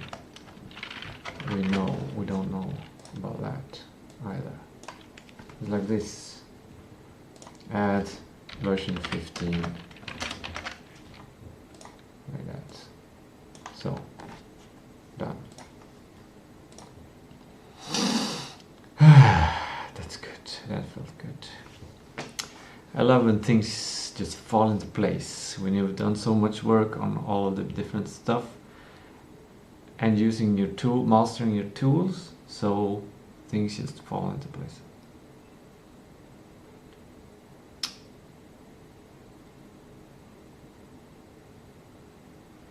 Simplified visual interpretation. Omit advanced object decoration. Yeah, from the initial tool design. Pass painted vectors and core assets indices to Godot, allowing the game interpreter engine to parse complex visuals. I just got an idea.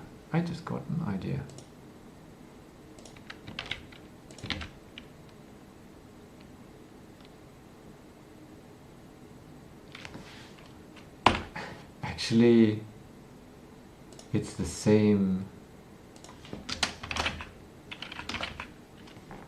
Use the logic use the code logic from what's the tool, Geo something program, which actually does this.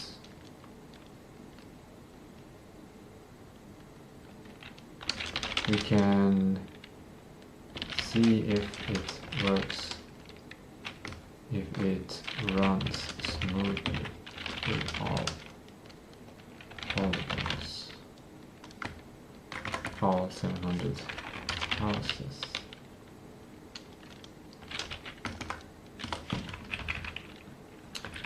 And then we have something like you can click on a house, you can move around on the map, you can do this, you can do that.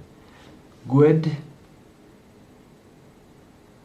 Pass painted vectors and core asset indices to Godot, allowing the game interpreter engine to parse complex visuals, procedural foliage clusters, and custom landmarks without cluttering the map tool logic.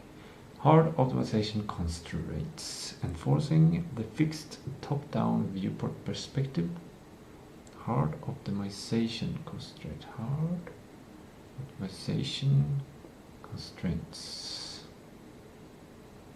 Enforcing the fixed top-down viewport perspective directly on the tool workflow. Minimize edge data clutter early. Real-time polygon counting tools ensure crowdsourced real-time polygon counting tools ensure crowdsourced assets are quick.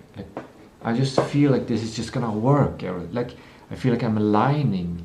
I feel like feels so achievable. This starts to feel so achievable. I'm starting to connect all the things that I've done with House Editor, and I just know how to do all of this. It just needs to be done. And I think it's so easy to do. There will be some obstacles, but it will be so easy to do all of this. Okay, now I'm done with that one. Perfect.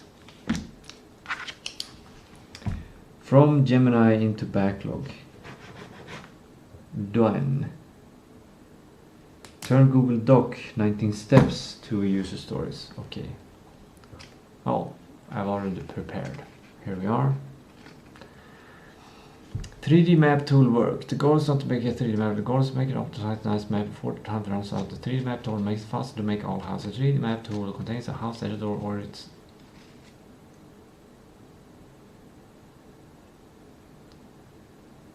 and the 3D map tool contains a house editor and can update houses in the project. Yeah, contains the house editor. House editor. That makes it feel smaller, which it should be. It should feel small. The 3D map is updated. The 3D map is updated just like the game. Version 1 to 1 time result. That's for the 3D map, developed feature by feature, but makes first MVP architect with all features that are needed so they work together nicely. Then when all MVP features are done, we can rethink architecture and refactor. We can rethink. We are allowed to rethink. We develop a complete set of architecture. Fine. We develop a complete set of MVP features that enable us to make an MVP version of the map. The MVP map tool is developed in version 1, 2, etc. So at some point all MVP features are implemented.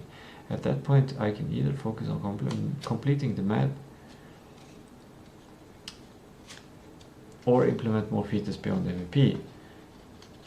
The MVP features are divided into version 1 first, and it should consider upgradability to the rest of the features. This is the main challenge sprint of sprint planning for a version. Yeah, you betcha. Interaction design steps. Things for a user stand for. You're using a 3D map tool. You need features to create the map. Right. We will not do it in these steps. We will not do it in these steps. We'll design all of the features. That was a good way to think previously, to try to understand everything, but it's not iteratively thinking. It's too much waterfall, and we have abandoned that way. But we can still use the workflow. Interaction design steps, and let's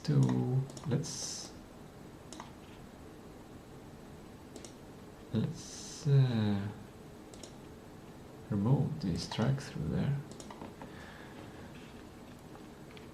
Whiteboard feature list from first principles.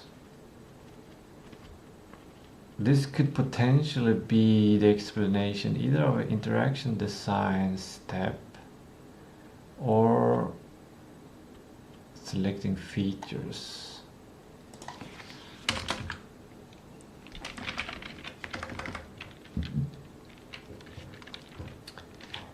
We're gonna make a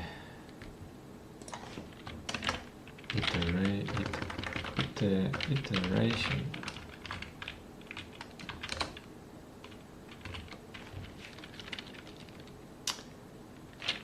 One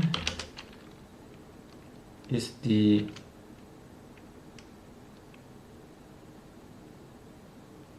feature select. Update first principles. Update first principles. 2. Use first principles to evaluate feature. Actually, add in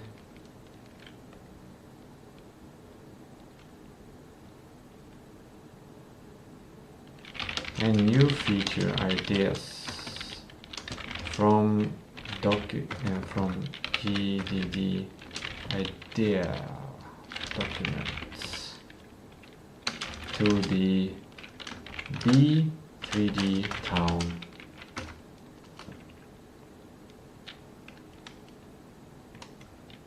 Google Sheet tab.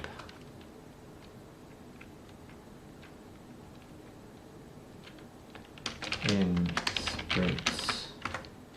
That's very... I don't know if I want to be that explicit. Puts too much information in my brain.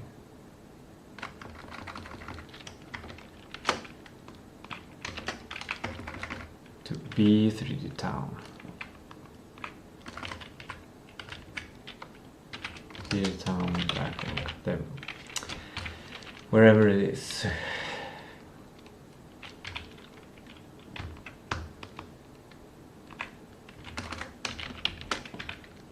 Use first but to evaluate features. New features. New features. And set scores.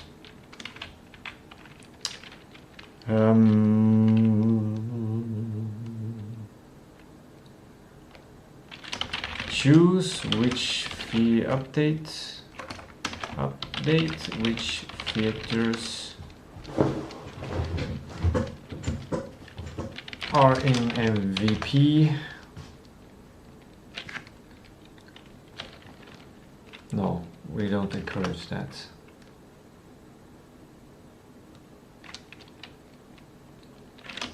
We can do that if you want. Select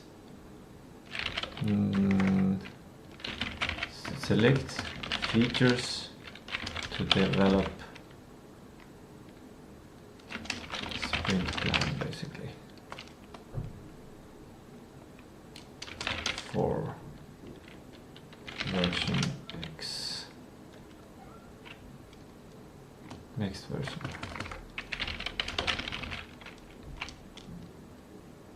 For the version. To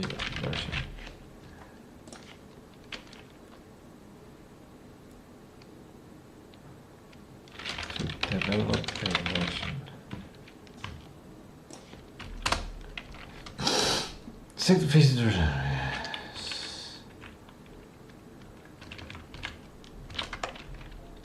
3D town backlog.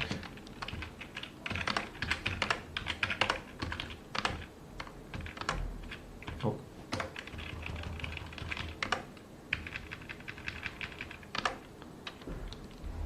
Yeah. Or we do something like that.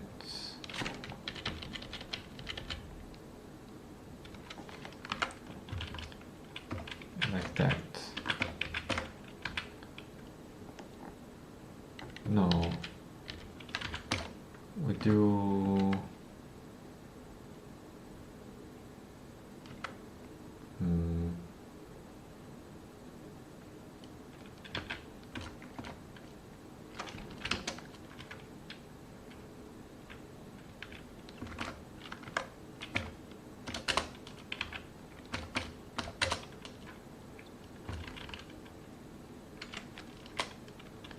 one. Update first principles. In this document, we look at whiteboard mind map. Then 3D town backlog 2. Add in any new features. So this would be to town backlog. It if it says scores in town backlog,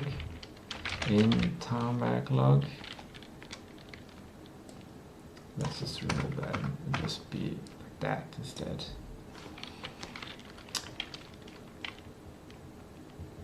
And then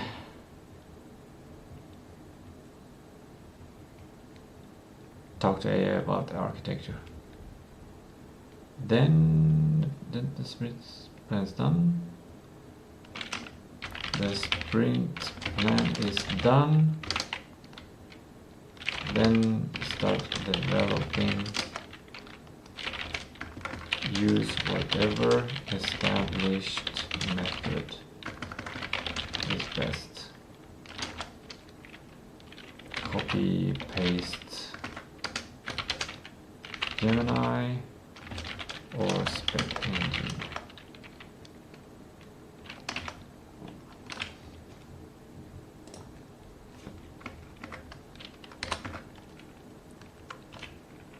There we go. 5 steps.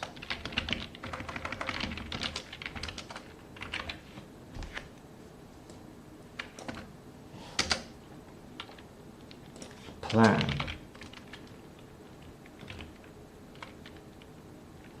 Version iteration. Plan next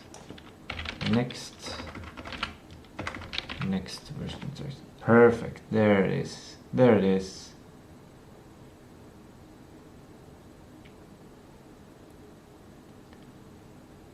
But we should have a step to draw the interaction design.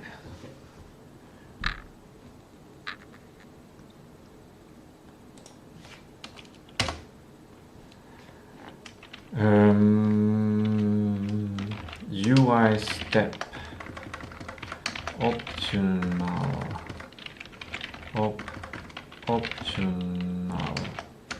UI step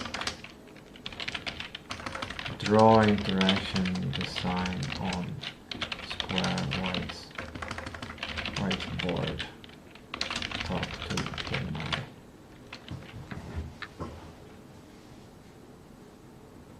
Good. That's actually kind of necessary. It's one of the steps.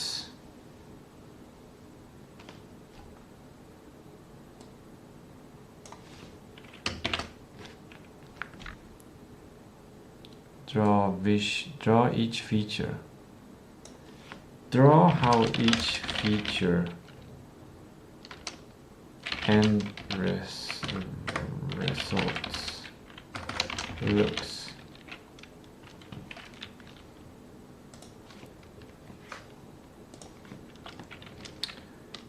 To see all features connect. Talk to Gemini.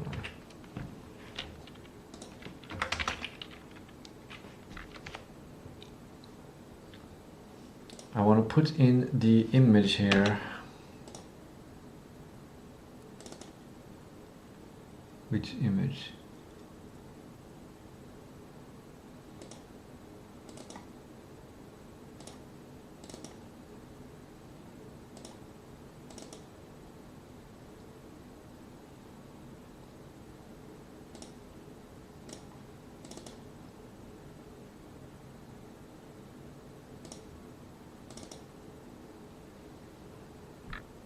Where are you?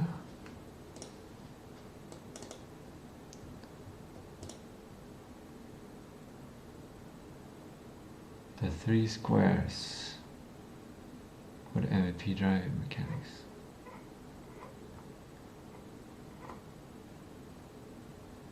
Are you nowhere to be found? Do I have to download them from the photos?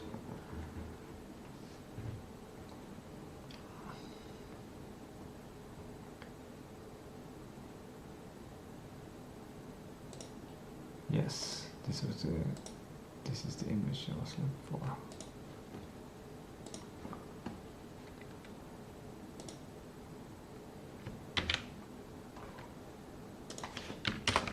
Five steps to plan next version iteration. There we go. This is an example of that workflow.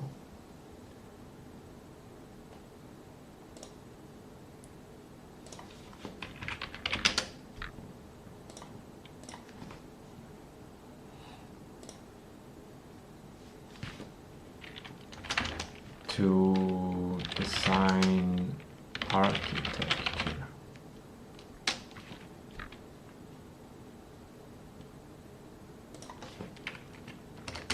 That's step 6. And then the sprinkler is done. Start. Then it's done after the architecture has been decided. Good.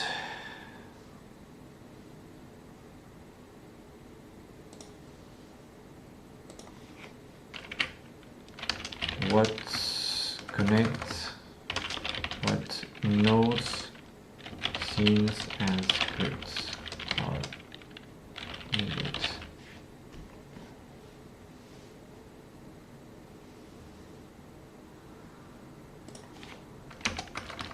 And what nodes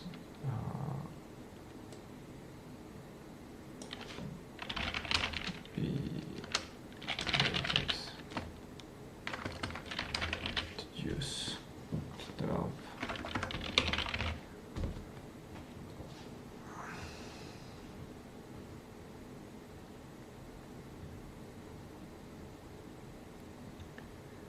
That is the workflow. Now we have a bunch of work left to do.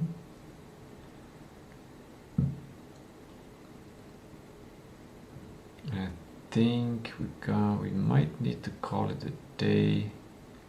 Well, in about an hour we'll call it a day, because that's when the stream ends.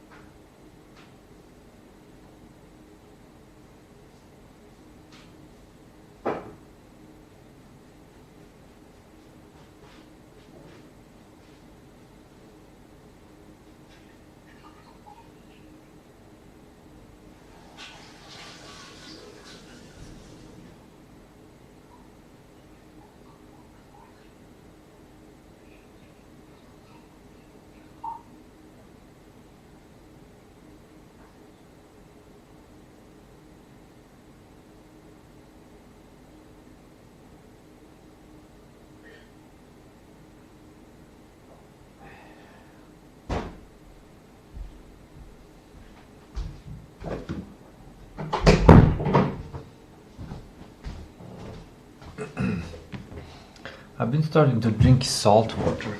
I get water, I make it warm, I heat it up, and then I add a lot of salt, like, so it almost feels like drinking ocean or something.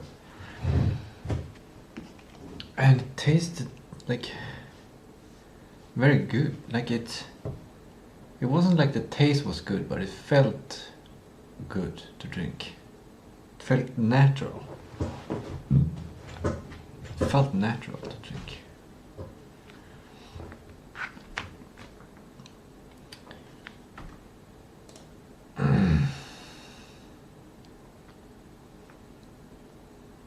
And now I got a sour bump for some reason, so I don't know if it was that natural or not.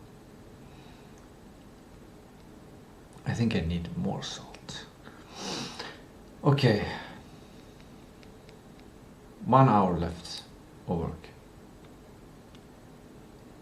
Question is, should I be doing this work or should I start writing history? I should obviously start writing history. That's obviously what I should do.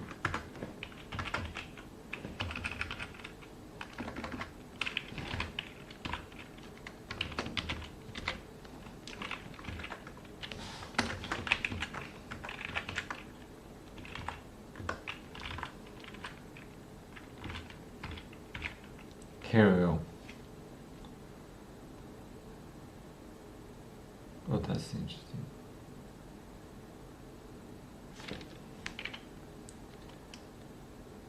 Stream. I like that I have the stream like ready on the left side.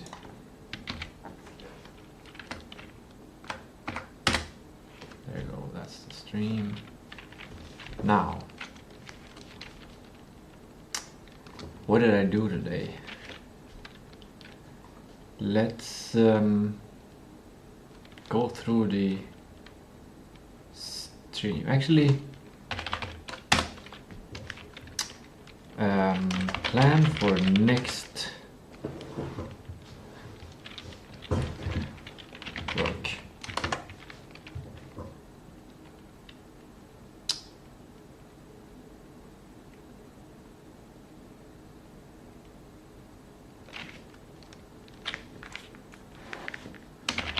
Turn, consolidate the 19 steps into either workflows or user stories in 3D town backlog. Then we have that there instead of on this. Well, soon. We also gotta move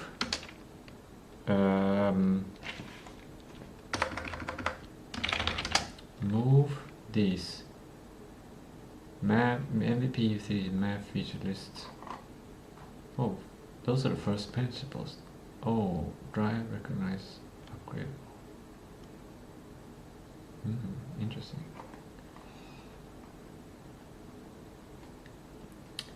Feature list. Move features from this document MVP document tables down below far below MVP 3D map feature list.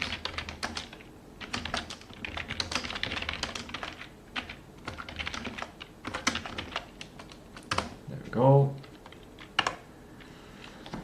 Then this is done.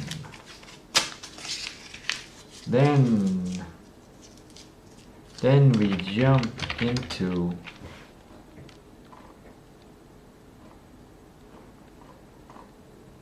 five-step plan.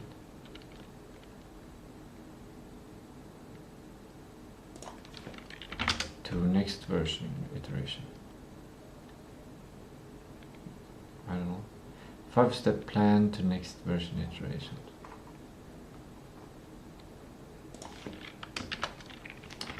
Step plan to version iteration.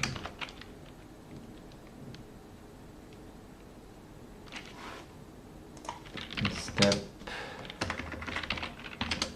Which step?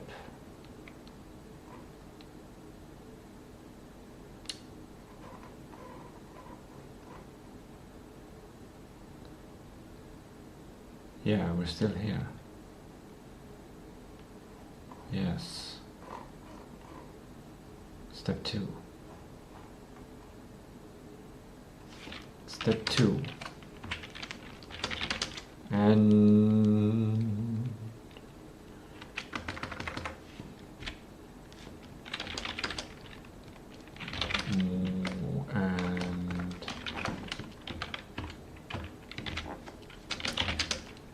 move feature from this document.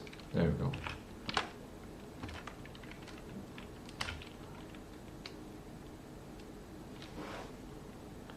I don't get how to make like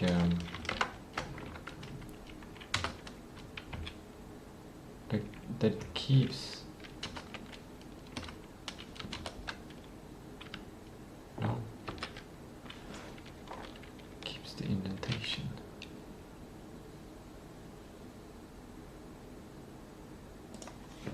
If I do just like that, then it keeps it. I want to change. Okay, well, 1, 2. Okay.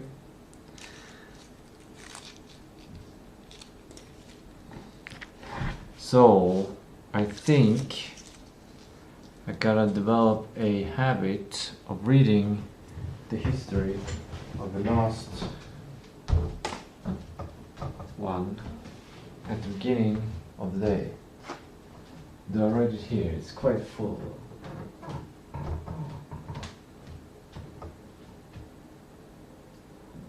Read history. Where's the sure? The backlog.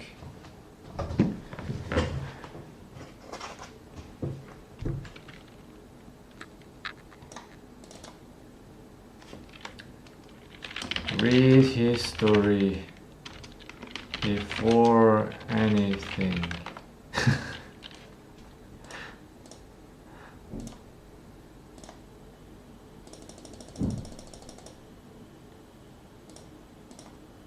Learn from history.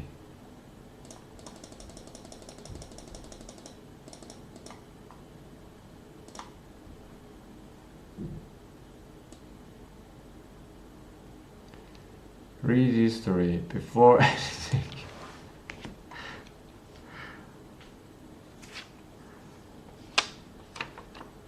This note I need to deal with MVP version 1. There we go. We put this into the, well, it's not 5-step anymore. Steps to plan next version iteration. Steps to plan next version iteration.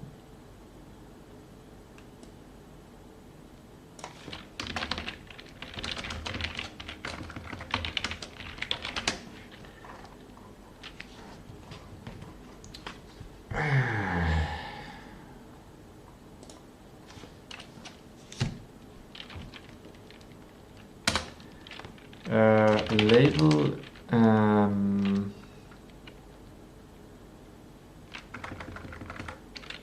select the version in the drop down in the backlog for each filter. Move filters into sprint backlog. I feel like a bunch of this work is actually product owner. I should read this document tomorrow.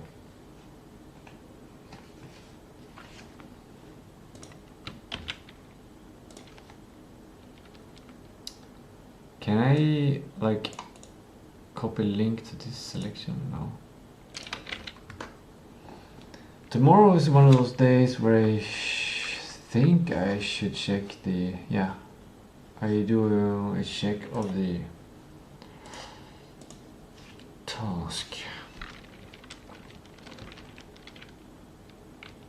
But it's kind of Saturday work. Read steps to plan next version iteration for sprint plan tomorrow.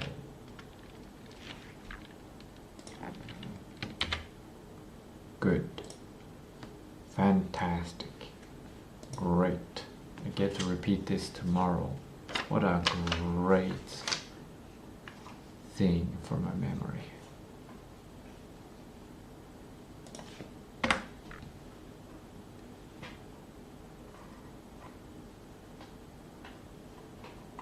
Okay, good. Then this will probably, like, plans for next work will probably be incorporated into that.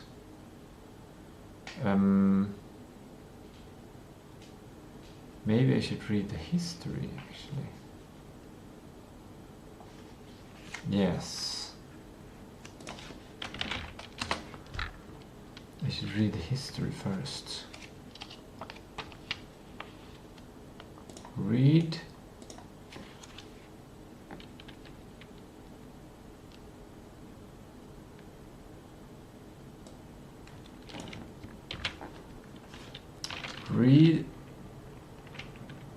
yesterday history.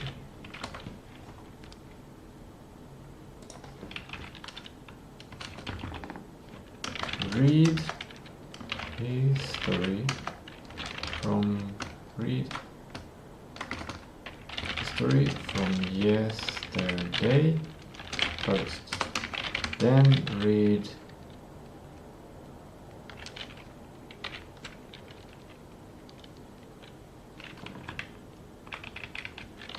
the part of, yeah, and then read, okay, good, fantastic, good, very good. Now, did I put this in? Select the version and open up for each, yeah.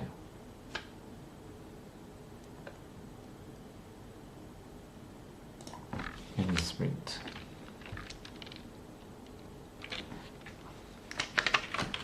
Move, copy features. Copy features, this backlog.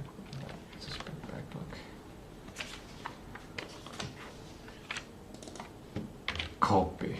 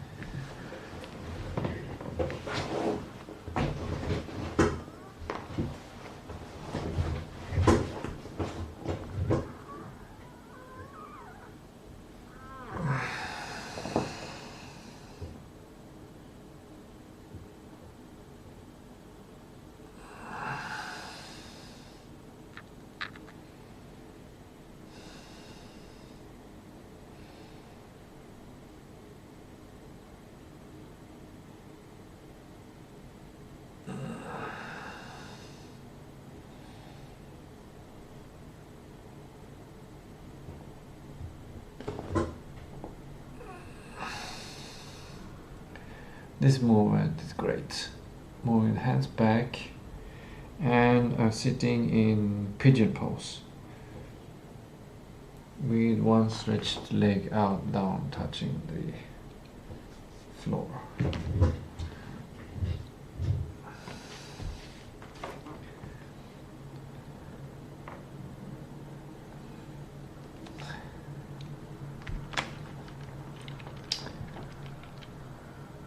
Right.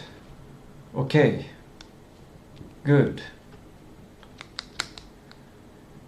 I constantly have to fight like the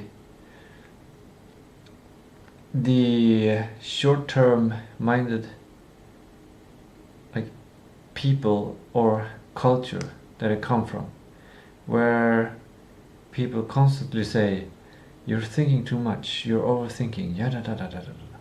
They don't know how valuable it is to think through and make a kind of perfect plan.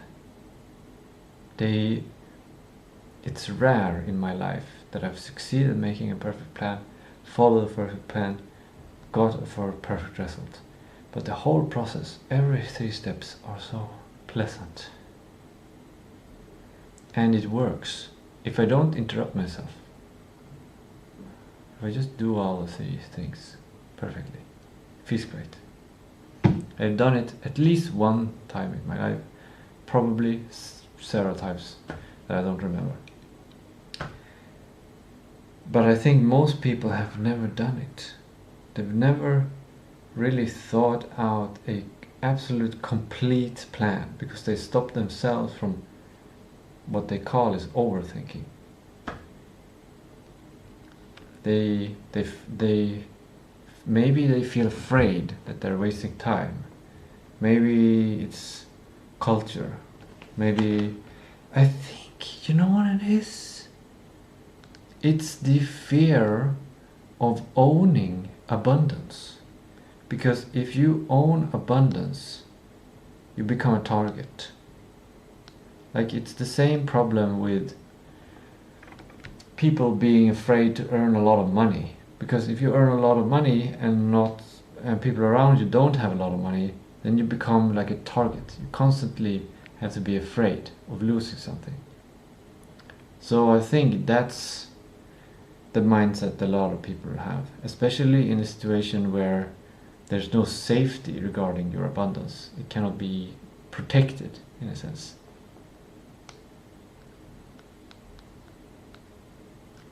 So it's better to not make a perfect plan. It's better to not get a perfect result.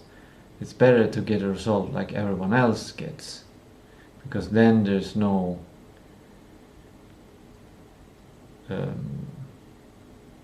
there's no difference between you and others.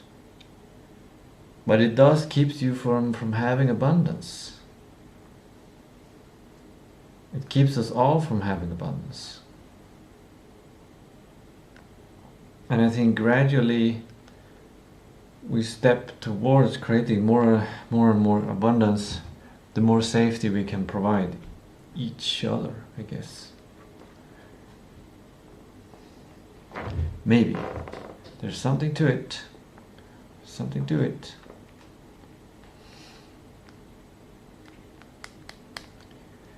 I think I mitigate most of the risks by working on things that mainly improve how I think, which can't be stolen. Then I was thinking, kind of can, in very rare cases. And in the future you can do it using AI and neural technology. Anyways, I don't want to go into that world. So, right, back to reality, snap back to reality.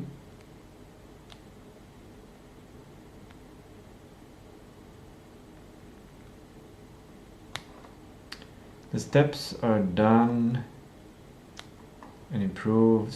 It still needs to integrate all of these ideas, which are good, but need to be converted to iteration instead of waterfall.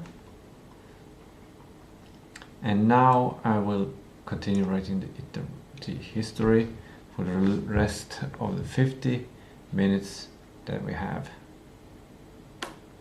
Has it only passed 10 minutes? Oh yeah, it was 70 minutes when I said it was an hour. Now it's 50 minutes, so It's past 20 minutes since I started writing this history.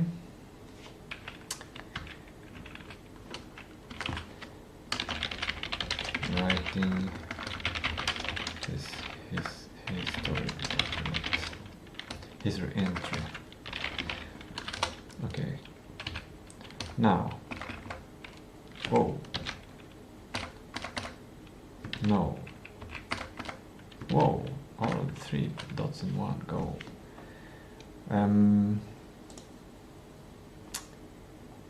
Should I be linking to a bunch of chats or not? No. Let's not have that requirement for now. We might. We have 50 minutes to write the history. So let's rewind the time. This is something that anyone... How to wear a monocle? I've always wondered about that. Whoa! Tiny glades. This looks amazing. That's how I want the game to look.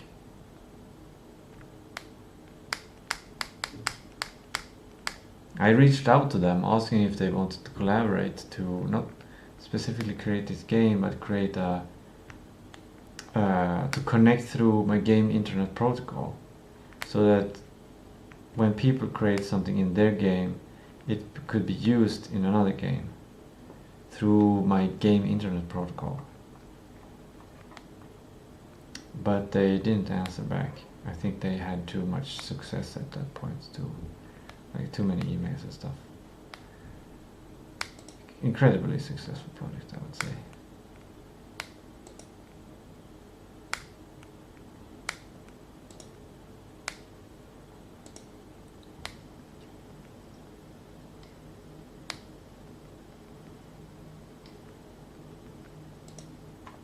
Here we are.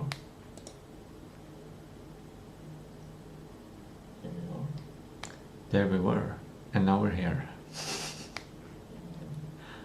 There we were, and now we're here. Now that's gonna give, looking at the latest stuff, that's gonna give me, like, might develop some kind of epilepsy or something, like creating loops in your brain. Sometimes when I've studied neuroscience too much, when I feel like I've studied so much, and I realize that I'm using my brain to understand parts of my brain, and it's like I feel like I'm creating a kind of loop, and then I think, damn, this might be dangerous, because yeah, I can't explain it now because I'm not into it as much as I was when I realized. Let's see here. At the beginning of the day, I looked at the job coach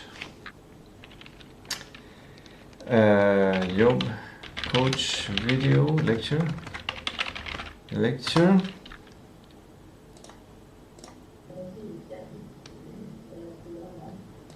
Actually, you know what? No, we don't have access to the transcription yet.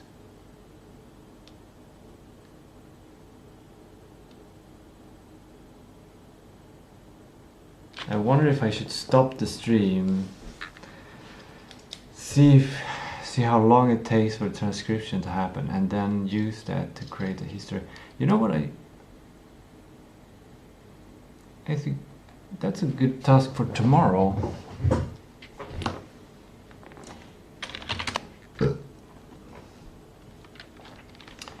Or a Monday, since it's a kind of an enhancing tool kind of task. Speed.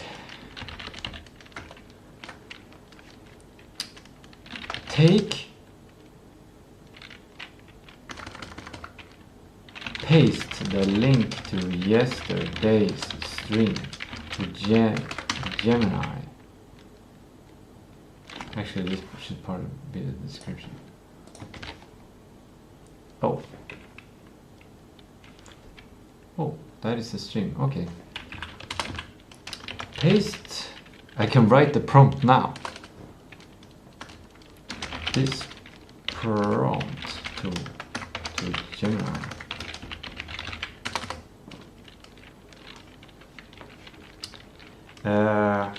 Go through this transcript. Go through the transcript of this video and list and write a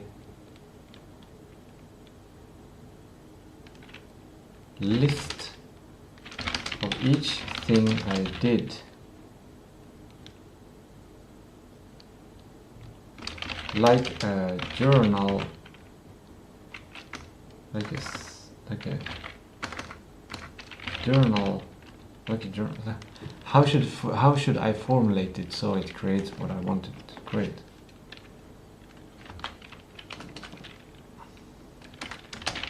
Entry. I could give it an example. Example of journal entry for another day. Then I can give this one.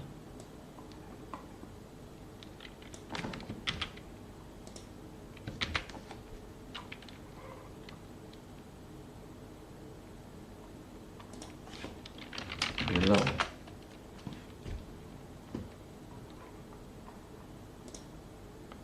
Cool. Yeah. That's it. That's all that I need to do. Send have Gemini write my history.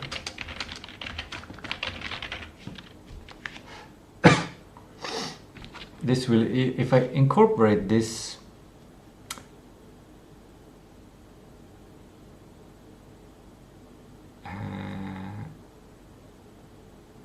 intelligence tool, yes.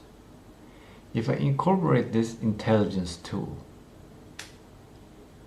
this workflow, into my workflow, and I replace my manual work of writing the history, I will get less training in trying to remember what I did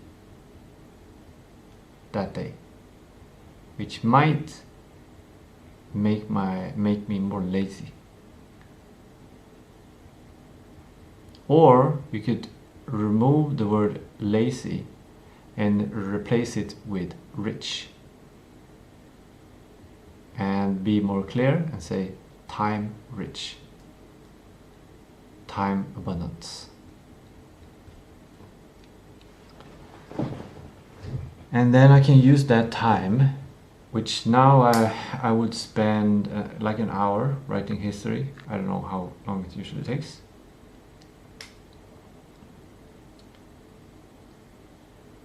Then I can use that time for something else.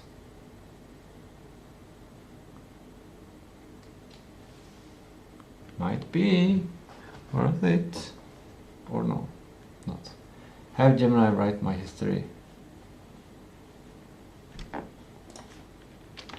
And compare to what I wrote yesterday. Okay. Very interesting. Very interesting.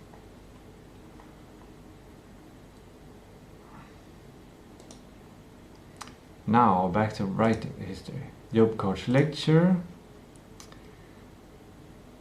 And then I jabbed about Job coach game and stuff. I'm not gonna add this into the history. And trauma. I was talking about trauma earlier in the beginning of the stream. Yapping.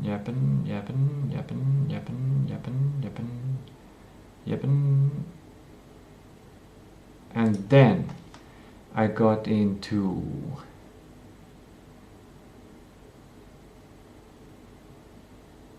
looking at Art of Rally. Case study. Art of rally. Case study.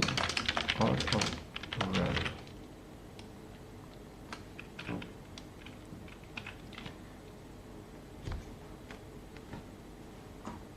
What did I conclude from that? The game is beautiful. I don't know if I came to any conclusions. I don't remember. It wasn't quite clear. I like the tofu delivery game, seemed to be better. Then I started gathering context. Gathering context. Gather context for 3D map tool. Art of rally.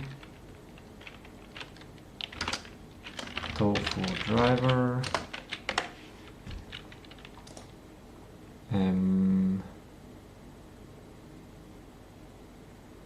Diorama images. Found diorama images.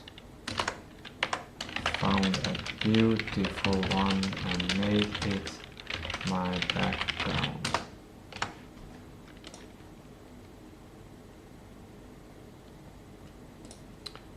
My memory is gonna be so incredibly good. I can talk about anything about my project. Urgency. Right. Google Drive. Google One urgency. Distraction. Should I write that?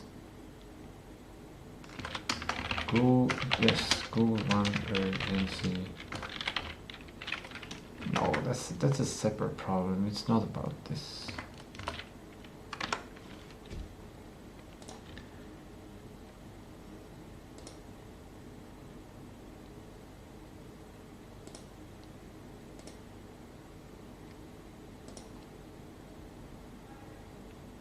Found my steps.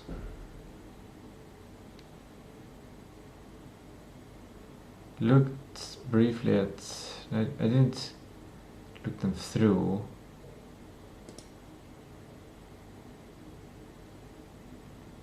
Did I work anything before all this?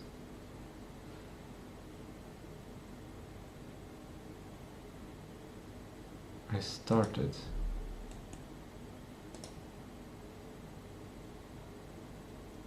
Feature.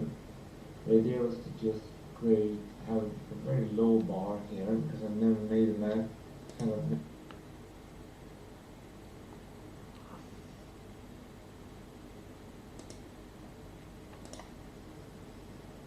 I wonder if I should use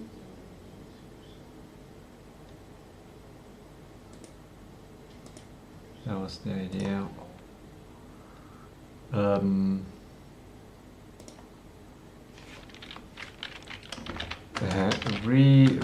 Rediscovering this document and forgetting to read. I have still not read the history from yesterday. From week.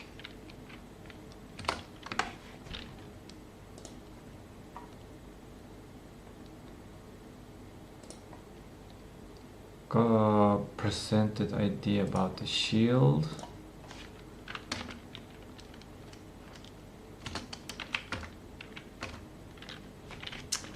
Game design about shield, about municipality shield. And then what else about that? I talked to Gemini. And 2, 3, 4, 5, something. I used the notebooks.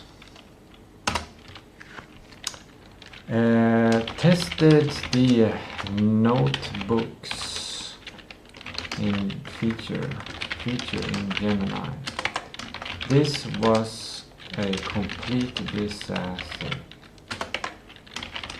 The notebook tool doesn't allow for talking into chats. And there was another problem also. Or was it? There was a problem of loading, but that's solved it. That's solved by restarting. So the notebook had a little issue loading in the phone.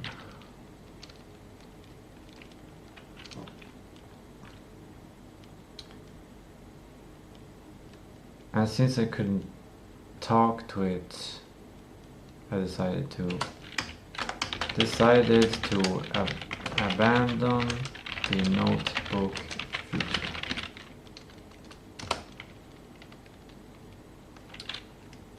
Started chat with Gemini. No, that's not the main. The main thing is discovered first, rediscovered,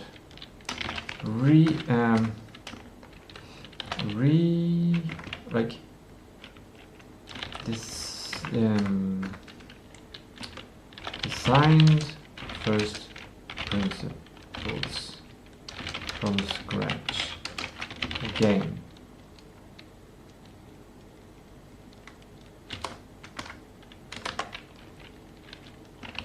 I started one chat with Gemini with the sole aim of finding the first principles. I gave it all context I had gathered.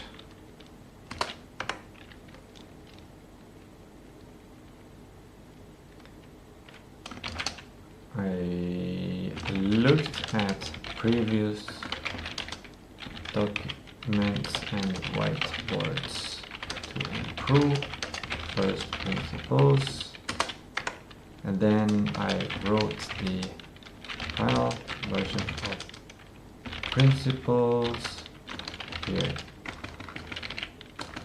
in this document. Here. That's what I remember.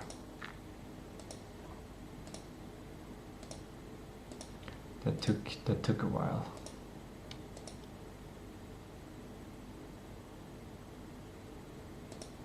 Yeah, I could go into detail. I'm not gonna go into that detail of exactly what I needed to do, but maybe I should go into that detail of exactly the artifacts I needed. I should start listing, like I should start creating contexts, but it depends on what goal I need. Like I won't need to create the first principles again. I think I can upgrade and update them, but hopefully I'm satisfied. But it's about combining the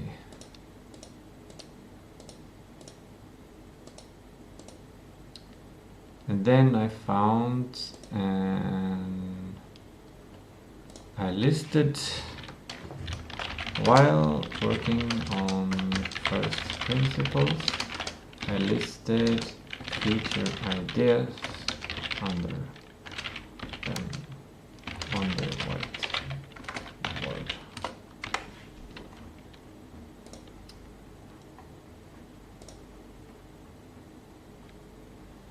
I should get more space. I should move this one here. Let this take up space and then let this take up maximum space. remove that shit.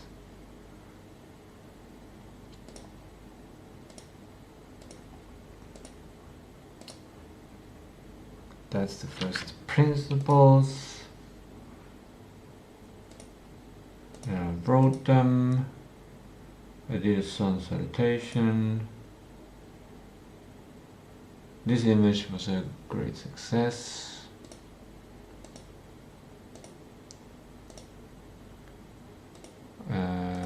What did I write?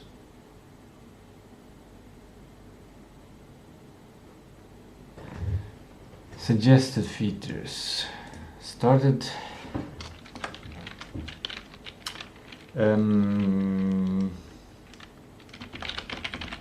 listing suggested features for MVP. Start a new chat with Gemini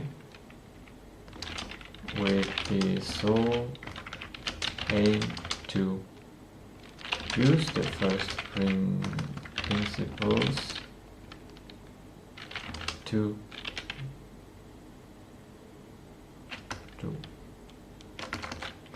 write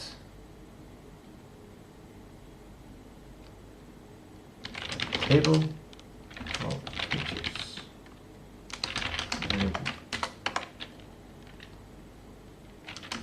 Gemini got context overload, error 1099, and I started a new chat to update the feature list.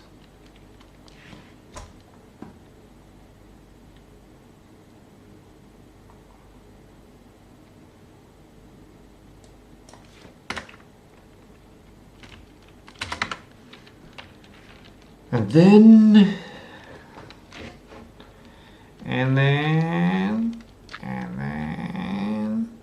no, and Gemini got context of laws, and then after that used older documents to fill in. Then I cleaned up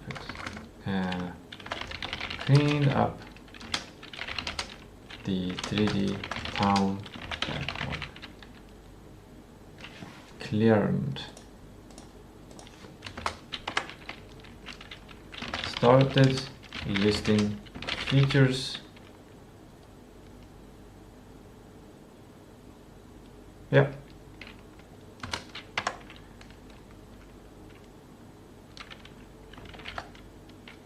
Felt tired. Looked at time. Saw that it's 1 hour left of stream. Decided to spend last hour to write history. Damn, I'm getting good at this. I'm getting good at writing the history documents.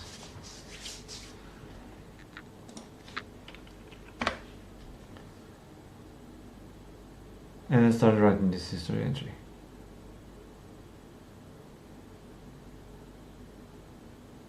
And then after writing this history entry, this is not a history entry. Well, I started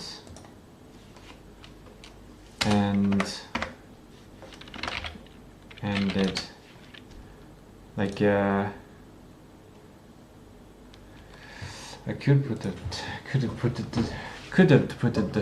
the time. Done writing history entry. There we go. That was done during writing the history entry. Time for next week. Something like that.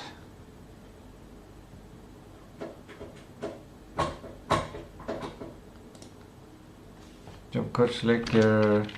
talk about job, game, idea, talk about drama. Because it's in the stream. Talk about dramas. Okay, good. Now I can read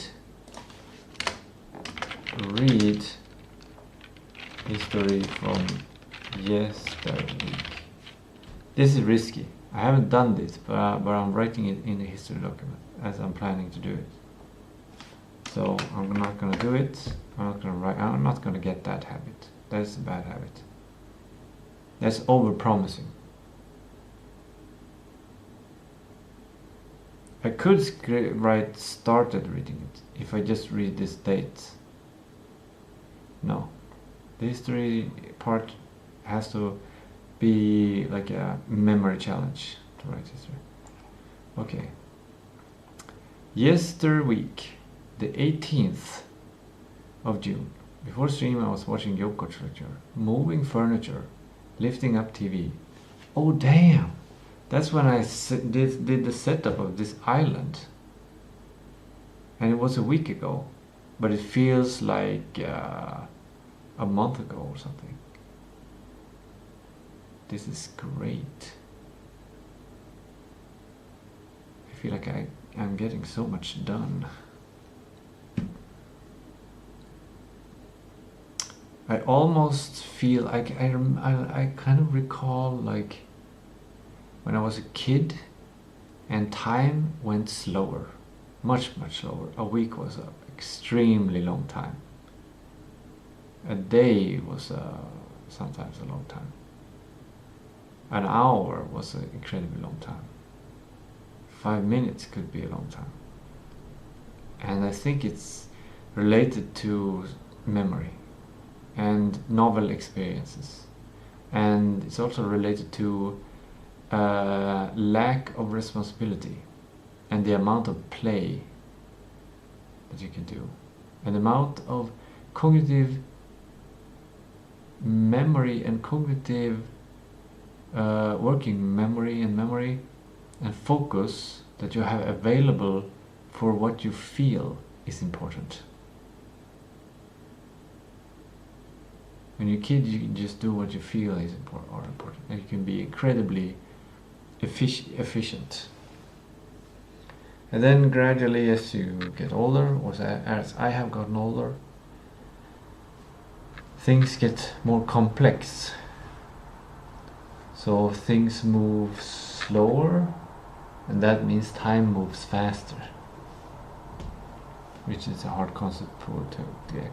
Anyway, I came prepared. Yesterday ended with this document. First outlining what work needed to be done for the plan. Home to Nexus documents, 3D map tool, progress, 3D map tool work, MVP.txt. What?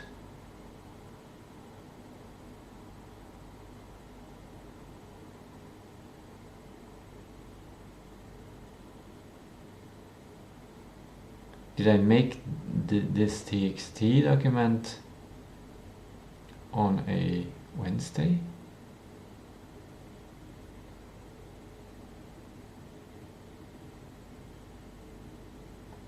What work were outlined? What kind of preparation came? Oh, I know.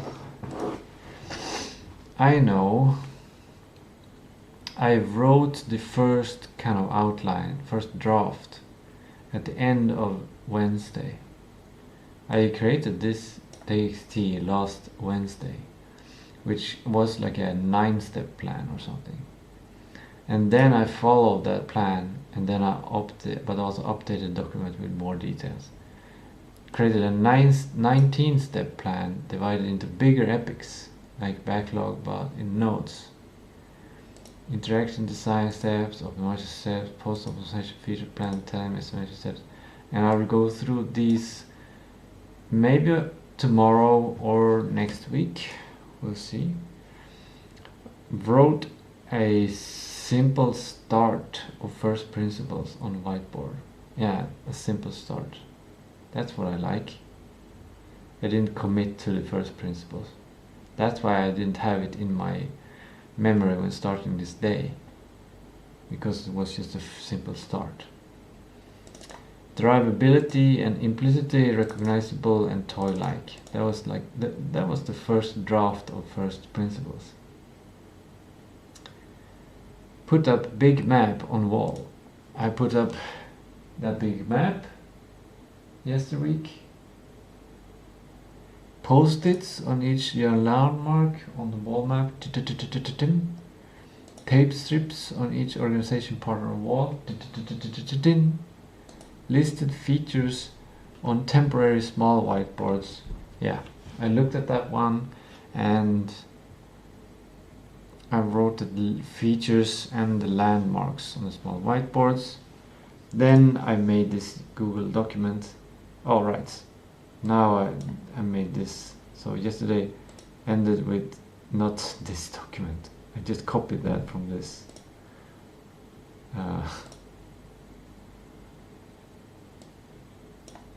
I'm not gonna change it. I'm gonna let it be like this because it's history of what I wrote.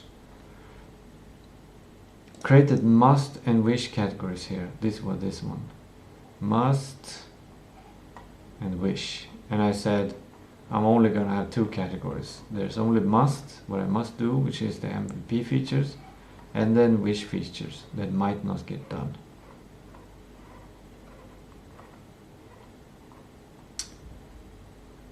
Then made the tables here. Right, then I made the tables here, and then removed toy-like and added upgradability. Oh, that's interesting. To make it more simple, I think. To have fewer first principles, to have just 3. It didn't have to be toy-like. It had to be recognizable. That was the main. That was the main thing. Drivable, recognizable, and upgradable. Like these first principles are very functional. They're not. They don't like they. They make everything work, which is kind of. Maybe there can be MVP first principles, which could be this, and then use those for the MVP, and then after that redo the first principles to upgrade quality. That could be something. That could be a way of working. I'm going to add that here. Started reading history here.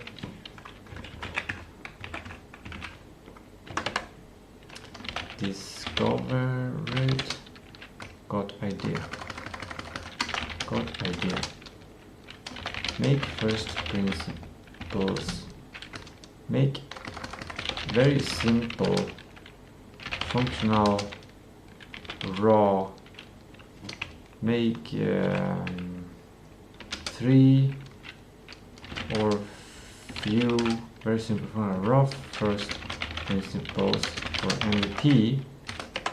Then when MVP is functional and done, make first principles for HQ and use those to improve the quality.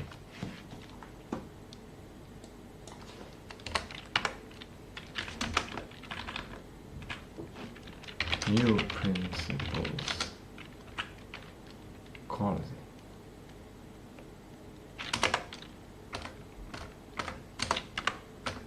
This connects to the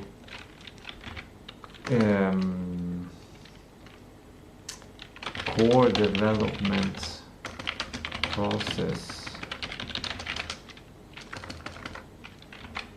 of first making an MVP,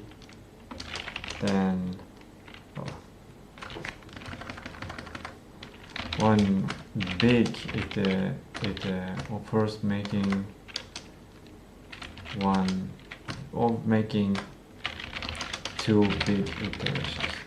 There we go.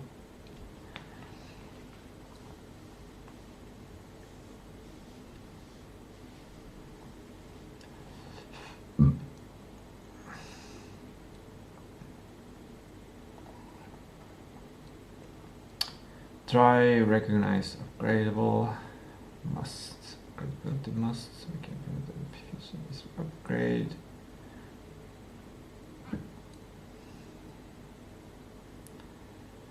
Shing-a-ling-a-ling. And these are the things that maybe tomorrow or on Friday, when I work with the backlog, I might, as a project owner and game director, I might choose product owner, producer, game director, choose what features will be developed.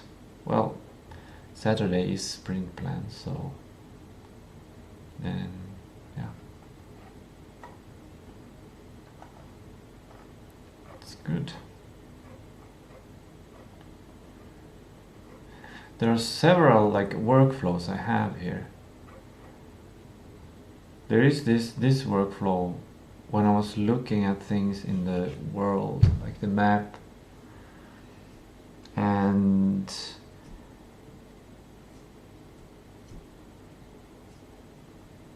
just wanted to create a simple document, a feature list doc, more like a document, like not like a big spreadsheet with lots of functionality. I just needed a table with 2 columns and a row for each feature. It was to, this process was to extract, do 2 things. No, there were 2 processes. One process was to look at the map and what it needed. So look at something physical or look at something and see what it needs, like the main thing, like the landmarks. And I wrote down all of the landmarks. That's the first step. And then I distilled that on another whiteboard, saying these features are the features that I need in order to make all these landmarks. So I distilled into different features. And then I wanted to digitalize that because it was easier to just write things on a noteboard, whiteboard at that point. It fit on a whiteboard. I don't know who was the best thing to do on a whiteboard. I could have gone here directly, or could have gone to a spreadsheet directly, a Google Sheet, and start writing, okay, I need this landmark, this landmark, this landmark, this landmark, and one column, the use cases, and then on the next column I would write, I make a drop down list, and then make like, okay, in order to make this landmark I need this feature, this landmark, this feature, this landmark, this feature, this landmark, this feature. I could potentially create a new backlog, which is to create the actual 3D map, which is like, I need this stone to be here, I need this bridge to be here, I need this water to be here, I need this, like all of the landmarks. Did I write down the actual landmark somewhere? Because here I just wanted to distill and get the features. But did I write down the landmarks?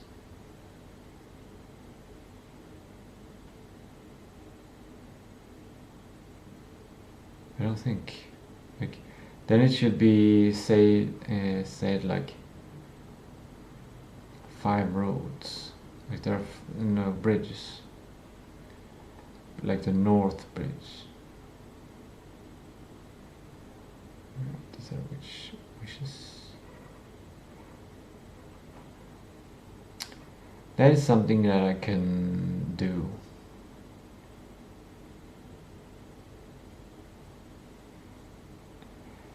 I will come to that at some point.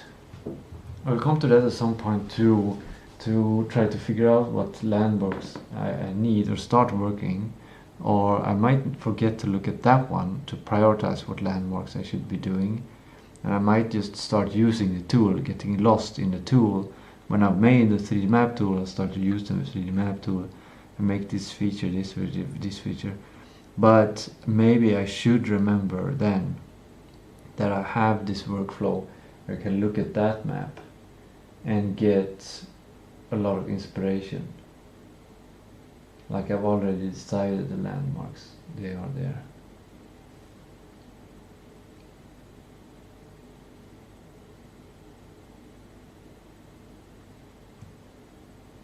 By the way, for the story that I came up with today, I noticed one thing about the map. Where do I have a map?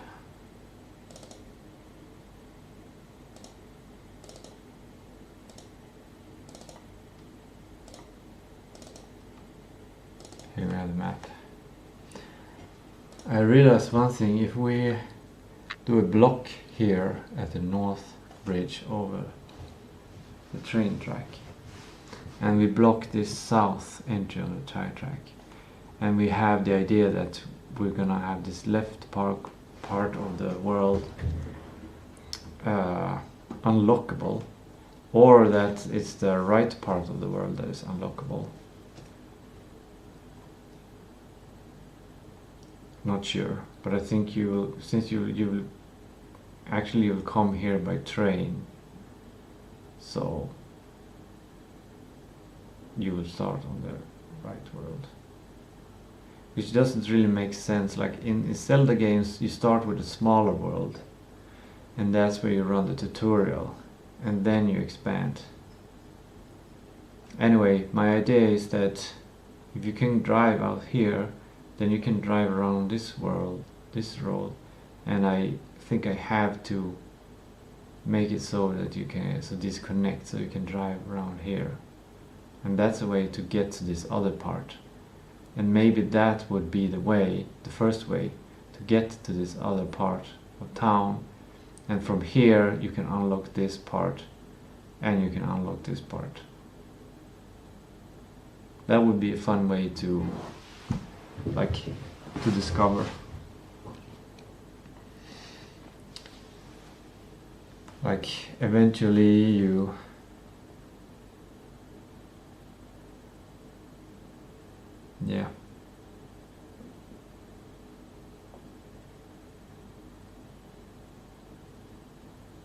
by doing some quests you eventually understood that you have to do something on this side, but how can I come to this side? There's a block here, there's a block here.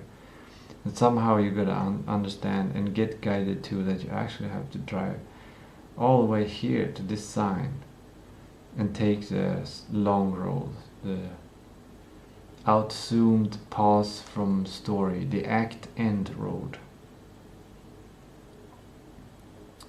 to go around. We want really to give the player the idea that the solution, I can actually, wait a minute, this blocked, but what if there's a way around? Actually you can do a kind of a shortcut. You can drive, we have to move this position more north in that case, but you can drive up here and drive in here and drive around, or you can drive here and drive here and go around, I think. But we'd have to move this up. Gonna do that right now.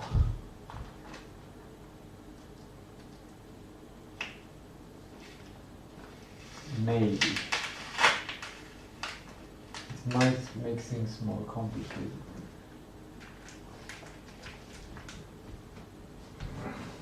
But if you have the location up there on the map, on the UI map when you're driving, and you try to find the place, then you can see that your car is here and you need to go here to come to that, to Storklinta. So you drive there under that bridge, and then there, and you get to Storklinta. And everyone will know where Storklinta is.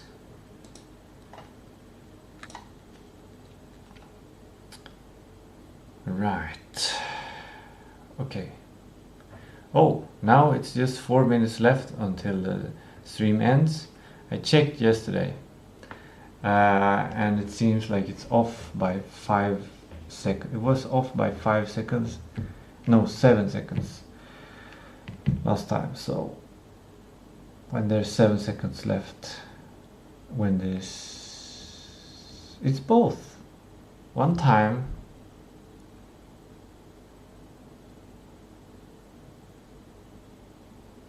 I have to check.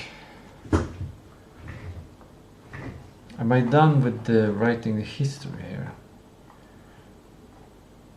Not quite. I'm gonna add mode, latitude, and Storklinta.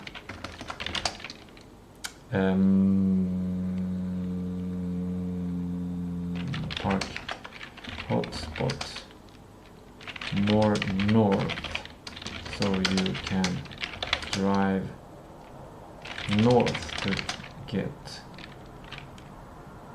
around the rock edges.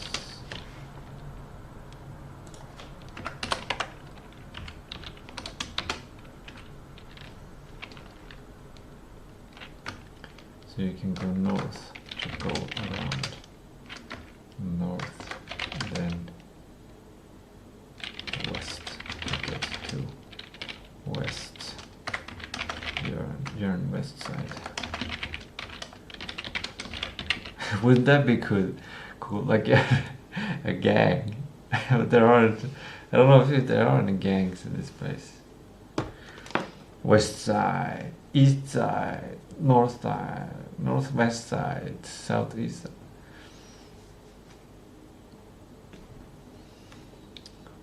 Okay, let's see if we can catch this on the stream. I'm gonna check yesterday when it ended. That was yesterday. Good morning. Good hello. Good hello. It is Wednesday.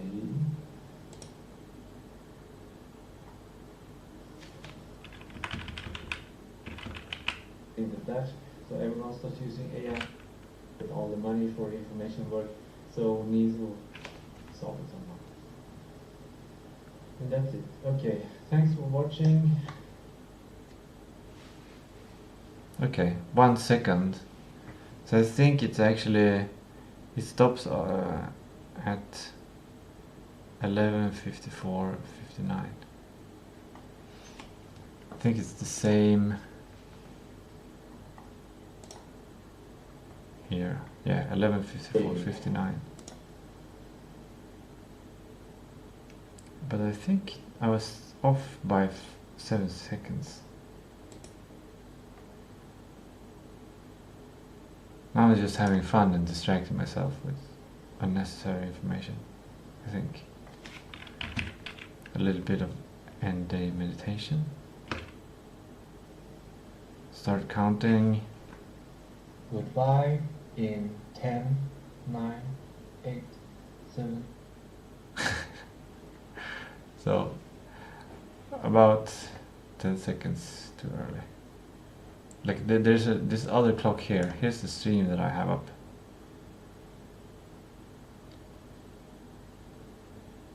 So, and that one mismatched. Okay, good job, fantastic, amazing. Good idea to read things.